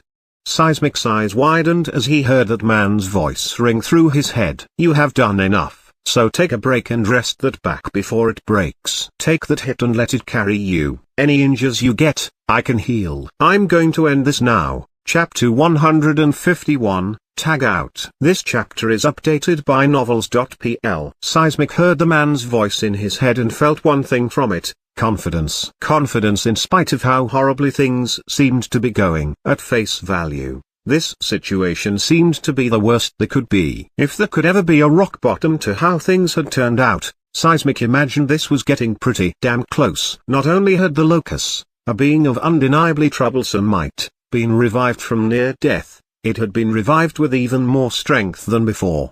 Now, the Locus had access to all its evolved powers on top of the cold hard fact that it could also rapidly heal itself without any of the supposed limitations known from the Antek factor. That was not even to mention whatever entity had suddenly hijacked its mind. This, Seismic had no idea what to think about. This entity seemed to be linked to the Antek factor, and he had heard vague theories about some mastermind entity creating loci and being the source of the factor, but as a fighter, he never really read into the research of the variants he hunted down. He just hunted. And while he hunted, he relied on his instincts more than any research or field report to survive. Right now, Seismic's instincts screamed at him that the Locus was far, far more dangerous than it had been before. When the Locus still spoke with words of curiosity, Seismic's instincts had felt the Locus was a threat, but one without much control over its own power. Like facing a child wielding power it had no idea how to use. A being like that, Seismic could outmaneuver with greater experience. That was what he had tried to do beforehand by smashing it through a sinkhole by surprise. If Seismic's crystallization had not flared up then, he might have even won. How simple it would have been if Seismic had just won right then and there. Now, though, when Seismic heard that strange, ringing voice emanating from the Locus, he could tell that this was a voice of both intelligence and killing intent that would utilize every tool at its disposal to eliminate its enemies. That simple difference in mindset and mental capability made the Locus now infinitely more dangerous than it already had been before. But even considering all of this, the armored man was dead set confident that he could end this fight here and now. Seismic trusted the man. He did not know exactly why. His instincts usually never told him to trust anyone, a byproduct of walking the edge of life and death from intense fighting, often fighting alone, for decades. But he did so now. Seismic figured it was a side effect of resurrecting under the man's control, as he doubted that a careful man like that would raise someone as strong as Seismic without some way to control how he thought and acted. Regardless of the technicalities, the fact of the matter was that Seismic would get overpowered soon enough if he kept struggling against the Locus's fist. Seismic had come down, fought, and would soon lose. He had no choice left but to leave this to that man. Knowing this, Seismic resolved to get out of this situation intact and alive. That man claimed he could heal Seismic's injuries, but nevertheless, Seismic did not want to take the risk suffering too much damage, not when he had been given a second lease on life, regardless of the conditions placed on it. No matter what, Seismic would see his son again now that he knew someone else could handle this situation. Seismic roared as he clenched the fist, struggling against the locust even harder, and the already broken knuckles within shattered with a grinding sound. The shrinking quake bubble around his fist detonated, shattering and releasing a burst of seismic waves that acted like a miniature explosion. The earth rumbled and shook. Unleashed seismic waves traveled across Seismic's arm, completely shattering all the bones within it into little fragments. Some of his bones splintered out of his arm, protruding in bloodied white chunks. The same happened with the locust as a burst of seismic waves shattered the white shell around its arms, causing blue blood to spurt out. Then, right afterwards, Seismic and the locust both flew backwards as the detonated seismic waves pushed them back. Breaking quake bubbles early like this meant that Seismic had little control over the seismic waves that burst out from them. Normally, he had to focus to prevent his quakes from affecting himself by directing them away from himself, as he actually did not have immunity to his own powers. But in a situation like this where Seismic needed to make distance more than anything, he was fine eating his quakes and sacrificing an arm to get out of harm's way to clear the stage for that man to show up. No, not just an arm. As Seismic flew backwards from his own shockwaves, he coughed up blood from internal organs that suffered from the quakes that passed through him. Yet, perhaps because he was under that man's control, Seismic did not feel much pain at all from this. What Seismic did feel pain from was his crystallization. Nothing seemed to stop that. That pain still forced him to grit his teeth, feeling like a searing hot brand had been pressed deep into his lower back. In comparison, when Seismic looked ahead to see how his foe was doing, he saw the locust only drive backwards a little distance, skidding to a halt as the creature rapidly regenerated the damage done to its arm. Seismic felt his body crash against soft feathers before lifting him up. The giant black-feathered avian variant had swooped down to stop Seismic from hurtling back any further. Seemed that the avian variant could change the physical properties of its feathers from stiff and sturdy like metal to soft and impact cushioning. The avian variant tossed Seismic onto its back with its beak before flying up in the air, rapidly getting him out of harm's way. Seismic crawled up the bird's body to look down as he coughed up more blood, squinting his eyes as he tried to get a close look at how that man would handle this locust situation. The voice stood tall as it stretched out its arms, showing off the cracked and damaged shell all around its body and how in just a few moments, white particles gathered around them, healing all the wounds into perfection. It was an obvious power move. A way to assert that no matter what was thrown against it, it could always come back. That no matter how much anyone struggled, that struggle was utterly meaningless. "Kindred, your champions fall to this one's child so easily," said the voice. "First, that odd girl whose life also escaped this one's sense. Then, this human whom you have decided to take as your own. All others that you bear under you, they are not even worth mentioning. Knowing this, will you not this one now, or perhaps you have already perished, and the last of your children now cast away their lives for your sake? But no matter. This one will erase all trace of your aberrant existence, for you do not belong upon this world." That was when the voice's antennae twitched, sensing movement suddenly manifesting right within its vicinity. The voice instantly reacted and turned around to its blind side, reaching out an arm and grabbing an invisible humanoid form by the head. Dark wispy shadow clouds parted from whatever it was that the voice grasped, revealing the appearance of a purple-robed skeleton wielding a serrated dirk. The skeleton thrust the dirk into the voice's head, very narrowly missing the eye due to the voice's quick reaction. The end result was that the blade simply shattered against the voice's durable head shell, shards of broken black metal falling around the voice like metal rain. Where did this creature come from?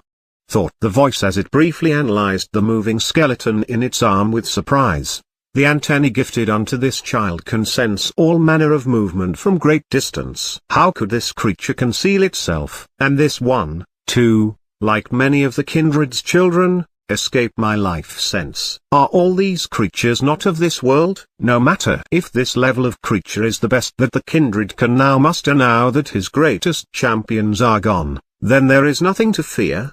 As the voice thought this, right before it decided to crush the skeleton's skull to dust inside of its hand, the skeleton began to glow with a bright green light. The voice's eyes, gifted with the capacity to read all spectra of light and glimpse the flow of energy to remarkably clear levels, witnessed to rapid mass buildup of sheer, raw energy in the skeleton. The telltale signs of an explosion. The voice's explosive entrance had been mirrored and used directly against it, almost as if to mock it. Chapter 152, Game Over. This chapter is updated by novels.pl. The voice saw the energy build up in the skeleton, diffusing into a bright green light, and determined that it had slightly less than a single second to deal with the incoming explosion. Yet, even as the voice saw this development, it could not help but feel disappointed. Yes, the kindred had been surprised, but was this truly it? Because even from a cursory glance, the voice could tell that though the incoming explosion would be damaging, it would not be enough to completely destroy this fine vessel, and nothing less than absolute destruction was needed to sever the voice's connection to it. Was this truly all a kindred could do? A kindred that could harness the powers of the outer to a far greater degree than the voice itself? No. The voice realized this was more than to be expected in the first place from a neonate kindred who had barely stepped into understanding the powers they wielded. It was a good thing that this kindred would fall here now, before they came to understand their true nature. The voice instantly tossed the skeleton far into the sky with a charge of energy crackling across its body, accelerating the movement immensely. The high-speed throw instantly sent the skeleton away, and even in just 1 second, the skeleton was far enough up in the air where its explosion would not reach the voice.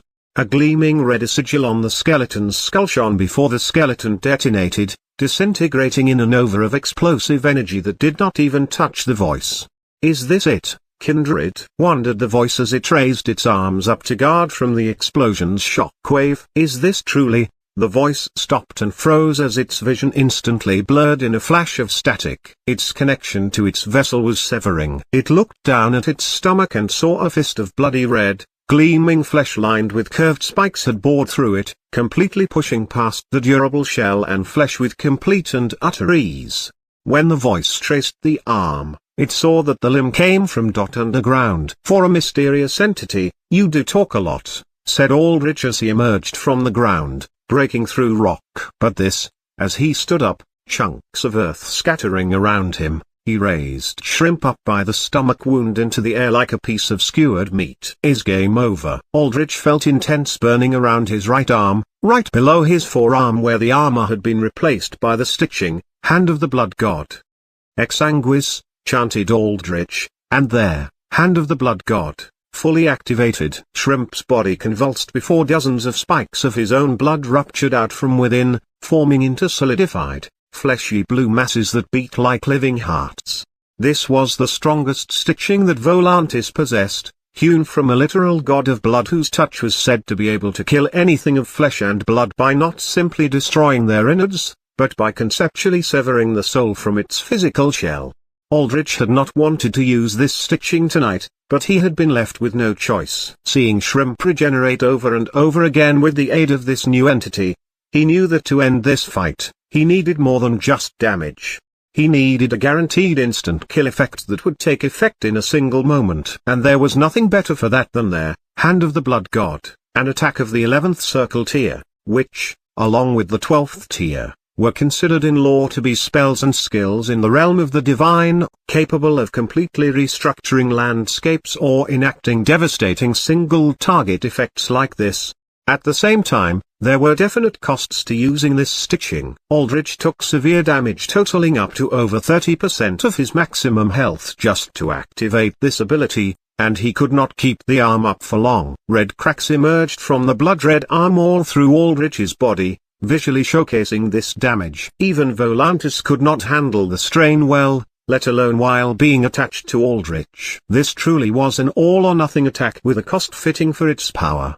How? Muttered out the voice. Though a spike of blue blood protruded from Shrimp's mouth, the voice rang out supernaturally. How? was it? It was not that complicated. All of his units had been blasted away by Shrimp's sudden explosion, all except the antlion, who retreated deep underground, and, with the aid of rock above it acting like a bunker, had survived the blast. From there, Seismic had stepped in to distract the voice. Aldrich had manually controlled the antlion to maneuver beneath the voice while Seismic fought it, and when the antlion was in position, Aldrich had signaled for Seismic to leave the scene. Aldrich had then used Mist Phase to move underground, warping to the antlion's location. Shrimp's antennae sensed vibrations in the air to accurately map out its surroundings, but attacks from underground did not register so easily. But even then, Aldrich could not risk having his one good surprise attack go to fail, so he had sent his Corpse Nova marked skeleton assassin to attack the voice. Corpse Nova had a 1-second delay until detonation, so Aldrich did not expect it to actually hit the voice. No, what the skeleton assassin did was serve as an extremely shiny, explosive distraction for the moment when Aldrich emerged from underground to unleash this ending blow.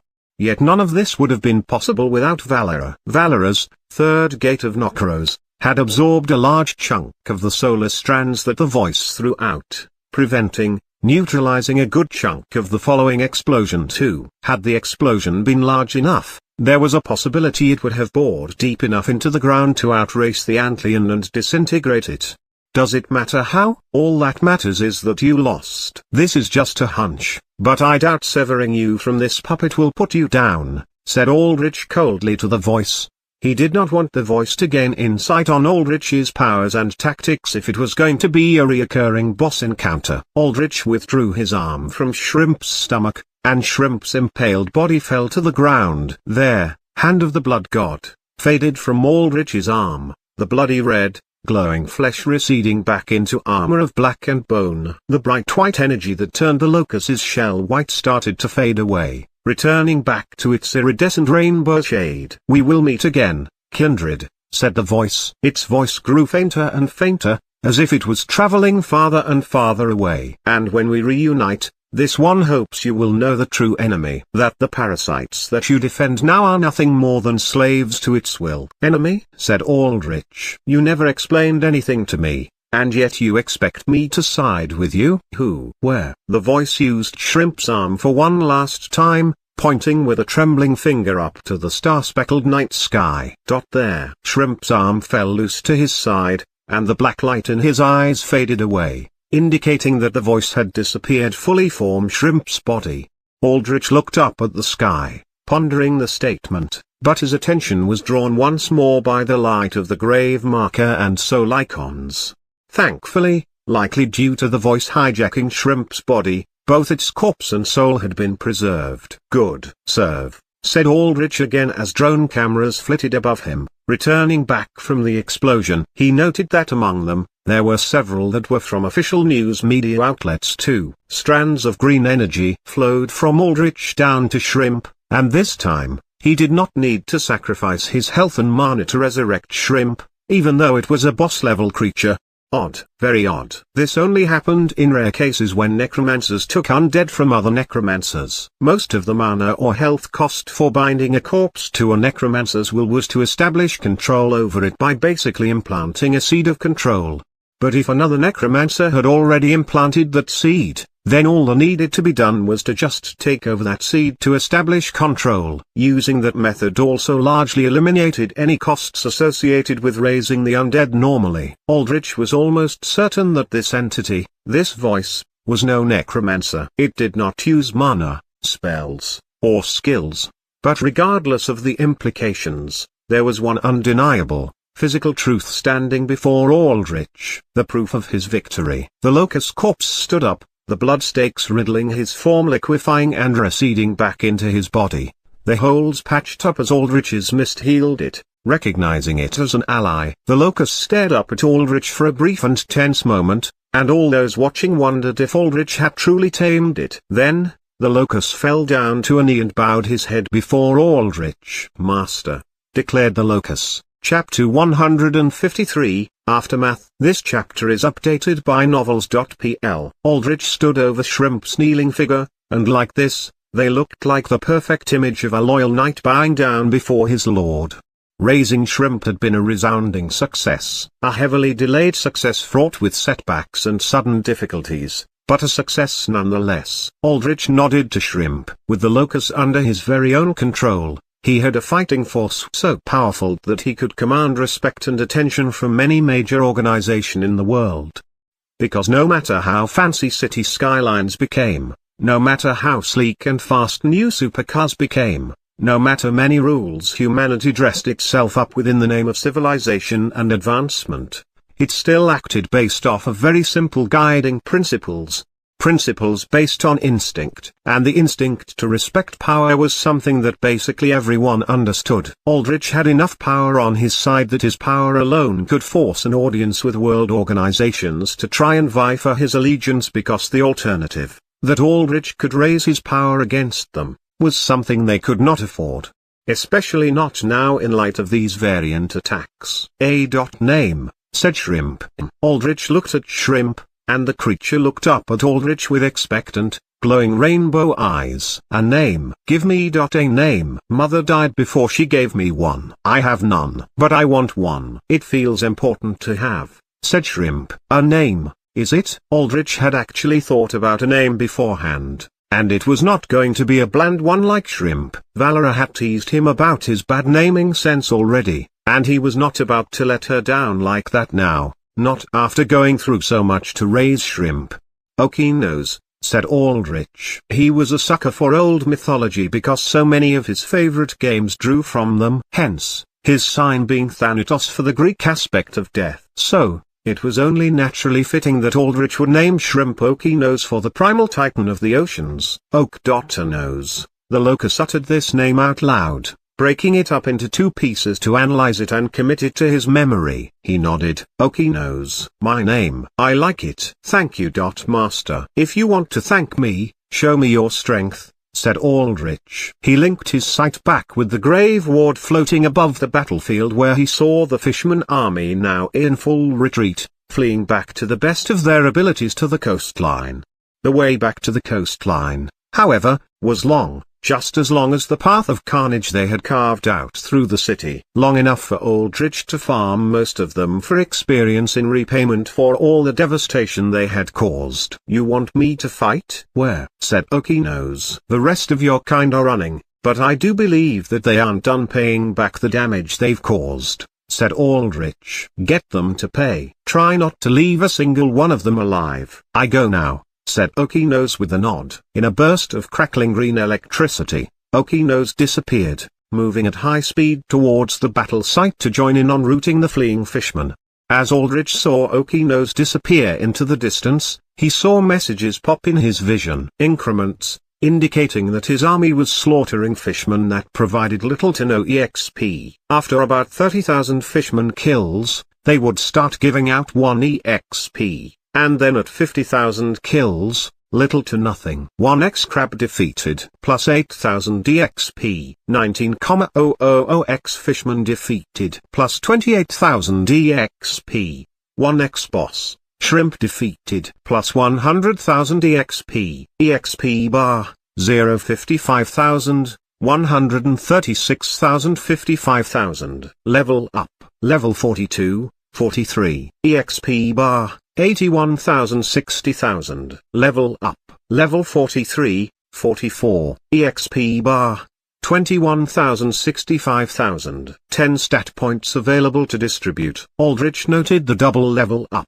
He had not expected Shrimp to give him so much experience, but it did make sense, considering how much stronger the variant had become over time. 2 levels was also within his expectations for what he would earn in this fight. If he killed off all the retreating fishmen, he would get to the edge of reaching level 45, but not quite there. The experience limiters would kick in and make the fishmen essentially worthless for EXP farming, but still worth it to squeeze out the fishmen for every little last drop of experience. What was much more valuable than just levels, though, was Aldrich's quest rewards. Quest, Fell the Great Enemy completed. 1x Trove of Dark Wisdom, 30 levels, obtained. 1x Frost-Hallowed War Scythe obtained. Aldrich felt both the Dark Wisdom and the Frost-Hallowed War Scythe manifest in his nearly emptied out inventory. Now, he felt a little less naked after Volantis had gobbled up all the armor and weapon pieces in his inventory as a sacrifice to be raised. Notably, the Frost-Hallowed War Scythe's text was highlighted in bold purple, indicating that it was of the Epic Plus tier that ranged from levels 40 to 60. With the plus modifier on its rank, it also meant that the weapon occupied the higher end of the level range for its rank, so Aldrich would have no issues using it all the way up to level 60, even a little beyond that. Good. That meant that any armor or weapons Aldrich picked up in his trial quests, he could hand down to his other units, provided his trial quests were still the same. He had no idea to what degree the Death Lord had influenced his system, but he actually preferred this over what he had in the past. His system before had no answers and little predictability to it. It provided him power, but for what purpose? Why did it have the goddess Amara and the god Sendrai in such an unfinished state? What did it want from Aldrich? All these, Aldrich had no answers to. But at the least with the Death Lord, he knew her intentions. She wanted him to usurp the title of Death Lord from her. And because he knew what she wanted, that made her somewhat predictable. Emphasis on somewhat. But at the very least, she had Aldrich's continued growth and life in her best interests. Aldrich whistled, and the sound projected through his helmet with Volantis's aid. Crow swooped down, and Aldrich leapt up, getting on the variant's back. He briefly looked around to see that the amount of news drones from various media outlets had grown exponentially, all of them paying attention to his each and every move. Aldrich did not like that feeling of being watched and followed like a celebrity, but he had been ready to accept it as a consequence of revealing himself to the world. Regardless, he wanted to shake them off for now. Crow flapped his enormous wings down with powerful force, shooting straight up into the sky in an instant, leaving the drones awkwardly turning around to try and figure out where Aldrich had gone. While this happened, Aldrich put a hand to his head and relayed commands to the rest of my legion. Continue killing as many fishmen as you can. Try to leave no survivors. When you are done, regroup back into the Daily cast line. When Crow was high enough in the air, he flapped his wings again to direct Aldrich towards Haven's south side. That was a good fight. Aldrich turned to see Seismic. The older hero clutched onto Crow's back tight with one hand and used the other to grasp at his stomach where the flesh had blackened from crystallization. It took too long. And it raises too many questions, said Aldrich as he thought about the voice and all the implications of its mere existence. You couldn't have predicted the locus evolving like that. And the world will have just as many questions as you about it. And questions about you as well, said Seismic. I know, said Aldrich. You're prepared, said Seismic. As much as I can be, said Aldrich. Seismic nodded simply and looked down towards the broken and damaged city. A lot to do. Repairs. Mourning losses. The times ahead will be just as hard. Before Aldrich could reply, he heard a muffled woman's voice struggling from behind him. He looked to see Valera's disembodied head biting down on one of Crow's feathers to hold on. The base of her neck was shrouded in shadowy mist, obscuring the blood and bone that should have shown.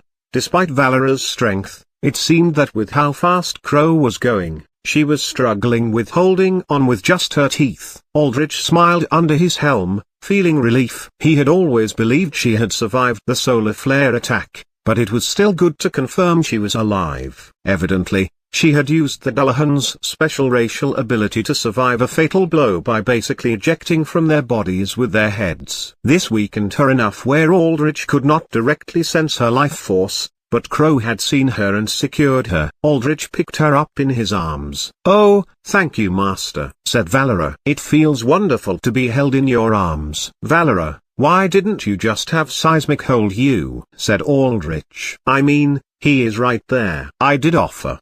But, began Seismic. That gorilla of a man, who is also a stranger to me, when my head is the most precious part of me. No chance, said Valera as she glanced at Seismic, though I do appreciate your service and strength.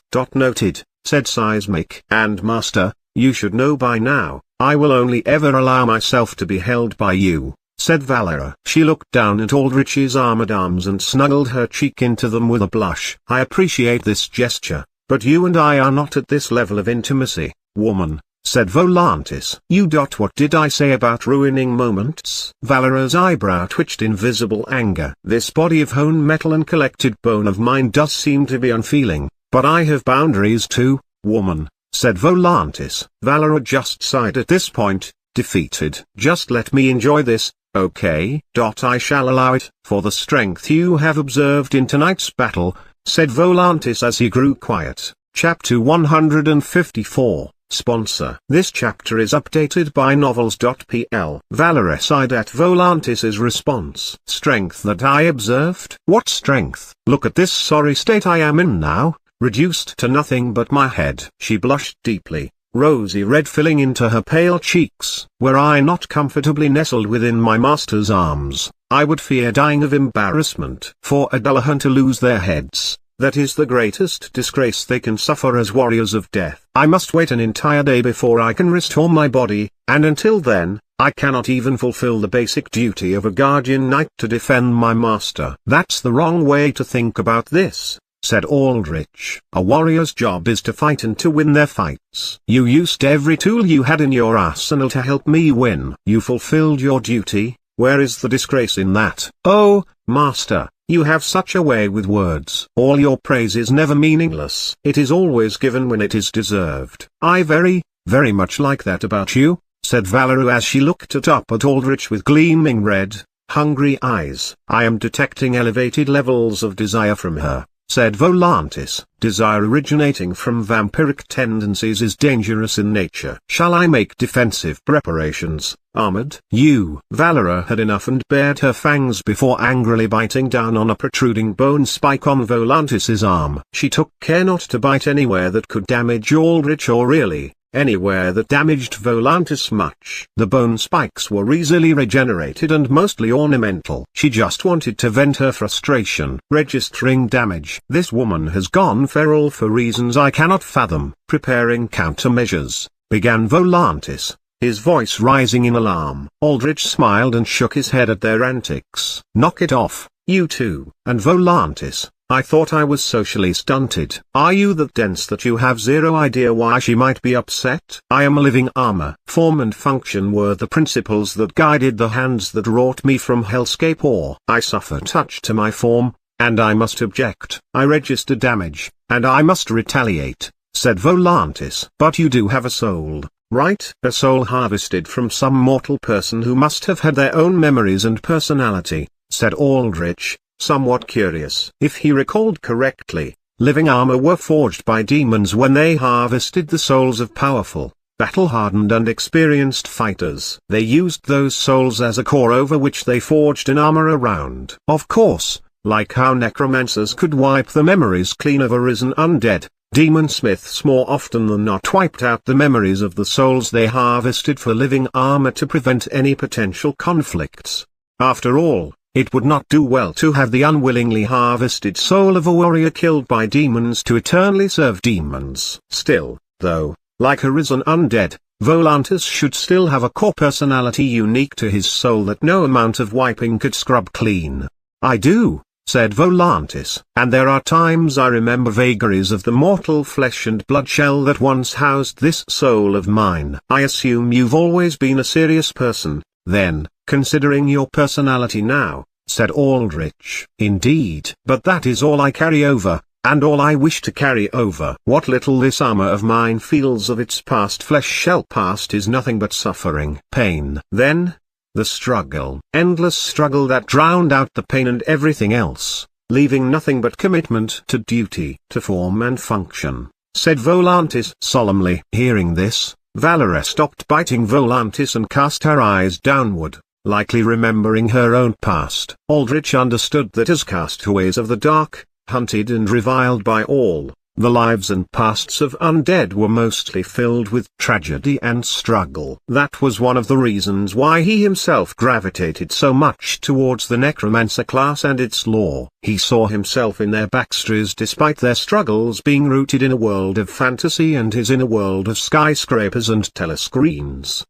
Because pain was pain, It was universal. Aldrich looked down at the broken streets below as crow soared across the night sky. Thankfully, though, there were no longer any fishermen roving about in hungry groups across these streets. Not that it made the destruction any better to see. The cars and bodies of both fishermen and humans floating in the flooded streets attested to that. Seismic was right. The effort to rebuild Haven was going to be just as hard, if not harder, than the fight itself. The battle had taken up the span of just one night. Rebuilding would take years in an ordinary timescale. If Aldrich could secure help of a construction megacorp or the Panopticon and their fleets of construction drones, the time could be drastically cut.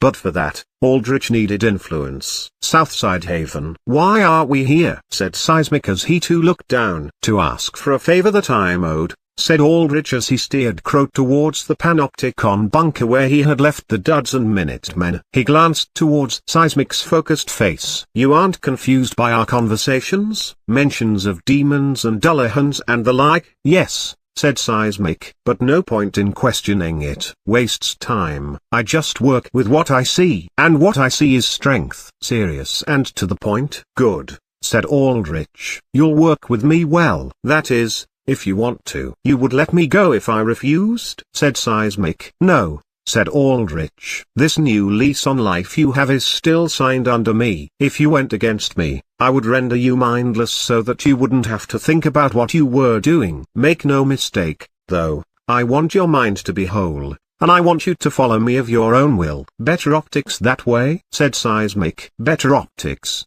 confirmed Aldrich. "And also because I prefer having other voices and opinions around me. It would be a waste to throw away all that knowledge and experience you have." Aldrich liked being a solo player, yes, and he knew the value of being independently strong. But he also knew that capable leaders had capable people around them, as no one person could be perfect in every area. And even if he had always been a solo player in the game, he was no stranger to working with others. He still always relied on the strengths of others as a Legion Necromancer to compensate for his weaknesses.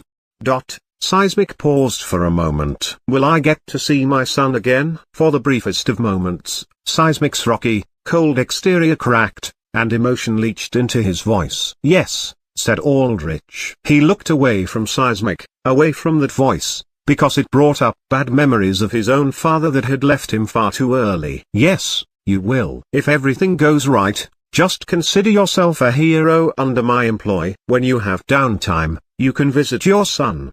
Seismic nodded. "It will be hard. I'm still sponsored and contracted by Hammerhead Industries." Hammerhead Industries, a juggernaut in the construction industry and a subsidiary under the megacorporation known as Triple H, HHH. In all of North America, Hammerhead Industries was perhaps the biggest player for heavy-duty construction and manufacturing. Taking it on would be a challenge, but one that Aldrich would gladly take to keep Seismic. But this was all for another time. After he established himself in a strong position in the world. "That, we can worry about later," said Aldrich. He looked down to see the Panopticon bunker and directed Crow towards it. When Crow neared the ground, Aldrich put Valera gently down on Crow's back. "Hover in the air gently. Try to keep her comfortable," said Aldrich to Crow. Crow grunted in affirmation, blinking his 6 yellow eyes. "Master. I can't come with you," said Valera as she looked up at Aldrich with large, puppy dog pleading eyes. "I'd like to take you.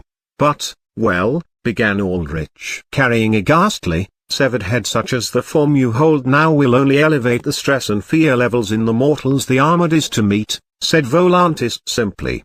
"Ghastly?" Valera made an offended face before she sighed again. "I understand. I will be waiting for you, Master." Aldrich nodded to her before he jumped down. Seismic jumped down with him. They fell down a dozen meters and landed with 2 heavy crashes against the metal of the Panopticon bunker's vault doors. There, Minuteman stood at attention, waving towards Aldrich. The hero's wounds had all been perfectly healed by now, and the Blackwater students that had stayed with Minuteman patrolled around the edges of the bunker doors where over 100 fishermen and crabmen corpses lay scattered. "Good to see you again," said Minuteman as he wiped some fishman blood off his forehead. "I know you asked me for a favor, but I doubt I'll be of much help to you anymore. You already routed those fishmen, sent them back crawling where they came from, I saw it all on screen. You saved this entire city. Minuteman nodded to Aldrich. Thank you. I'm here for that favor, said Aldrich. Oh, already? Said Minuteman. Is there another fight I need to get to that the news missed? If that's the case, I'm always ready. Minuteman locked his shield in place against his four-armed gauntlet as he put on a strong, confident smile. No, said Aldrich. The fighting's over. What I need from you is simple. I need you to be my sponsor. Chapter 155. A deal. This chapter is updated by novels.pl. A sponsor? Minuteman raised a brow as he looked at Aldrich questioningly. Let me hear that again. You want me to be your sponsor? Yes, said Aldrich. I would be more than happy to sponsor you, considering the pure color of your willpower and how much good you've done tonight, but I have to ask, what for? Said Minuteman. If it's for a hero consideration hearing, I don't think that's going to be necessary for someone like you. As long as you have a relatively crime-free record on your SID, hell, even if you haven't exactly been on the straight and narrow path, so many core are going to see what you did and try to snap you up. And they've got a lot more power than me to fast-track you to top hero status in the AA. All the powers you've used today probably exceed any power regulation license you have, but the core and their lawyers will get that cleared from you in a flash. Once that's done, you can submit an application to the AA with the corporate backer and then it's smooth sailing from there. You'll start out in the B class at the minimum with a strong and well-funded backer like a corp. Probably a class honestly speaking, considering you took down that monster of a locus. But with someone like me, well, I'll vouch for you, but my voice alone isn't going to match the strength of a multi-billion credit company, and there's no telling what'll happen at a hearing. That won't work for me. I need the hearing. Aldrich understood where Minuteman was coming from. But the process that Minuteman outlined, getting a corp to sponsor him, submitting an application normally, that was not for him. Generally speaking, it would be much better for Aldrich to just sign with a corporation and have them back him. Like Minuteman said, as long as Aldrich's past wasn't completely horrible, the corp would fast-track him into hero status and probably bump him into high ranks with their money and influence. Hero consideration hearings were another way for alters not affiliated by the Alter Human Agency to enter the supers industry, particularly after incidents where they used their powers in a way beyond what they were licensed to do for the sake of public safety. However, where Minuteman's confusion arose was in the fact that hero consideration hearings were used mostly for villains, mercenaries, and other criminal entities that had less than favorable pasts or, in the case of nomads that did not live in any governed walled city, no traceable past at all. The hearings were meant for people like these, people that lived in the dead and shadows, to have a chance to step into the light, have their criminal records wiped clean, and enter the supers industry with a fresh new start. That was why for these hearings, established heroes needed to sponsor an alter for a hearing after determining their character and strength to be solid.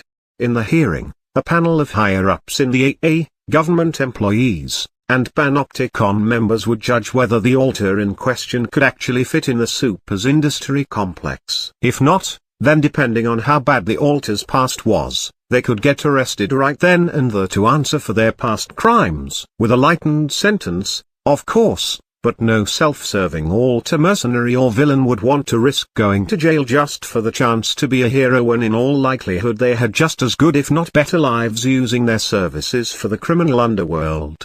In that sense, hero consideration hearings were basically like court trials. You win the trial, and you're allowed to put on a cape and join the AA. If you don't, you get arrested and one more potential menace to society is out of the streets. That was why hero consideration hearings practically never happened. On top of that, it was difficult to get one authorized in the first place. Heroes of all ranks could sponsor others, but only a sponsorship from a hero B ranked and above meant anything because it guaranteed a hearing.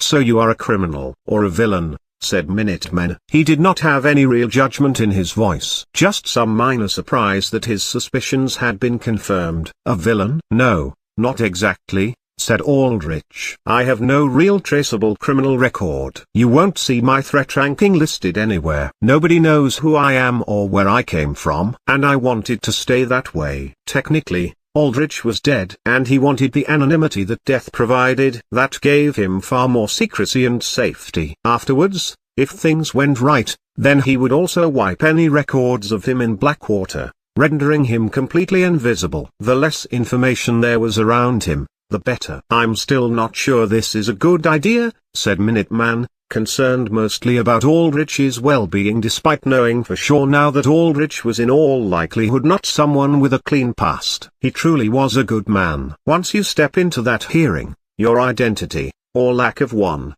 will be made known anyway. They'll force you to reveal everything about yourself. Your powers, your past, your team, all of that's going to come under scrutiny. There's always room for negotiation. "No," said Aldrich. "Don't you remember the case with Dracula?" Minuteman paused for a moment. Dracula had been an A-ranked villain based in Eastern Europe who had been the leader of an infamous mercenary group known as the Night Raiders, widely known for their brutality and efficiency, wiping out their targets stealthily in the cover of night, hence their name.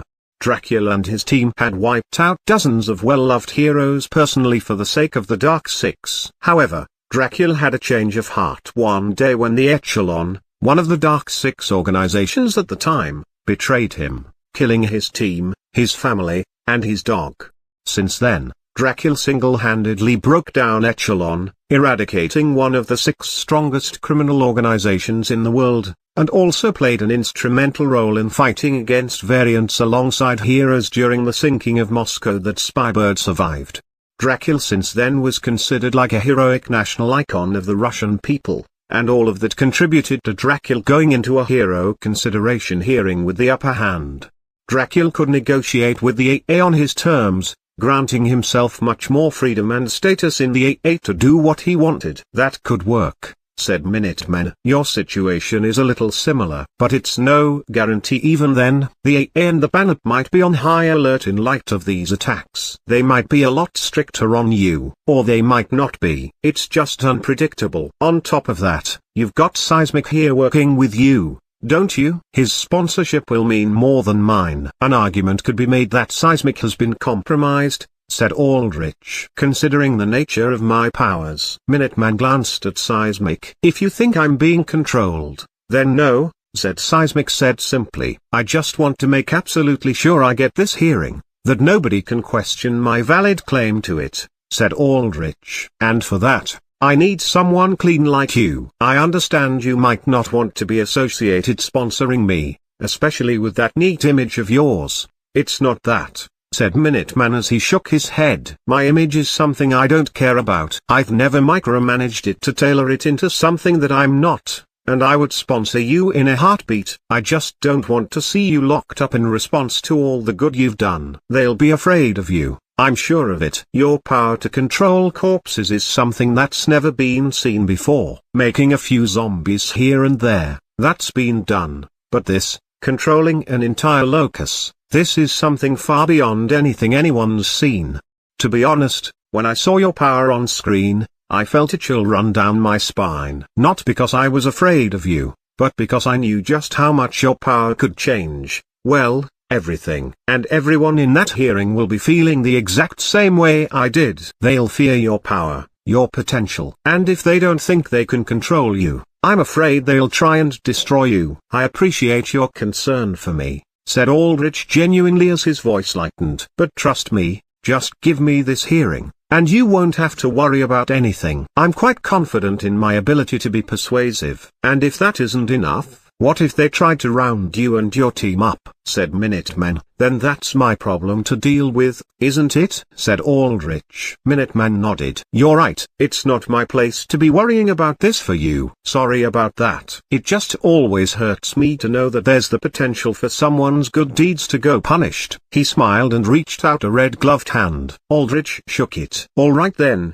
we've got a deal," said Minuteman with a smile. "In exchange for saving my sorry ass, I'll be your sponsor. And if those bureaucratic AA sons of bitches try to mess with you, I'll do my best to vouch for you." Chapter 156, Sentinel. This chapter is updated by novels.pl. I appreciate the thought, but when the hearing comes around, I want to handle it alone, said Aldrich. He did not want Minuteman to testify in the hearing on his behalf because depending on how things went, there was a distinctive possibility that Aldrich was going to use some, well, less than savory means to obtain the control he needed. Aldrich did not want Minuteman to get caught in the crossfire because, honestly speaking, Aldrich did not particularly think that testimony from Minuteman to vouch for Aldrich would do much. It was as Minuteman said, Aldrich had power with unfathomable potential for growth, and that would make people used to maintaining the status quo, afraid. They would want to control Aldrich. Well, let them try, thought Aldrich. By the end of this all, Aldrich would be the one in control. Got it, said Minuteman. Well, at the very least, let me submit recorded testimony on behalf of your character and what you did today. I don't know how much that will help, but it should be better than nothing. There's nothing worse in this world than good deeds going punished. If possible, I'd like that not to happen to you. Aldrich nodded to Minuteman before gesturing towards the bunker vault doors. Do you have an idea about what's going to happen to them? Minuteman sighed. Times will be tough, that's for sure. Most of their homes were washed away or flat out destroyed. The homeless shelters are also flooded, so they won't have anywhere to stay. And as powerless people, I doubt they have the means to piece their lives back together. And it's not just Southside either that's suffering. The rest of Haven's also in shambles. A lot of folk are probably going to think about moving out or maybe taking up nomad cloaks. The Panopticon won't help, said Aldrich. What about the Reconstruction Initiative? The Reconstruction Initiative was a combined effort between the Panopticon and manufacturing companies to work together so as to rebuild cities after variant attacks. Most city walls and structures were built with predetermined templates so as to make rebuilding as quick and efficient as possible. The Panopticon had ownership rights over the templates of city walls and fortifications while private companies had ownership over templates of civilian infrastructure like housing or office buildings. Through the Reconstruction Initiative, even massive cities like New York could repair severe damage to itself over the course of weeks to months. It's sad to say, but Tier 3 cities like this are pretty replaceable, said Minuteman. He shook his head. Like everything in the world these days, it's a matter of economics. Tier 2 and 1 cities have enough money to easily cash out high-paying construction contracts to rebuild themselves faster. But unless a Tier 3 city holds something important like, say, aetherite deposits, they get left to rot after big attacks like this. There's just not enough money in rebuilding these cities. He's right, said Seismic. With the amount of damage Haven's suffered, you'd be hard-pressed to find a construction company willing to shell out resources at a loss to fix it. There's just not anything worth rebuilding for. I'll be changing that, said Aldrich. Minuteman raised a brow. How? You don't mean that you'll sign a contract with a construction company, will you? Having a corporate backer is fine, but that will limit your freedom even more. Maybe, maybe not, said Aldrich. Nothing is set in stone yet. But at the very least, I can guarantee that this city won't get ignored. I spent the effort to save it. I sure as hell am not going to just watch it wither away. I respect your commitment, said Minuteman with a firm nod. You never do forget the little guys, huh? Before Aldrich could respond, a voice crackled in his earpiece. It was Fisk. Boss, you might want to get back to the city center, said Fisk. What is it? Said Aldrich. Remember that A-class guy that was stationed in Have, alongside grumpy old Seismic? He's back, said Fisk. And I'm not sure what he's trying to do, but it looks like he's trying to claim credit for what you did. Going on about holding the line up the front and making sure everyone had time to evacuate and whatnot. But I'm pretty sure he just got scared and ran with his tail between his legs. Makes me sick, honestly, watching this. I have to go, said Aldrich to Minuteman. Watch over everyone here until they get sent off to safety. And again, I appreciate your willingness to sponsor me. Hey, that's nothing. A tiny sponsorship in exchange for my life. Now that's a deal I'd take in a heartbeat, said Minuteman. Good luck with whatever it is you need to deal with. Aldrich nodded before he got back on Crow. He had the Blackwater students that remained with Minuteman hop on as well. He willed Crow to move, and Crow loosed a guttural grumble as he flapped his wings, soaring into the sky with explosive force. Aldrich scooped up Valera's head in his arm, and she looked up at him. "So how was it, Master? Did you obtain what you needed?" "Yes," said Aldrich. "But this is just the beginning." "Oh, a plan is it?" Valera smiled at Aldrich. "I do love those wondrous plans of yours. They keep me alive so I can unleash as much destruction as I want." "Not battle plans this time," said Aldrich. "Oh," said Valera with a sigh. She might have been surprisingly tactical on the battlefield, but that was because she loved fighting in its entirety. Outside of it, she had little interest in boring pen and paper affairs that Aldrich would now be getting into. "I have an idea of what you want to do," said Seismic. "You want to be a sentinel," said Seismic as he crossed his arms and stared at Aldrich with his sharp gaze. A sentinel. It was an old title from near the beginning of Alter Powers, back during the Age of Villains when there was no Alter-Human agency and Panopticon to keep a semblance of world order. During this era, when modern governments collapsed under the weight of unregulated alter conflict, people reverted back to older governmental systems. Amid the chaos of conflict, certain powerful alters emerged as the defenders of their homes, essentially ruling their cities like feudal lords. These alters were dubbed many titles ranging from Defender to Protector to, eventually, officially known as Sentinels. Sentinels basically controlled an entire city as their base of operations, giving them unprecedented amounts of power. The Sentinel title remained in use throughout the Age of Villains and even through the first half of the Monstering. However, once the Titans were defeated and humanity sought to rebuild, Sentinels were gradually phased out. There was no place in a world governed by the order of large organizations for single individuals with too much power like the Sentinels. Aided by the threat of Vanguard, most Sentinels willingly gave up their titles and folded into the AA/Panopticon complex. A few actually fought back, unwilling to give up their lord-like power. Even fewer actually maintained their Sentinel status, for they were simply too popular in their home cities with a good track record of fair governance. To this day, there were a few Sentinels here and there, but they were basically ancient relics. It had been nearly a century since a new Sentinel title had been given out. Sentinel? My, that title does have a nice ring of power befitting my dear master, said Valera. Don't get your hopes up, said Seismic. It'll be impossible to get a Sentinel position. They are already afraid of you. Why would they give you even more power? That's the point of the hearing, isn't it? To negotiate my terms, said Aldrich. And if they don't listen, said Seismic. Like I said, I can be quite persuasive when I need to be, said Aldrich. You're planning on doing something, aren't you? Something that won't exactly fit under the umbrella of the law, said Seismic. There was no sense of judgment in the hero's voice, more a sense of simple understanding. And if I am, are you going to stand against me? Said Aldrich. Seismic shook his head.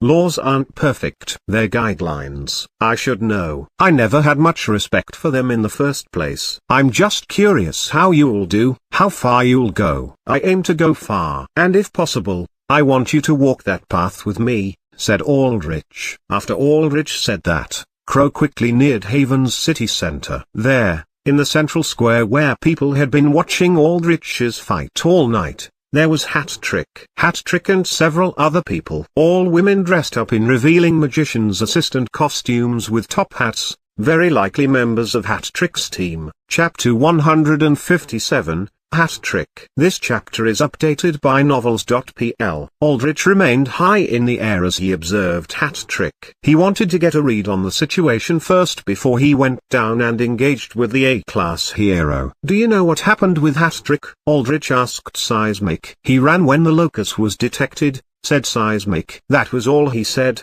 But that was enough for Aldrich to immediately have negative levels of respect for the hero. Aldrich had a decent amount of knowledge of all the A and S class heroes because information about most of them was widely publicly available. Hat Trick, too, he knew. He was an up-and-coming young A ranker with a stellar amount of promise who, with a couple more years of building up his rep, would probably easily make it into the A or even A+ rank.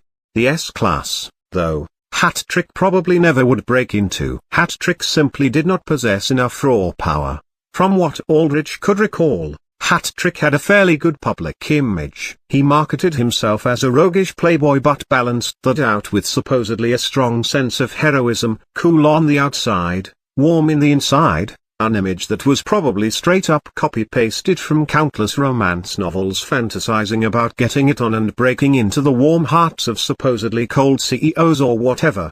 As far as I know, said Aldrich, his public record is clean with a solid track record of beating tough variants and a few humanitarian relief cases here and there. It is. His marketing team has been good about that, said Seismic. But this is his first mistake. Maybe his last. Explain, said Aldrich. Hat-Trick ran because he thought Haven would fall, said Seismic. He helped with initial evac, got the important people out. Afterwards, when he thought his life was in danger, he fled. I see what you're getting at, said Aldrich. It makes sense to stay for evac, especially since it prioritizes important and wealthier people that'll contribute more to his payroll.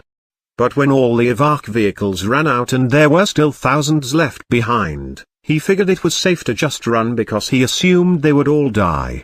And dead people tell no tales. Or, if they were heroes that ran, well, they couldn't speak out against Hat-Trick when they had committed the same act of cowardice. With the storm cutting out any form of recording, it would have been the perfect opportunity to just run without consequences. Seismic nodded his head. That's right. He tried to convince me to leave, too. If I stayed and beat the Locus, then that would expose him as well. But you didn't leave. No. I see, said Aldrich. Considering the fact that Hat-Trick knew you would stay and still fled, then that means he bet on you dying and the city falling. Yes. Seismic cracked his neck as he stared downwards towards where Hat-Trick was. He would have won that bet, too. But you showed up. And now that he's lost that bet, he needs to do damage control, said Aldrich. He clenched his hand into a fist, feeling the same sense of disgust well up in him when he had destroyed that ship full of fleeing heroes from the Panopticon bunker. What sickened Aldrich was not the fact that heroes did not always save every life. No, he understood that. He even understood that sometimes, it was better to sacrifice lives to achieve a long-term goal so long as in the end, more lives were saved. In a hypothetical tough fight, if Aldrich had to make a tactical retreat at the cost of 1,000 lives, he would take that retreat so long as it gave him a chance to win later to save 100,000 more lives. There was no glory in self-sacrifice that led to long-term suffering. There were plenty of cases of heroes, especially those from the Golden Age, sacrificing themselves only to rob their communities of a protector that they needed long-term.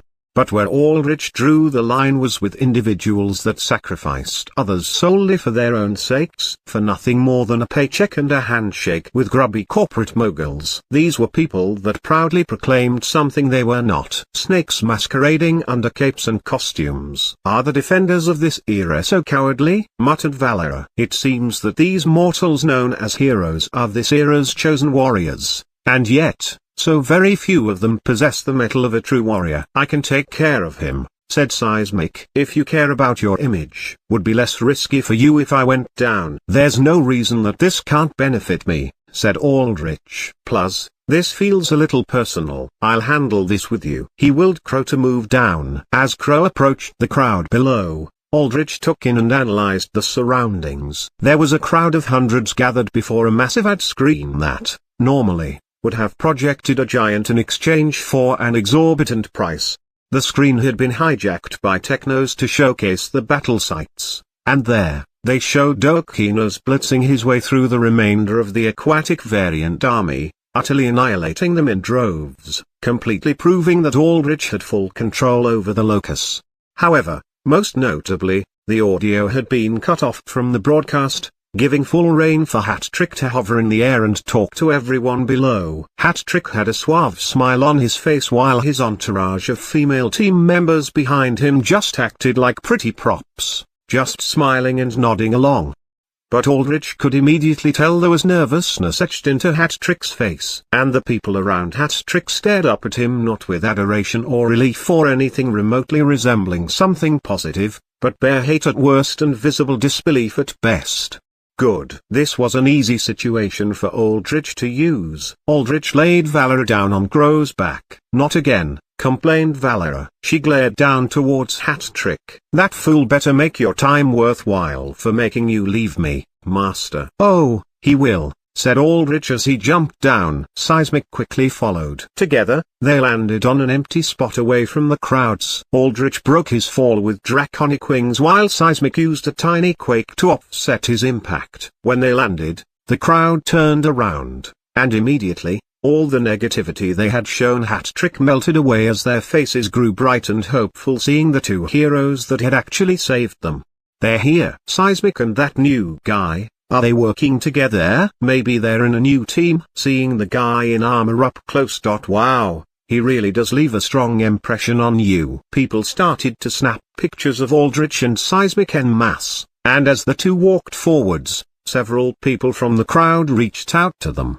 "Thank you," said a woman in tears. "When they didn't let us board the last Evark ship, I thought my whole family was doomed, but you've saved us all." "I can see my daughter another day because of you two," said a man. An older man, former policeman, it seemed, from the badges decorating his coat, nodded at Aldrich and Seismic. "When everyone else left, you stayed." "I know none of us don't have much. There's a reason they left us while the folk with money got to leave. So we can't give big donations to you, but I hope that our thanks still means something." "Your thanks has meaning." "More meaning than a few credits," said Aldrich, and Seismic nodded. "Ah, so you two have come back from the cleanup, eh?" Hat-Trick's voice resonated outwards, drowning everyone out. "And it's great to see you alive, Seismic. It would have crushed me to know a man as great as you had died out there." "Clean up," said Aldrich. "You call that fight a clean up? Where have you been?" "Ha, what do you mean?" said Hat-Trick. "I was out in the front lines,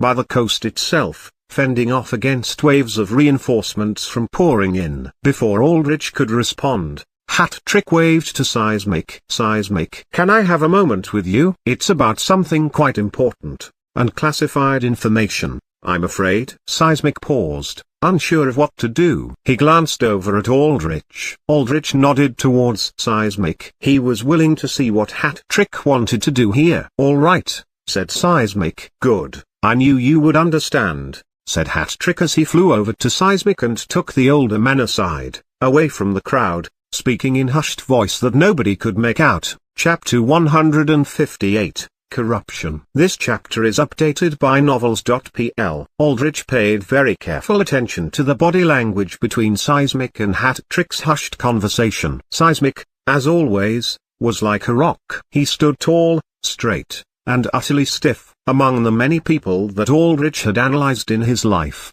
Seismic was among the very few that was nearly impossible to tell anything about based off his body language and facial expressions.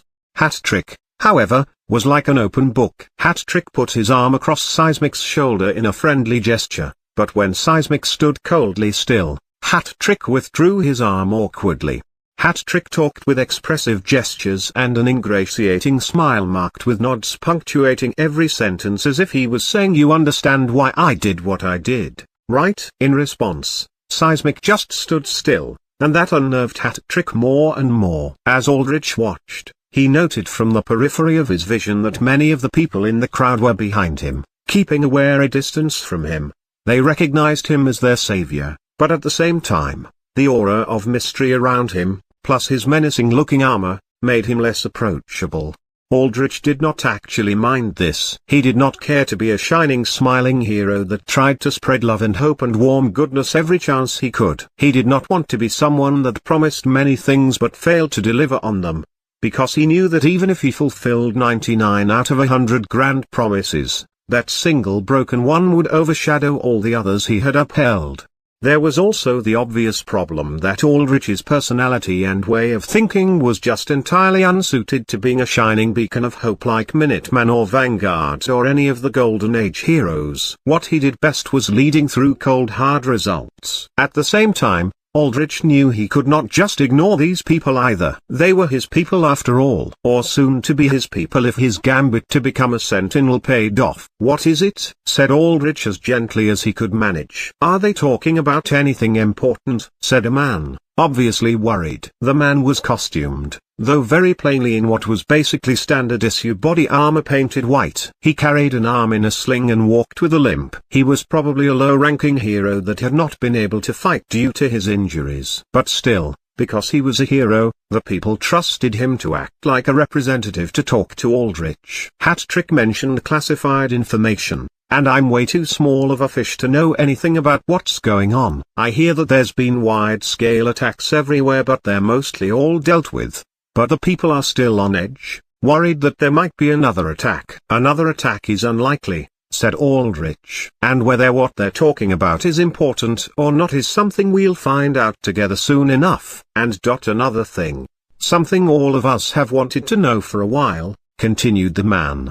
What's your name? Your sign? We've tried to search for you in the hero database or even whether you were a villain, but nobody's been able to find out anything. Or are you a shadow? A shadow. Something that Aldrich briefly had considered being. These were entities that had no signs and acted in pure secrecy. They were mostly assassins who did not want the brand name recognition of being villains or mercenaries attached to them. Being a shadow promised the greatest amount of secrecy, but Aldrich, though he valued secrecy, knew he could not hide in obscurity forever. He needed the influence and power that having his own name could bring out. Thanatos, said Aldrich. Thanatos, repeated the hero, nodding to himself. He smiled at Aldrich. Ironic, isn't it? All of us getting saved from death by death itself. Those who walk closest to death know the best ways to avoid it, said Aldrich, and at that moment, he watched as Hat-Trick pated Seismic's back and flew back over to the crowd. Citizens of Haven, I'm sorry for the delay, but my business with Seismic over there is done, declared Hat-Trick as he tipped his hat at everyone and assumed his position in front of the giant headboard. Rest assured, you won't be under another attack. My efforts, along with the valiant fighting of Seismic and the newcomer, and, of course, the noble sacrifice of the many heroes and policemen outside these walls, have let us see the light of a new day. How do we know that's true? Said a man. Judging by the rectangular deep dive goggles on his face and the port on the side of his shaved head, he was a techno. I've been managing and tuning into every broadcast I could find about this, and I've never seen you anywhere. Murmurs of agreement rustled through the crowd. Hat-Trick just smiled and put up her hand. Of course, that's understandable. I told you, though, I was at the coastline. Up there, with the crashing waves and even more waves of variants, it was impossible to set up a stream of my own. Not to mention the disruption field was impossibly strong there. But you all know me. I might like to enjoy the good life. Hat-Trick flashed a smile to one of his all-female team members, and she smiled coyly back at him. But deep down, I fight to protect what matters. And that's all of you. I don't need the recognition, and honestly, I don't care that there's no evidence.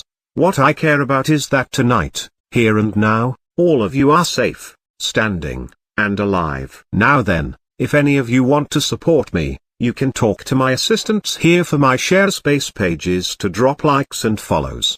Sounds like bullshit to me, said the techno, and the crowd nodded in agreement. I've talked to some of the surviving heroes, too. They said you ran. And if that's the case, I wonder how you have the balls to even show up here again. Run? Me? Ridiculous, said Hat-Trick. Look at my past record. I've killed 11 B-rank disasters and over 100 C-rank disasters. I've never run from a fight, and I've never stood down from protecting the people. While Hat-Trick and the crowd argued, Aldrich telepathically tuned in with Seismic. So, what did he say? Said Aldrich. Seismic looked towards Hat-Trick with crossed arms and stern expression, but his mind communicated with Aldrich. The summary of it is simple. Hat-Trick first gave me a bribe to keep me quiet. Decent amount of credits. Easily enough that it would put a big dent in his wallet, said Seismic. So he's desperate, said Aldrich. How's he going to handle the testimonies of all the other heroes? They don't matter as much, said Seismic. If I join Hat-Trick's side, then the voices of 2 A-rankers outweighs the voices of all the heroes here. It sounds unequal, but it's the way it is. And about me? Does he think he can bribe me? Said Aldrich. Yes he does, said Seismic. Credit sucking. Now more so than ever among heroes. It's called an industry for a reason. He's willing to shell out just as many credits to you. He also expects you as a newbie to understand that heroes help each other out. They cover for each other's mistakes. You mean they cover for each other's faults? Said Aldrich. There isn't much difference between the two. Not in this industry, said Seismic. It's corruption, plain and simple. You help cover what he did up, and he'll help you cover something you do up in the future. Like I said, high-ranking hero voices are resources on their own. We're celebrities, idols. Our voices influence the public. What we say can shape how they think, how they make judgments, and we have core backing us. Core willing to pay to take down news, recordings, silence voices. This is how the B-rankers and above keep their images clean. Your image isn't clean, no? Said Aldrich. No, said Seismic. Because I never cared. Not until recently. But by then, I had done too much damage. Too much to cover up. Search my name on the net, you'll find 100 articles about how much damage I caused. People I've accidentally killed. Only reason I even have a sponsor is because Hammerhead is one of the core that don't care. They just value strength. And that, I have. And I'm assuming Hat Trick's sponsors aren't like that, said Aldrich. Elysium Entertainment is the exact opposite, said Seismic. They sponsor heroes based entirely off image, off of their looks, the characters they can put out. They basically sponsor actors. Hell, you'll see their heroes starring in their movies. Hat Trick has a character he can't break. He's broken it today. Badly. Word gets out, he's done for. He's willing to do anything to patch this situation. Getting himself in debt to a newcomer like you hurts his pride. Not to mention having to throw so much money at you. But he's willing to do it. Humor me, Seismic. How many credits is he willing to send my way? Said Aldrich. 10 million credits, said Seismic. And 15 million to me. Chapter 159. Exposing Hat Trick. This chapter is updated by novels.pl. Aldrich tossed those numbers around in his head. 10 million credits to Aldrich. 15 million to Seismic. A total of a 25 million credit investment. This was an amount of money that Aldrich would only have dreamt of even grasping at. His parents, as relatively regular D and C rank heroes, earned almost 200,000 credits a year together in New York, which sounded like a lot. But living costs in New York, a tier 1 city, were absurdly high. Even if his parents could take all of their earnings without spending anything on rent, they would need 125 years to match what Hat Trick was offering. But Aldrich did not care about how much that credit amount meant to him, because soon enough, he was going to have enough power and influence that credits were not going to be an issue. No. What he wanted to know was how much that amount meant to Hat Trick. From what Aldrich knew, it was at the A rank that heroes started becoming superstar earners that could earn millions of credits a year. He did not know exactly how much Hat Trick himself earned, but on average, he figured that an A ranker with a strong social media presence and decent sponsors made around the ballpark of 10 million credits a year. I see, said Aldrich. Hat Trick was a new A-ranker and had only been working for 5 years. If Aldrich recalled correctly, then, his lifetime earnings were around 50 million credits, but like most superstars, Hat Trick was not exactly frugal with his spending. Aldrich figured those 25 million credits was close to almost all of what Hat Trick could cough up at a short notice. And how did you respond to that offer? I didn't, said Seismic. I was waiting for your decision. I will make this clear now. I will follow you. I will walk the path you pave. It's what I owe you for giving me back this life. If you take a step one day that I don't think I can follow, I will tell you. Then, you can turn me mindless. I don't care. This body isn't mine anymore. It's yours. So do what you want with it. But besides that, are you going to take Hat Trick's offer? Of course not, scoffed Aldrich. I only asked to humor myself. I wanted to know how much Hat Trick thought his life was worth. And, do you agree with the number he put out? Said Seismic. Aldrich paused for a moment before he stared at Hat Trick, at the hero's fake smile that he flashed towards the disbelieving, disgruntled, tired, now homeless citizens of Haven. The fakeness of it all almost made Aldrich's undead stomach sick, if that was even possible. Let's just say I would never sell something worthless for that many credits. You there, newcomer. Hat-Trick's voice resonated outwards, aimed right at Aldrich. He waved at Aldrich with a nervous and now barely maintained smile, though perhaps due to years of training his fake smile, he could still keep it up in the face of so much public opposition. "I can't thank you enough for the service you've done today. I know you are no hero, but with the valiant efforts of tonight, I'm sure you'll be recognized by the agency. I'm sure you've talked with Seismic about how the agency works with its heroes." "Yeah?" "Yes," said Aldrich. Hat-Trick here was speaking in double meanings. He could not just reveal to the public the blatant corruption he wanted Aldrich to pull off, so he veiled it in seemingly proper hero-related talk. Good, said Hat-Trick. He sighed dramatically. "It's not often that I need to prove myself, but I guess that's on me for forgetting to record my fights. It's hard to remember that when I fight variants to protect, not to profit." Hat-Trick shook his head and cast a look of judgment around the crowd before looking up at Aldrich with a hopeful smile. "But I'm sure you understand, don't you, newcomer? You've been in the dark for so long, probably fighting without any recognition all that time. You understand me, don't you?" Aldrich did not respond, and that silence unnerved Hat-Trick. "Good." Hat-Trick paused awkwardly, and the crowd stared at him with ruthless silence, showing very obviously whose word they trusted at this point. Right now, everything short of Hat-Trick's life, his entire career, his reputation, all those movie deals and sponsorships, were on the line. No, that might just be worth his entire life to him. "If you talked with Seismic, then you know, right?" "What I did," said Hat-Trick. "Then I'd like you to tell the people here about the role I played in tonight's defense. Just like how you were at the front lines, beating back that monster of a locus, I was at the coastline, beating back the reinforcements." At this moment, Hat-Trick's eyes narrowed as he lowered his gaze, his long locks of red hair falling across his face in disheveled manner that gave his stare a pointedly threatening aura to it. "Heroes stand tall because we have each other's backs, isn't that right?" This was Hat-Trick's direct call to get Aldrich to lie. Hat-Trick's words seemed harmless at first, but in reality, he was reminding Aldrich of what he had told Seismic. Heroes have each other's backs. Or, more accurately, they cover up for each other's faults. This was a veiled command to Aldrich, telling him to cover for Hat-Trick now. At this moment, the crowd's attention shifted to Aldrich. They instinctively understood that it was now up to Aldrich for him to lay down judgment. Aldrich remembered Ghost. He remembered Seth Solar. He remembered how he had judged them. He would judge Hat-Trick just the same now. Aldrich began to walk forwards. He towered over most of the people in the crowd, and he trudged forward.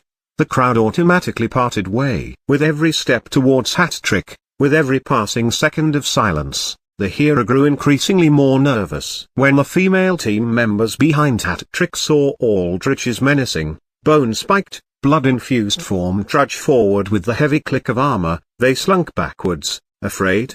None of them were fighters. All of them were just pretty playthings for Hat-Trick. Things he used to make himself look and feel good. Symbolic of how Hat-Trick lived his life and how he saw the world. As playthings. One big playground to do whatever he wanted in. He could leave his toys whenever he wanted. Throw them away whenever he wanted. Break them whenever he wanted. All that mattered was what he wanted. Not anymore. When Aldrich stood right before Hat-Trick, he stood half a head over the hero. Hat-Trick maintained his smile, but he was forced to look up at Aldrich's unnerving red dot helm. Aldrich stared right down at Hat-Trick and spoke, his voice echoing outwards and reaching the whole crowd. "Here's what you did tonight. Nothing. You left the moment the locus came. Seismic and every single hero and police force outside these walls can attest to this. You left because you were a coward. You left because you thought everyone here would die, leaving no witnesses to your sickening weakness. Had you stayed, had you held even the smallest shred of bravery in that pathetic excuse of a heart of yours, you could have fought with Seismic and beaten the locus. But now look at you. You have to come back here with this poorly made-up excuse, relying on me and Seismic, no, bribing us both to try and back you, because you know you can't keep this a secret. Everything about you reeks of desperation, and nothing smells worse than the filth of desperation from scum like you." Hat-Trick made several steps back, his eyes wide in shock. His female team members blinked as they broke their practiced smiles and nervously stared at Hat-Trick, wondering what to do. The crowd erupted in a united chant of hatred against Hat-Trick, spurred on by Aldrich. "Coward. You ran, and you come back to us again with lies like this." One particular anguished man shoved his way to the front and pointed an accusing finger at Hat-Trick. "You're the reason my son died out there. Just a boy, torn to shreds like that. I'm just one man, someone so insignificant you can just leave behind to die. But I'm going to do my best for the rest of my life that you never get another deal, another sponsorship, ever again." That everyone in the world hears about this. The crowd roared in agreement. Their chants and proclamations of how they would make sure Hat-Trick's image never recovered melding together into a weapon that could hurt even Hat-Trick. Individually, all of these people were weak and without influence, but together, they could at least make sure the consequences of Hat-Trick's actions caught up with him.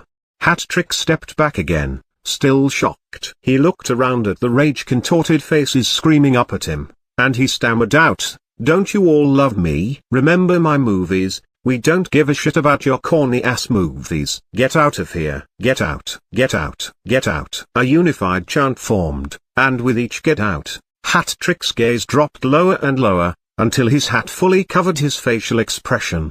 People started to throw things at him. Rubble, half-eaten rations, broken electronics, whatever they had on him, they pelted at him, some with considerable force considering there were a few augmenter alters there. Of course, everything just bounced off Hat-Trick's tough body, but his female team members shrieked at the sudden outburst and rain of projectiles and scattered away like scared cats, leaving Hat-Trick utterly alone.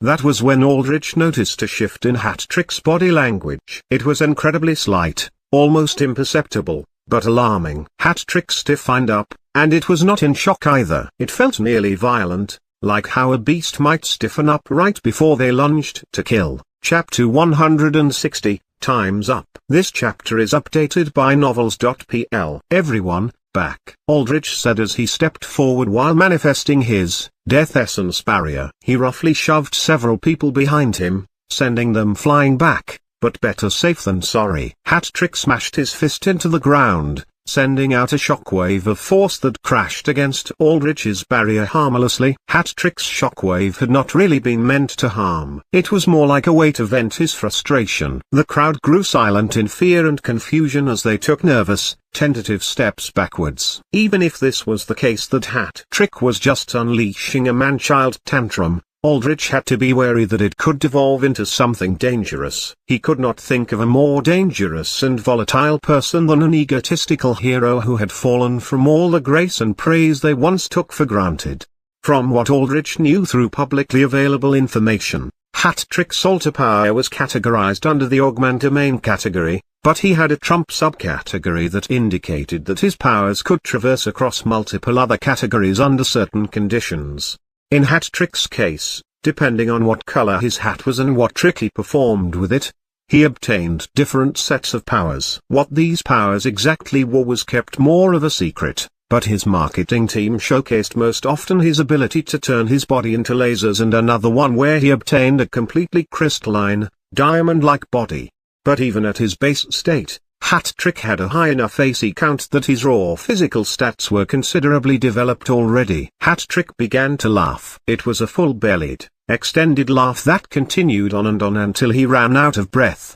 "Back," repeated Aldrich with more force, and the crowd all shuffled away, behind Seismic as a second layer of protection. "A joke. A sick fucking joke," muttered Hat-Trick. He finally looked up at Aldrich, his face revealing under his hat. There was no anger there, no frustration. His eyes had tears of laughter welling up within them. "This is what this all is. All that work, the monster hunting, the plastic surgeries, the hair transplants, the marketing, the movies, the acting, so much fucking acting on set, off set, so much some days I couldn't even tell what was real anymore, all that just to get flipped over by a no-name fuck-up like you. It's a joke, isn't it?" "Hat-Trick, if you don't stand down," snarled Seismic as he stepped forward, but Aldrich raised a hand, stopping Seismic. Aldrich wanted Hat-Trick to break down here. It would give Aldrich even more leverage to work with. But you know what I've come to realize? Hat-Trick's smile turned into a cold, emotionless void. I might like tricks, but I fucking hate jokes. The rim around Hat-Trick's hat glowed blue. The hero then took off his hat in one smooth motion and opened it up towards Aldrich. The empty space inside the head of the hat glowed bright with energy that fluxed before shooting outwards in a brilliant beam. The energy output vested within that attack presents minimal risk, stated Volantis. Though Volantis spoke to Aldrich, it was more accurate to say his words were mentally transmitted, meaning their meaning reached Aldrich's mind near instantly. This allowed Aldrich to react to things based off of Volantis's observations even in tense, time-sensitive situations. Aldrich just kept his barrier up. With how high its energy resistance was, Hat-Trick's laser would not get through it. The crowd started to scream in fright and alarm as they witnessed Hat-Trick's laser, his so-called blue blaster, used against Aldrich. "Get everyone out of here," said Aldrich as he put his hand in front of him, watching as the blue laser crashed into his green barrier, absorbing into it without dealing much collateral damage elsewhere. "I know," came Seismic's response. "Everyone, move out." "Back to shelter," said Seismic as he waved the crowd away, standing in front of them with an eye on Hat-Trick to make sure he was ready to intercept any attack. Hat-Trick's blue blaster faded down, revealing his smoking, blue energy-tinted hat. The hero started to hover in the air as he stared down at Aldrich with a smile that could only be described as broken. "What do you think you're doing?" said Aldrich, his voice terse. "Oh, me? I probably won't be a hero much longer, will I?" said Hat-Trick. "No, that's not true. I'll probably get demoted to ride with the rest of the B-rank maggots that have to wring their hands and beg for their paychecks. That humble life, to be honest, isn't the life for me. So why don't I have a little fun first, before I make my career change? Show my new recruiters that I've got what it takes, eh? You think a temper tantrum like this is going to impress the underworld?" said Aldrich. With his hero career nuked, Hat-Trick was planning on becoming either a villain or a mercenary, and he wanted to prove himself to them now, very likely by causing damage or by killing. Aldrich was a decent judge of people, and he knew within Hat-Trick's multicolored eyes that there was zero morality there, zero sense of consideration for others, only consideration for the self. There was no doubt in Aldrich's mind that Hat-Trick had the capacity to kill with cold blood. "Maybe it will, maybe it won't, but at the very least, I'll get to feel a lot better bashing in that tin can head of yours," said Hat-Trick. "While all of your little friends are out there fighting those disgusting fish freaks. Tell me, how much of the fight did you see broadcasted?" said Aldrich.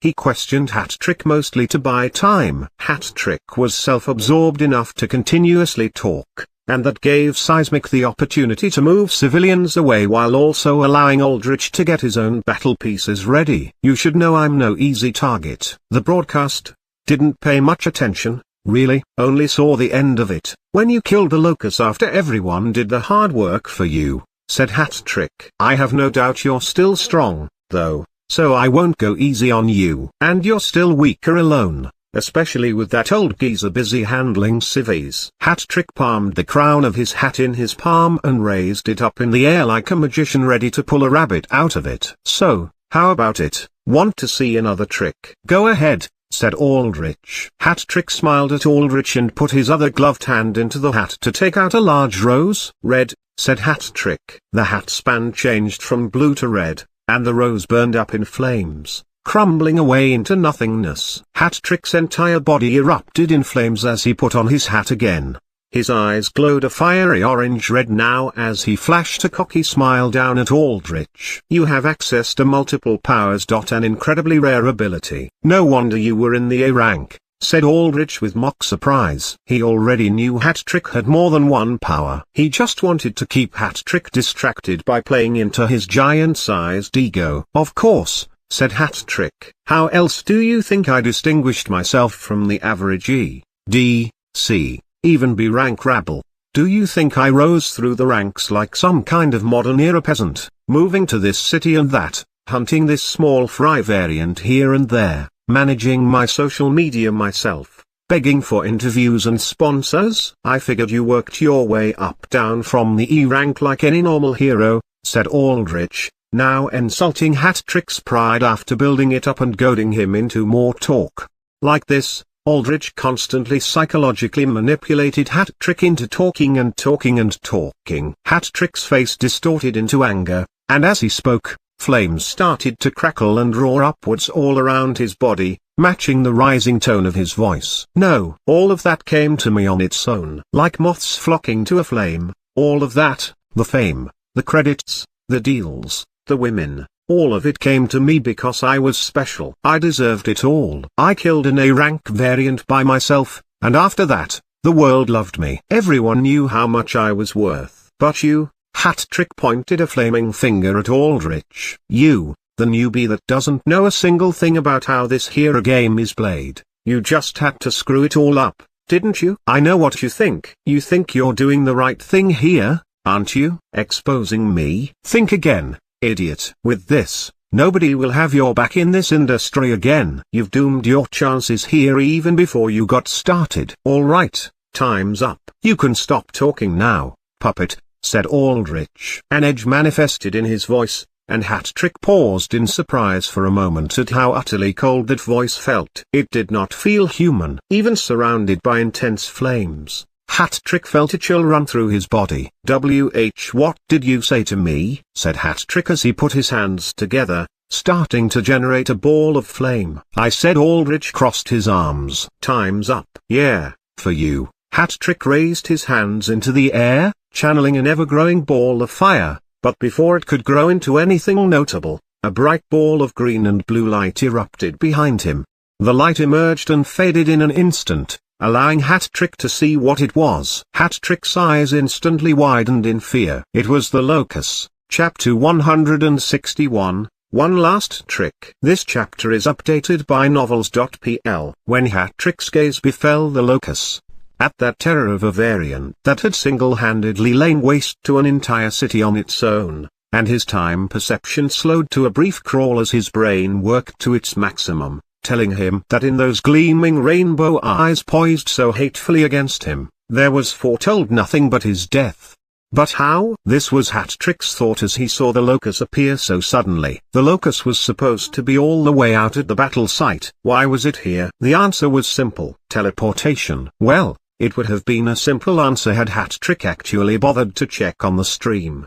But instead, Aldrich bet that once Seismic had died, Hat-Trick had probably just completely tuned out of anything Haven-related because he thought the city was guaranteed to fall and thus had zero relevance to him.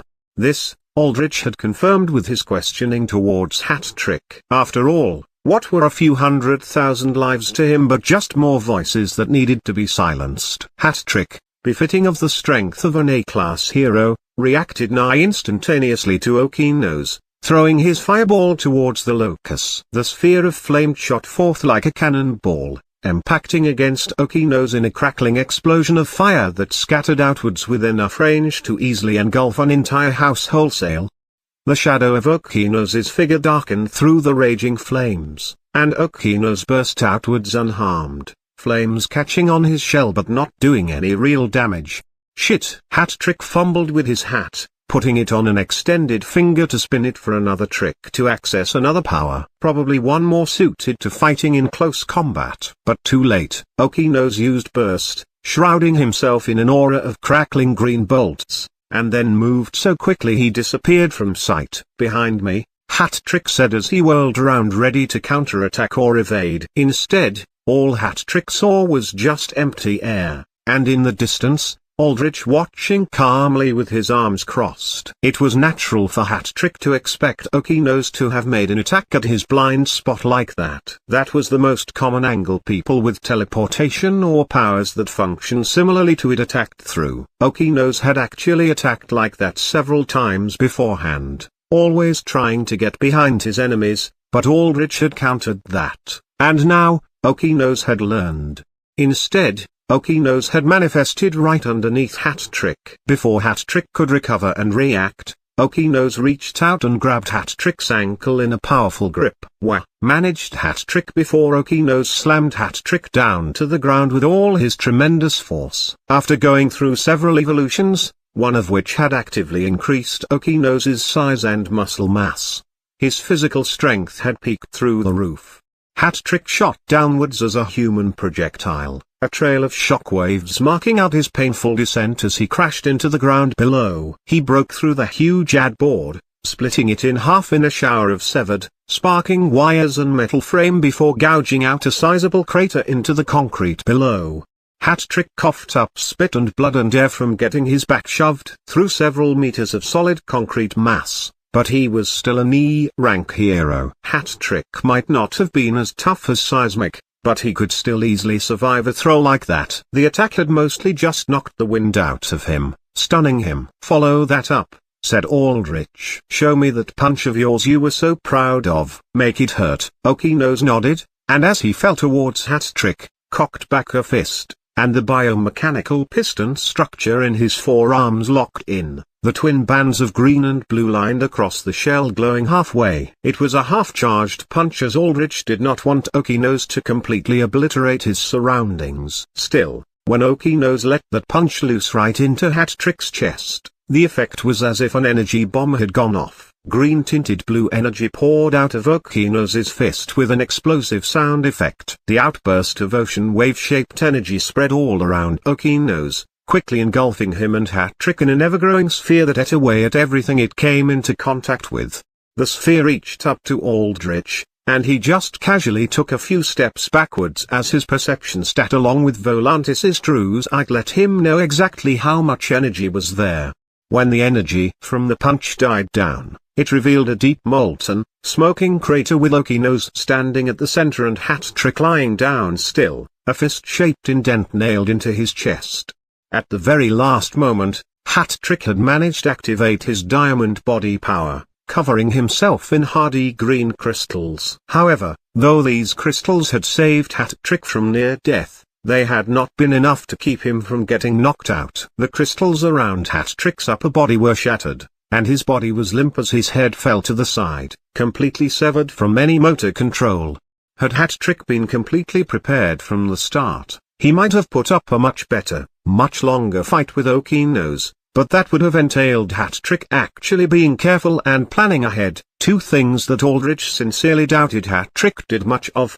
"Now, I know you can't hear me, but I do remember hearing that you were going to quit being a hero and turn to villainy." "No," said Aldrich. "How about I end that promising new career of yours before it even begins?" "Should I kill?" Okinose looked over to Aldrich with the eager eyes of a child looking for approval. Before Aldrich could respond, Seismic put a hand on his shoulder. "Don't think that's a good idea," said Seismic. "I understand killing him. I would too. But Hat-Trick is technically still an E-rank hero until the AA formally disavows him. Kill him now, and you'd be justified. But parties that stand against you might use this against you. Parties that want to stand against me will stand against me regardless of what excuse they need," said Aldrich. "I understand the risks, but another A-rank unit to add is too good to pass up. This guarantees that those powers of his won't be wasted like they have been up until now." "That's also a valid decision," said Seismic. "End him for me,"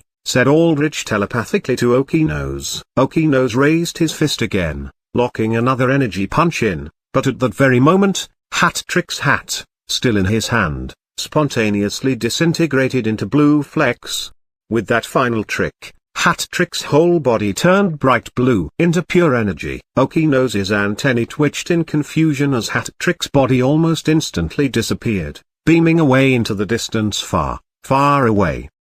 Said Aldrich. "A last resort safety. I didn't think him careful enough to have had one. And it activates even when he's unconscious, meaning most likely, he isn't choosing a specific location to beam himself to, but has a predetermined safe space where he's programmed his power to send him to. Considering the fact that he's unconscious, if you searched hard enough, you might be able to find him," said Seismic. "He won't be moving anytime soon. There's no guarantee I would find him, said Aldrich. And no guarantee on how long it would take either. He sighed. As much as I hate to have loose ends, this very well may be one of my first ones. I have too much on hand to do here. You do, said Seismic. I imagine the variants are nearly all rooted, dead or pushed back to the water by now. There's no more fighting. Aldrich confirmed Seismic's words by linking his sight with the grave wards that still had a bird's eye view of the battlefield. From there, he could see that Seismic was right.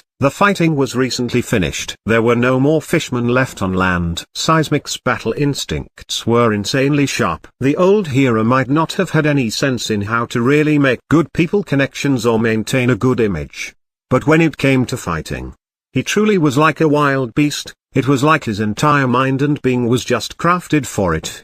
In that sense, Seismic was quite similar to Valera. Notably, a good amount of fishmen had escaped back to the ocean, preventing Aldrich from reaching his level up, but that was not too important. He had plenty more chances to level up later. The fighting's over, said Aldrich. But this is just the beginning. I have to deal with the world now. The fighting was just a prelude to the plans that Aldrich envisioned for himself, and this next stage involved putting himself in perhaps the greatest risk he had ever done so to date. Aldrich put a hand to his ear, and Volantis activated his earpiece. Fisk. Spybird. Just confirming. But neither of you have heard any news about the AA or Panopticon sending forces here to question me or assess the city yet, right? Said Aldrich. Nah, not yet, but I'll tell you right now that the stream's views mega blew up towards the end, like, millions on millions of views level. Damn, if we were monetized, we would have made a decent buck,